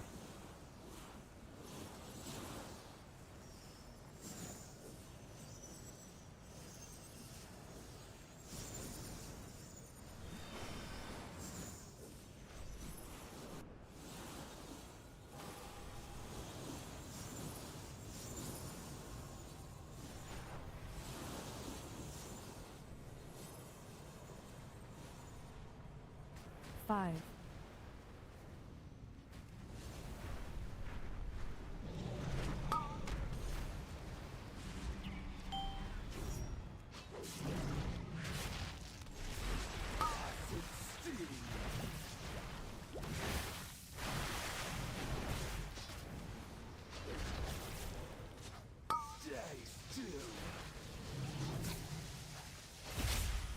I'm blasting.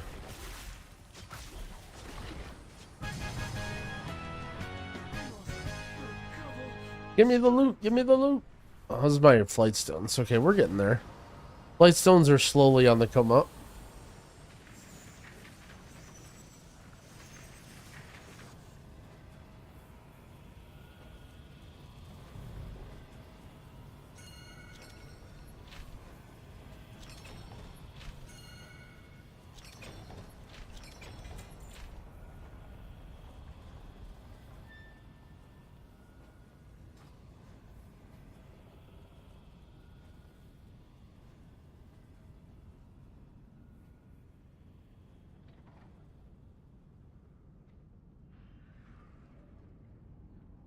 Or Boomkin's gaslighting us? I don't know. I have a feeling... Actually, Boomkin is not that good. I'll be honest. Maybe they're overselling it, but... The thing is, Boomkins can't help themselves in Heroic Week. All shows in Heroic Week, as soon as there's a raid to show off to, anybody who's gaslighting just can't resist the urge to blast. So all will be revealed.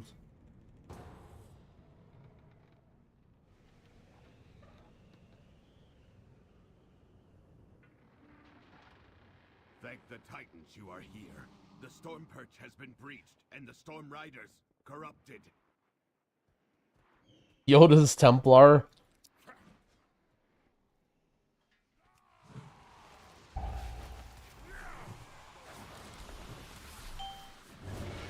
Bargain bin, thank you for the 2 gifted. I appreciate it.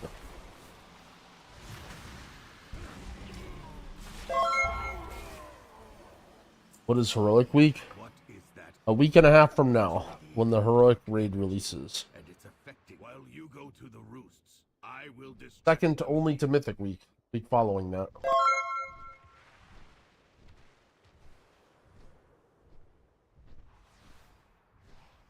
I found a Waggo bug with Growl UI Pog.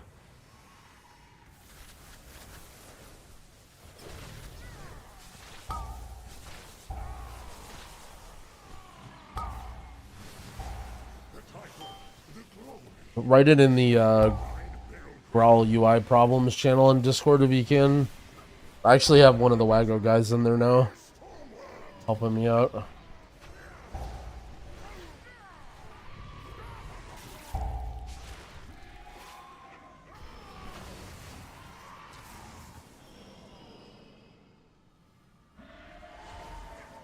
Add on under allies names. Well, I use Plater for nameplates, but that, like, that's default. All it is I'm making it shorter. You can't modify it, friendly names in dungeons, but I use Plater to do that.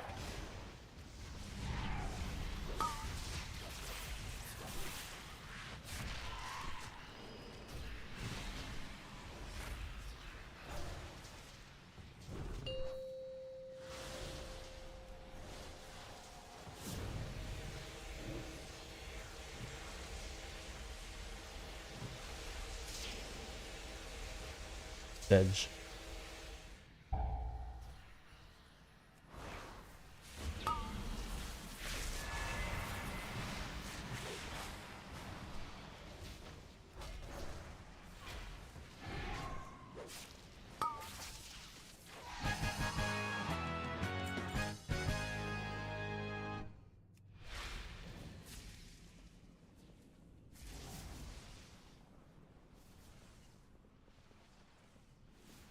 Why does it seem like some people have more Weather Harbinger crests? I mean, you can get a lot. It only costs 30 to craft an item, and you can get 120 plus any ones that you get from Renown Rewards. So just from the normal, like, amount, you can craft, what, 4 items, and then...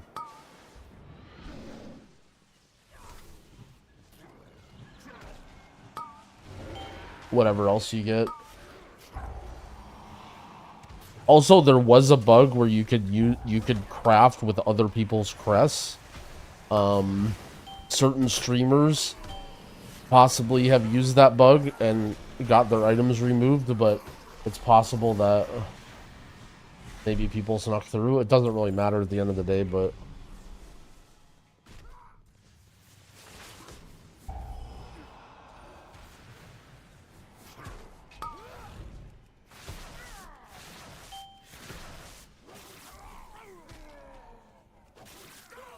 how was Druid feeling healer damage wise? Druid does a shit ton of damage. As long as you don't have to heal. And you have Mark of the Wild too.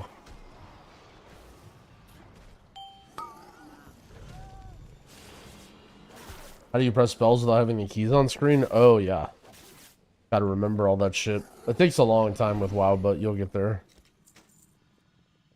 When I first started, I had a, like a little, like, so, see how my action bars are all grayed out? I had them not grayed out before, and so, like, if I really had to check and I couldn't remember, like, this is when I was just learning, I would look down there, but because they were tiny and annoyingly out of the way, I would, like, you know, I wouldn't want to look down there, but I might have to sometimes if I forgot, and so it kind of, like, every time I noticed I would look down there, I would try and, like, remember that keybind and practice it and make sure I didn't mess it up. It takes a while, but I've been playing for a while, so. And I definitely still make mistakes, too.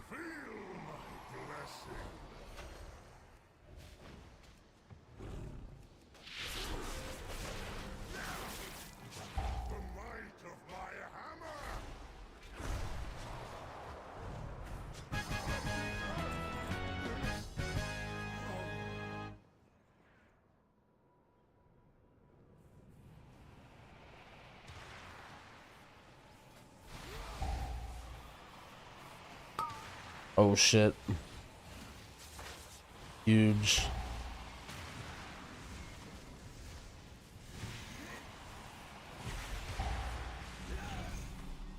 I think August is gonna be good. I think it's gonna be decent, but I don't think it's gonna be like as crazy OP as everyone makes it out to be. Like it was a season 2 Dragonflight. The lift is out. If we want to keep going, we have to take it down.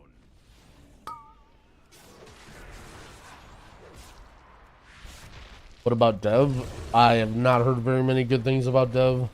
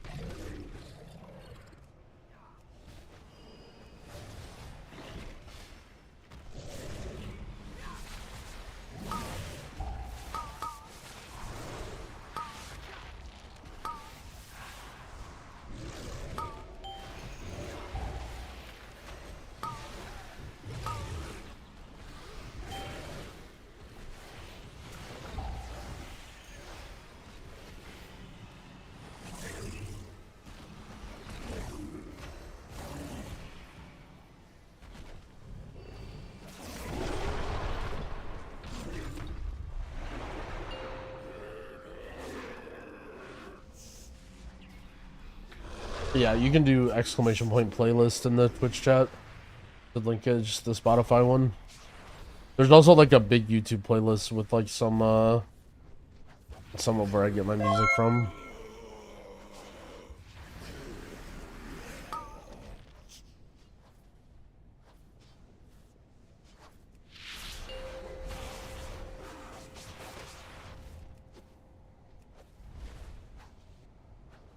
Nope, doesn't work in YouTube. YouTube, you have to go to the description. But it's there. I guess technically if you type exclamation point playlist in YouTube, you get the playlist that's being played on stream right now.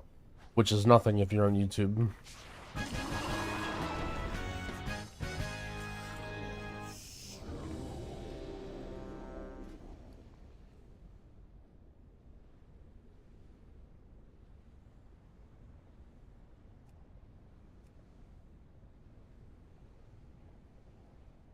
Would I make more gold as a healer, tank, or DPS while boosting? Definitely tank. I mean, if you want to make gold by boosting, the most important thing is finding buyers. You make the most gold as an advertiser.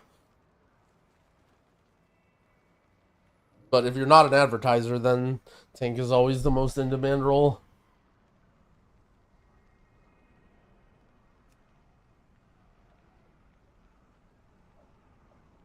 I'll be right back. 1 sec.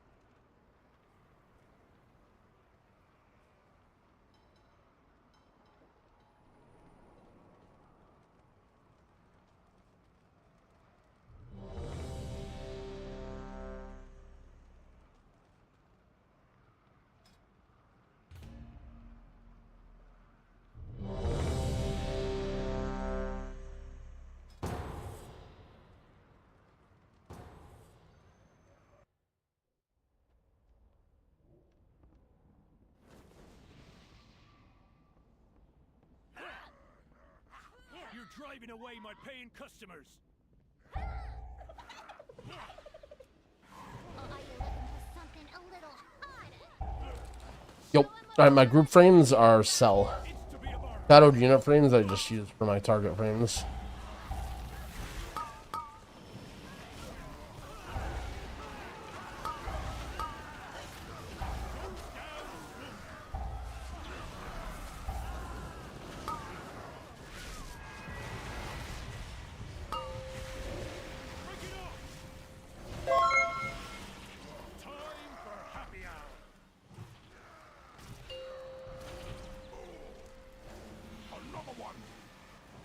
And you, Hunterino, thank you for the prime. I appreciate it.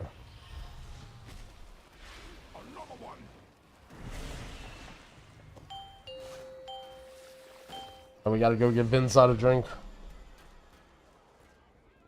Where's my drink?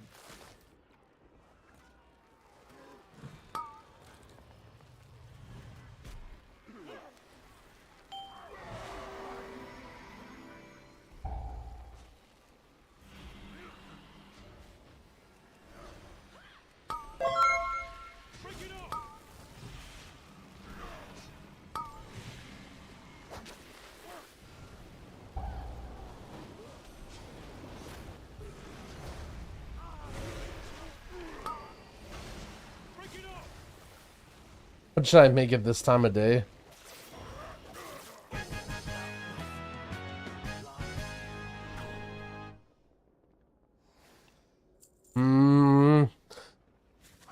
I mean, maybe I'm self-reporting as an alcoholic, but if you're just starting off, I feel like you want to start with something heavy, you know? You gotta feel something. Your pal here signed some papers he didn't read. And now Goldie Baronbottom is CEO of this joint. Help me. Please get my meadery back, Outlander.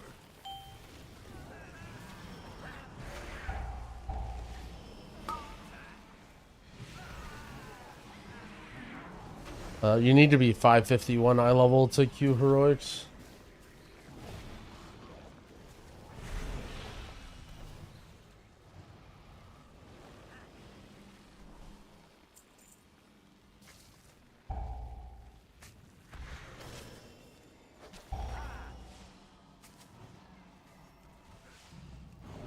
My stills, they bypass the filters. It's running too hot. The meat will be substandard. Yeah, they'll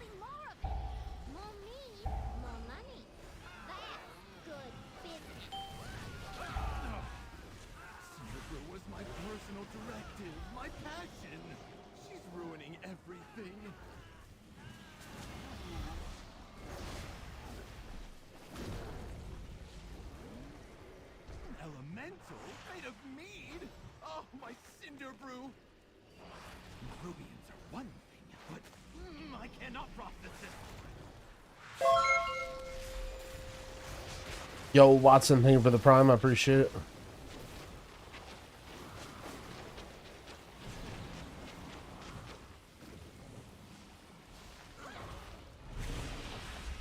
I think the best piece of craft Evoker. Well, you should be holding your crafted item.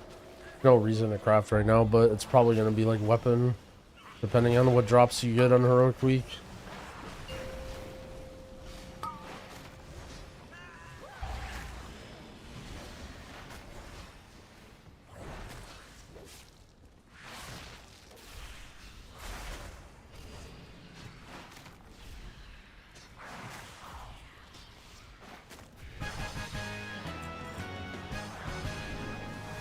I mean, you can copy my talents real quick if you want. I kind of just threw it together. Haven't been playing much. Took months of R&D. You goody goodies don't know who you're dealing with. You do any more damage, and I'll cash you out. You hear me?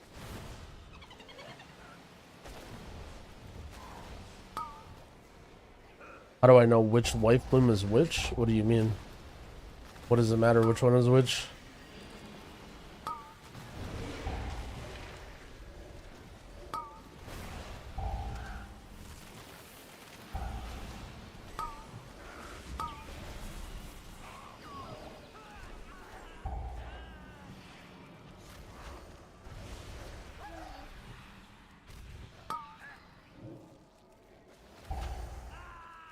$586. Other than that, nothing to do. Correct. You can grind reputation if you want to do some really degenerate shit, or you can play alts.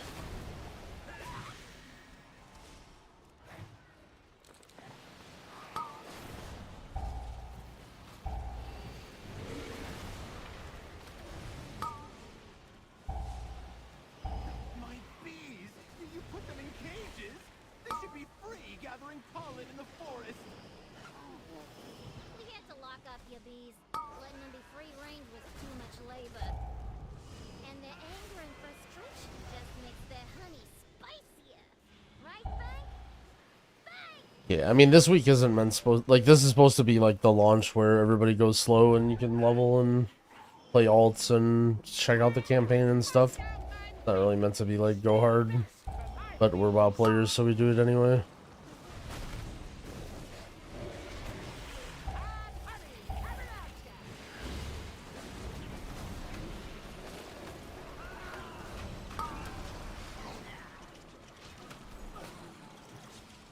Flap those wings, darling.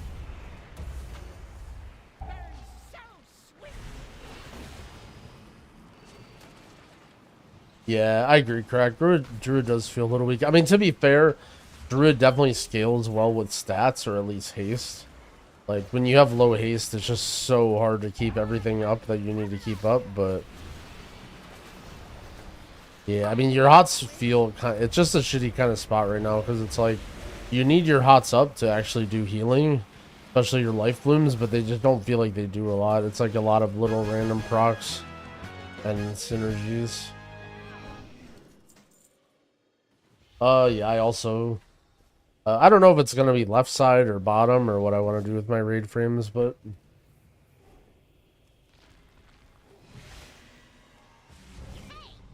You're really trying to be a bee in my bonnet, ain't ya? You may have disrupted my business, but What rep am I pushing? I'm doing Hollow Fall, but just because I think the zone is cool.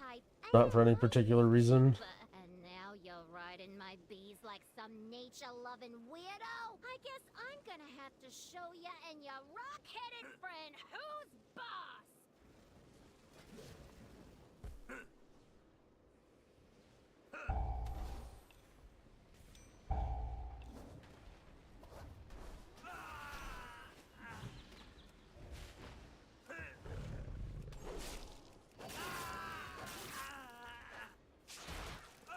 Alright, you may have gotten my employees, but now you're dealing with the BEO herself. You won't be taking this metering from me!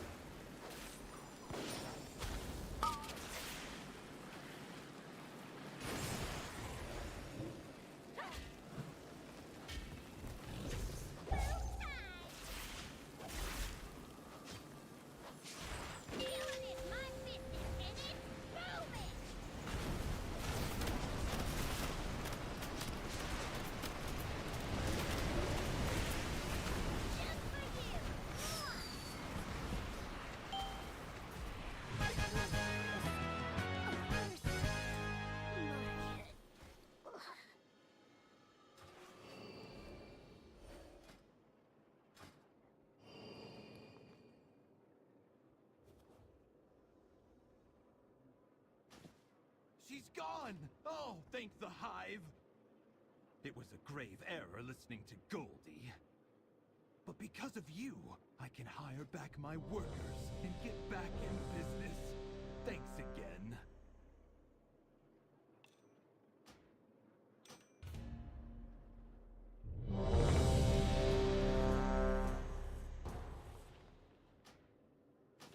Oh shit, these pants had leech on them. Holy.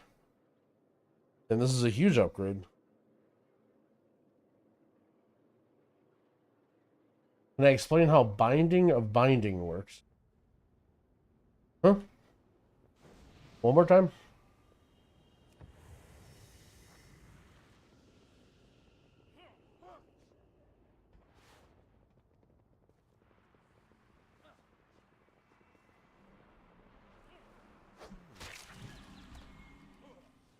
The crafted ring?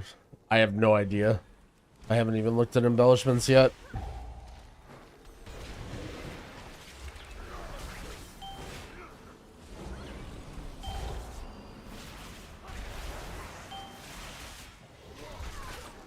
Good to know, though.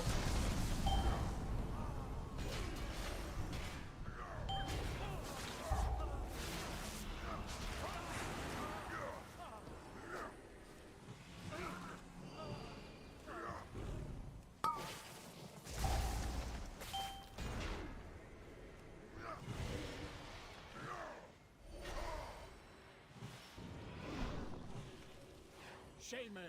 Your training grounds fall to the intruders.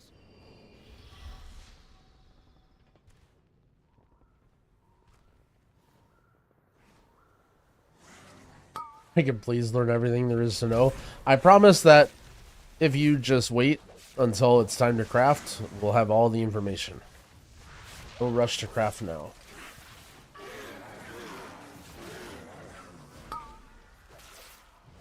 Basically lariat, but gives stats to other people. Prefers your bound partner.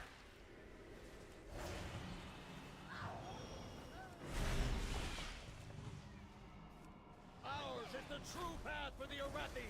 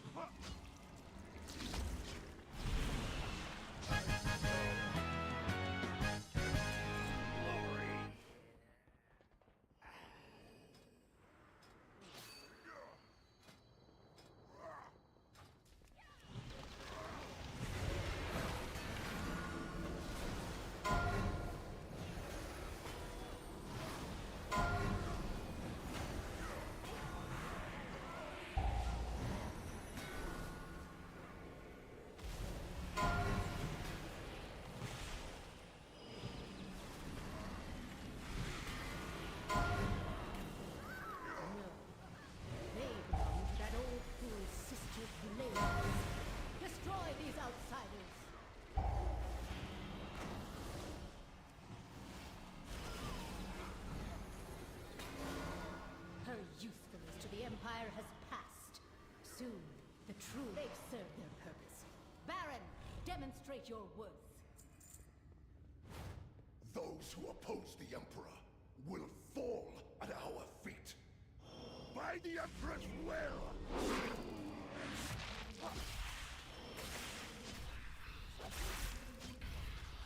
My DPI, like my mouse? Like 800, I think?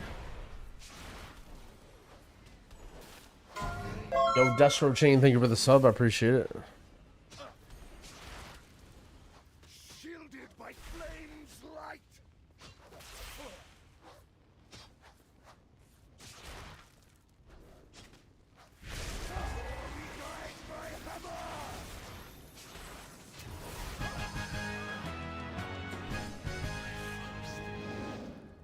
First time ever? Holy shit. World first sub. Honor. Tugboat Todd, thank you for the prime. I appreciate it.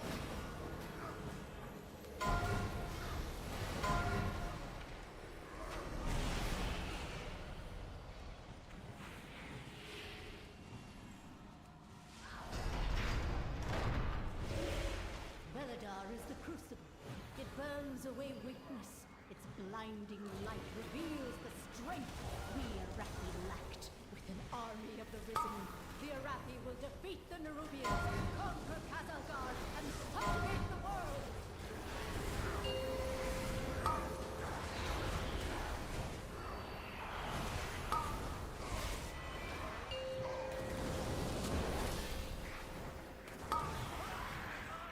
Edge.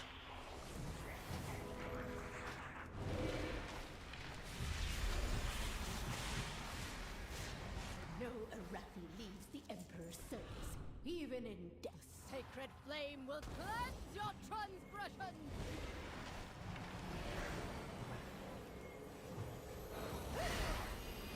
By blaze they purify! Flames take you!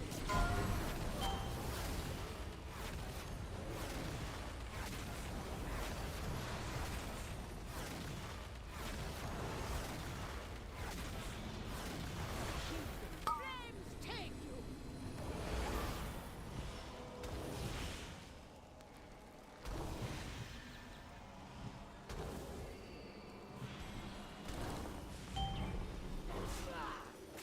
Brothers and sisters, hop into the flame! Yo, Tiki Man, thank you for the 2 gifted as well. Thank you, thank you.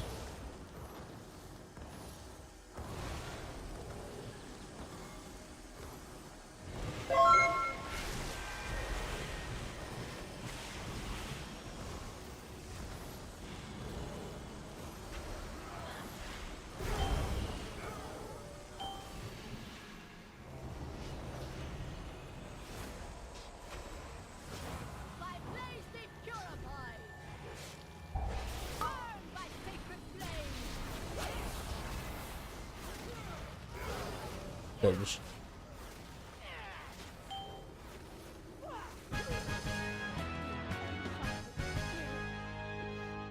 See you burn!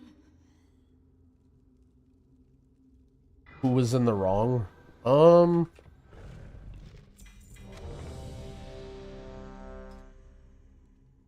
mean, this is like an Omega fence sitter answer or whatever, but I don't really think anyone was in the wrong. Like, Ellismere overlap stuns or whatever, but like, it's a 40-minute dungeon. Sometimes shit happens. You're just trying to contribute. Like, from Nerf's perspective, it feels frustrating as fuck to just play as a tank and call everything and do everything and have your team not listen or not appreciate you. And sometimes you just don't want to do that and you want to be able to play like everybody else. Like, JPC wasn't really having that much fun playing WoW, and, you know, if his teammates are going to argue and he doesn't want to play, then, oh, he's just going to quit.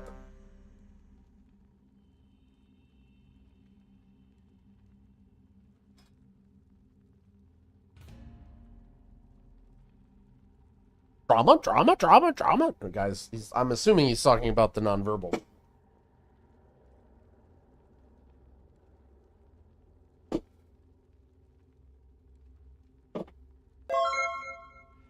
Watcho, thank you for the sub. I appreciate it.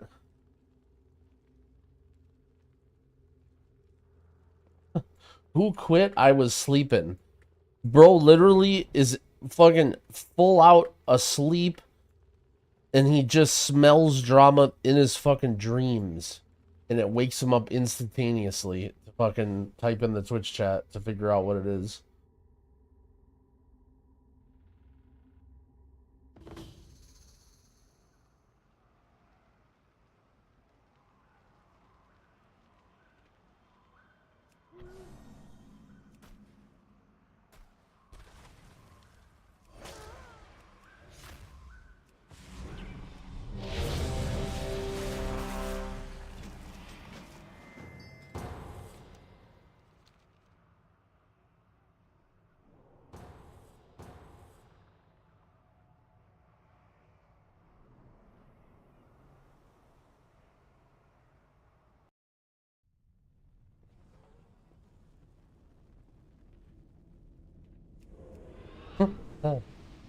Is Tettles still in a follower dungeon? Tettles has been streaming follower dungeons for hours. And the fucking Ashkahet trying to find the mole arm.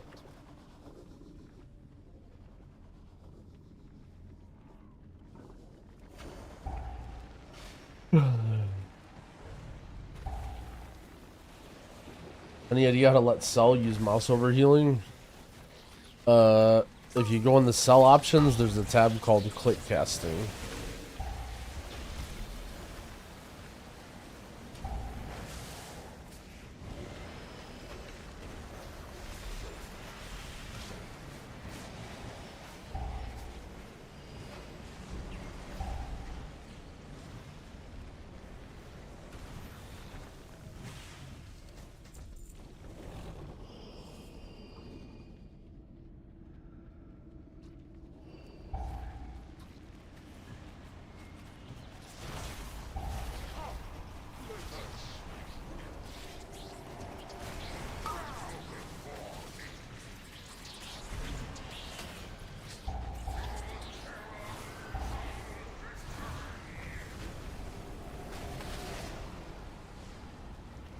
But you can't use those click casting binds to heal a focus target. You can set up a spotlight frame through Cell to have a focus target, or you could also just bind them again through whatever like action bar icon or thing that you use.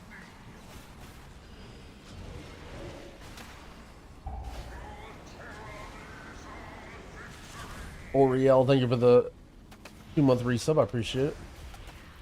Thank you, thank you.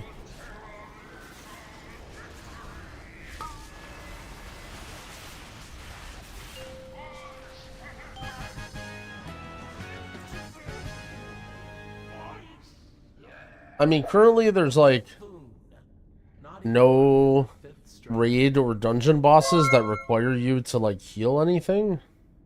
So I mean, if you're like making modifications to your UI or like macros or like weird shit for weird stuff like the Awakening the Machines event or whatever, like I guess you can do that, but usually I just like work around it and don't really worry about stuff like that.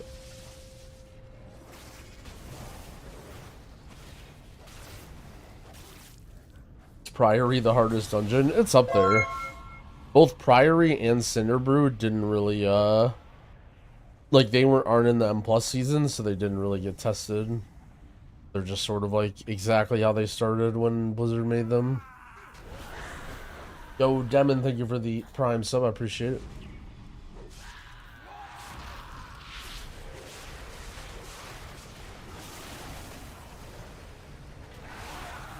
Click struggles with Cell. I mean, in my opinion, if you use Cell, there's no reason to use Click.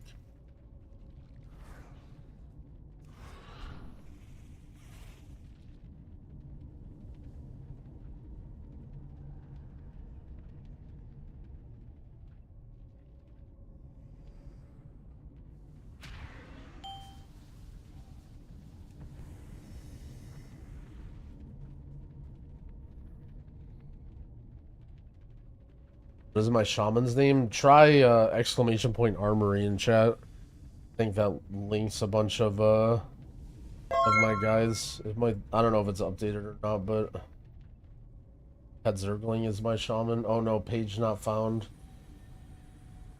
Something. Oh, the links are like stuck together. You have to just only take the shaman one. Why it's doing that.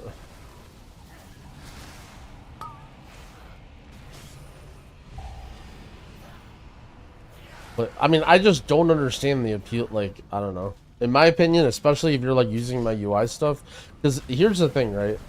If you're using, like, part of using my UI stuff is, like, not having to worry about it and just having stuff that works, and then if stuff breaks, you can just use the updater thing and update it. And when you guys are using, like, other weird add-ons that are, like, interacting with my stuff, it becomes, like, I can't fix, like, if you have problems, the updates might not fix it, and I don't know all the problems, you know? And if you're like using a separate add-on just to use keybinds for like no reason when you can do it through Click, it just doesn't, you know, like I think it's just gonna end up just being a huge headache for me, but I don't know if people are gonna not use it. Like, I think people are like thinking that somehow redoing all your keybinds takes longer than 3 minutes.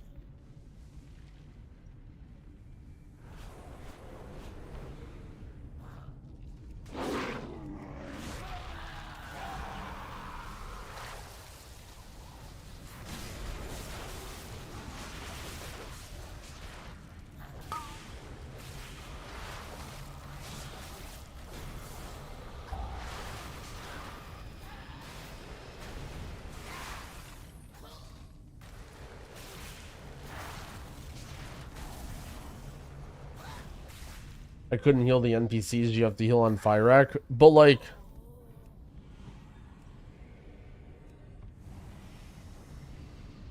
you can just have action bar. Like, you don't need any add-ons or anything to heal NPCs, right? Like, you can just click on them and then heal them like anybody. But the problem is, like, you're probably doing weird shit with like double binding spells and like mouse over this and then mouse over enemies, it does something else, and it's like, you know, especially considering like there's like something like that, right? Like, let's say and I don't know, like, I know I sound a little bit frustrated, but like, you know, for something as basic as like your AoE heal ability and your single target heal ability that you're using on those mobs, like, why do you not have that keybound, right? Like, if you're using some fancy like thing where the only thing I can think of is like maybe you have it on a mouse button and then you can't, like, something like that, but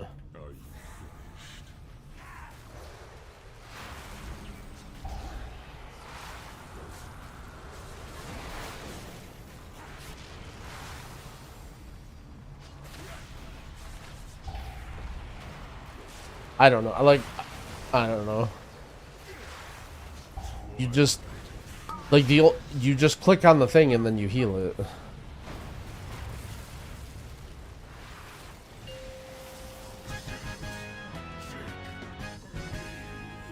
And if we're talking about things like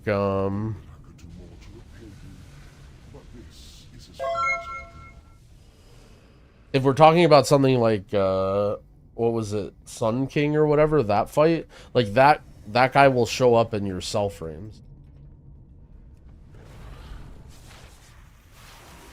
Remember that there's mole people in here, but yeah, but like, if they're mole people, why don't they just listen to me? Like, I don't understand.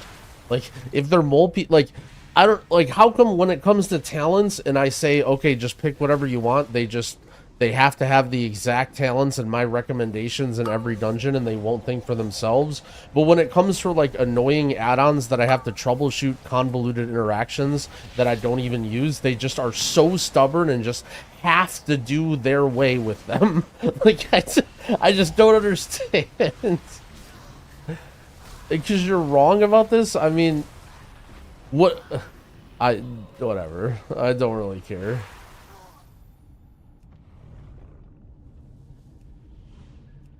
I mean, if that's what people want, is they like, I do everything in high keys and mythic rating totally fine without these add-ons, but somehow I'm wrong and they need them.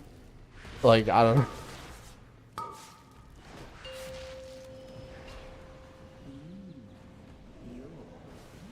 And you have to understand, like, I'm not trying to convince anybody to like change their setup. Like, if you like, I'm only trying to do it for the people that are struggling and like can't get it to work.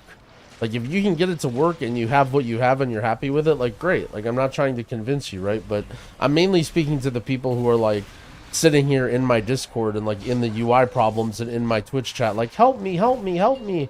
And then they're like, oh, I'm using all this other stuff, and I'm all using all this other stuff that you said not to use. And it's like, well, like, I want to help you, but it's just very hard for me. If you're happy with your setup, then use your own setup. But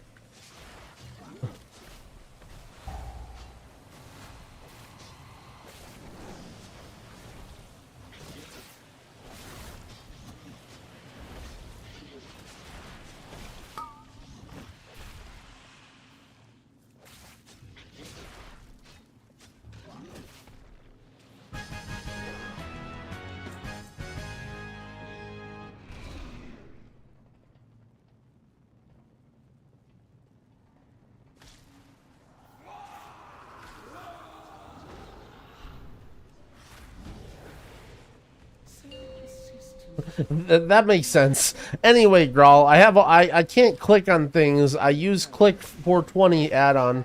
Can you help me with Click 420 add-on? It's not working with your cell frames.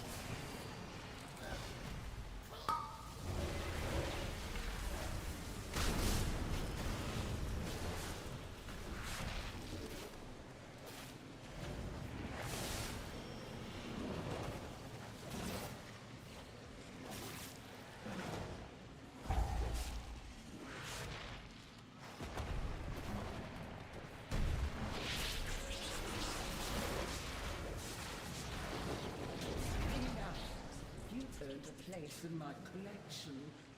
Let me usher you in. Well, thanks, Battle Frog. I appreciate you. What a great chatting message.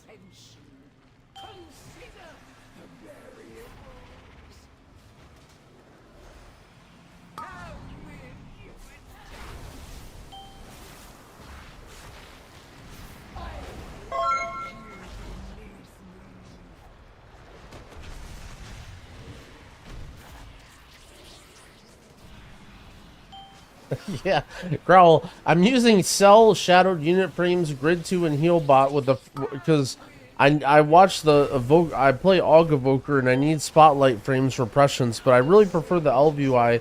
But I need Click for this, and then I have Shadowed Unit Frames to reskin and to hide my player frame. And I'm using Blizzard in-game binds. But your Cell profile isn't working.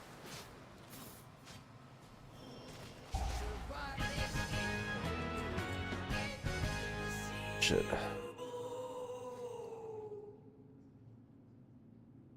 You need this chest? You have one? No. I need a neck. Need a helm still. A belt. Gloves and wrists. How do I need so much shit still? I feel like I've done like 20 dungeons on this.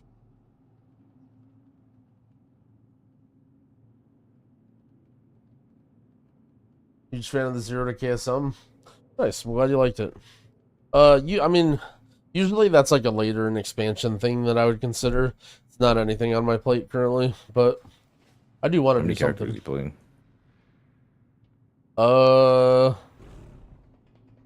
Evoker Shaman, like anything serious. But I mean, like, I'm playing so much now that I'm just gonna do everything and all my guys probably. Holy. Yeah, maybe we still have another entire fucking week. Yeah, exactly. Like half. I'll have crazy. like, yeah. I mean, the thing is, like, once others, like, am I really gonna be doing fucking delves on my priests or whatever? Like, almost definitely not. But I may as well like get the keys and just do whatever for now.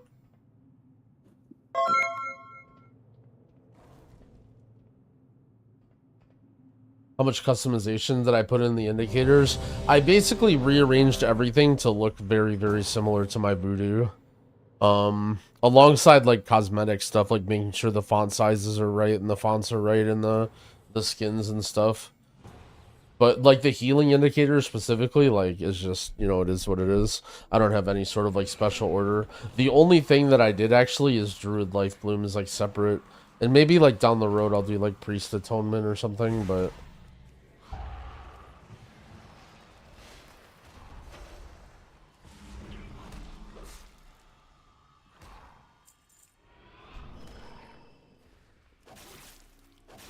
I normally spec back to a damage build. Yeah, you need to. Bran is just like a total pile of shit. Maybe at like level 60 or whatever, he'll be able to do something, but like he does literally nothing. Like you have to solo the delve. Bran does not exist.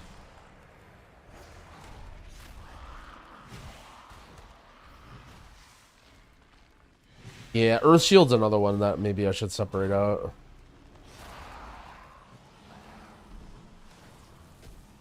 Maybe I'll make that one indicator with Life Bloom, Earth Shield, Atonement. What if I have like one thing with every healer there? That might be kind of neat.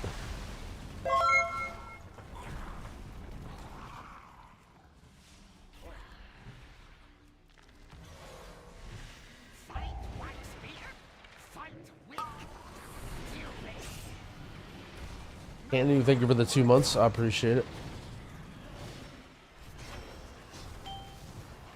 I found the stupid level 3 delves hard. I mean, depending on your class, it may be a little bit unforgiving. I mean, to be fair, I always do them on level 1 because I feel like it's just a waste of time to do them higher right now, but... Yeah, have you been hearing people talk about this dungeon sucking ass?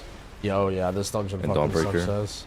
Dude, I'm so glad people feel that way, because remember during Alpha when Max and Giles were like, oh wow, these are like the coolest dungeons ever. Like, this dungeon is great. Yeah, and I remember that. They were saying how like, oh, it's only the 1% of like only the top M+ers hate these dungeons, and how, like everyone else loves these dungeons. And I mean, this is literally the mole people dungeon. Like, look at this. Look at these things. Yeah, like, people. This is actually the mole people dungeon where it's like, oh, this is really cool the first time I play it. Yeah. I mean, I hope they just have this darkness mechanic in Raid too, so we can suffer with us. Or I mean, we can have fun with it too. Yep, actually fucking true. Yeah, they should just put this darkness mechanic and just shove it straight into Raid. Holy There should be a boss where you just have to like follow a card around the entire Raid. Holy shit. And then we'll be talking about how like flavorful it is. You'll be like, oh, that was really cool. It's only like the top Mythic Raiders who are complaining about this is a really fun fight. Yeah, this is so cool. I'm really loving this with my guild. Yeah. Just me and the boys following the cart. Yeah. It's really fun on farm, you know, like you just, you know, hang out, follow the cart. Yeah.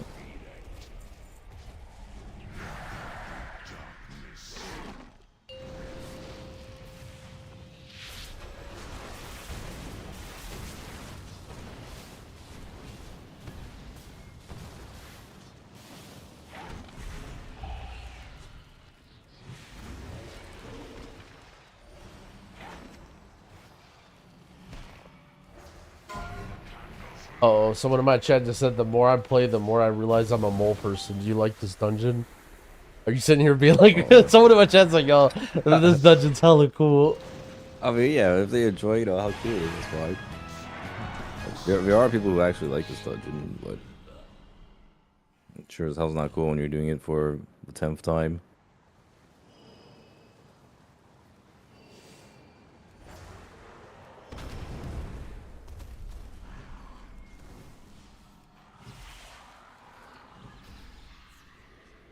I think Dawnbreaker has more merit than this one. The thing about Dawnbreaker, yeah, because I think people hate Dawnbreaker because no one knows what's going on. Like, basically, so I had one Dawnbreaker that I did where the tank was just like randomly flying around and like landing in different packs and shit. And like, I mean, to be fair, right? Like, what's he supposed to do? Like, how's he supposed to know? Like, I'm not laughing at him for being bad or anything, but it's just like, yeah. And I'm sitting there, I'm just like, dude, like, I'm trying to like ping the guys and stuff.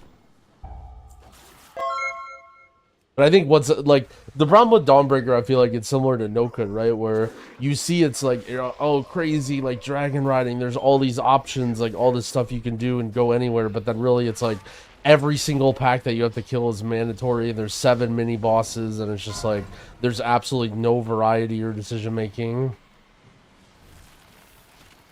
I think the bigger problem is people will get really lost in the first month or two. Oh yeah, and they're just not gonna know what to do with like trash mechanics and bosses. Like that shit will farm people. No more Candle King. We can be free. But that is also just buggy as hell. Darkness. Darkness cannot be timed to flee. Flee to freedom. We can use big candle cock to escape.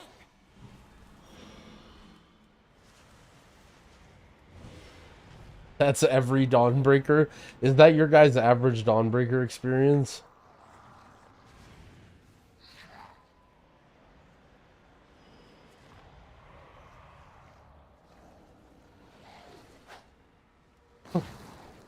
My chat says that's every Dawnbreaker. It's just the tank randomly flying around and no one knows where to go. Nope. It's gonna be even better in M+. Yep. It's like right now, like all this shit is like so inconsequential that like you don't feel it. Oh yeah, once you get to like you're doing Dawnbreaker and then like you just constantly start fucking ass pulling everything and like the boss pulls and shit. Like Yeah, we've seen it all on beta already. oh yeah. It's funny too because like everyone's been talking about like oh how quick and easy these dungeons are and how you can just go like boss to boss and stuff, but like when you're actually doing these in M plus, holy fuck. No, yeah, You're gonna be good in the whole joke. world for surprise. I can't wait for Priory M plus. That's gonna be like classic WoW. You like pull one pack in like line of sight and you like CC a mob and shit. It's gonna be crazy.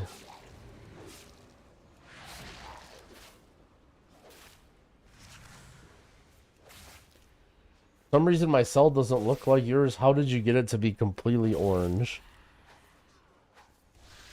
I'm not gonna lie, I did look at my cell for a second and see that it was completely orange and wondered why, but then I realized why.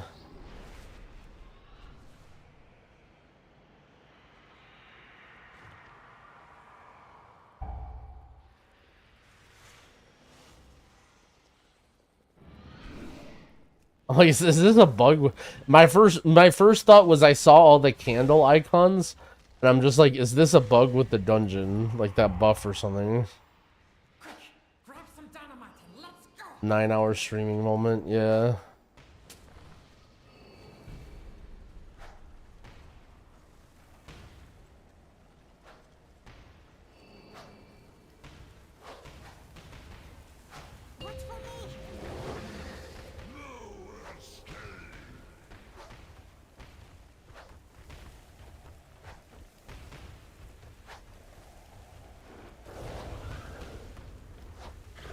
Can I get dispellable debuffs in the cell to be larger than regular debuffs? I don't know.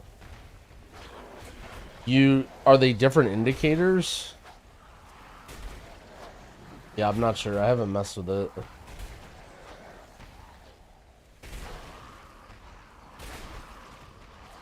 I had some guy get 19 earlier. Holy.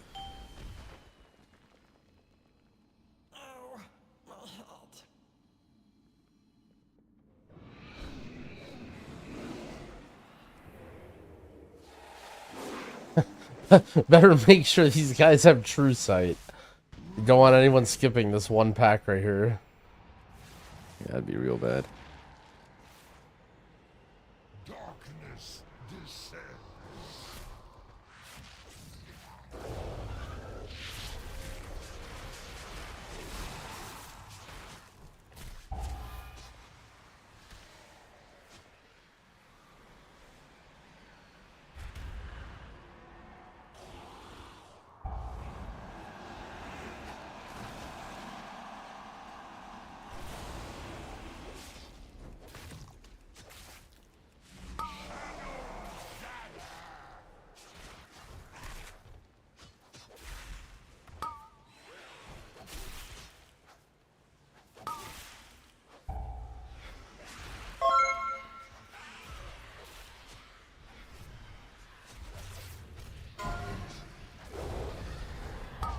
But doesn't the boss die? I thought he died at 50 or something. I have no idea.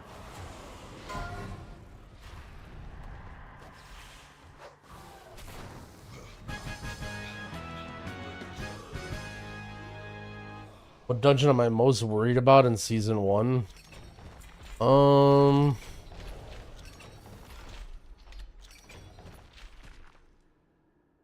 Grimbat's Hole. The end of Grimbat's Hole is nasty. And that stuff was OP before the damage buffs to the dungeons. It might not be too bad in like, you know, he's below 10, but that dungeon's gonna get nasty real fast.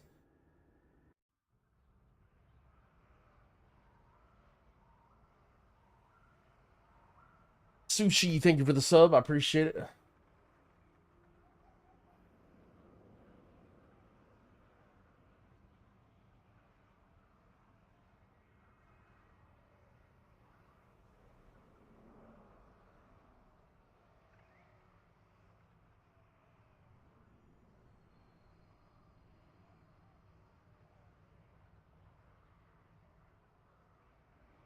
Squad. One is bitch. I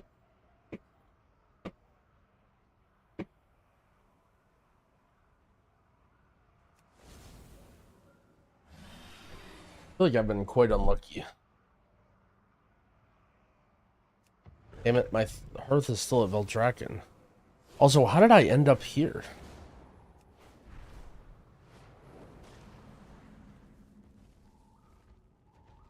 Did I walk out of a Dawnbreaker heroic and it put me there? Always be prepared. I gotta remember to set my hearth.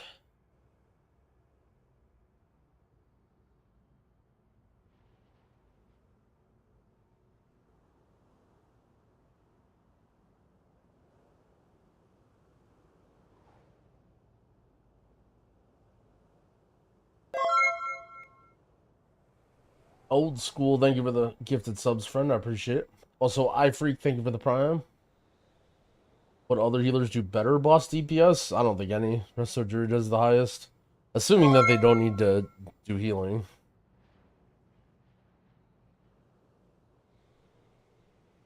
Do I have any cat pets? I don't have any pets.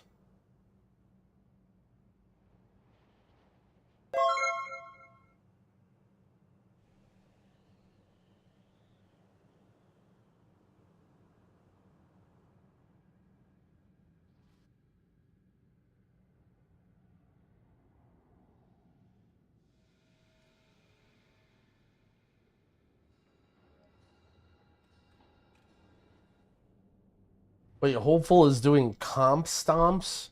Oh no. Is that why someone was asking me about this earlier?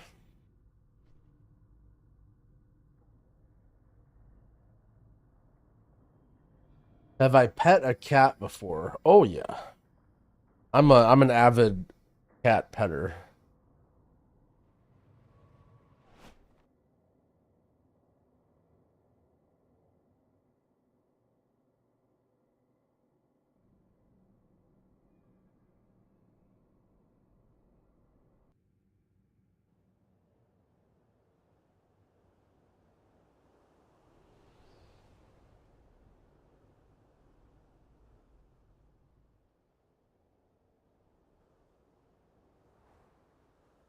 I also like petting dogs. I don't really discriminate. If it's a friend, we pet.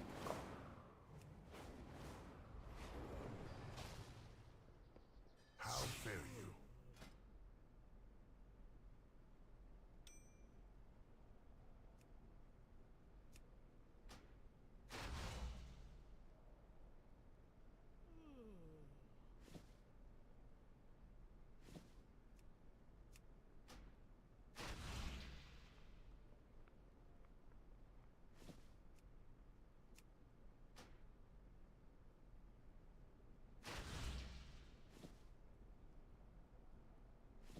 Oh, my birthright. Good call. Good comms. Farewell.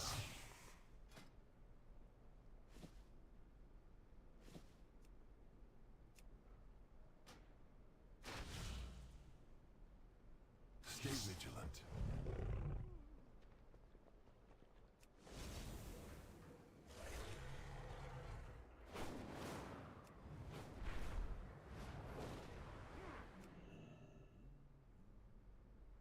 Ratnos tip of the week.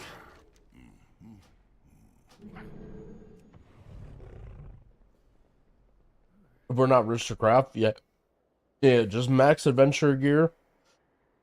Get everything to 580. If you're bored / want to do the story, get your renown up to 7, 8 in all the factions, and then you can buy the perps that are slightly higher.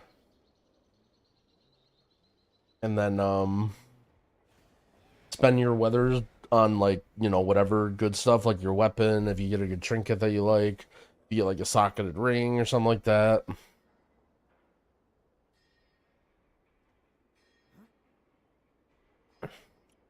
If you try to play Skull Bash, I see if you go cat or bear, there's no cooldown.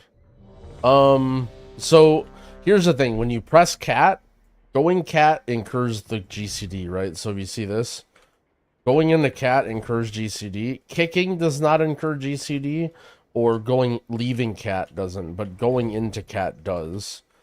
So, for example, if you're already casting a spell like that incurs a GCD, you can't immediately go into cat and kick, right? So, for example, if I press rejuve, I have to wait for this GCD, then I can go cat and then kick. The other thing is, because it incurs a GCD, you have to mash the macro. Like, you basically have to, if you had, like, going into, you can't use a spell that incurs a GCD and then use something after it immediately. So, basically, if you do have a macro, like, do I have one? That's the old macro. Yeah, so basically, this is the macro that I use. Cast no stance 2 skull bash. Or, I mean, cat form. This basically shifts you into cat form if you're not already in it. And then skull bash. But generally speaking, you need to mash the macro because you're worried about other GCDs.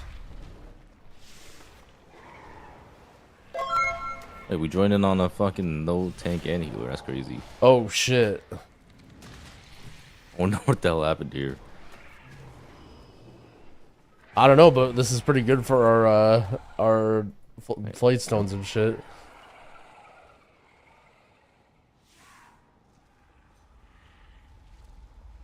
The harvest will prevail.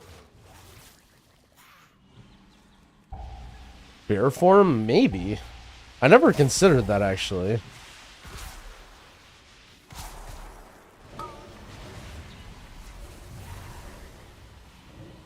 I guess the downside is, like, sometimes you would want to go cat form just to be in cat form.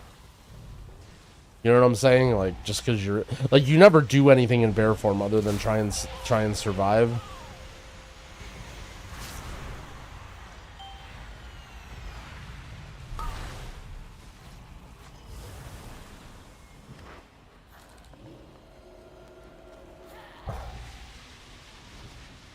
Check, there is no rotation when you switch form. I'm not sure what you mean, but I'm fairly confident I know how it works, so maybe I'm just not explaining it very well.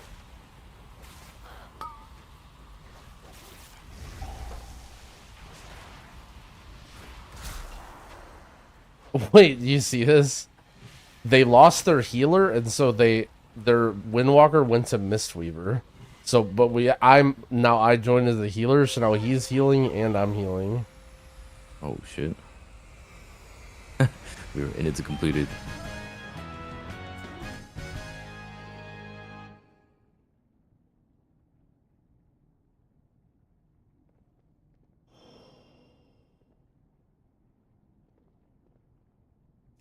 Hold on, I need to go to the target dummy. Someone in my chat is chatting. He was nice, so I have to answer what it. is he chatting about? He's trying to tell me that I can... I don't even know what he's saying. Something about not, like, being able to skull bash, not on GCD, but not in cat form or something. Oh, there's no fucking way. No, yeah, I don't know. Okay, so explain to me what you're saying. Rake or shred and whatever, and... Explain to me what you're saying.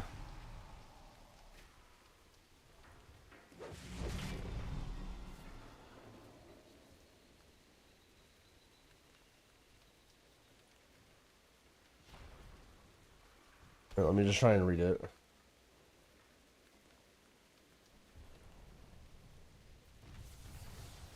So when you cat form, there will not be a global cooldown on Skull Bash. It will have a short delay.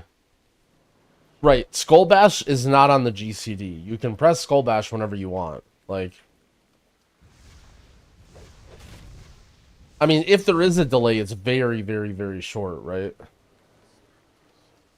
The issue is not the Skull Bash, it's the cat form. You can't press the cat form during the GCD. Once you're in cat form, you can instantly press kick.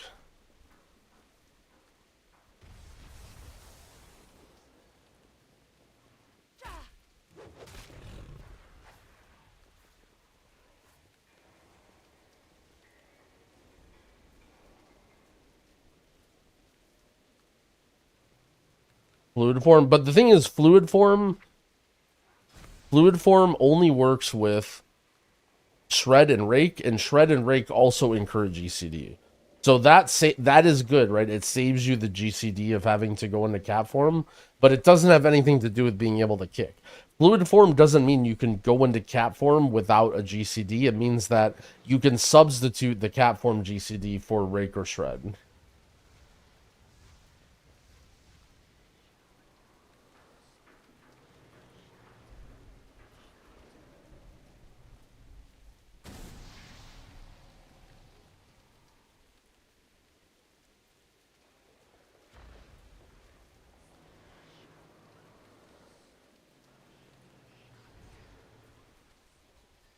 And what you're saying with the macro, it's because you have to spam the macro.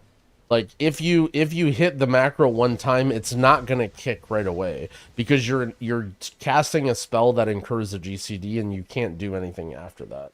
The way that you sequence spells in WoW, you can't press a spell that has a GCD and then do something after that, if that makes sense. You can have a macro that does that and then just mash it a bunch of times, but you can't have one button to press something that incurs a GCD and then do it after, if that makes sense.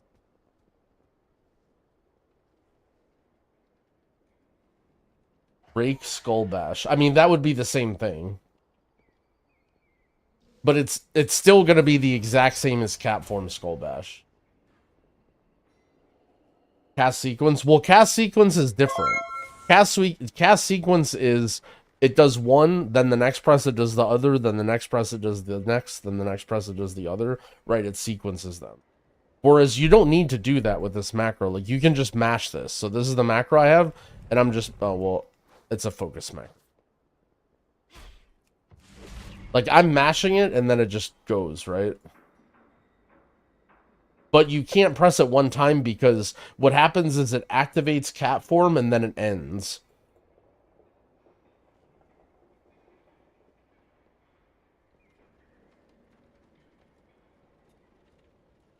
You know if the renown rewards for weather crests ignore the season cap? Yes, they do.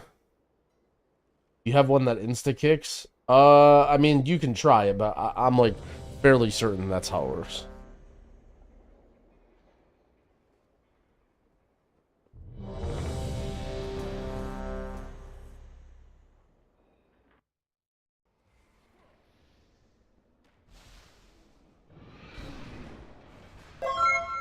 Hamo yo, thank you for the sub. I appreciate it.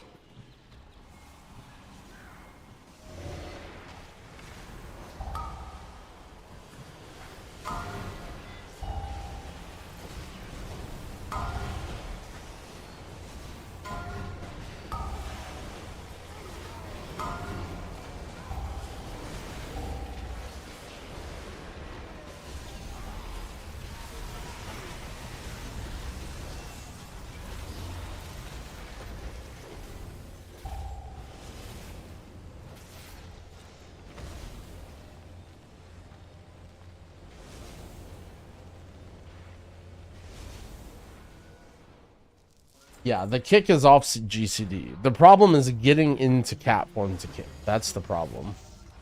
So anything where you have a macro with full bash or whatever that feels clunky, it's because you have to get into cat form. While you're in cat form, anything that you do with skull bash acts just like any other melee kick.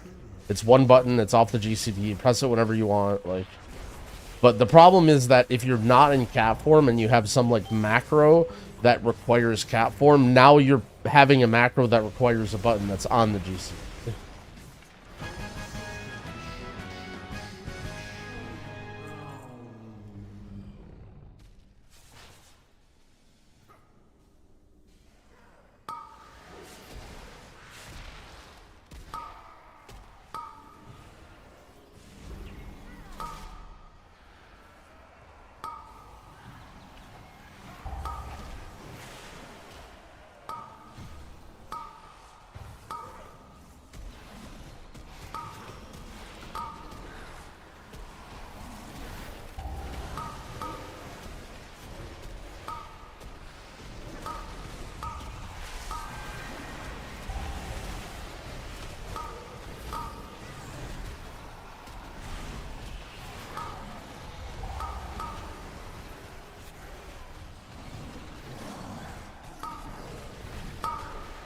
Yeah. Well, it's not even, it's like weird, right? Yeah, it's not, your kick is effectively on the GCD. Like technically it's not, but in reality it is, because you need to press cat form before. And yeah, I mean, maybe there was some world where that used to work, like some weird shit, but as long as I've ever played Resto Druid, this is how it's worked.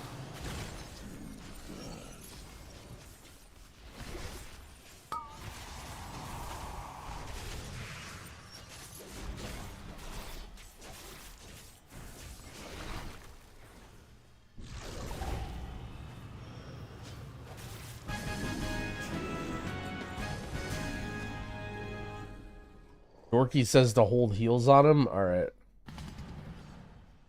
I won't heal him anymore.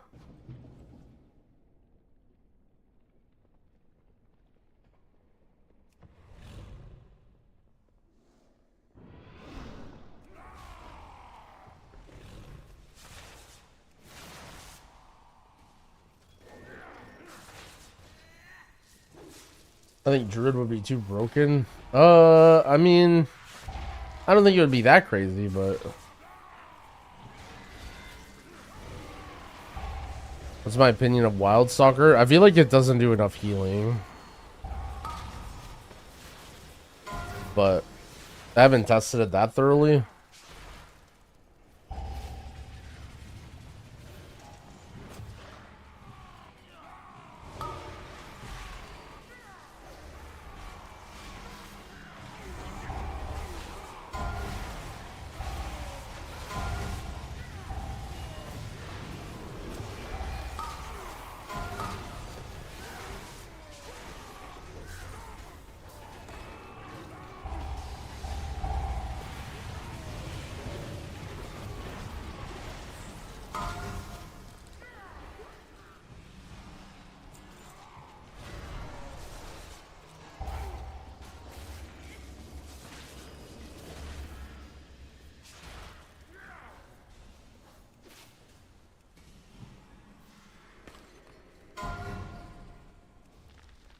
Intruders detected.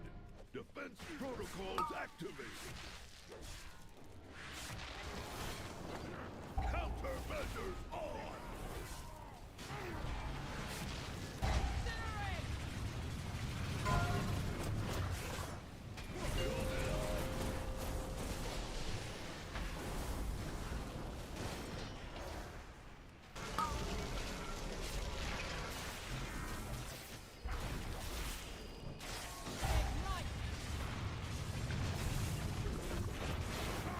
Correct me if I'm wrong, any key, I'd have to panic kick. I'd rather land in bear form. I mean, if the button was only for kick and not for anything else, then yeah, you would do bear form kick and not cat form kick. The issue is, like, very often you want to be in cat form. You know what I'm saying? Like, you want to just kick and then stay in cat form and spread your dots. And if your macro only does bear form, I feel like either way you're going to have bad situations if it's cat or bear. And I feel like generally in M+, you would rather be cat. Oh, you're saying just not shift out of bear form. Yeah, that's fine. But if you're out of form, yeah, but I'm saying if you're out of form, you may want to shift into cat form to kick and then stay in cat form and DPS, right? But you never want to do anything in bear form. Like, it's not like you want to be in bear form and then press globals. The only time you would want to be, not never, right? Because what you're saying is the case. Like, you know, if you kick and then fall into something, then you want to be in bear form. I don't think it's that bad. Like, it's like a bad thing, but you probably lose some damage efficiency that way by...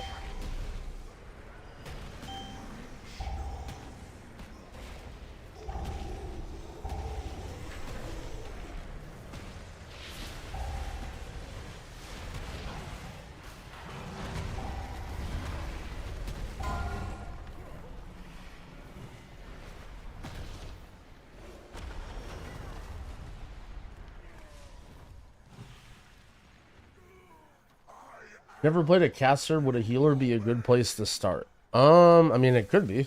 Just depends on what you want to play. I guess when I think of a caster, I think of a DPS. I wouldn't play a healer to then eventually learn to play DPS. I would just play the DPS, but nothing wrong with, I mean, if you want to play healer, you gotta play a healer to learn how to play a healer. If that's what you're asking.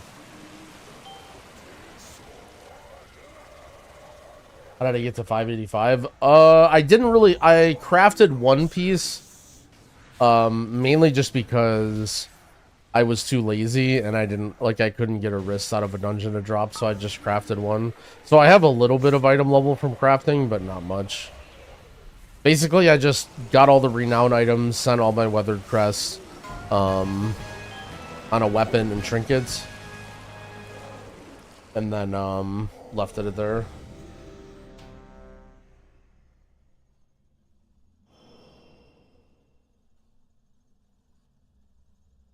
The in-cap roar not count as a kick? No, it just stops the cast.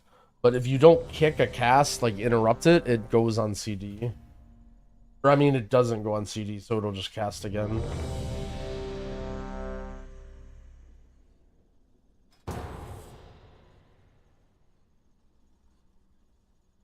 I just want to learn how to be an all-around flex player. Well then, yep.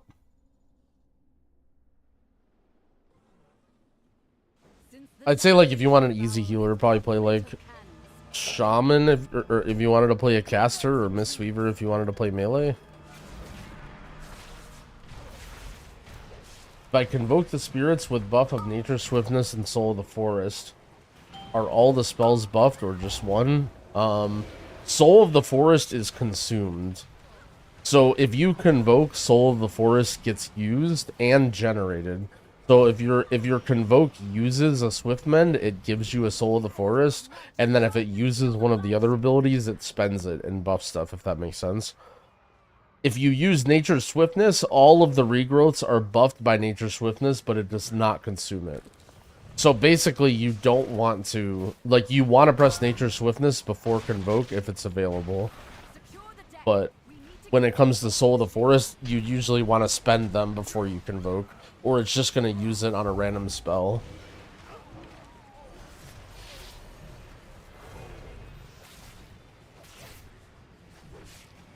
Easiest is still Holy. Holy's pretty easy too. I just think Shaman's better right now.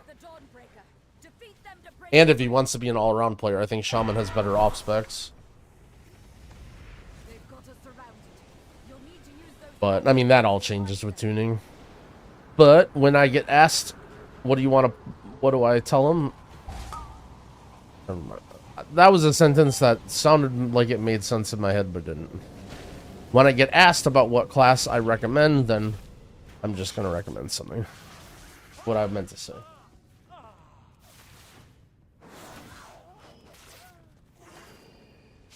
The only hard part about being hpal is being in melee. Well, I would say alongside being in melee, I think what's hard about hpal is making good use of your like cooldowns and utility.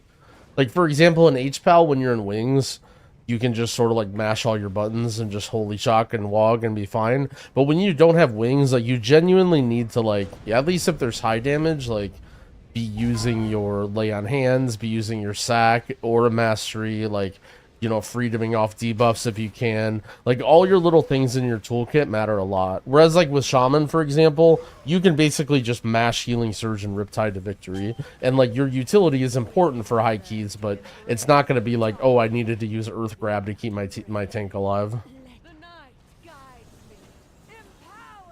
Yep, oh, thank you for the sub. I appreciate it. Discord Holy for M+. I would play Holy, but it just comes down to preference.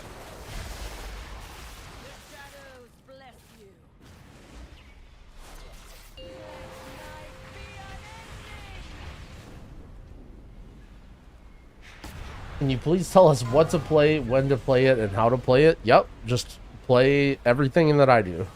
Just watch my stream and just copy everything that I do. That's the biggest problem with chat, is you want to know what to play, but... Wait, what? Alright, I was nowhere near that. Well, what's going on? I was nowhere near that.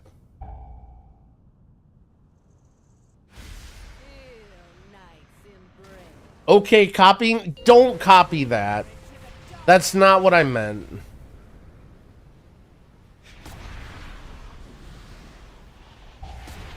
I think the highest ceiling of healers are hpal and disc. By ceiling, I mean strongest. Like, disc is absolutely not the strongest in dungeons. It might be very hard, but even if you're playing it at max, you're still going to get rinsed by an evoker or a shaman. hpal, I think... I don't think hpal is that particularly much harder, or that much higher of a ceiling. Like, when I say what the best classes are, I think those have the highest ceiling.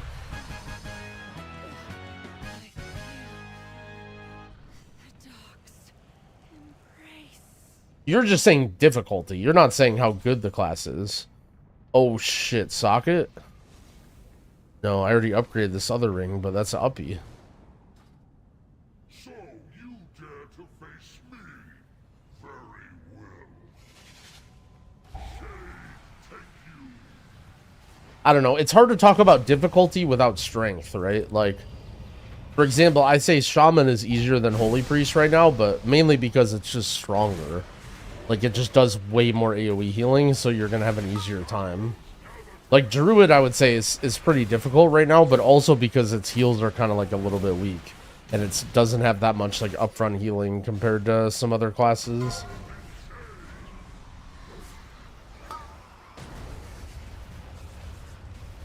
I talked about everything besides Mistweaver, and it stresses me out. I mean, Mistweaver's in a great spot right now.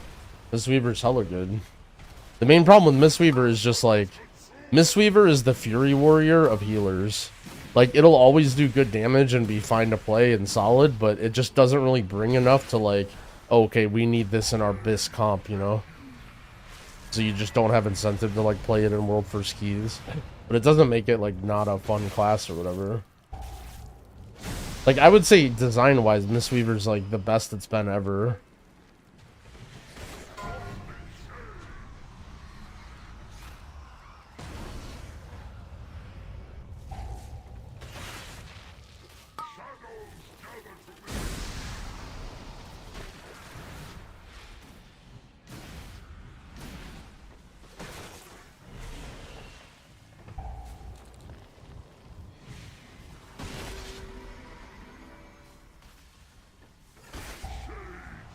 What are my current ranking of healers? Evoker Shaman at the top, the pre-specs at the bottom, and then all the other stuff kind of in the middle together, depending on, like, what the situation is or what your team is.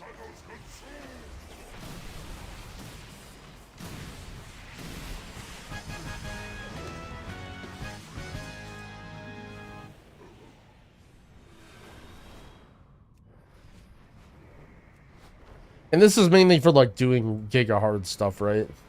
Like, in terms of, like, normal people level, you know, dungeons or whatever, I mean, ultimately, the class is going to be as good as you are.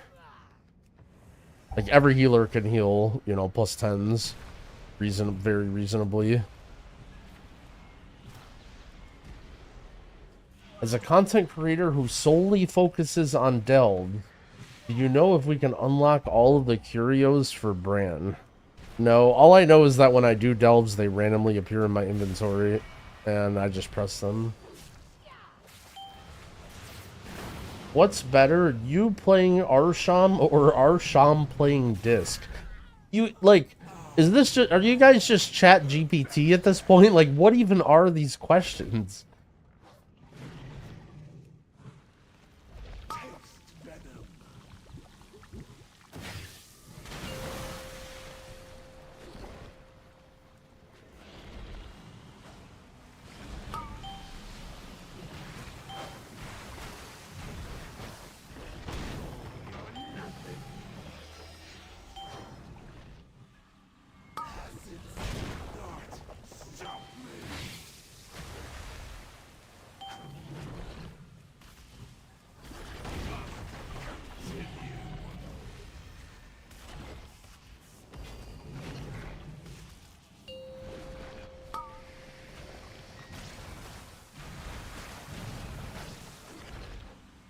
Easiest dungeon for season 1.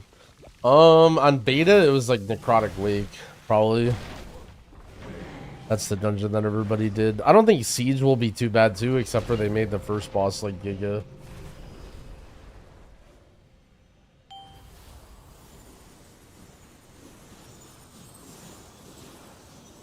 healer do I have the most fun playing currently? Probably Evoker. Evoker's mega fun, but I don't really care that much.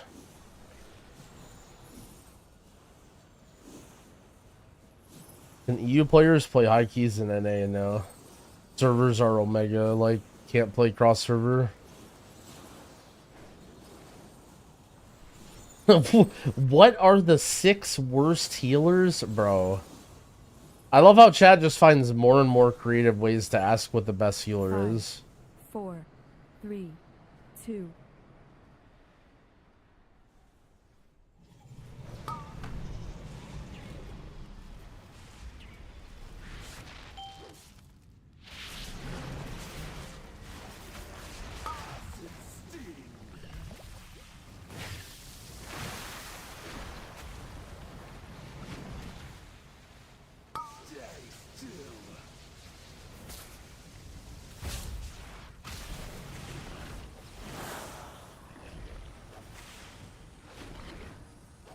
Whoever just did that mechanic is Vis.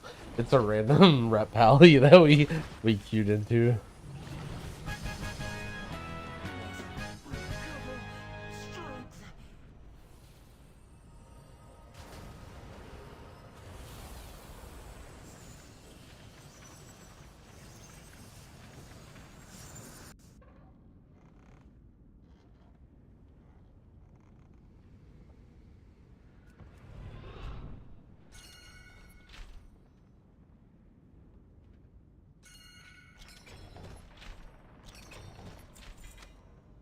Oh shit, Belladar's Bulwark? Holy shit, what is that? It's gotta be like at least worth 500k, maybe 600k. That'd be crazy. Vathian, just DM me, do you need that, bro? I've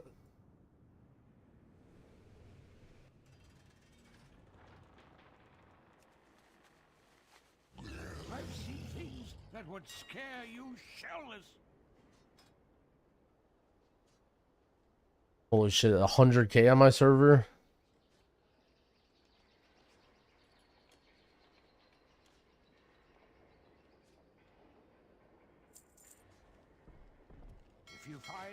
Riptide or Chain Heal? You can play either, it just depends on preference. I was playing Chain Heal on beta, most high keys. But for pugs and stuff, Riptide is pretty chill too.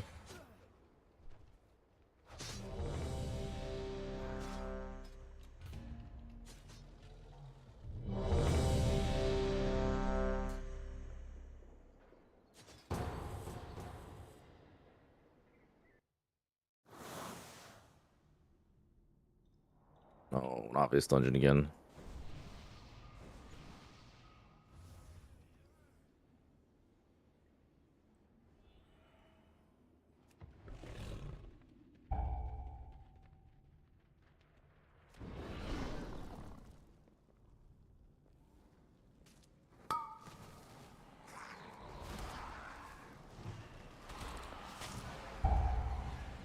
Dorgy, are you still trying to do your survivability test? Yeah, it was a great test. Benzon told me you didn't want me to heal you at all. Holy.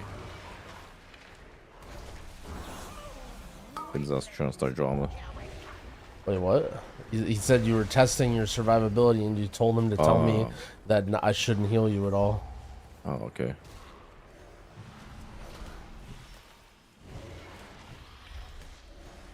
Dude, I'm still getting mad people asking me about the release, the content release cadence. Holy shit, no M plus for 2 weeks. Yeah, fucking ragey. I want to do M plus now. Fuck everybody in their story. I mean, hey, I don't blame him.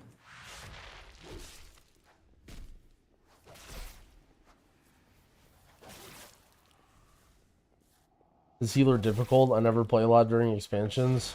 I don't think so. I mean, depends on what level you play. Like, there's definitely some tough dungeons, like Zach said, if you're trying to do some, you know, really hard content. But if you're just like vibing, doing whatever, I mean, I don't think anything in WoW is too hard.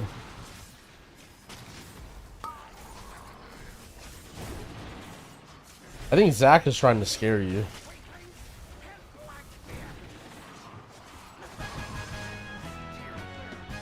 If you could only do Dawnbreaker +5 permanently, would Farseer or Totemic be better with slow internet?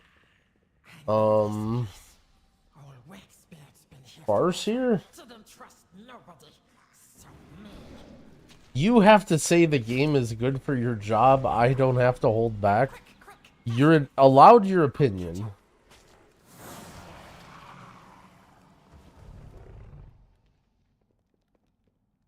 Thoughts of healer damage, kind of underwhelming. It's okay. Right now it's underwhelming because everything's like super dumb and you're just like, I don't know. You can't really look at damage in this environment because like it's just such nonsense, you know. I think healer damage will be a little bit more important than keys for like higher end stuff once you get above 12s. Because of the Zalateth's Guile or whatever, but it definitely isn't as like crazy high as some expansions.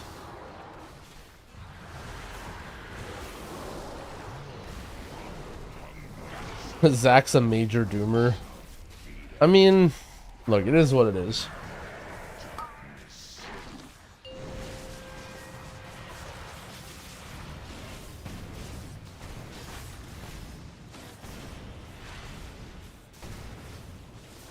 How are the healers looking? Honest opinion, what, like all of them? They're looking good. Sorry, I'm not sure what you mean.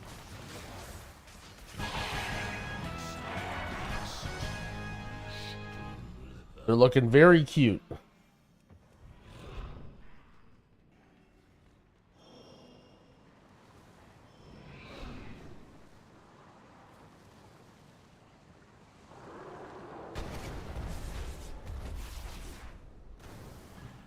Disc isn't cute.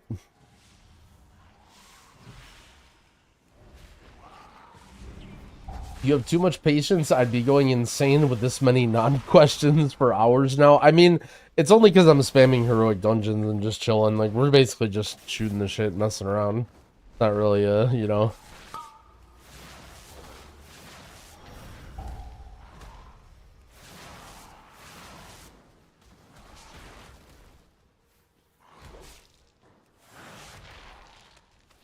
I mean, when it comes to questions, it's like, I don't know, not that bad. If I'm busy doing keys and I'm like, you know what I mean, I can't read chat, then whatever, you know?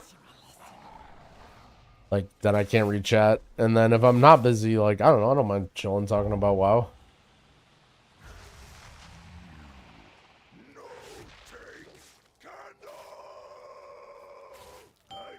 Make commands, why can't we encourage critical thinking? Well, so I kind of thought like that, but first of all, I think as a streamer, if I like every time someone asks me a question, I just type a one-line chat in the command, like, you know what I mean?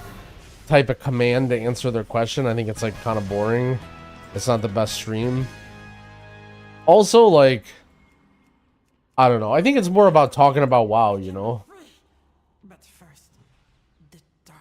Like when someone says like, I don't know. I feel like it's more about the discussion and like what, you know, what I think and the new expansion and the excitement. Like, I don't think it's really about like, you know, so, I'm writing a research paper. I have a dissertation. I need your source right now. Tell me which healer is best. Okay, bye.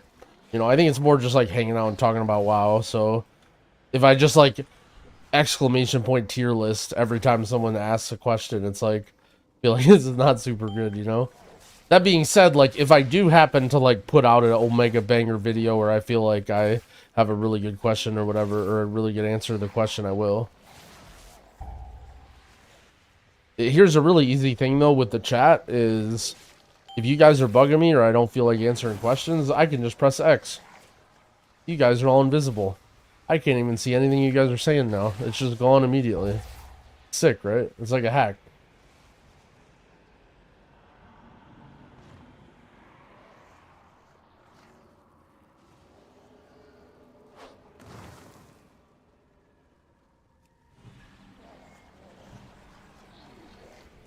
Also, ultimately, like, Candlebearer's Shroud back. ultimately, like, a lot of people ask me about, like, what I find fun. Do I like the expansion? Do I like the dungeons? Do I like the classes? And honestly, a big part of me having fun in WoW is the people around me having fun and having friends to play with, and not really, like, you know, I'm not like, all right, this dungeon, 7.4 fun out of 10. It's like, you know, if I have some fun runs and I'm playing with peeps, you know, then the dungeon's fun. But, like, one of the things about this dungeon is you get this dungeon, and my DPS are fucking complaining about how dog shit it is all the time, and my friends are having fun. And then, like, this dungeon ends up not being fun for me because they're not having fun, you know? So, like, when everyone's popping off about WoW and, like, oh, thinking about stuff, and, like, everyone's having fun, I'm having fun, you know?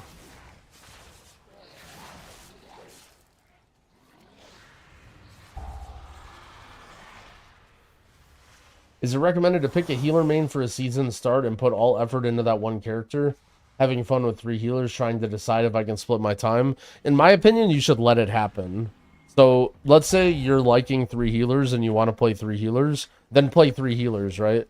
And then eventually, either you'll continue to balance it and you'll like playing all 3, or you'll find, okay, well, this healer I'm not really having fun with, I'm going to stop. Or, like, you know, you may get to the point where you're like, fuck, I can't do this. Like, I can't keep up all 3. I need to decide now, right? But I think a lot of people decide way too early. Like, a lot of people are like, oh, I have to pick one now, you know? Like, as soon as you get to the point where you feel like your time is being divided and you can't, but it's difficult because not everyone has the same goals in the same amount of time, right? So, I just think never limit yourself until you know that you have to. When it comes to, like, deciding in between classes. Like, a lot of people are like, oh, I'm stuck between this and this. And I'm like, dude, it's Dragonflight Season 4. The expansion isn't even out yet. Why are you forcing yourself to pick? You know, there's no reason to pick.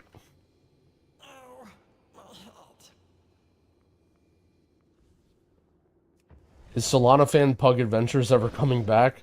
I have bad news about Solana Fan if you don't know about his fate. But, I hope to do something. I haven't sure what. I think that if I do a, wow, what a bait for Patreon that would be. Holy shit. What if I just record a 0 to hero, but don't edit it at all, and then just put it on Patreon, and then, holy fuck. That would be sick, actually. Wait a second.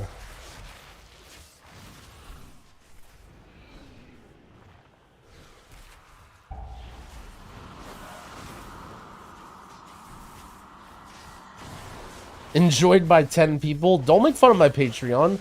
My Patreon's popping off. I don't even...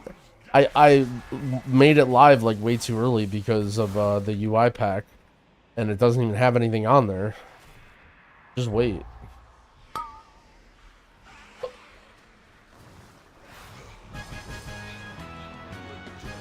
Yeah, don't Patreon shame. Let's see your Patreon. Actually, never mind. If you happen to have a Patreon or an OnlyFans, I don't want to see it. Never mind.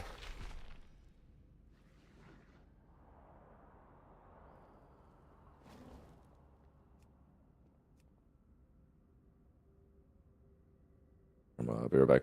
What do you feel is the fastest way to level an alt? Dungeon spamming is still definitely the fastest if you have a team, or you play a tank, or you're good at the game. But it doesn't really accomplish anything, so you may as well, like, go farm renown or do side quests or whatever instead of just spamming dungeons, unless you really don't care about any of that.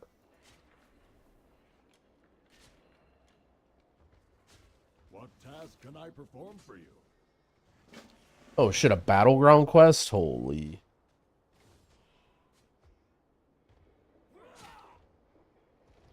Yeah, make sure you level alts, by the way. Make sure you level every character that you plan on leveling.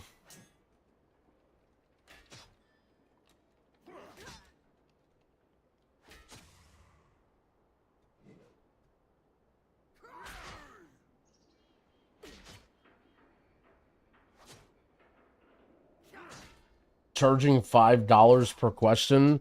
The reason I don't want to charge $5 per question is because sometimes you guys ask some dumb questions. And if I charged $5 per question and then you asked a dumb question, I couldn't ignore it. But because I don't say anything, if you happen to donate and ask a dumb question, then I just leave it, right? But if I'm like, all right, I'll answer your guys' questions, $5 each, and then you ask dumb questions, then I have to answer the dumb questions, even if I don't want to.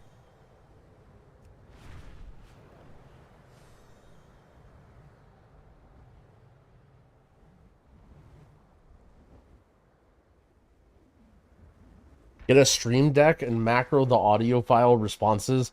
I've actually thought about that. I've actually thought about macroing responses to questions, but I'll be honest with you, it's not actually repeating the same thing over and over again that I mind. It's more so like wondering how it affects my stream. You know what I mean? Like answering the same question over, like, all right, imagine you work at you work customer service or whatever. Like there's probably tons of jobs where you have to like answer the same questions over and over, right? But like the main thing I worry about is like, let's say someone's like, hey, this Growl guy seems nice. Like I like his music. I'm going to listen to him I'm going to watch his stream for a day. And it's just me talking about Totemic versus Farseer over and over and over and over again. And they're like, I heard this for the 20th time in the last 2 hours. I don't really want to listen to this anymore. Like, to me, that's the main thing that I worry about, that, like, I'm griefing my, like, regular viewers. But, number one, a lot of you guys are weird and you're just dorking into these weird questions anyway. And number two, like, I don't know, I can just control it. Like, if I answer a question and then some guy just like, this happens a lot too. How much, like, you guys know this happens, right? This will happen. Some guy would be like, hey Grawl, what do you think about druid? And I'll be like, yeah, druid's middle of the road. And then some guy's like, oh, what healers do you think are the best then if druid's not the best? And I'm like, well, I kind of like Evoker and Shaman. And they're like, oh, why do you like Evoker? And then I start talking about Evoker. And then some guy's like, oh, Evoker, what do you think about druid? And I'm like, I literally, like, some guy who just came in is hearing me talk about one healer and they want to hear about druid, even though I just talked about it like 1 fucking minute ago, and then it goes in circles, right? I'm like, yeah, druid's fine, it's middle of the road. Well, what's better than druid? And I'm like, all right, well, you know. But the thing is, it's just crazy because it's just like a cycle of constantly new people coming in. And sometimes I definitely put a stem to it and I just ignore questions, but at the same time, like, you know, it isn't always up to me what my content is, you know? Like, I'm here for you guys. You guys allow me to do what I do. If it wasn't for you guys, I wouldn't be able to do this. So, as much as I want to just, like, talk about whatever I want to talk about 24/7, like, you guys might not want to hear about my Guild Wars 1, you know, days or my poker days or anything, you know? Sometimes people just want to hear about healers and WoW, and that's okay. I appreciate your time because you enable my drinking habit. Somehow I have a feeling you would be alright getting drunk without me, but I appreciate being a part of the process.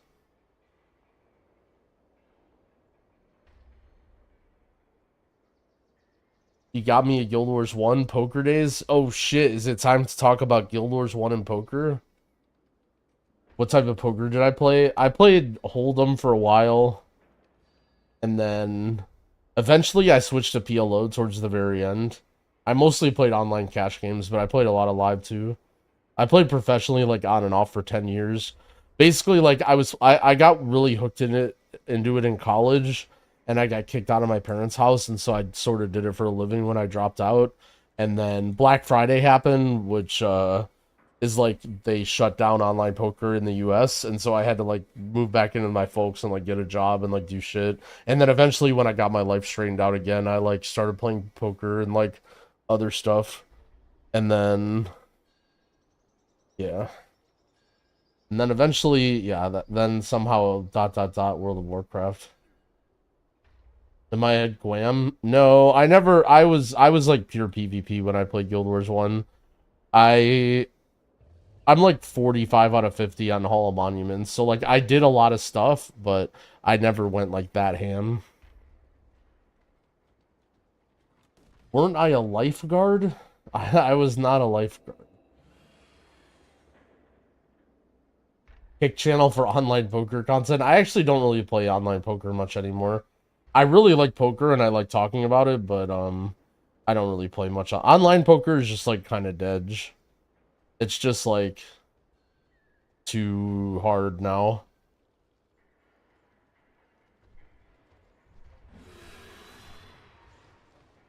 I go to Vegas much. I used to go to Vegas all the time. I haven't been to Vegas several years though. I very much miss it. There was a while where I'm like, fuck the world, I don't want to leave my house, but I actually miss Vegas pretty bad lately. To be hoarding the carved crests? No, you want to save them. The reason you want to save them is because you may get upgrades from your delves in Heroic Week to replace those pieces. It's not super important, but you can save a few crests that way. But pretty quickly, you send all your crests on Heroic Week.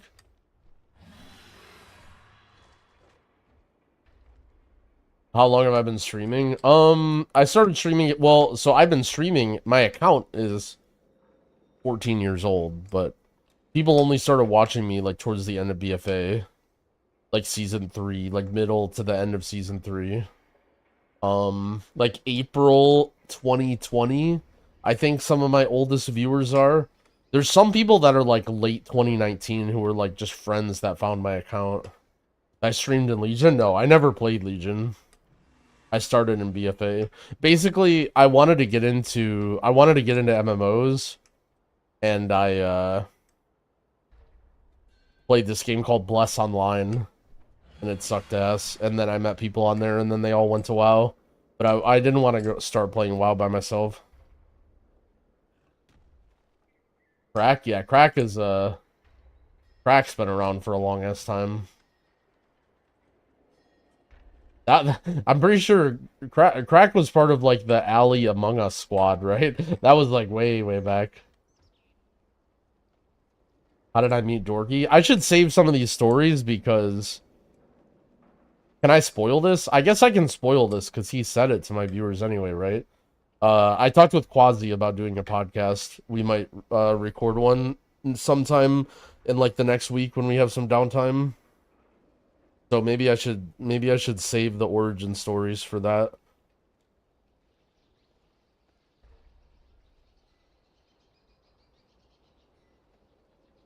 How can I tell how long I've been following? I think you can click on your name in Twitch, right? And it just tells you.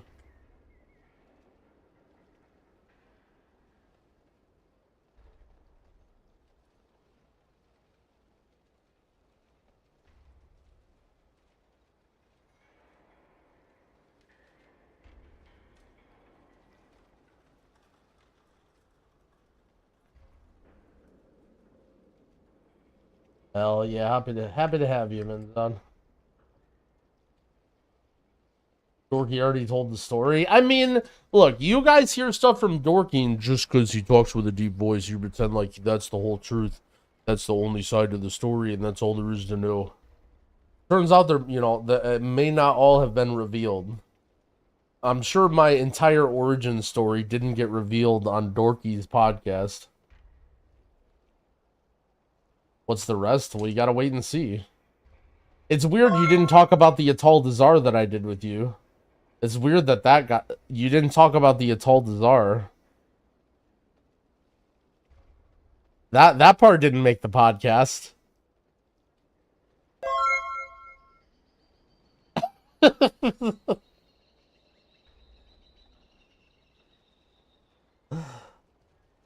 Yo, Sabrilla, thank you for the 5 months. Tom GG, thank you for the 5 months. I only remember BGs. Dude, BGs were sick. BGs were fun, but I played arenas with Sawa and Chase and some of those guys when I first started, and that was so fucking miserable. I was just hating it, and I was so fucking mad for, like, so long. I gave arenas I mean, I don't want to say a good try, but I don't know. I put at least, I don't know, maybe like 5 to 10 hours trying to learn arenas when I first started, and I fucking hated it.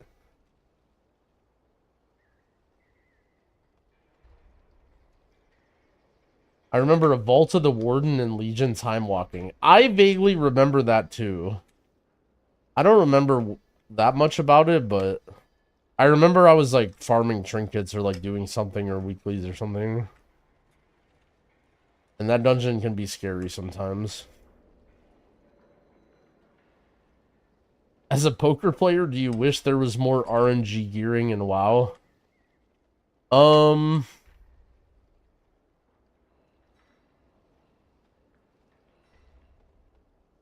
I think WoW isn't really I don't think WoW really is the game for RNG. Like, I think having a game with tons of bullshit RNG is actually hella funny and can be really fun. And if there's a lot of grind in the game, like, okay, if there was a game with tons of RNG and tons of grind and, like, you know what I mean, like one of those games, and it was good, I would play the shit out of it, right? Like, I don't care at all. If there was like raids where you could do like 3 times the amount of damage as other people if you just like play for 16 hours a day or whatever, like, to me that's it's a different type of game than WoW, but like ultimately if the game feels fun and you're enjoying it and it feels like your time is being rewarded, then it's something that I could play, right? BDO, I mean, that's dorky, right? That's dorky's origin is BDO. I considered it. I actually, so when I was looking at MMOs to play, I actually, BDO was the favorite game that I played that I, like, did the trial or, like, played for a very short time. The graphics and combat in that game looked so fun. Or, like, was so fun. I played it, like, I mean, I was like, whatever. How WoW's not an RPG. Mm-hmm. We were talking about the 2 weeks of no content. Actually, we're talking about BDO. Holy dude, BDO is the last true MMO I played. That shit is so good. Yep. Just like the whole fucking that game, you're like perma grinding for power. You're either leveling your profession, or you're grinding gold, or you're getting stronger. It's like real life.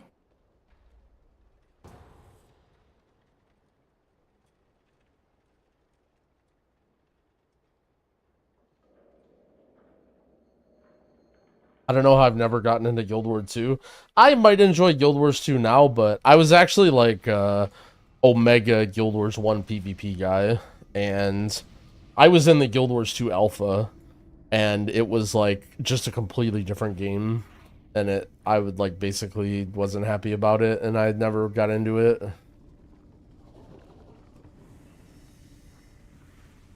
Yeah, it was just, like, I'm not saying Guild Wars 2 is bad, but, like, if you enjoyed Guild Wars 1, it's, like, just a completely different game, you know? It's almost like classic to... What is happening? It's almost like classic to retail, right? Like, you know how classic Andes hate retail, but you're just like, dude, shut up. Just go play a different game if you don't like it. Like, it's like that.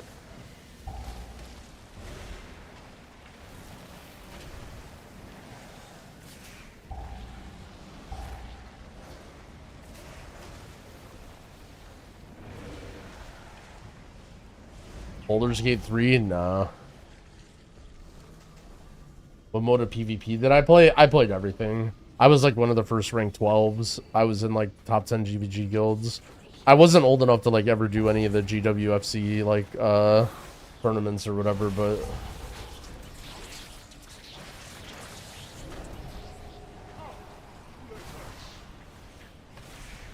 I've never seen a classic Andy here. There's, dude, we had the hardcore days. That was the real classic Andes.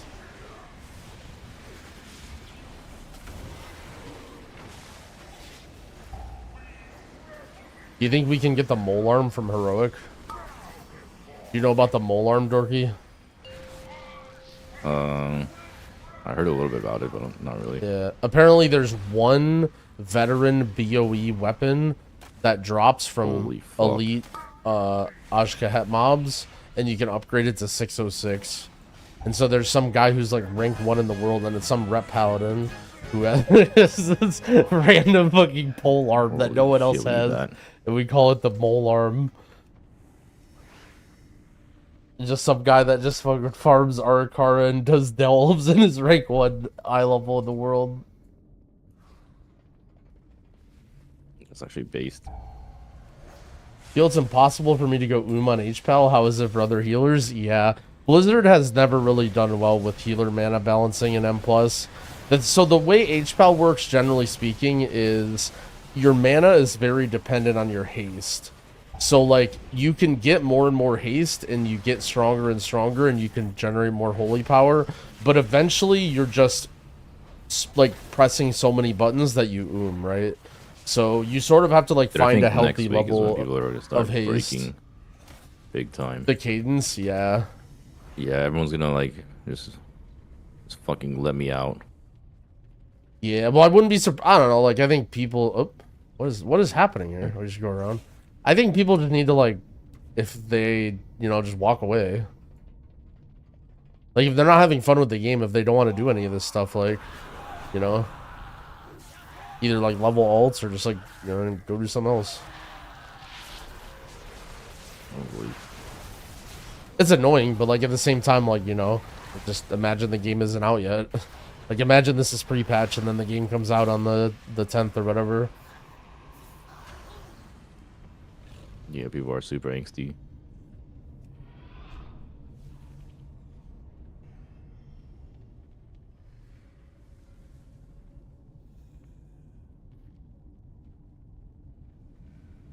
But yeah, like if you play Totemic Shaman, you can run out of mana.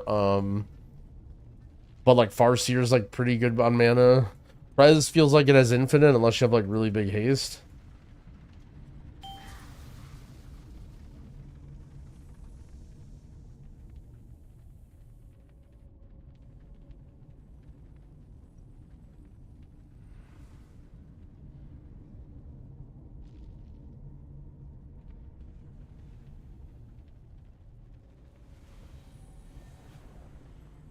It's !UI in the chat. All of my UI stuff is for Twitch and Patreon subs. It's a installer through the Waggo app now. I don't have anything like standalone posted somewhere.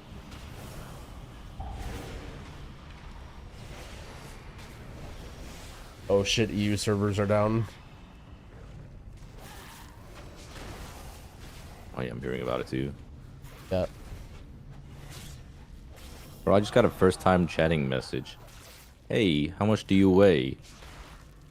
Bro, question mark. Heart. That's a first scarf.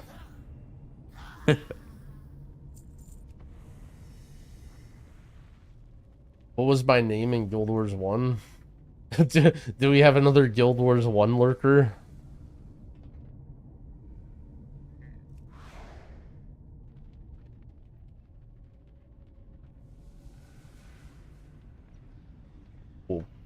Ouch.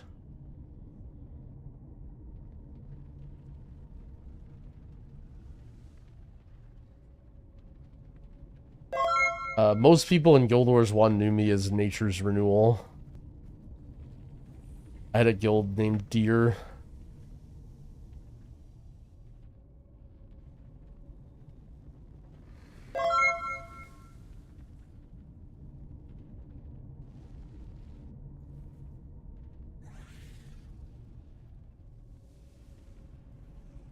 I'm just like following people. I'm not even paying attention at all.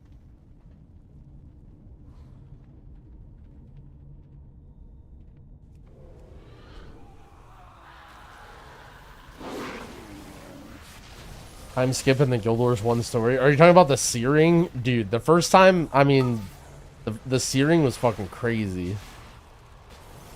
I had like never played any sort of game like that back in the day. I'm just like, holy fuck. This whole beautiful forest that I came to love is gone.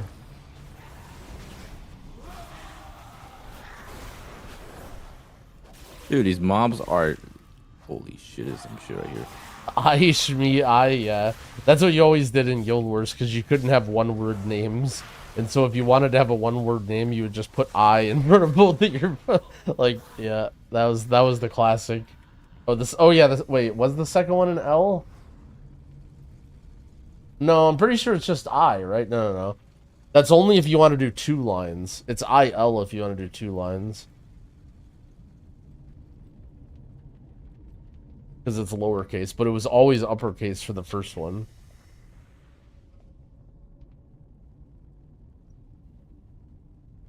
Why are there 3 mages in your group? Because we need to have a tank and a healer. We can't run more. The Transformatory was once the home of our sacred evolution. Izo has made a mockery of our traditions, and the Queen's come tisk, tisk, tisk. Dear Nizrek, a traitor. Our queen will be so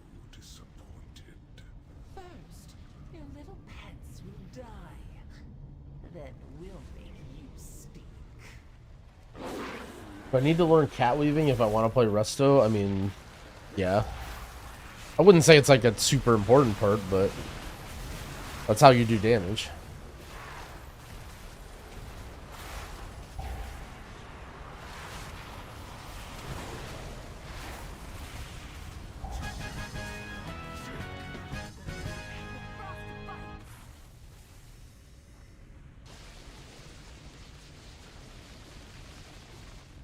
Totemic or Farseer? I think you'll probably play Totemic for high keys.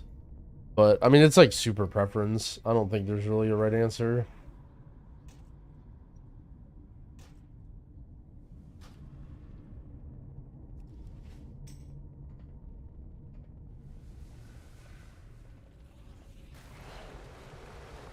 How do you feel about the GCDs of shapeshifting as a druid? You get used to it.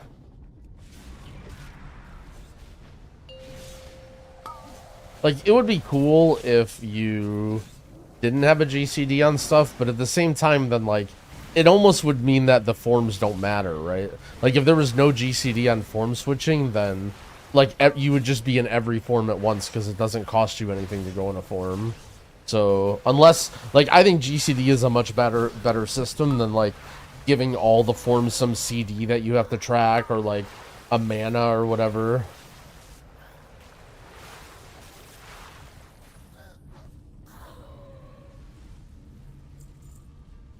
Wish Skullbash was added in fluid form. Yeah, we were talking about that earlier, but the problem is, like, there's a reason that it's not, right? Because then, like, how would that work? Then just, you could kick off the GCD? Like, that would almost be, like, a completely different talent.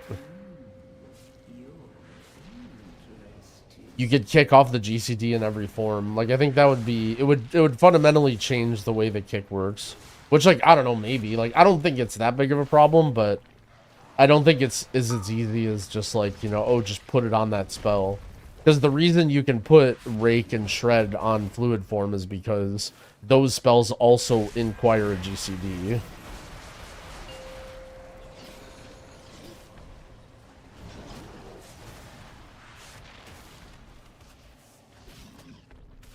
Because, like, then you're basically...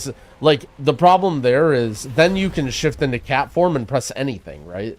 Like, if Skullbash was on the GCD, or, I mean, if Skullbash was on fluid form, it would basically mean that every cat ability is fluid form.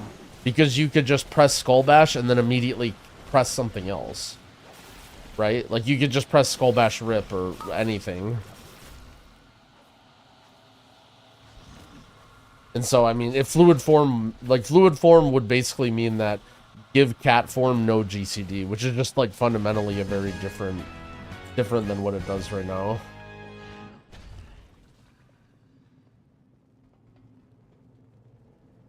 What stat priority do I recommend for Prez? I would just recommend following whatever high item level pieces you can get, but once I can, like, start to figure stuff out, I think it'll be, like, you get like 15-ish% haste, and then you go crit verse. That's at least for dungeons. In raid, you don't give a fuck about haste, and you just go mastery crit, I think. Yo, Jimsy, thank you for the gifted subs. I appreciate it. Yeah, but what other class has to interrupt cost to global? Well, I mean, like, Evoker has a short-ranged interrupt, right? Shaman has a shorter ranged interrupt. Priest doesn't have an interrupt. Like, a lot of the classes actually have, like, some sort of drawbacks. Yeah, Priest doesn't even have an interrupt.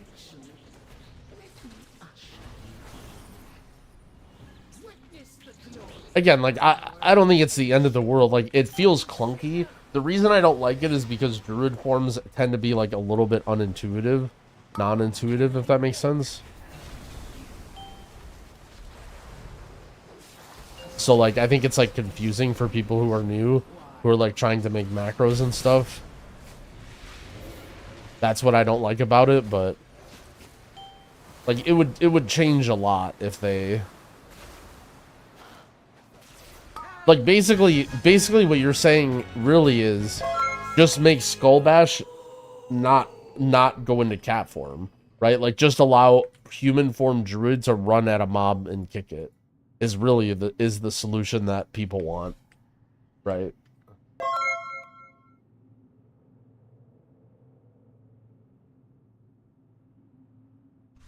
Headbutt, yeah. Which I think that would be as silly as it sounds, would be the most reasonable solution. Me and my Kex, thank you for the gifted subs. And Kern808, thank you for the prime. Dude, how are you doing all these characters and swapping and shit, and I just can't get the same fucking items that I need the whole time? Well, I'm just getting crests. Oh. Literally still missing gloves, neck, wrists, helm. Like, what the fuck? Like, how do I still have 4 for stats or? No, just anything that's from a dungeon. I feel like, I don't know, maybe this is tinfoil hat time, but I feel like item drops are really fucking weird. Like, I just get the same shit over and over and over and over again on every single character. And it feels like it's happening to, like, everybody. Like, I've gotten so many offhands and so many rings and trinkets, and I've just gotten so many different slots. And, like, dude, the first day that I was playing, I literally got 10 weapons. Like, who does dungeon, like, how do you possibly get 10 weapons? Oh, I need some weapons real bad. I just want a shield on my shaman. Yeah, dude, it took me so long to get a shield, and it had to get traded to me by my pally friend.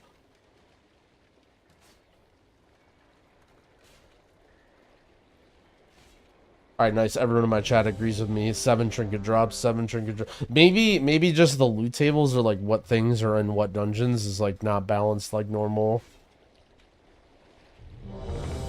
Like, maybe there's just way too many trinkets on the loot table right now or something. Yeah, wrists, I cannot, like, I'm literally still in green wrists.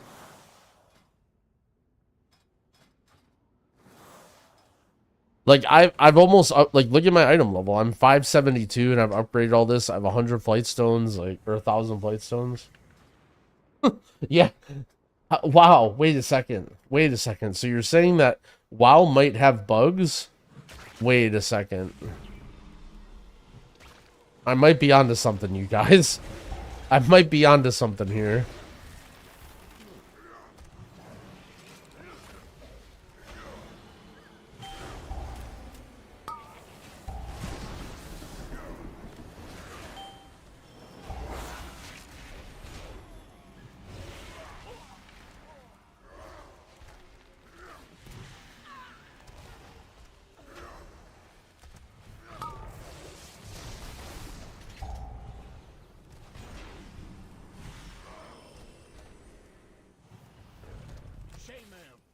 Training grounds fall to the intruders!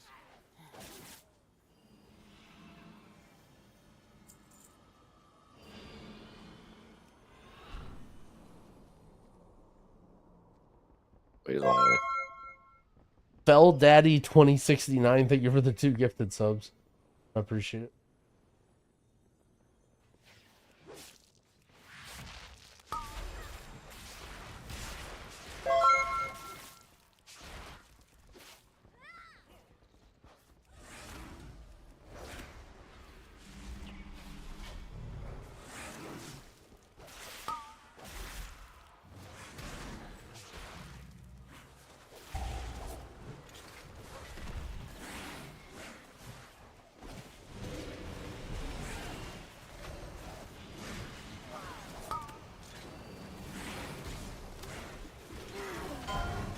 My crafting 590s. I made one on my Evoker because I couldn't get a fucking wrist to drop, and I got bored, and I just crafted it. But I'm not like going out of my way to make a bunch. I mean, you can if you want to have high item level, but it shit's all gonna get replaced. The thing is, I was saying for people that you should like try and get really high item level, because M0s are going to be hard, because they will be. But what I forgot is that you're going to be getting a lot of delve gear on day 1.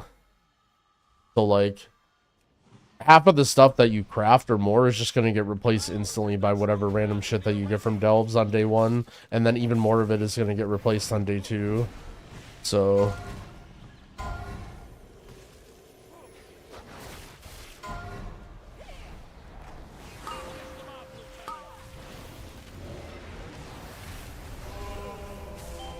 holy shit. Holy. Public order is never 590. No. You do not want a public order 590. Because people who can craft 590 are going to be charging for it. And people who need to level up are going to be trying to yoink public orders. And those people are never going to get 590. Like, you're literally never going to get 590 crafting public orders unless you get lucky.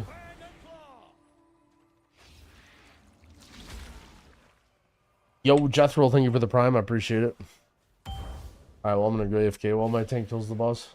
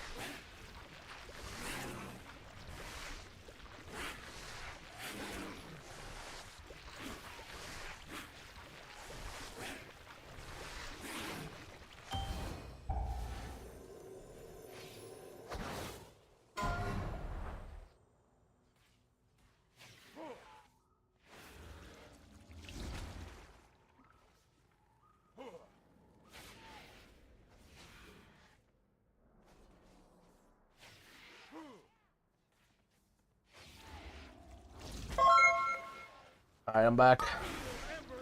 Yo, Renman, thank you for the 5 gifted subs. Bragulous, thank you for the 3 months. In minigame, I think you were the 49 months.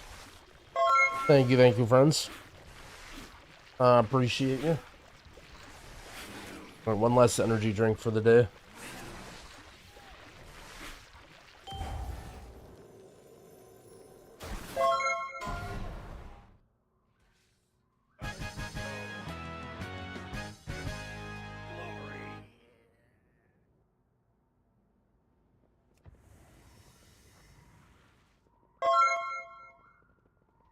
Stop heals? Yeah, I thought you wanted me to. I was just testing Dorky's ability to heal the party also.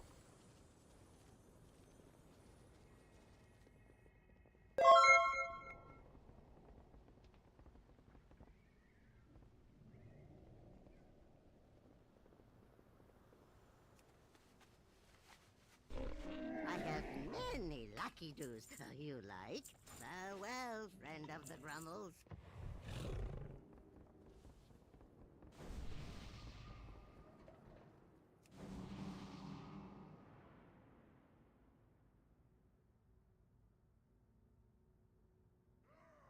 Are these steel strikes, lackeys?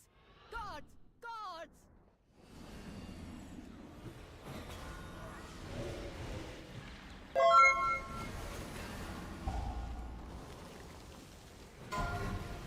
Yo, Marin Jock with the 5 gifted. Thank you so much, friend. I appreciate it.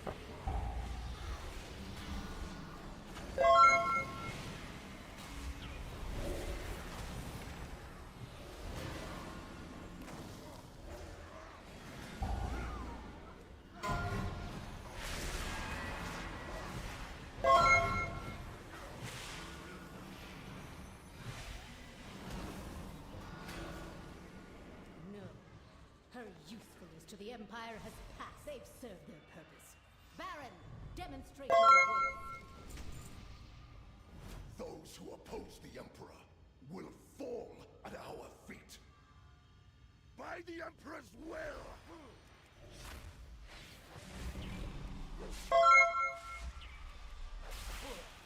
Glory guides my hammer! Good night, friend. Take it easy.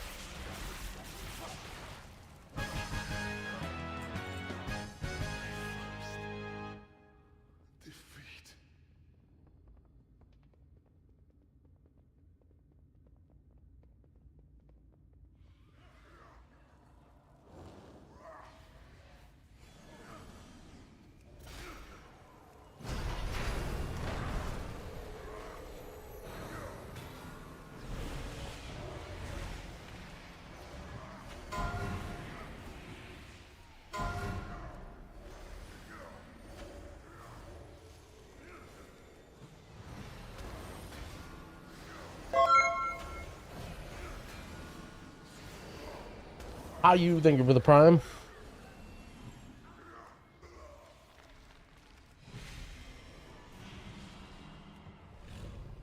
Oh, is the power of Boomkin being revealed? Beledar is the crucible. It burns away weakness. Its blinding light reveals the strength. He is like the army of the risen. The Arathi will defeat the Nerubians, conquer Khazar and subjugate the world.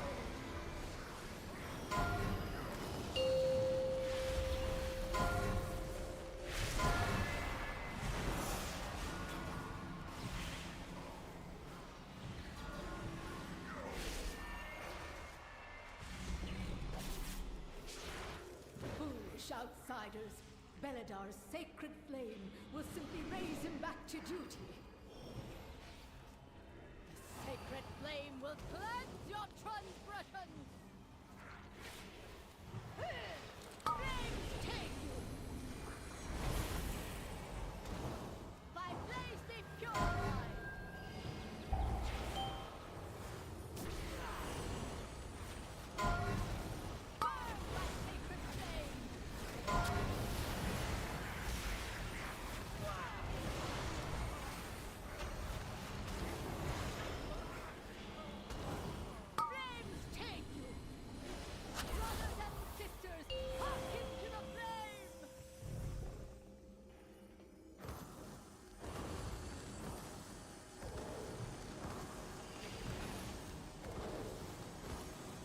Can I turn EU servers back on? No. My viewers started dipping, so I had to take EU servers down so that they would have to come in here and watch.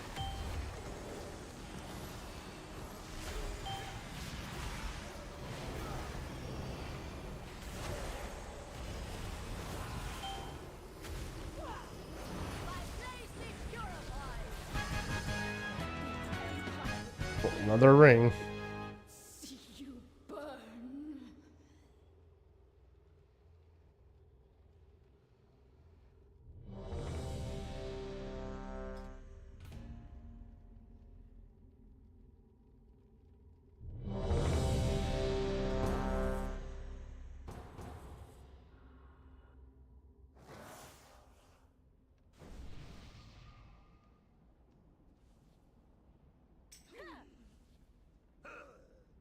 You're driving away my paying customers. Or are you looking for something a little fun? Show 'em what we got on tap, Bellfriar.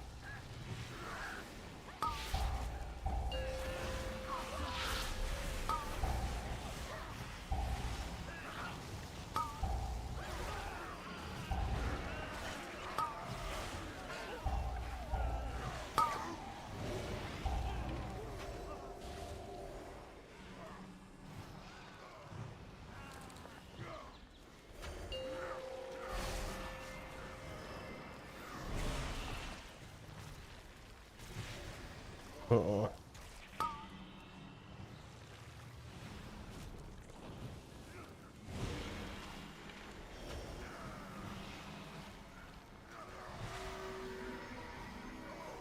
It's to be a bar fight then. Good. Is it bad that all I want to do is kill elites for the mole arm? I don't know if you've tuned into Tettle's stream, but I looked and he's just... Last I checked, he was doing follower dungeons of the Ajkahet for like 3 hours or something. Break it up. Time for happy hour.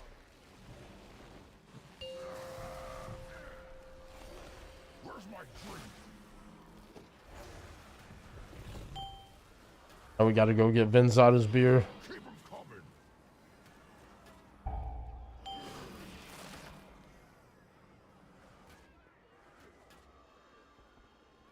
Keep 'em coming.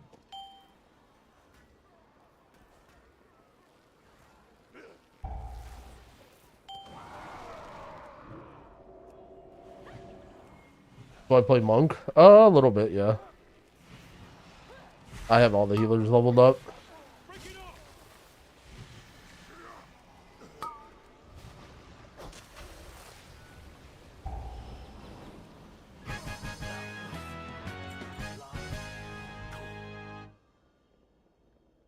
How do I have friendly nameplate add-ons? All it is Are you here to help? making the health bar shorter.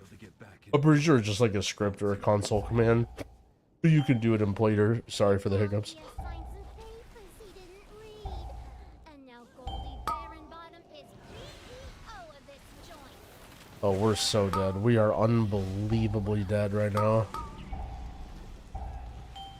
No, my stills! They bypass the filters! It's running too hot. The meat will be substandard.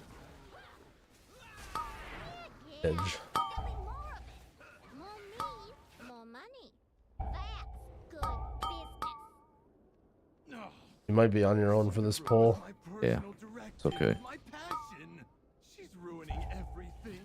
It's not okay. This shit fucking hurts so bad. I'm dead.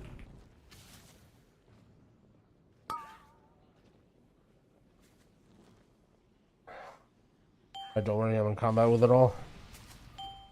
And we're dead. Okay.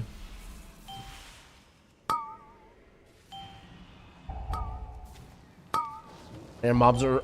We're being flanked. Oh shit.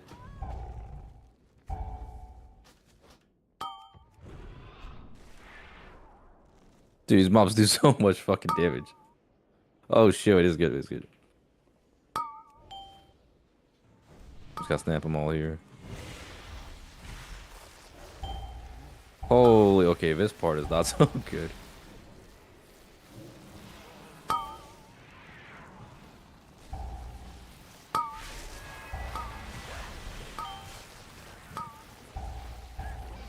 Okay, maybe it's too many of them. I don't even know what does all the damage. Well, you see...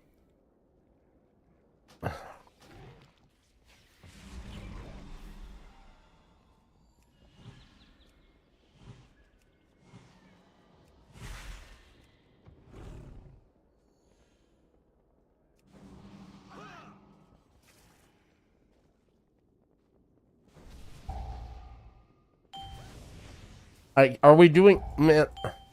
Didn't we learn from this?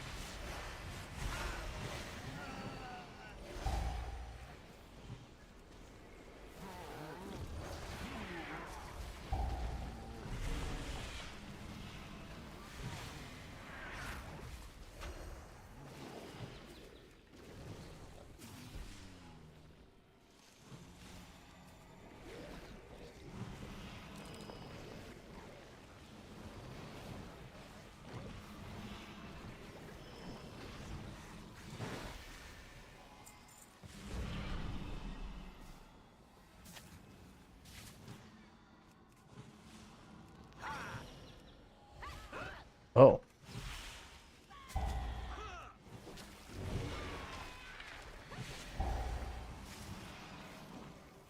Hey, Dorky, you playing a Stalker or Keeper? Man, did you just call me Dorky?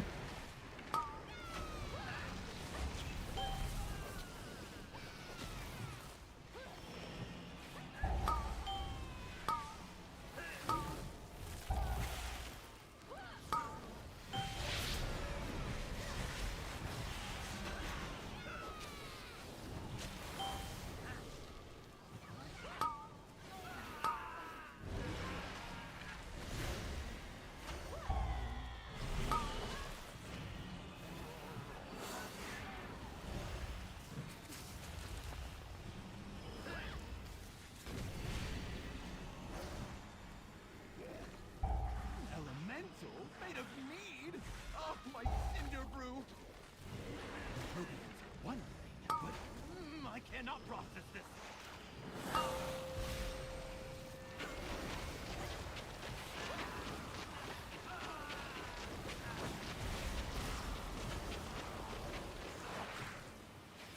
If I have another interface installed, something have yours only on my healers, you could, but it'll take some configuration, yeah.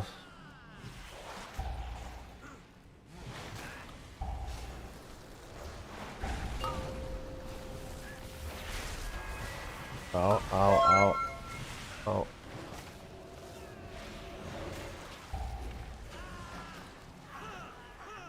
I mean, you can have certain add-ons loading on certain characters, and that's what I would recommend. If you just, like, have something that you like but doesn't work for healers and you want to play healer, like, just have all those add-ons load on that character, and then don't load any of the other add-ons on.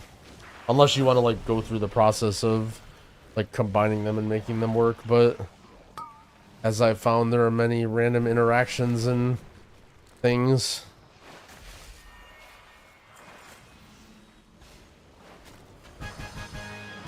And show talents, yeah. The go-to healer this season? Probably either Evoker or Shaman. Elemental took months of R&D. You goody-goodies don't know who you're dealing with. You do any more damage? I think self-life bloom is beans now. Oh, that's right. They kind of nerfed it. I forgot about that. I totally forgot that they nerfed photo. God damn. Druid fucking sucks. What are they doing?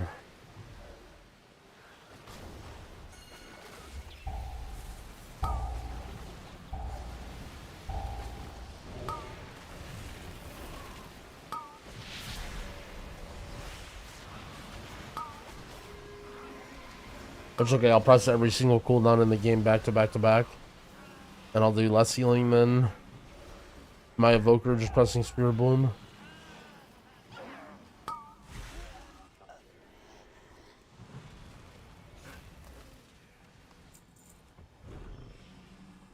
Bro, I can't believe Seraphine Greg played so much Druid on beta. I actually think this class kind of fucking sucks at healing.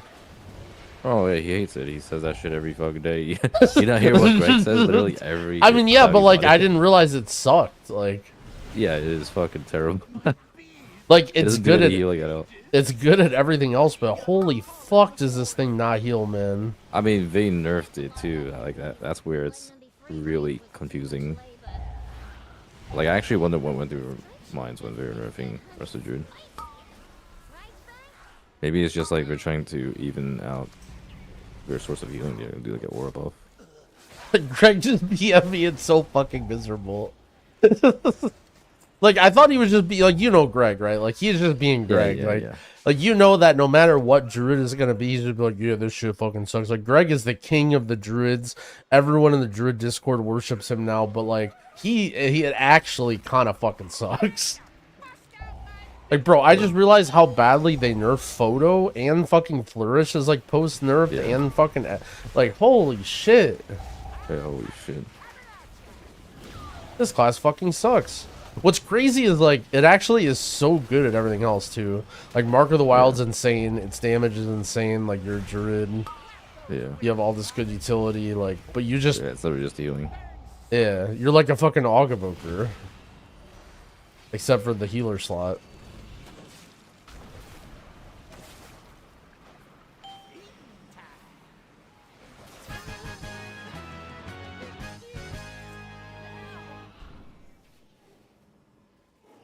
Yeah, I'm definitely not playing like the optimal build, but like I'm also in a fucking heroic, you know what I'm saying?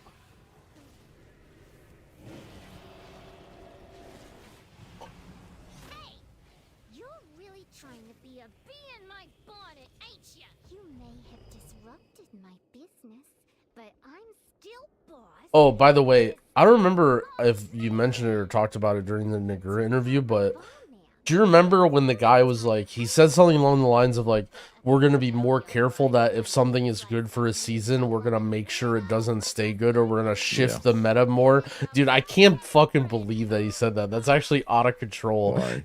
Well, because that's exactly what people wanted to hear, but like, that's so not how they should balance. Oh yeah, I mean, Like- people want that shit all the time, but I feel like that's Yeah, everyone was literally typing based in my chat when he said it, and I'm just like, bro, that is not like, based. People are so fucking stupid. you dude, they're like, fuck Evoker, fuck VDH, like fuck Mage, like the whole time he was saying it.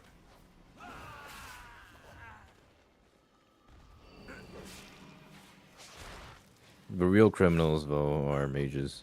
Oh yeah, because they're gonna be good regardless of Visk, just because they have so many different specs. Actually, not even that. I mean, just they're just mages. I don't know. There's just something about mages.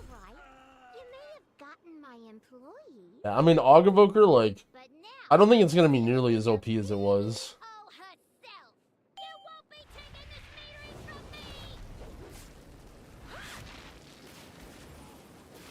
I still think the worst part is them saying how like they're not gonna do any balancing after beginning. Like that is just ridiculous that they will say that. The girl was just like, okay. Dude, the worst part was when she was like, you know, a lot more people are getting into M+. Like, you ever thought about balancing more for M+? And he's like, yeah, we'd love to balance around things like M+, and Delves, and Battlegrounds. And I'm just thinking, like, no, bro, not those. Like, that's not what the question was. I didn't... Why are you saying that Delves and Battlegrounds are the same as Mythic Plus? Dude, this hunter loves playing with us. Yep. wait, Vathian, wait. Oh. I'm trying to... Oh, he asked for a ring at the beginning of the dungeon, and I was going to trade it to him, and I forgot. I can hire back my workers and get back in business. Thanks again. He's gone.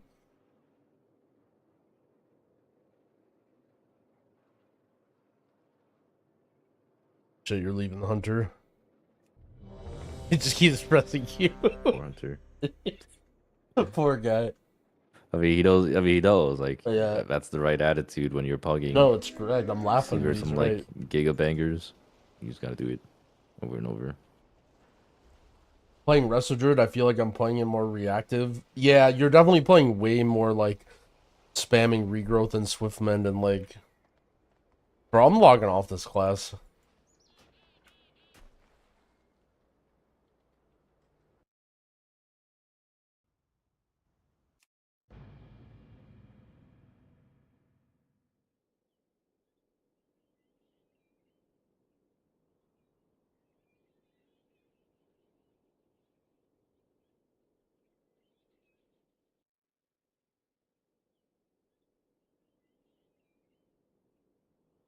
Wait, Tettles already gave up? Tettles is not the best mole arm farmer.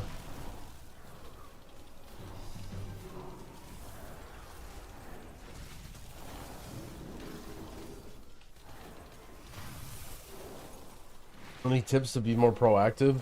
I mean, that'll just come from playing what is happening? Oh, because I turn on Tettle stream. That'll just come from more experience. I mean, the most important thing is like you need your shit set up all the time, right? Like you need to have your life blooms out, you need to have your FLO up. Like ultimately you don't really have that many tools to be that proactive, right? Like you just have to have the life blooms out and the FLO down like beforehand for almost all the time. Also, heroic dungeons, you can't beat yourself up too much because the pacing is like so random, right? Like you have no idea what your tank is gonna pull, who's gonna kick what. Like it's very tough to play proactive in this sort of environment, and so yeah, I don't know. I think it'll just come with experience. I wouldn't really be like hard on yourself or like trying to adjust your play that much. Like this sort of healing is like very wild, and then once you get into M0s, things will be like way more normal. Like you'll be like, okay, this feels like what a dungeon healing is supposed to feel like. Are there any undervalued class specs you've noticed so far? I mean, I think Prez is insane. Like, I think everyone basically, like, if you talk to anybody, they're like, oh yeah, Shaman OP, but I think Prez is right up there. I don't know. In terms of other stuff, I feel like all the tanks are closer together than they give them credit for. Maybe that won't be true in like super high keys, but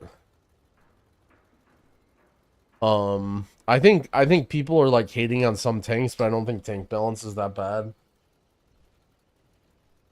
I see the Prez hotfix. What is it? No, I mean I haven't been on Wowhead all day, but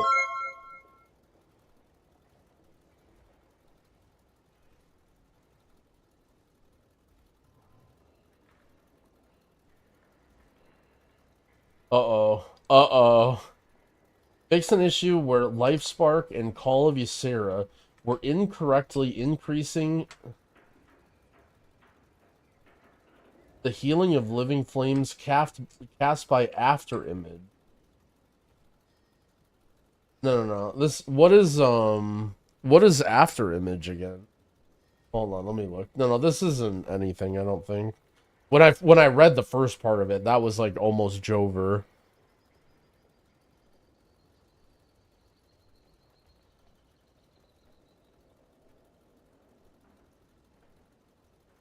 Ooh.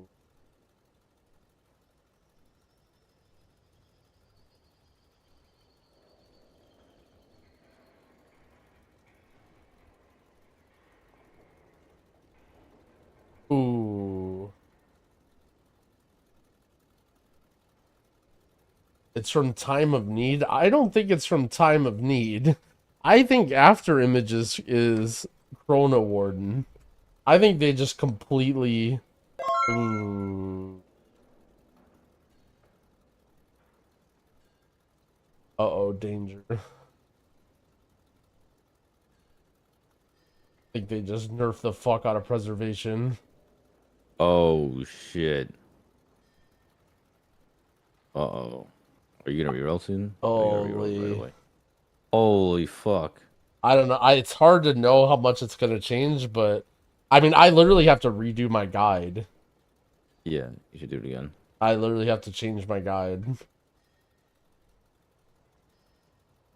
Holy. Holy shit, that's insane. Oh no.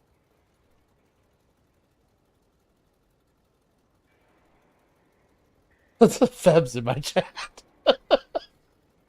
Bro, you've just been playing fucking WoW all week anyway. What do you mean? What do you mean, no? Holy fuck, Brewmaster's back.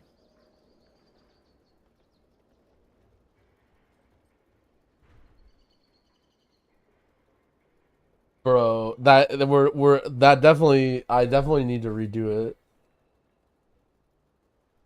Oh no. I gotta look at the Prez Discord.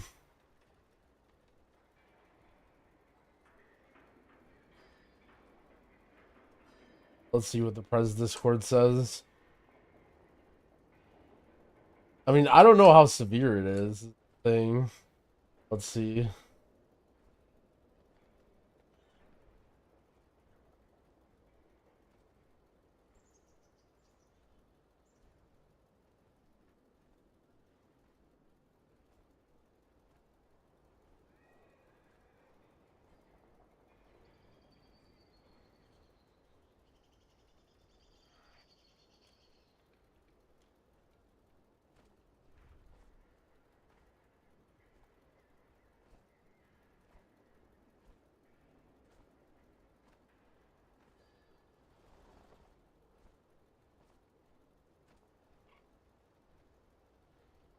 Dude, Greg is in the Prez Discord talking shit. Yo, get out of here. Go back to the Druid Discord.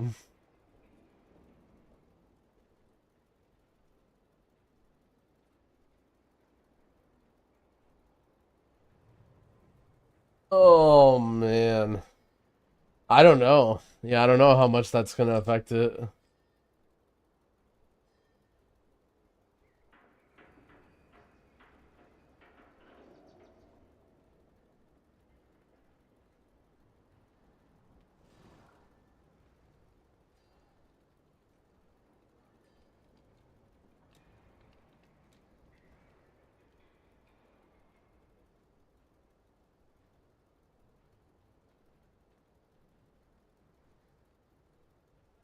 Well, the mod says, I don't So how think good many is Prez? It's hard to say. I don't know. But, like, basically, you remember how my top healing was always, like, Living Flames, and that was just, like, an Omega passive. Basically, like, you would get a buff that would buff your next Living Flame by a lot, but your passive Living Flames wouldn't consume it, and so you would just proc a bunch of passives that were doing double healing, and now they fixed it so it'll just proc and consume the buff. And I don't know. Cheating. I mean, sort of. Is this my fault? Like, if I just wouldn't have played Prez and made videos? Yeah. I mean, I didn't even make my guide, though. In my guide, I explained it, and, like...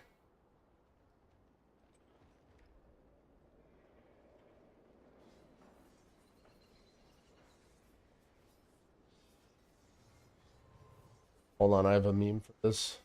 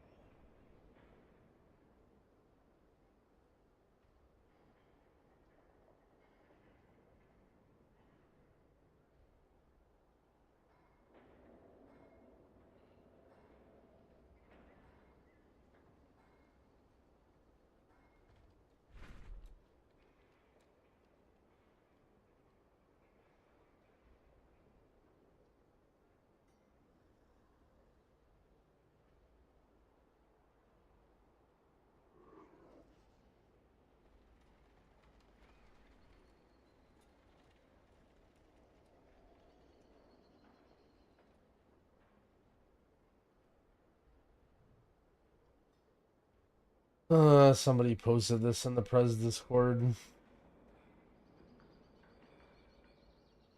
Well... No, it was a good run. It's a good run.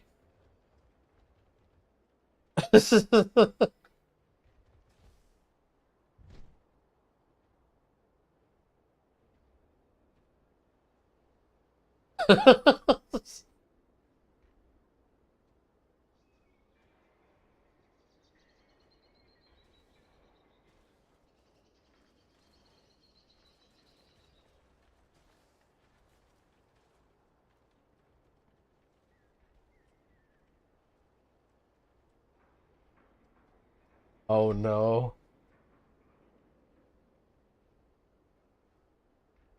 The admin in the preservation Discord just said, everyone please get in a single file line and you will be assigned a new main.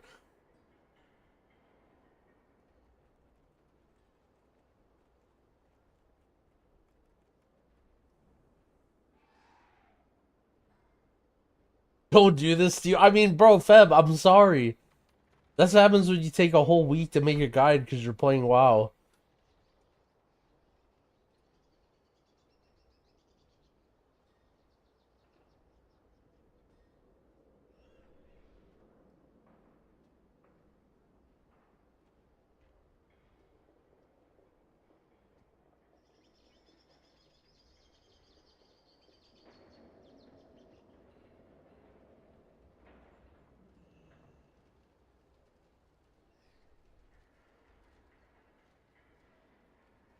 Yo, Triggery, thank you for the Prime sub. I appreciate it.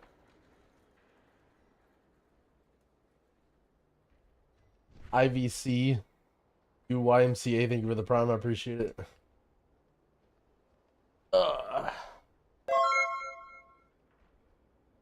I can't fucking believe it's gonna be another Holy Paladin season. Oh shit. Holy fuck. Nah, everyone's gonna play Resto Shaman. Oh yeah, that shit's gonna get nerfed too.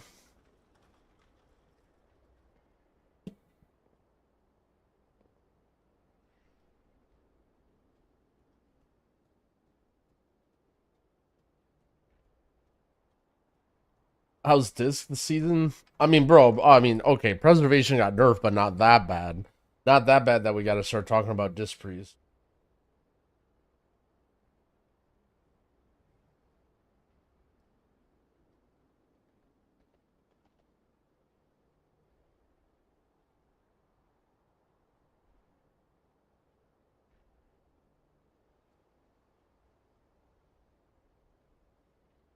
I mean, I don't know. Realistically, it's not that crazy. I don't think it, like, we'll see. So basically, there were a lot of, like, dumb interactions that happened with Evoker. So there's actually one of them that I didn't realize what was happening was if you have the Life Spark buff and then you cast Flame Breath, this would, so, alright, so basically the thing that you need to know is Chrono Warden, the way that the hero talent worked is anytime you casted an empowered spell, it would shoot out 3 living flames, and all your things that you had that buff living flames would buff those. And so basically every time you fired them, you would just keep that buff like almost permanently, and you would just fire off a bunch of empowered spells. And so, for example, this is the one that I didn't even know, but if you had the Life Spark buff and then you press Living Fire Breath, this would shoot out 3 Living Flame, right? And all 3 of those Living Flames would do more damage. But that's not, I mean, that's not really like that, I don't know, that's not that really big of a thing. Also, it's like hard, it's not really reliable. So this is like not much.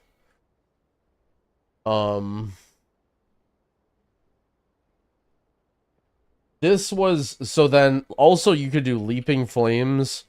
So you do full charge Flame Breath, then you do Call of Ysera.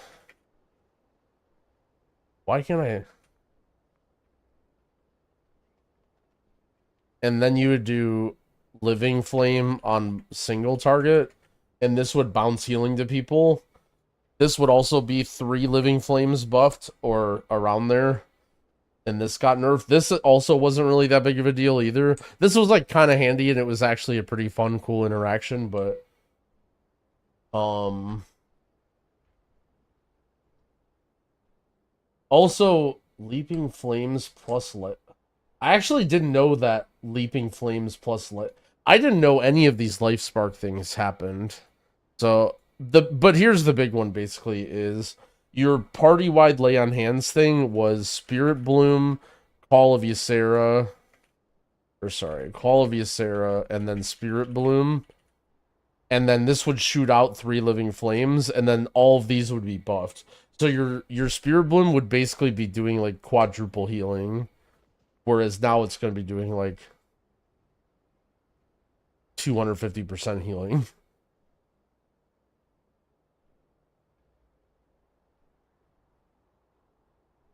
Which I don't know, like I guess you just have to see. I don't know.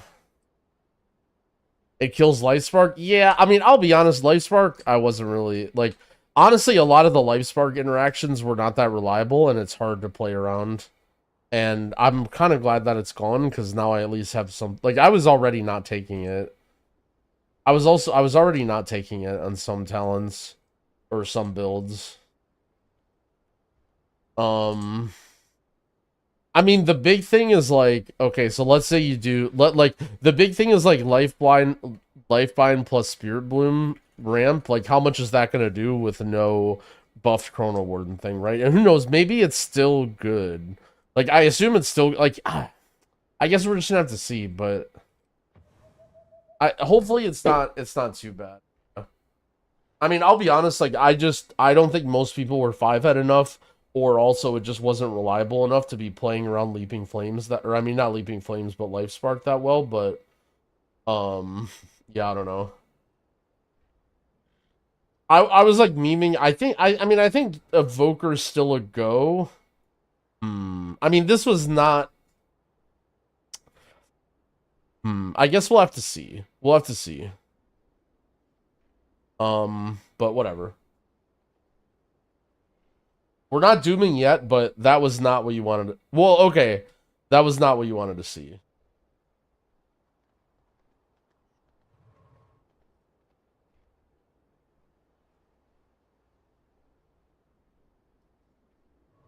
It was not what you wanted to see.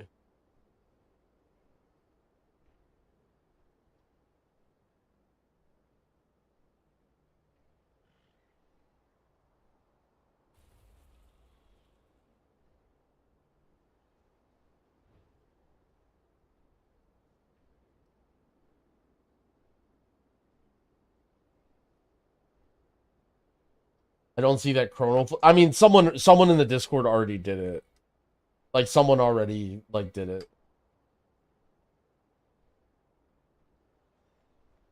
The thing is, it changes your living flame. It doesn't... Even though it says living flame, yeah,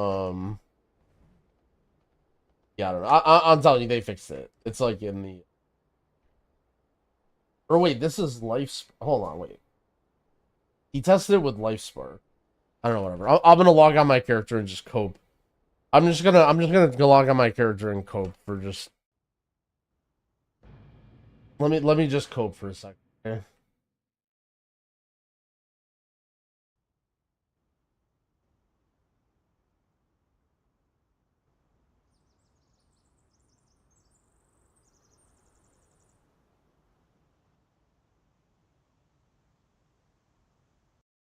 What do you think the most important renown to grind first? They're all whatever. There's not really any particular one.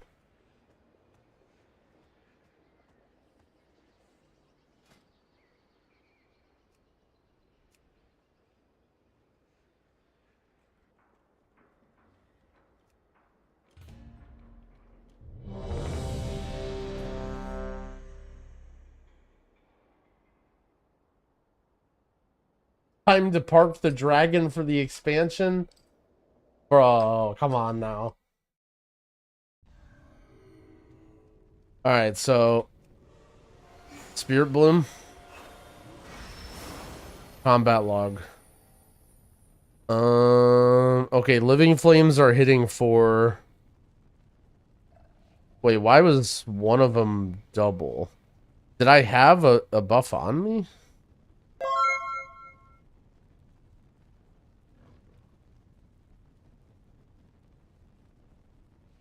I guess... Doesn't it say critical if it crits? Hold on.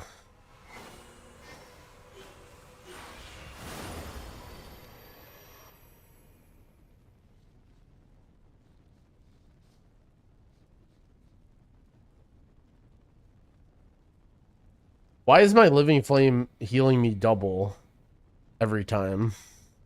Here, can I drag this? Yeah, I know. So my living flame is healing me double here. Right? 450k, 200k, 200k with no buffs or anything.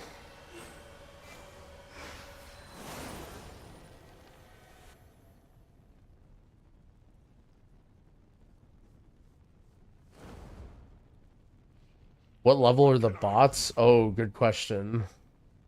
80 it says. Right? Bots are a bad way to test? Okay. It's healing me double.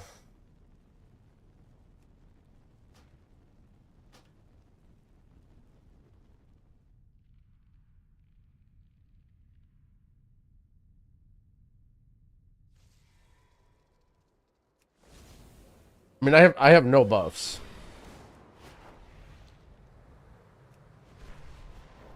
Isn't there like healing dummies or something over here?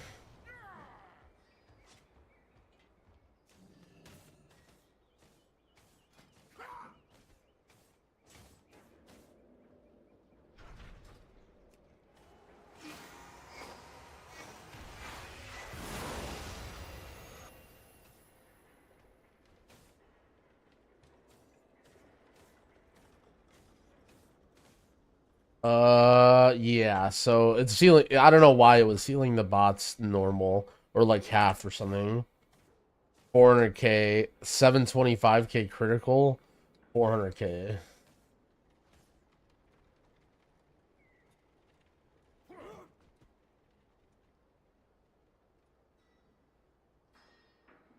Was I running something like this before the Life Spark nerf? No. You play Call of Ysera. If you're not, I think Mode was out of his fucking mind. By the way, not playing Call of Ysera with the way the interaction works. Now I'm way more considering what he was doing. But back when Call of Ysera was, I think they were out of their minds with this build, with how good Call of Ysera is. But I mean, this is normal, right? So, okay, let me do this.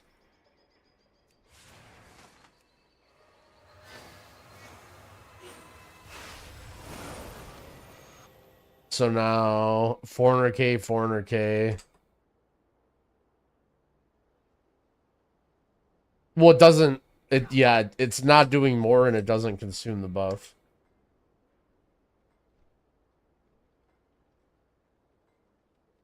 Well, so before the way it worked was Call would buff it, but not be consumed. And now Call doesn't buff it and doesn't be consumed.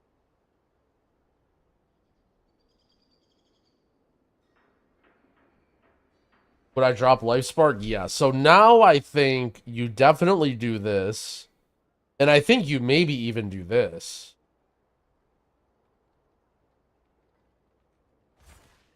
Like, I think you do this, maybe, right? Like, you basically do what Mode was doing. And you just try and heal with this, I think. What is my... I have one more point. What did I... Like, Mode was playing Life Spark, but I don't think you play Life Spark. I think you go...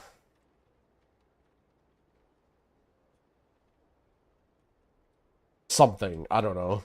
Nothing is, like, that critical to the build. Maybe Dream Breath Healing? I don't know. I think Holy Pally is a good choice for this season. Oh yeah, Holy Pally is pretty good right now.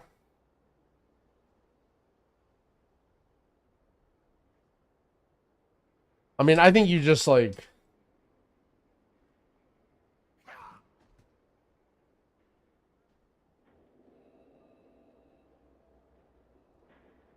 Yeah, like, I don't know, maybe... I mean, maybe Dream Breath Healing, but I don't think it's that good. But maybe you'll need this more now that, the other one's nerfed. But, like, losing... I don't know, losing Call of Ysera... Maybe you just play something weird. Emerald Communion HP? No, I feel like this talent's a waste. These talents are not good, but you take them because you need to get to Call of Ysera and down here. But now it's questionable if you do. I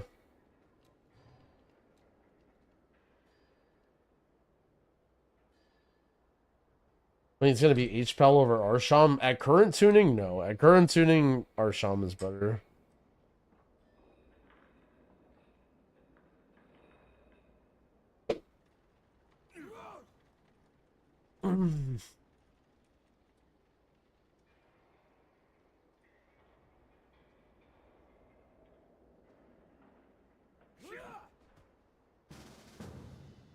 Each time you gain Essence Burst, your critical heals are 230% effective.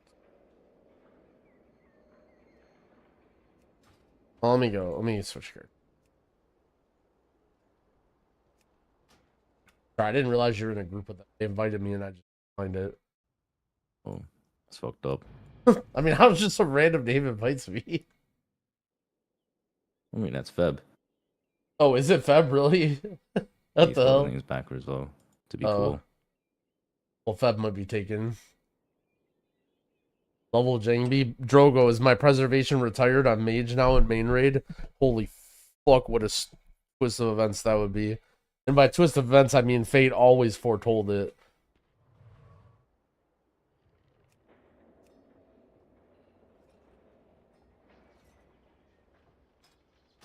Our friends list Blizzard services aren't available.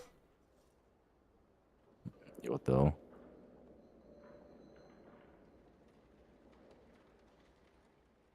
When the class notes come out and you dodge the nerf, do you ever feel like one of those delinquents on Jerry Springer when they find out they aren't the father? Oh, I know it. I know that meme. Oh, yeah. You definitely feel good. I mean, you still have heroic tuning.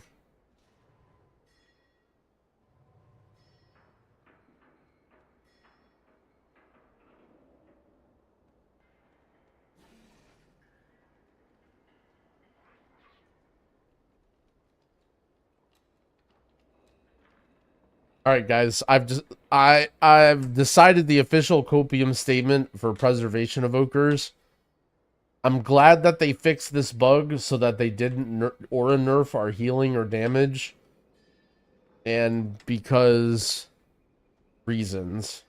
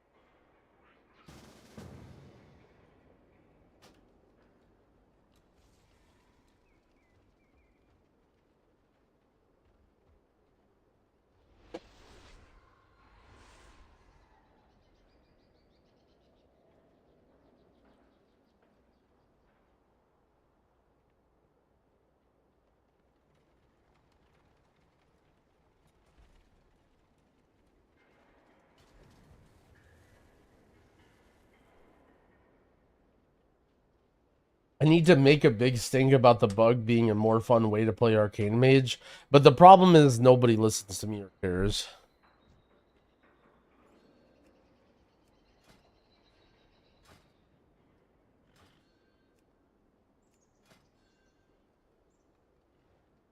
Bro, Feb's Mog is just a naked night elf, and he plays bear. Oh, yeah, it's a pretty normal Mog. Man, a really cool back thing, whatever that is.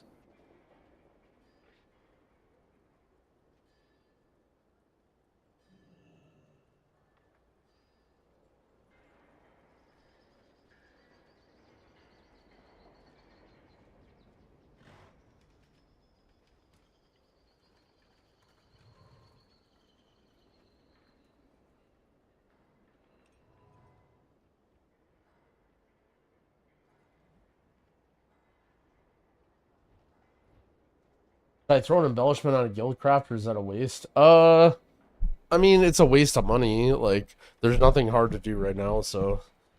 But if you want to be really powerful right now, and everybody does, then yeah, why not? Let's do so involved. Oh, are we flying? Yeah. You're a different kind. Oh, I'm a different kind of bug. Are you guys all ally? Yeah, that's fine. No. It's, I'll go Mystery Road.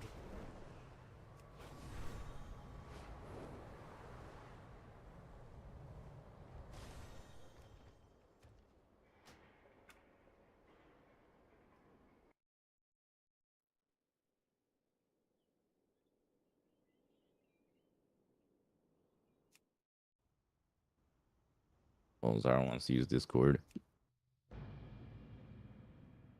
Alright. Alright, guys, we have a new tier list being posted from the Preservation Discord. Here we go. This is the new updated tier list for healers.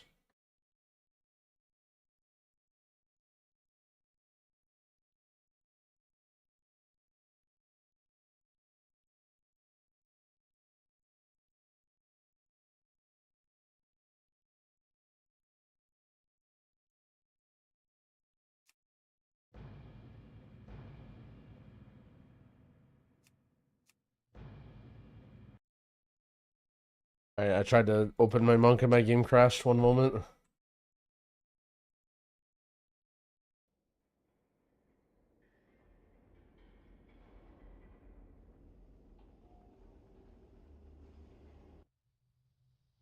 All right. The creator of the tier list has a comment now. He says, "Imagine going into a new expansion and being like, damn, I can't wait to play Holy Priest." I mean, he,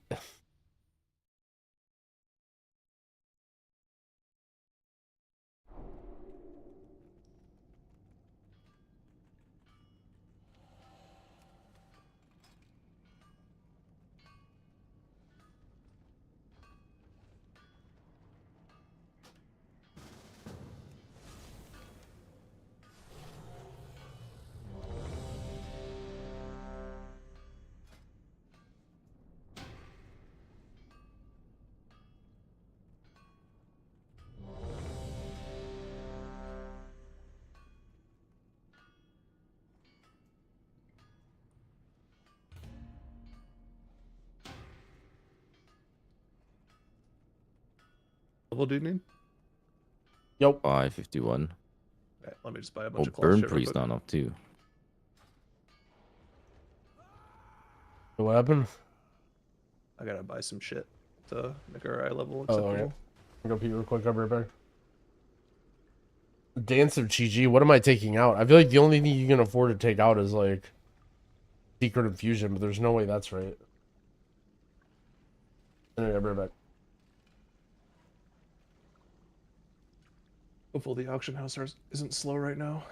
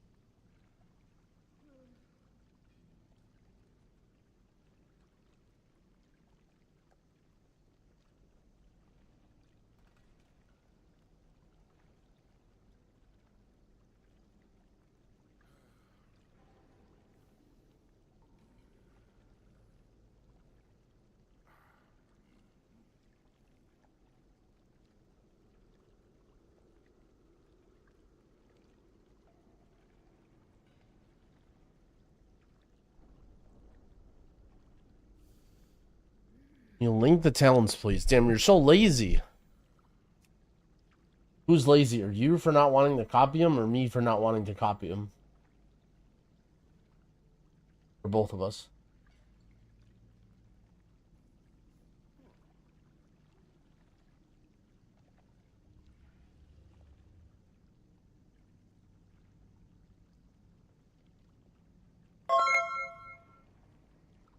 Yo, Ambrosiac, thank you for the prime. I appreciate it.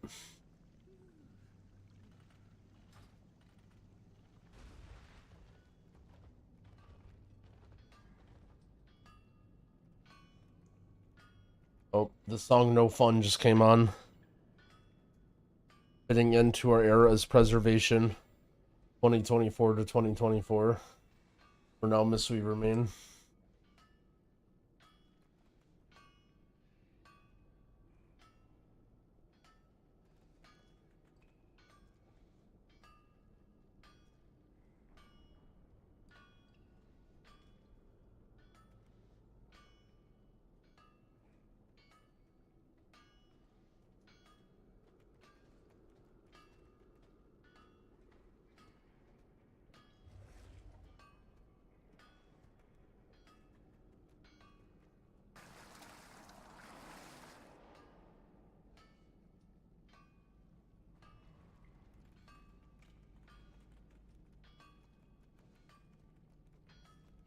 Okay, I'm good. Okay. Is this heroic or normal? Oh. Does the priest have the right gear?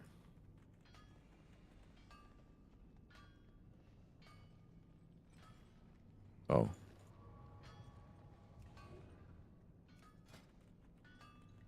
Wait, is it me? Nope. No. Nope, you're good. You up. Oh, there we go.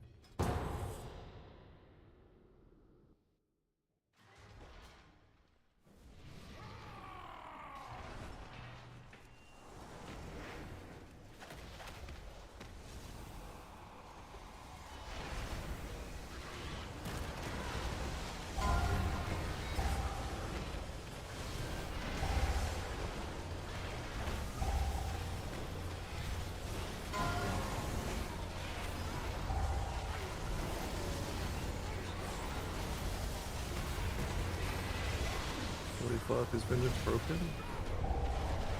Holy fuck, we back? The vengeance is back. Oh, should have BOE on the first pull. Let's go.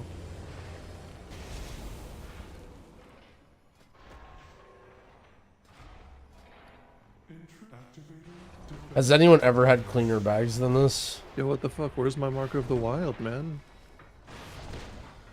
Beth hates me. That's Okay, Feb. bad. Yeah, it's Beth. Oh, Fev? Is he listening? Too cool to come in Discord with us. Yeah. Cool kid.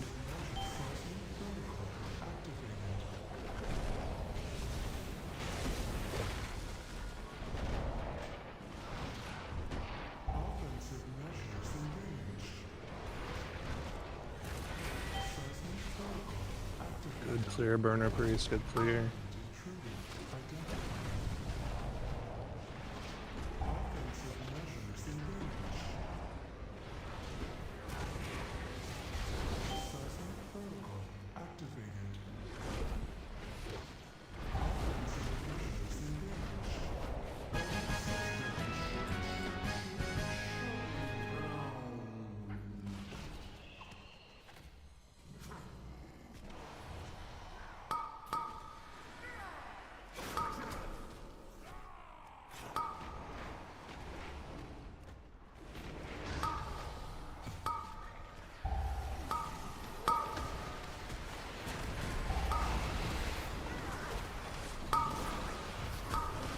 Two.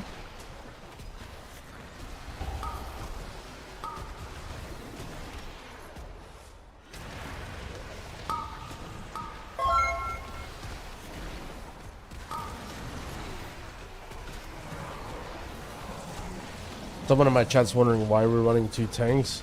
So the thing is, the tank changes have been so severe that tank survivability is that crazy that we think the new meta will be 2 tanks per group because 1 tank just can't survive it. Yeah. I'm playing DPS though. Yeah, Did I that not sounds, see my that damage? sounds about right.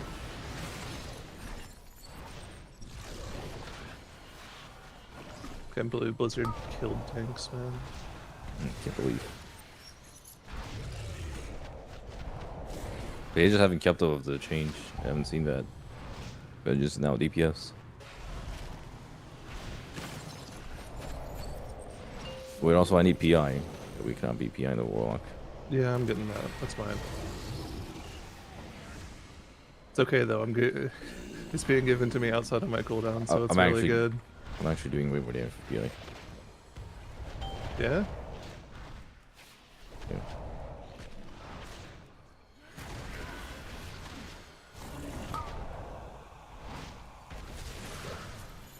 Dude, doing dungeons without an arcane mage sucks. Yeah. They kind of just kill everything. And I log on jangbi. Yeah? You lab it out a little bit last night?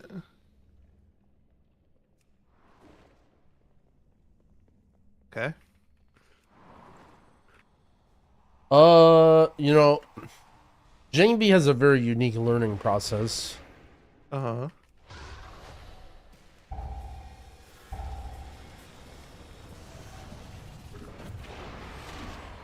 No, actually, playing Arcane in these low-level dungeons is the biggest stinking pile of dog shit, because literally every single mob dies in 2 seconds. That's so true. No. On Heroic, you are the one that kills everything in 2 seconds, though. Well, right, but I'm level 71. I guess.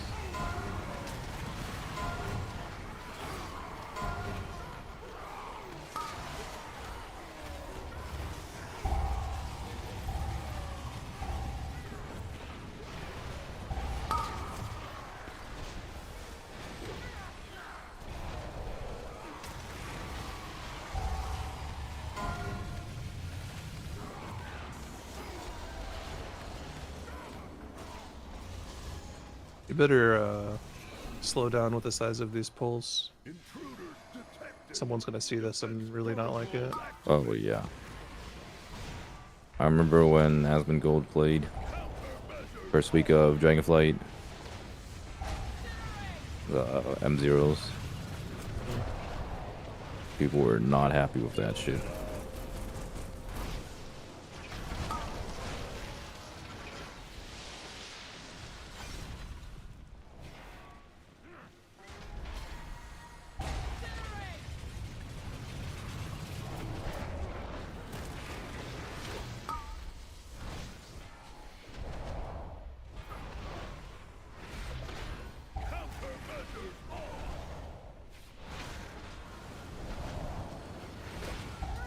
Wait, Drogo, what are you playing in main raid? Oh, no.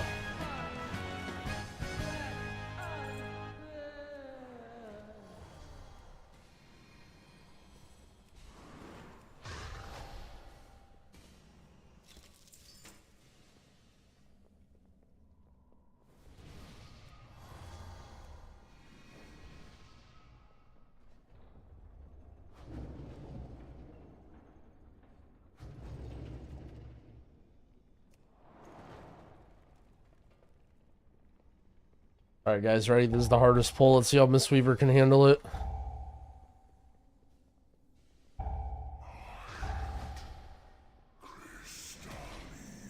I wasn't ready. I guess I can do this. Isn't too bad.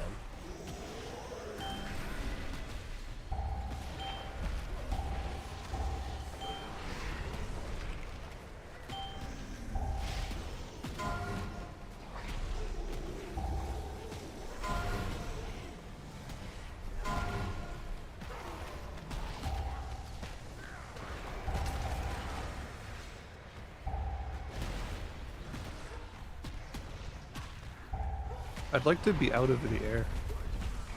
I don't see house pull.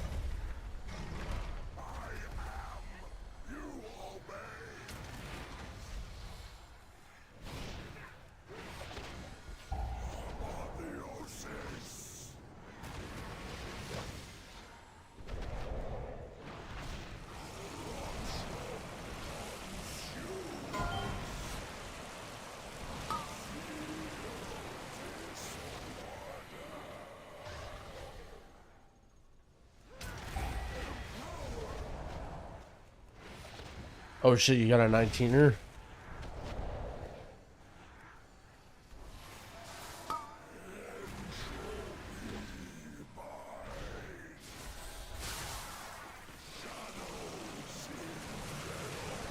The best way to farm resonance crystals? You get a lot from weekly quests, so make sure you do any weekly stuff on your ults if you need.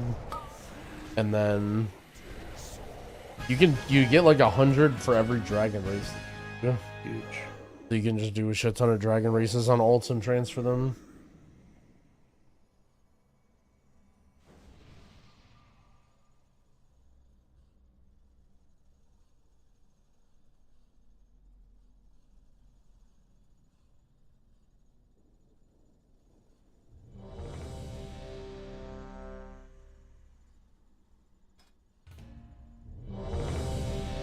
Yo, Soy TV, thank you for the prime. I appreciate it.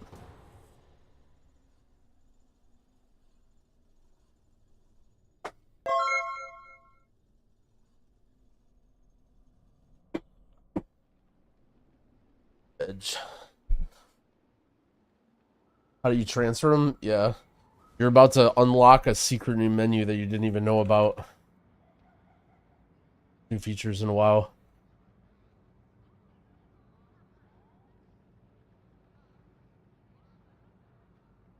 My UI make you lag and raid. I mean, I don't know what kind of potato you're playing on, but it shouldn't. What the hell, Dorky? You're not tracking my malevolence.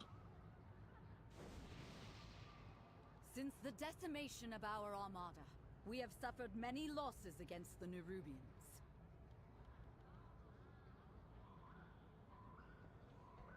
Now, with its complement of cannons, it can... Wait, who are those intruders? Looks like the Prez Discord is done dooming. Well, so here's the thing, right? Basically, the TLDR... Alright, so now that we're done memeing about Prez, the TLDR is the thing that made Prez OP was the fact that you had this, like, Omega Lay on Hands combo that you could do that would do insane healing on, like, a 20-second cooldown. And they basically nerfed it so it does some amount less. A lot of the reason that it did do so much is because of some bug interactions. There was some other stuff that they fixed, but honestly, that stuff was, like... Fucking boats bugged. Hard to use. Oh my god. Like you had to play around procs and stuff. Oh, it's but the big thing they nerfed is like the big AoE heal combo. So the question is just how much does it still heal for, and can you still deal with mechanics with it? Lovely. Like I assume you still Lifebind Spirit Bloom. Like you don't do anything differently with the combo.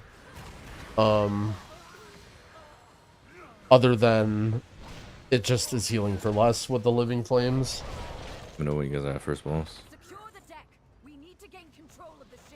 Why do we play 2 tanks right now? So that our tanks can like take shifts. Like Dorky needs to go take a poop, so he's going AFK. Is that really the only thing you can do is teleport out and back in?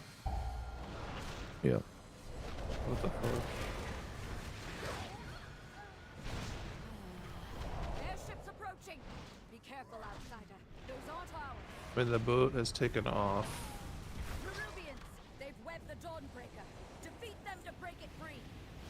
You can try teleporting back now. It should put you on the boat. They've got us surrounded. You'll need to use those mounts of yours to fly to them. The crazy thing, I bet Feb is like an expert at this dungeon because he made the guide for it.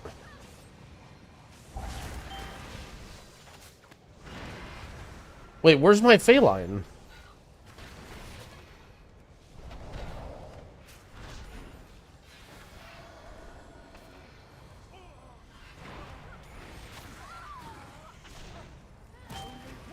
What? First bomb.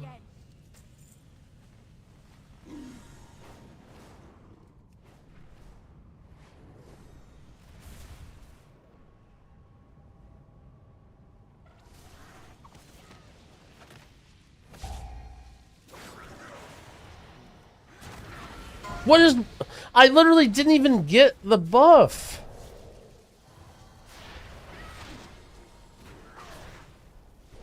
Welcome back. Wait, so if I shoot it this way, is it gonna work? Oh my... Oh, there we go.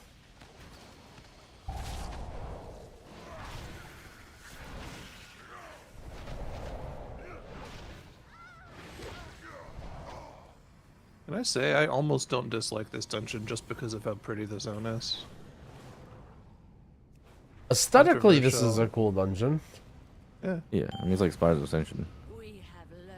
Spires was sick. Except for not lagging your entire computer. No, no, no, no. It's not like Spires at all. Spires was hell on earth.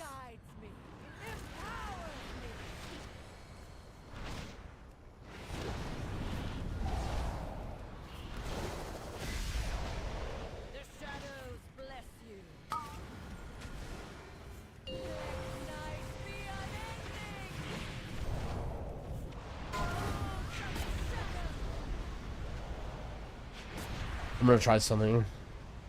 No, don't die. If you die, we don't get loot. You're gonna try to jump off and port back on? Okay, well, I didn't expect... Yeah, he has range. No, it's some... I tried to jump off and then I just landed on the wing of the ship and I couldn't get off of it. Oh man, our loot. No, you get the loot. It's this one. If you die at the end, you don't get loot. Okay.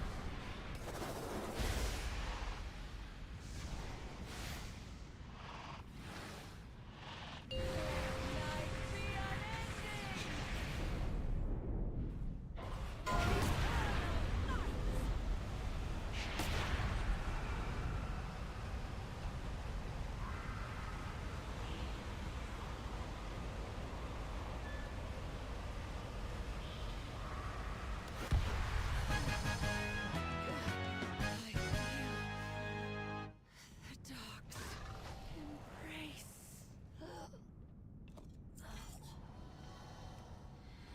Why are you dying? Alright, go boss.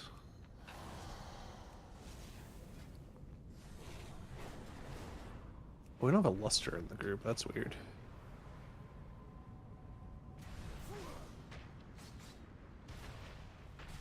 Where's our tank? Bro, you Where's have our 2 porky tanks. hammer? How is not one of the tanks here? Oh shit. Here, hold on, let me give you guys some hellstones, by the way. You might want those. Like right now.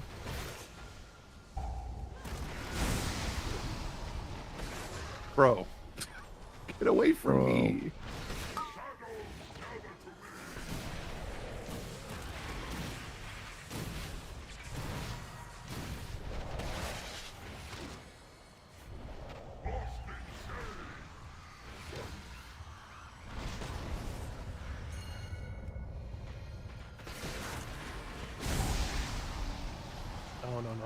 No.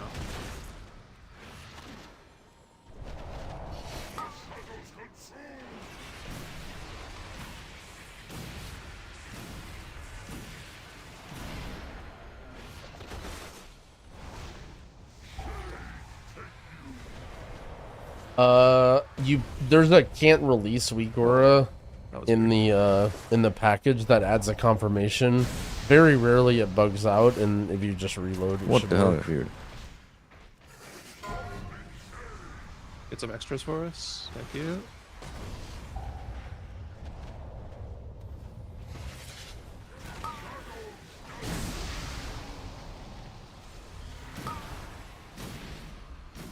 Yo, if Beth is gonna tank, they need to be on the other side of the boss from where all the DPS are. Oh, I'm over here. You're perfect. Wait, how is Dorky getting the orb? Or wait, you are at? Wait, are you? Oh, you are Havoc. Holy shit. Holy shit.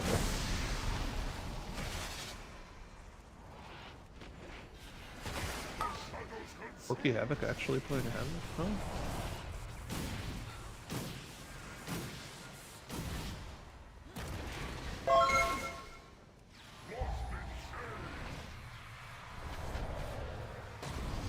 Yo, Clipcraft, thank you for the 5 gifted subs. I appreciate that.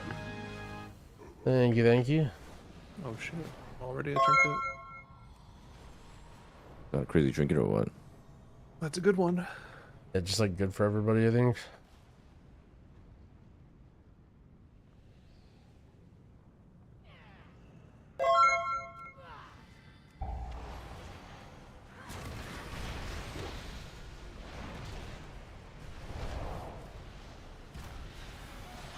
And we've lost our priest.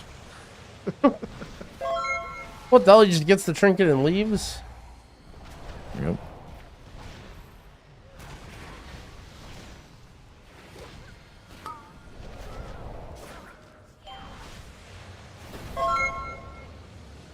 And then Hasn't Dr. that Burner. been what queuing heroics has been like for the past like 3 days for everyone? Yep.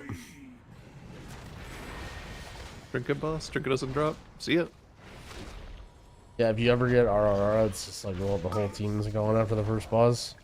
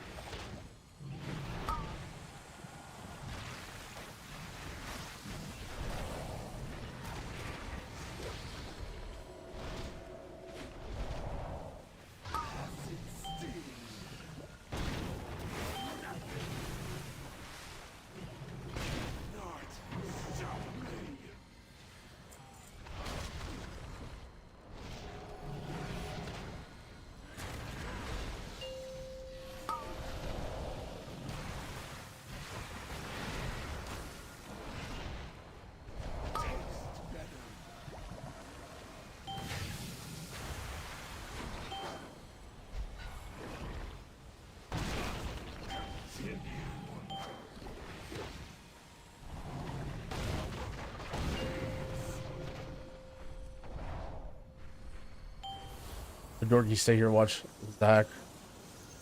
Oh shit. Now what? Wait. Wait, one of these guys is Zach?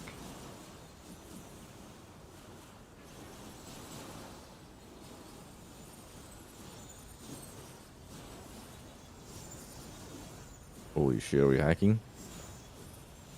Jump off now.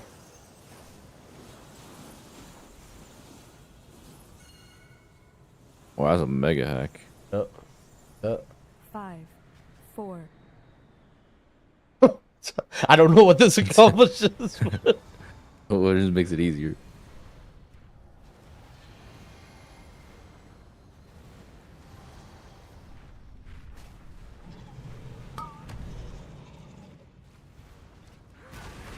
Guys, we can't be showing off our exploits this early on. We can Top fix it secret if you do tech. that. Except for Play Evoker. early and often. Evoker, they waited until this and then they fixed it.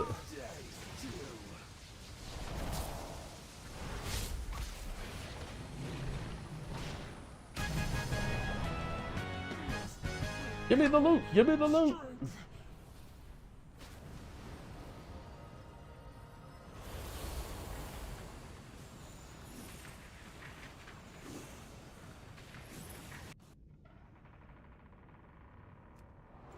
Holy lag.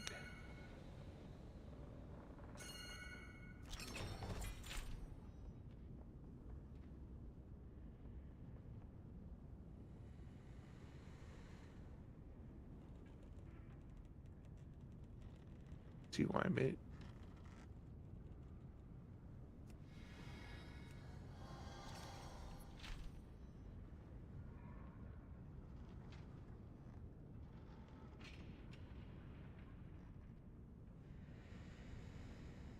I don't know what to do for Valor Stones. Yeah, you just gotta like spam heroics or whatever.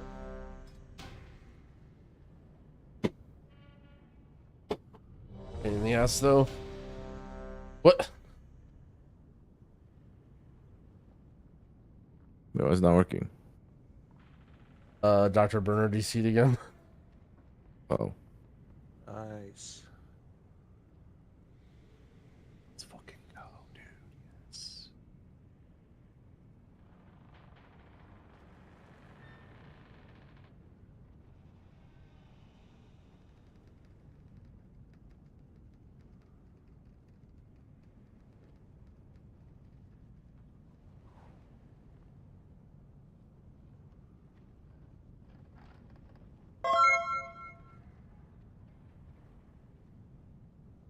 Ain't to less. Thank you for the sub, friend. I appreciate it. Thank you, thank you. Alright, attack.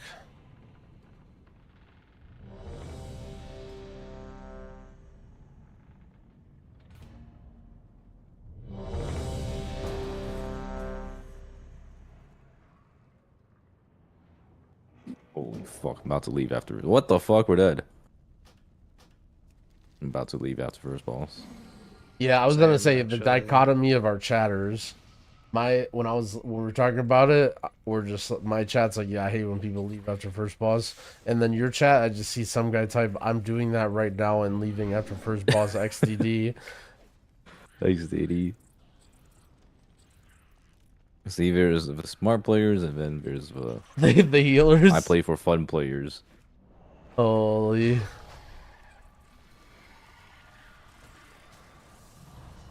Imagine not playing for the love of the game. You know, man, you gotta min-max everything, man. Is Evoker What rip? the hell? The mom just got fucking scattered. We'll see. It definitely is an annoying nerf, and I have to restart my guide. Not restart my guide, but I have to change some things. Let's get a move on, Beth. You got places to be. Holy shit, Beth.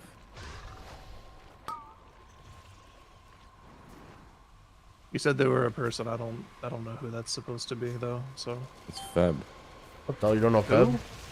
Who? I don't. Feb. I don't know who that is. Who is that?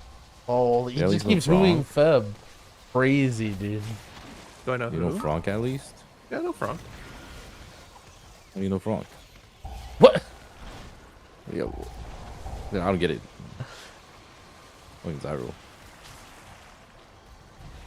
I'm so confused right now.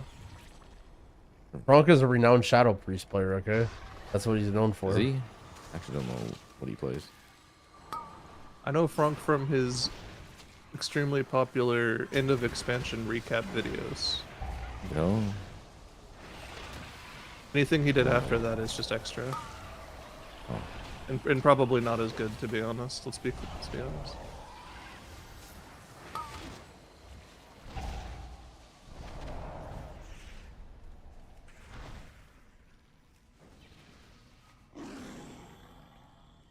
How much is WoW? I mean, he's not in either of your chats. You have to buy the expansion, I think, and then monthly, so it's like 60 plus 15 a month. Oh, it depends on region, true.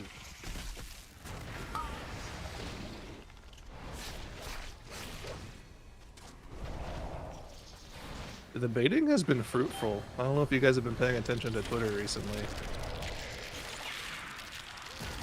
No. People are getting really upset. Bro, speaking of that, I can't fucking believe Blizzard nerfed the leveling after the early access. It is basically impossible to level a new character now. I was doing some leveling dungeons on my mage, and you just can't. I think we should just fucking remove leveling. Alright, Trinket didn't drop, I'm leaving.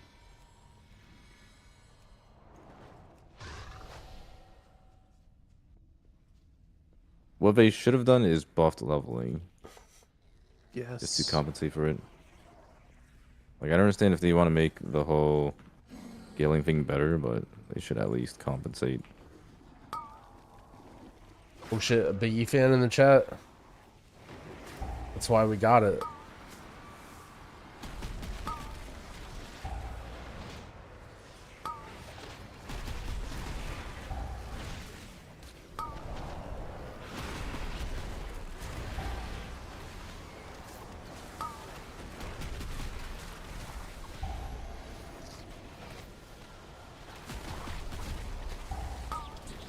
Holy, we're getting gunned down.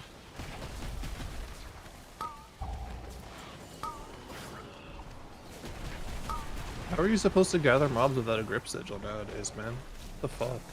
You don't. You don't? Yeah, well, I mean, it's War of Vengeance, you're supposed to be pulling one pack at a time. How are you supposed to do any AoE damage? Oh, how crazy is it too that in that interview he threw Vengeance Demon Hunter under the fucking bus? I couldn't fucking believe he did that. He blamed with literally everything on like the last 2 seasons of M+, and like didn't even address M+ as a whole. Nagura like had him pinned in a corner about it, and then he just pulls out the Vengeance Demon Hunter card, and everyone in the chat's like, you know what? Yeah, fuck Vengeance Demon Hunter. That's just like, I can't believe he fucking just did that. Okay.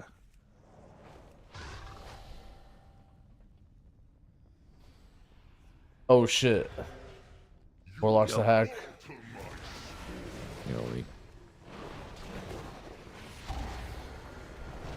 Nobody saw that, by the way. I think Mistweaver might be the most fun healer to play in these dungeons. You just don't even do anything. You're just like a scuffed DPS. But it's great. I don't think I've had to press a single heal button the entire time we played.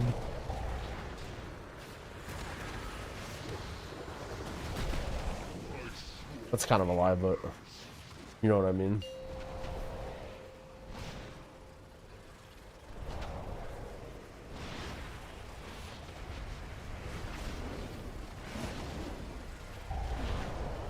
I'm dying.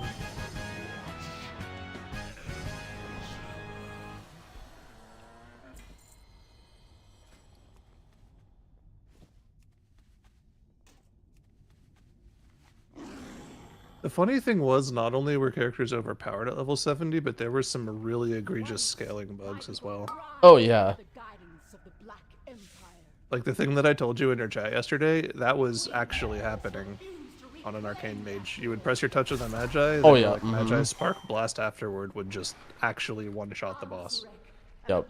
Oh, dude, the healers in my chat were losing their fucking minds because it like reverse scales the healing.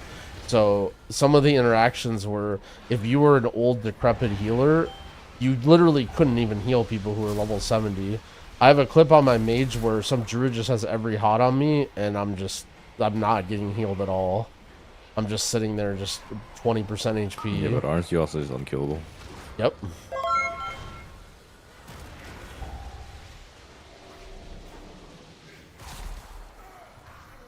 Oh, another one was with Shaman Spirit Link. Did you guys have that one happen? Yeah, where it just kills you. It's just it's so strong, and the scaling is so That's pretty broken good. that Spirit Link just kills you if a level 70 is in it with you.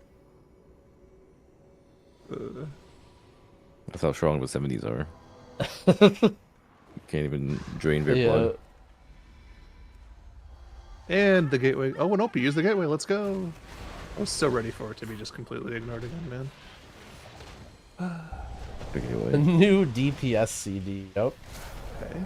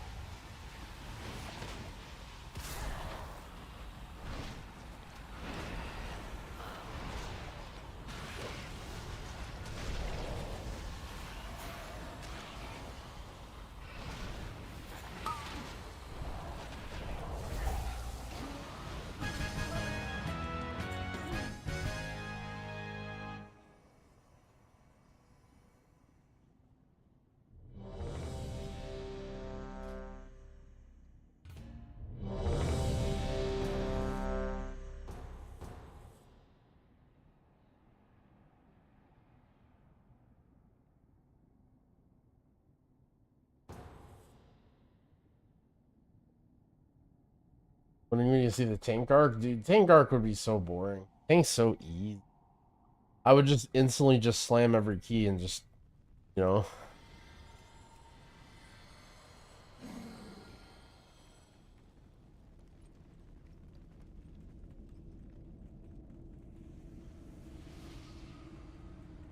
What's the double tank tech? What the hell are you making fun of Dorky's Havoc Demon Hunter? Rogue priest or engineers? Any engineers?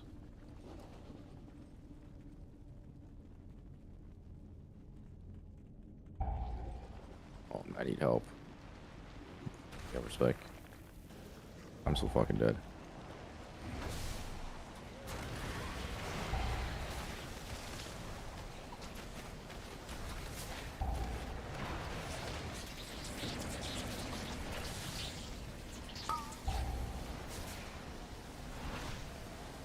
You pull it, you tank it, man.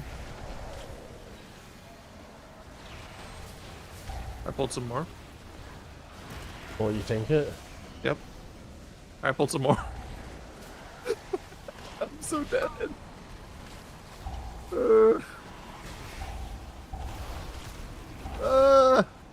Getting chain stunned by all the fucking guys that we pulled. What did I even just...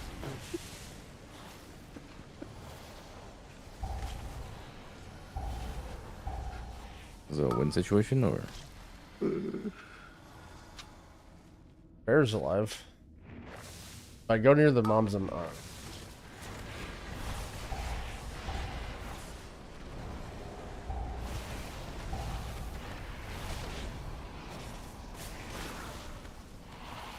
this is what I was trying to do from the start, to be honest.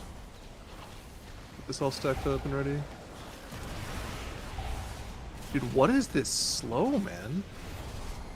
Yeah, like it. It's awful. Is it just from the web bolts, or? Tell me you don't like it when dungeons CC you?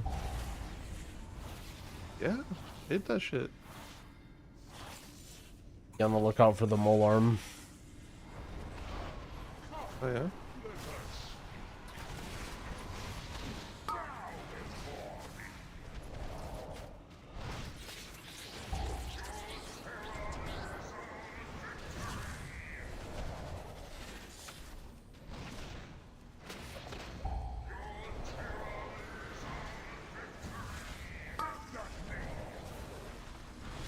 I will say, playing a mage makes you so bad at every other class.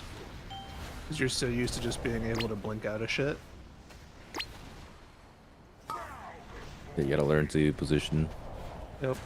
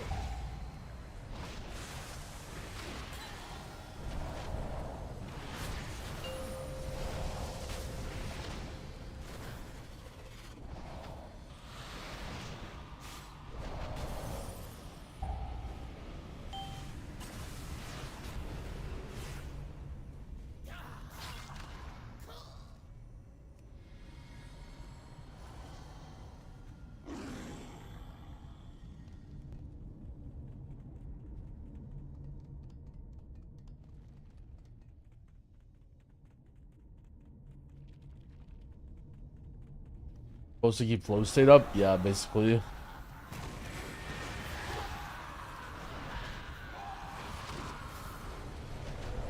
Like, you can always just press one. I mean, the thing is, it doesn't really do. I don't know.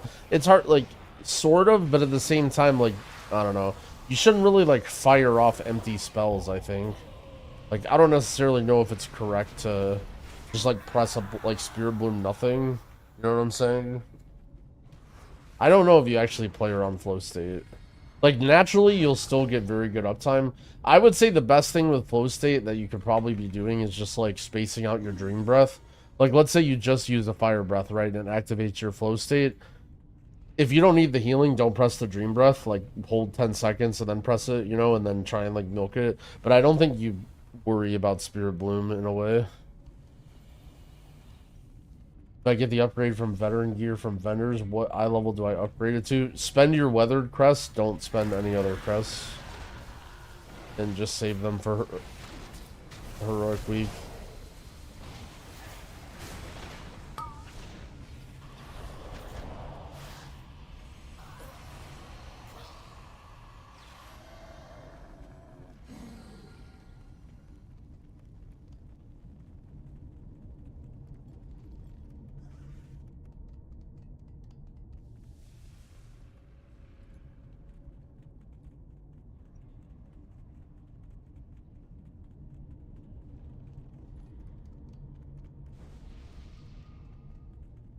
Play Druid for the first time, my verdancy is so low. Yeah, your verdancy is gonna be...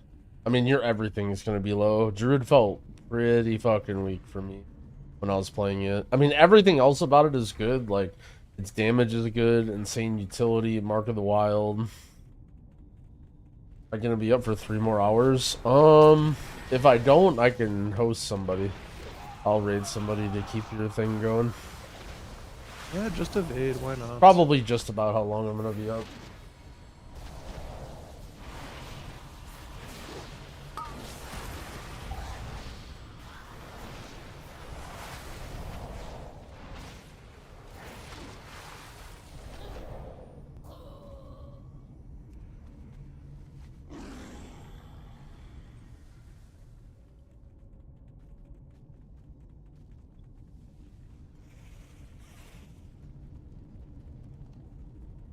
How did I get to max level so fast? I just did main story on my first guy, and then spammed dungeons on all the other guys. It wasn't really super efficient, because I needed to go back and, like, do side quests and stuff for rep. I mean, I guess I didn't need to, but I ended up doing that. I wasn't really sure how much of it I was going to want to do, or what it was all going on, so... I just rushed to level all my guys first, even though that wasn't necessarily the thing.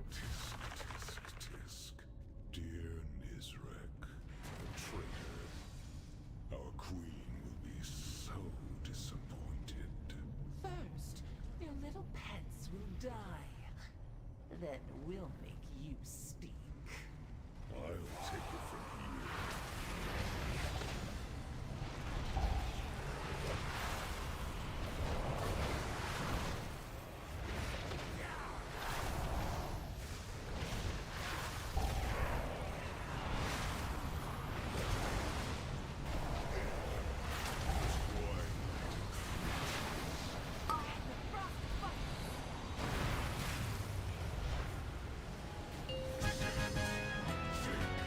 Like, I just keep getting these fucking offhands. Oh shit. Each. Could do more to repay you, Bleach. but this is as far as I go.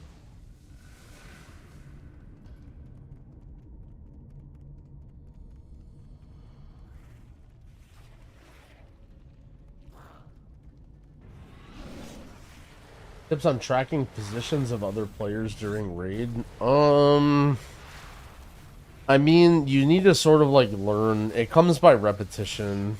Like, let's say it's a hard boss. You know what I mean? Like, you're gonna pull the boss like a lot of times. And so if there are people that are like going in weird spots or like, you know, you have to get in the habit of just like trying to be conscious about thinking about, you know, like for example, if you're gonna cast AoE spells or like something that bounces off somebody, you just have to like try and target the same people. Usually like melee DPS, but it can be ranged DPS in a fight. Like it's just like it's one of those things where you just have to like practice it deliberately, and sometimes with each encounter is gonna be a little bit different.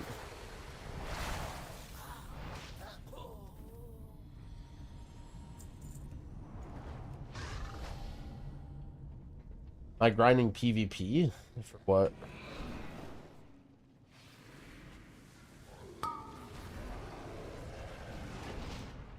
Is Evoker cooked? I don't know, we'll see. It definitely, we didn't want to see nerfs, not even during Heroic Week, but...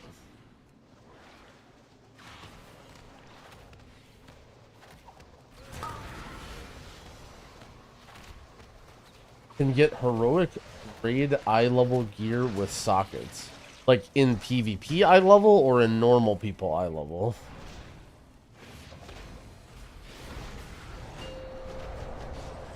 In PvE eye level. So you're saying you can get Mythic Raid eye level PvP in PvP?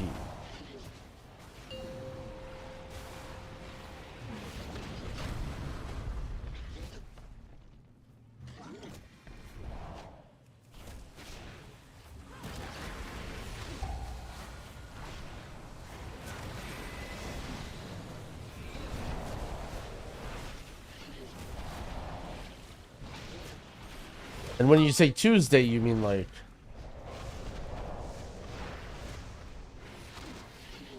I'm confused.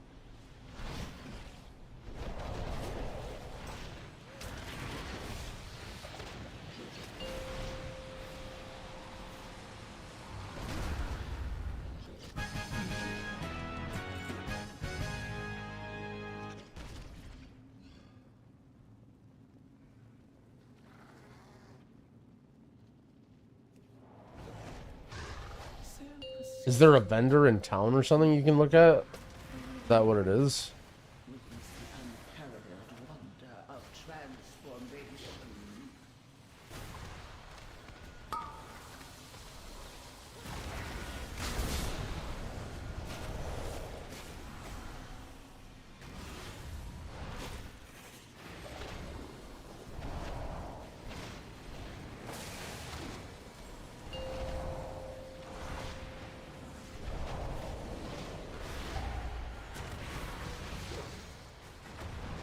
Sounds not real, but I wouldn't put it past him, I guess.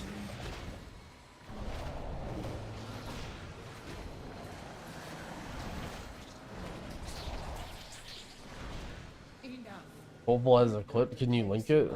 We have no drums users in this group, man. This is brutal. Drums this early? Holy. Yeah.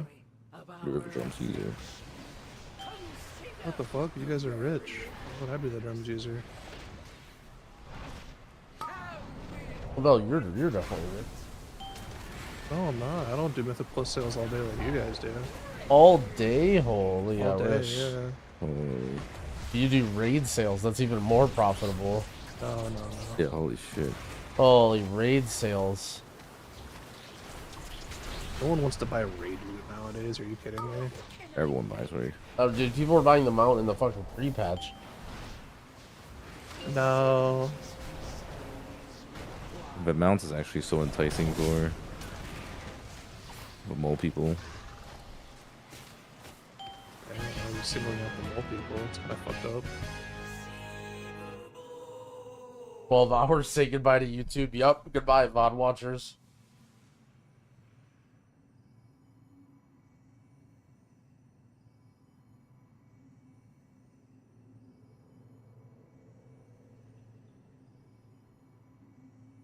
What do you think about the scaling in dungeons? Yeah.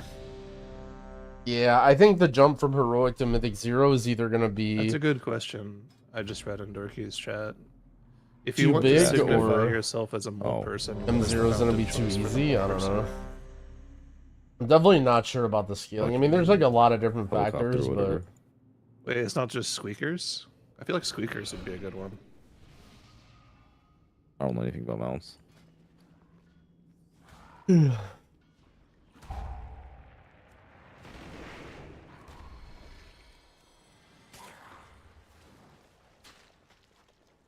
You can buy sockets that only can go on PvP gear with honor, so I'm capping honor and 2 characters multi-boxing it right now. I will then, during heroic week, do enough cap my conquest, get 2 pieces of gear that I can socket.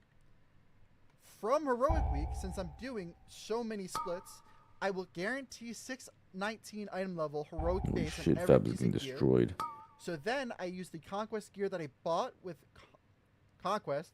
Yeah, and upgrade 58 to stacks of 619, crude weapons so will it's do the that same to you, exact I as think. heroic gear, but it now has a socket Oh, on I've got it, a so lot I of them gain a on me. socket. Help! That's the reason you're going to see everyone doing BGs all of a sudden. Help! hold the boss.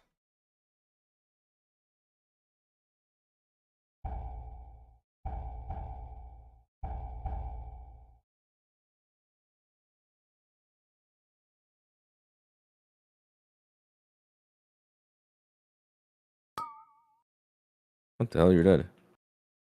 I had aggro on like half the bowl after our tank died. Holy shit. I didn't know these bombs even did anything. Yeah, they fixate and they apply a stacking debuff. Yeah, Growl is getting fucked. I'm out. He's big wig. So, Dude, heroic dungeons are insane, dude. after you Yeah, holy cap, you fuck. can cap conquest.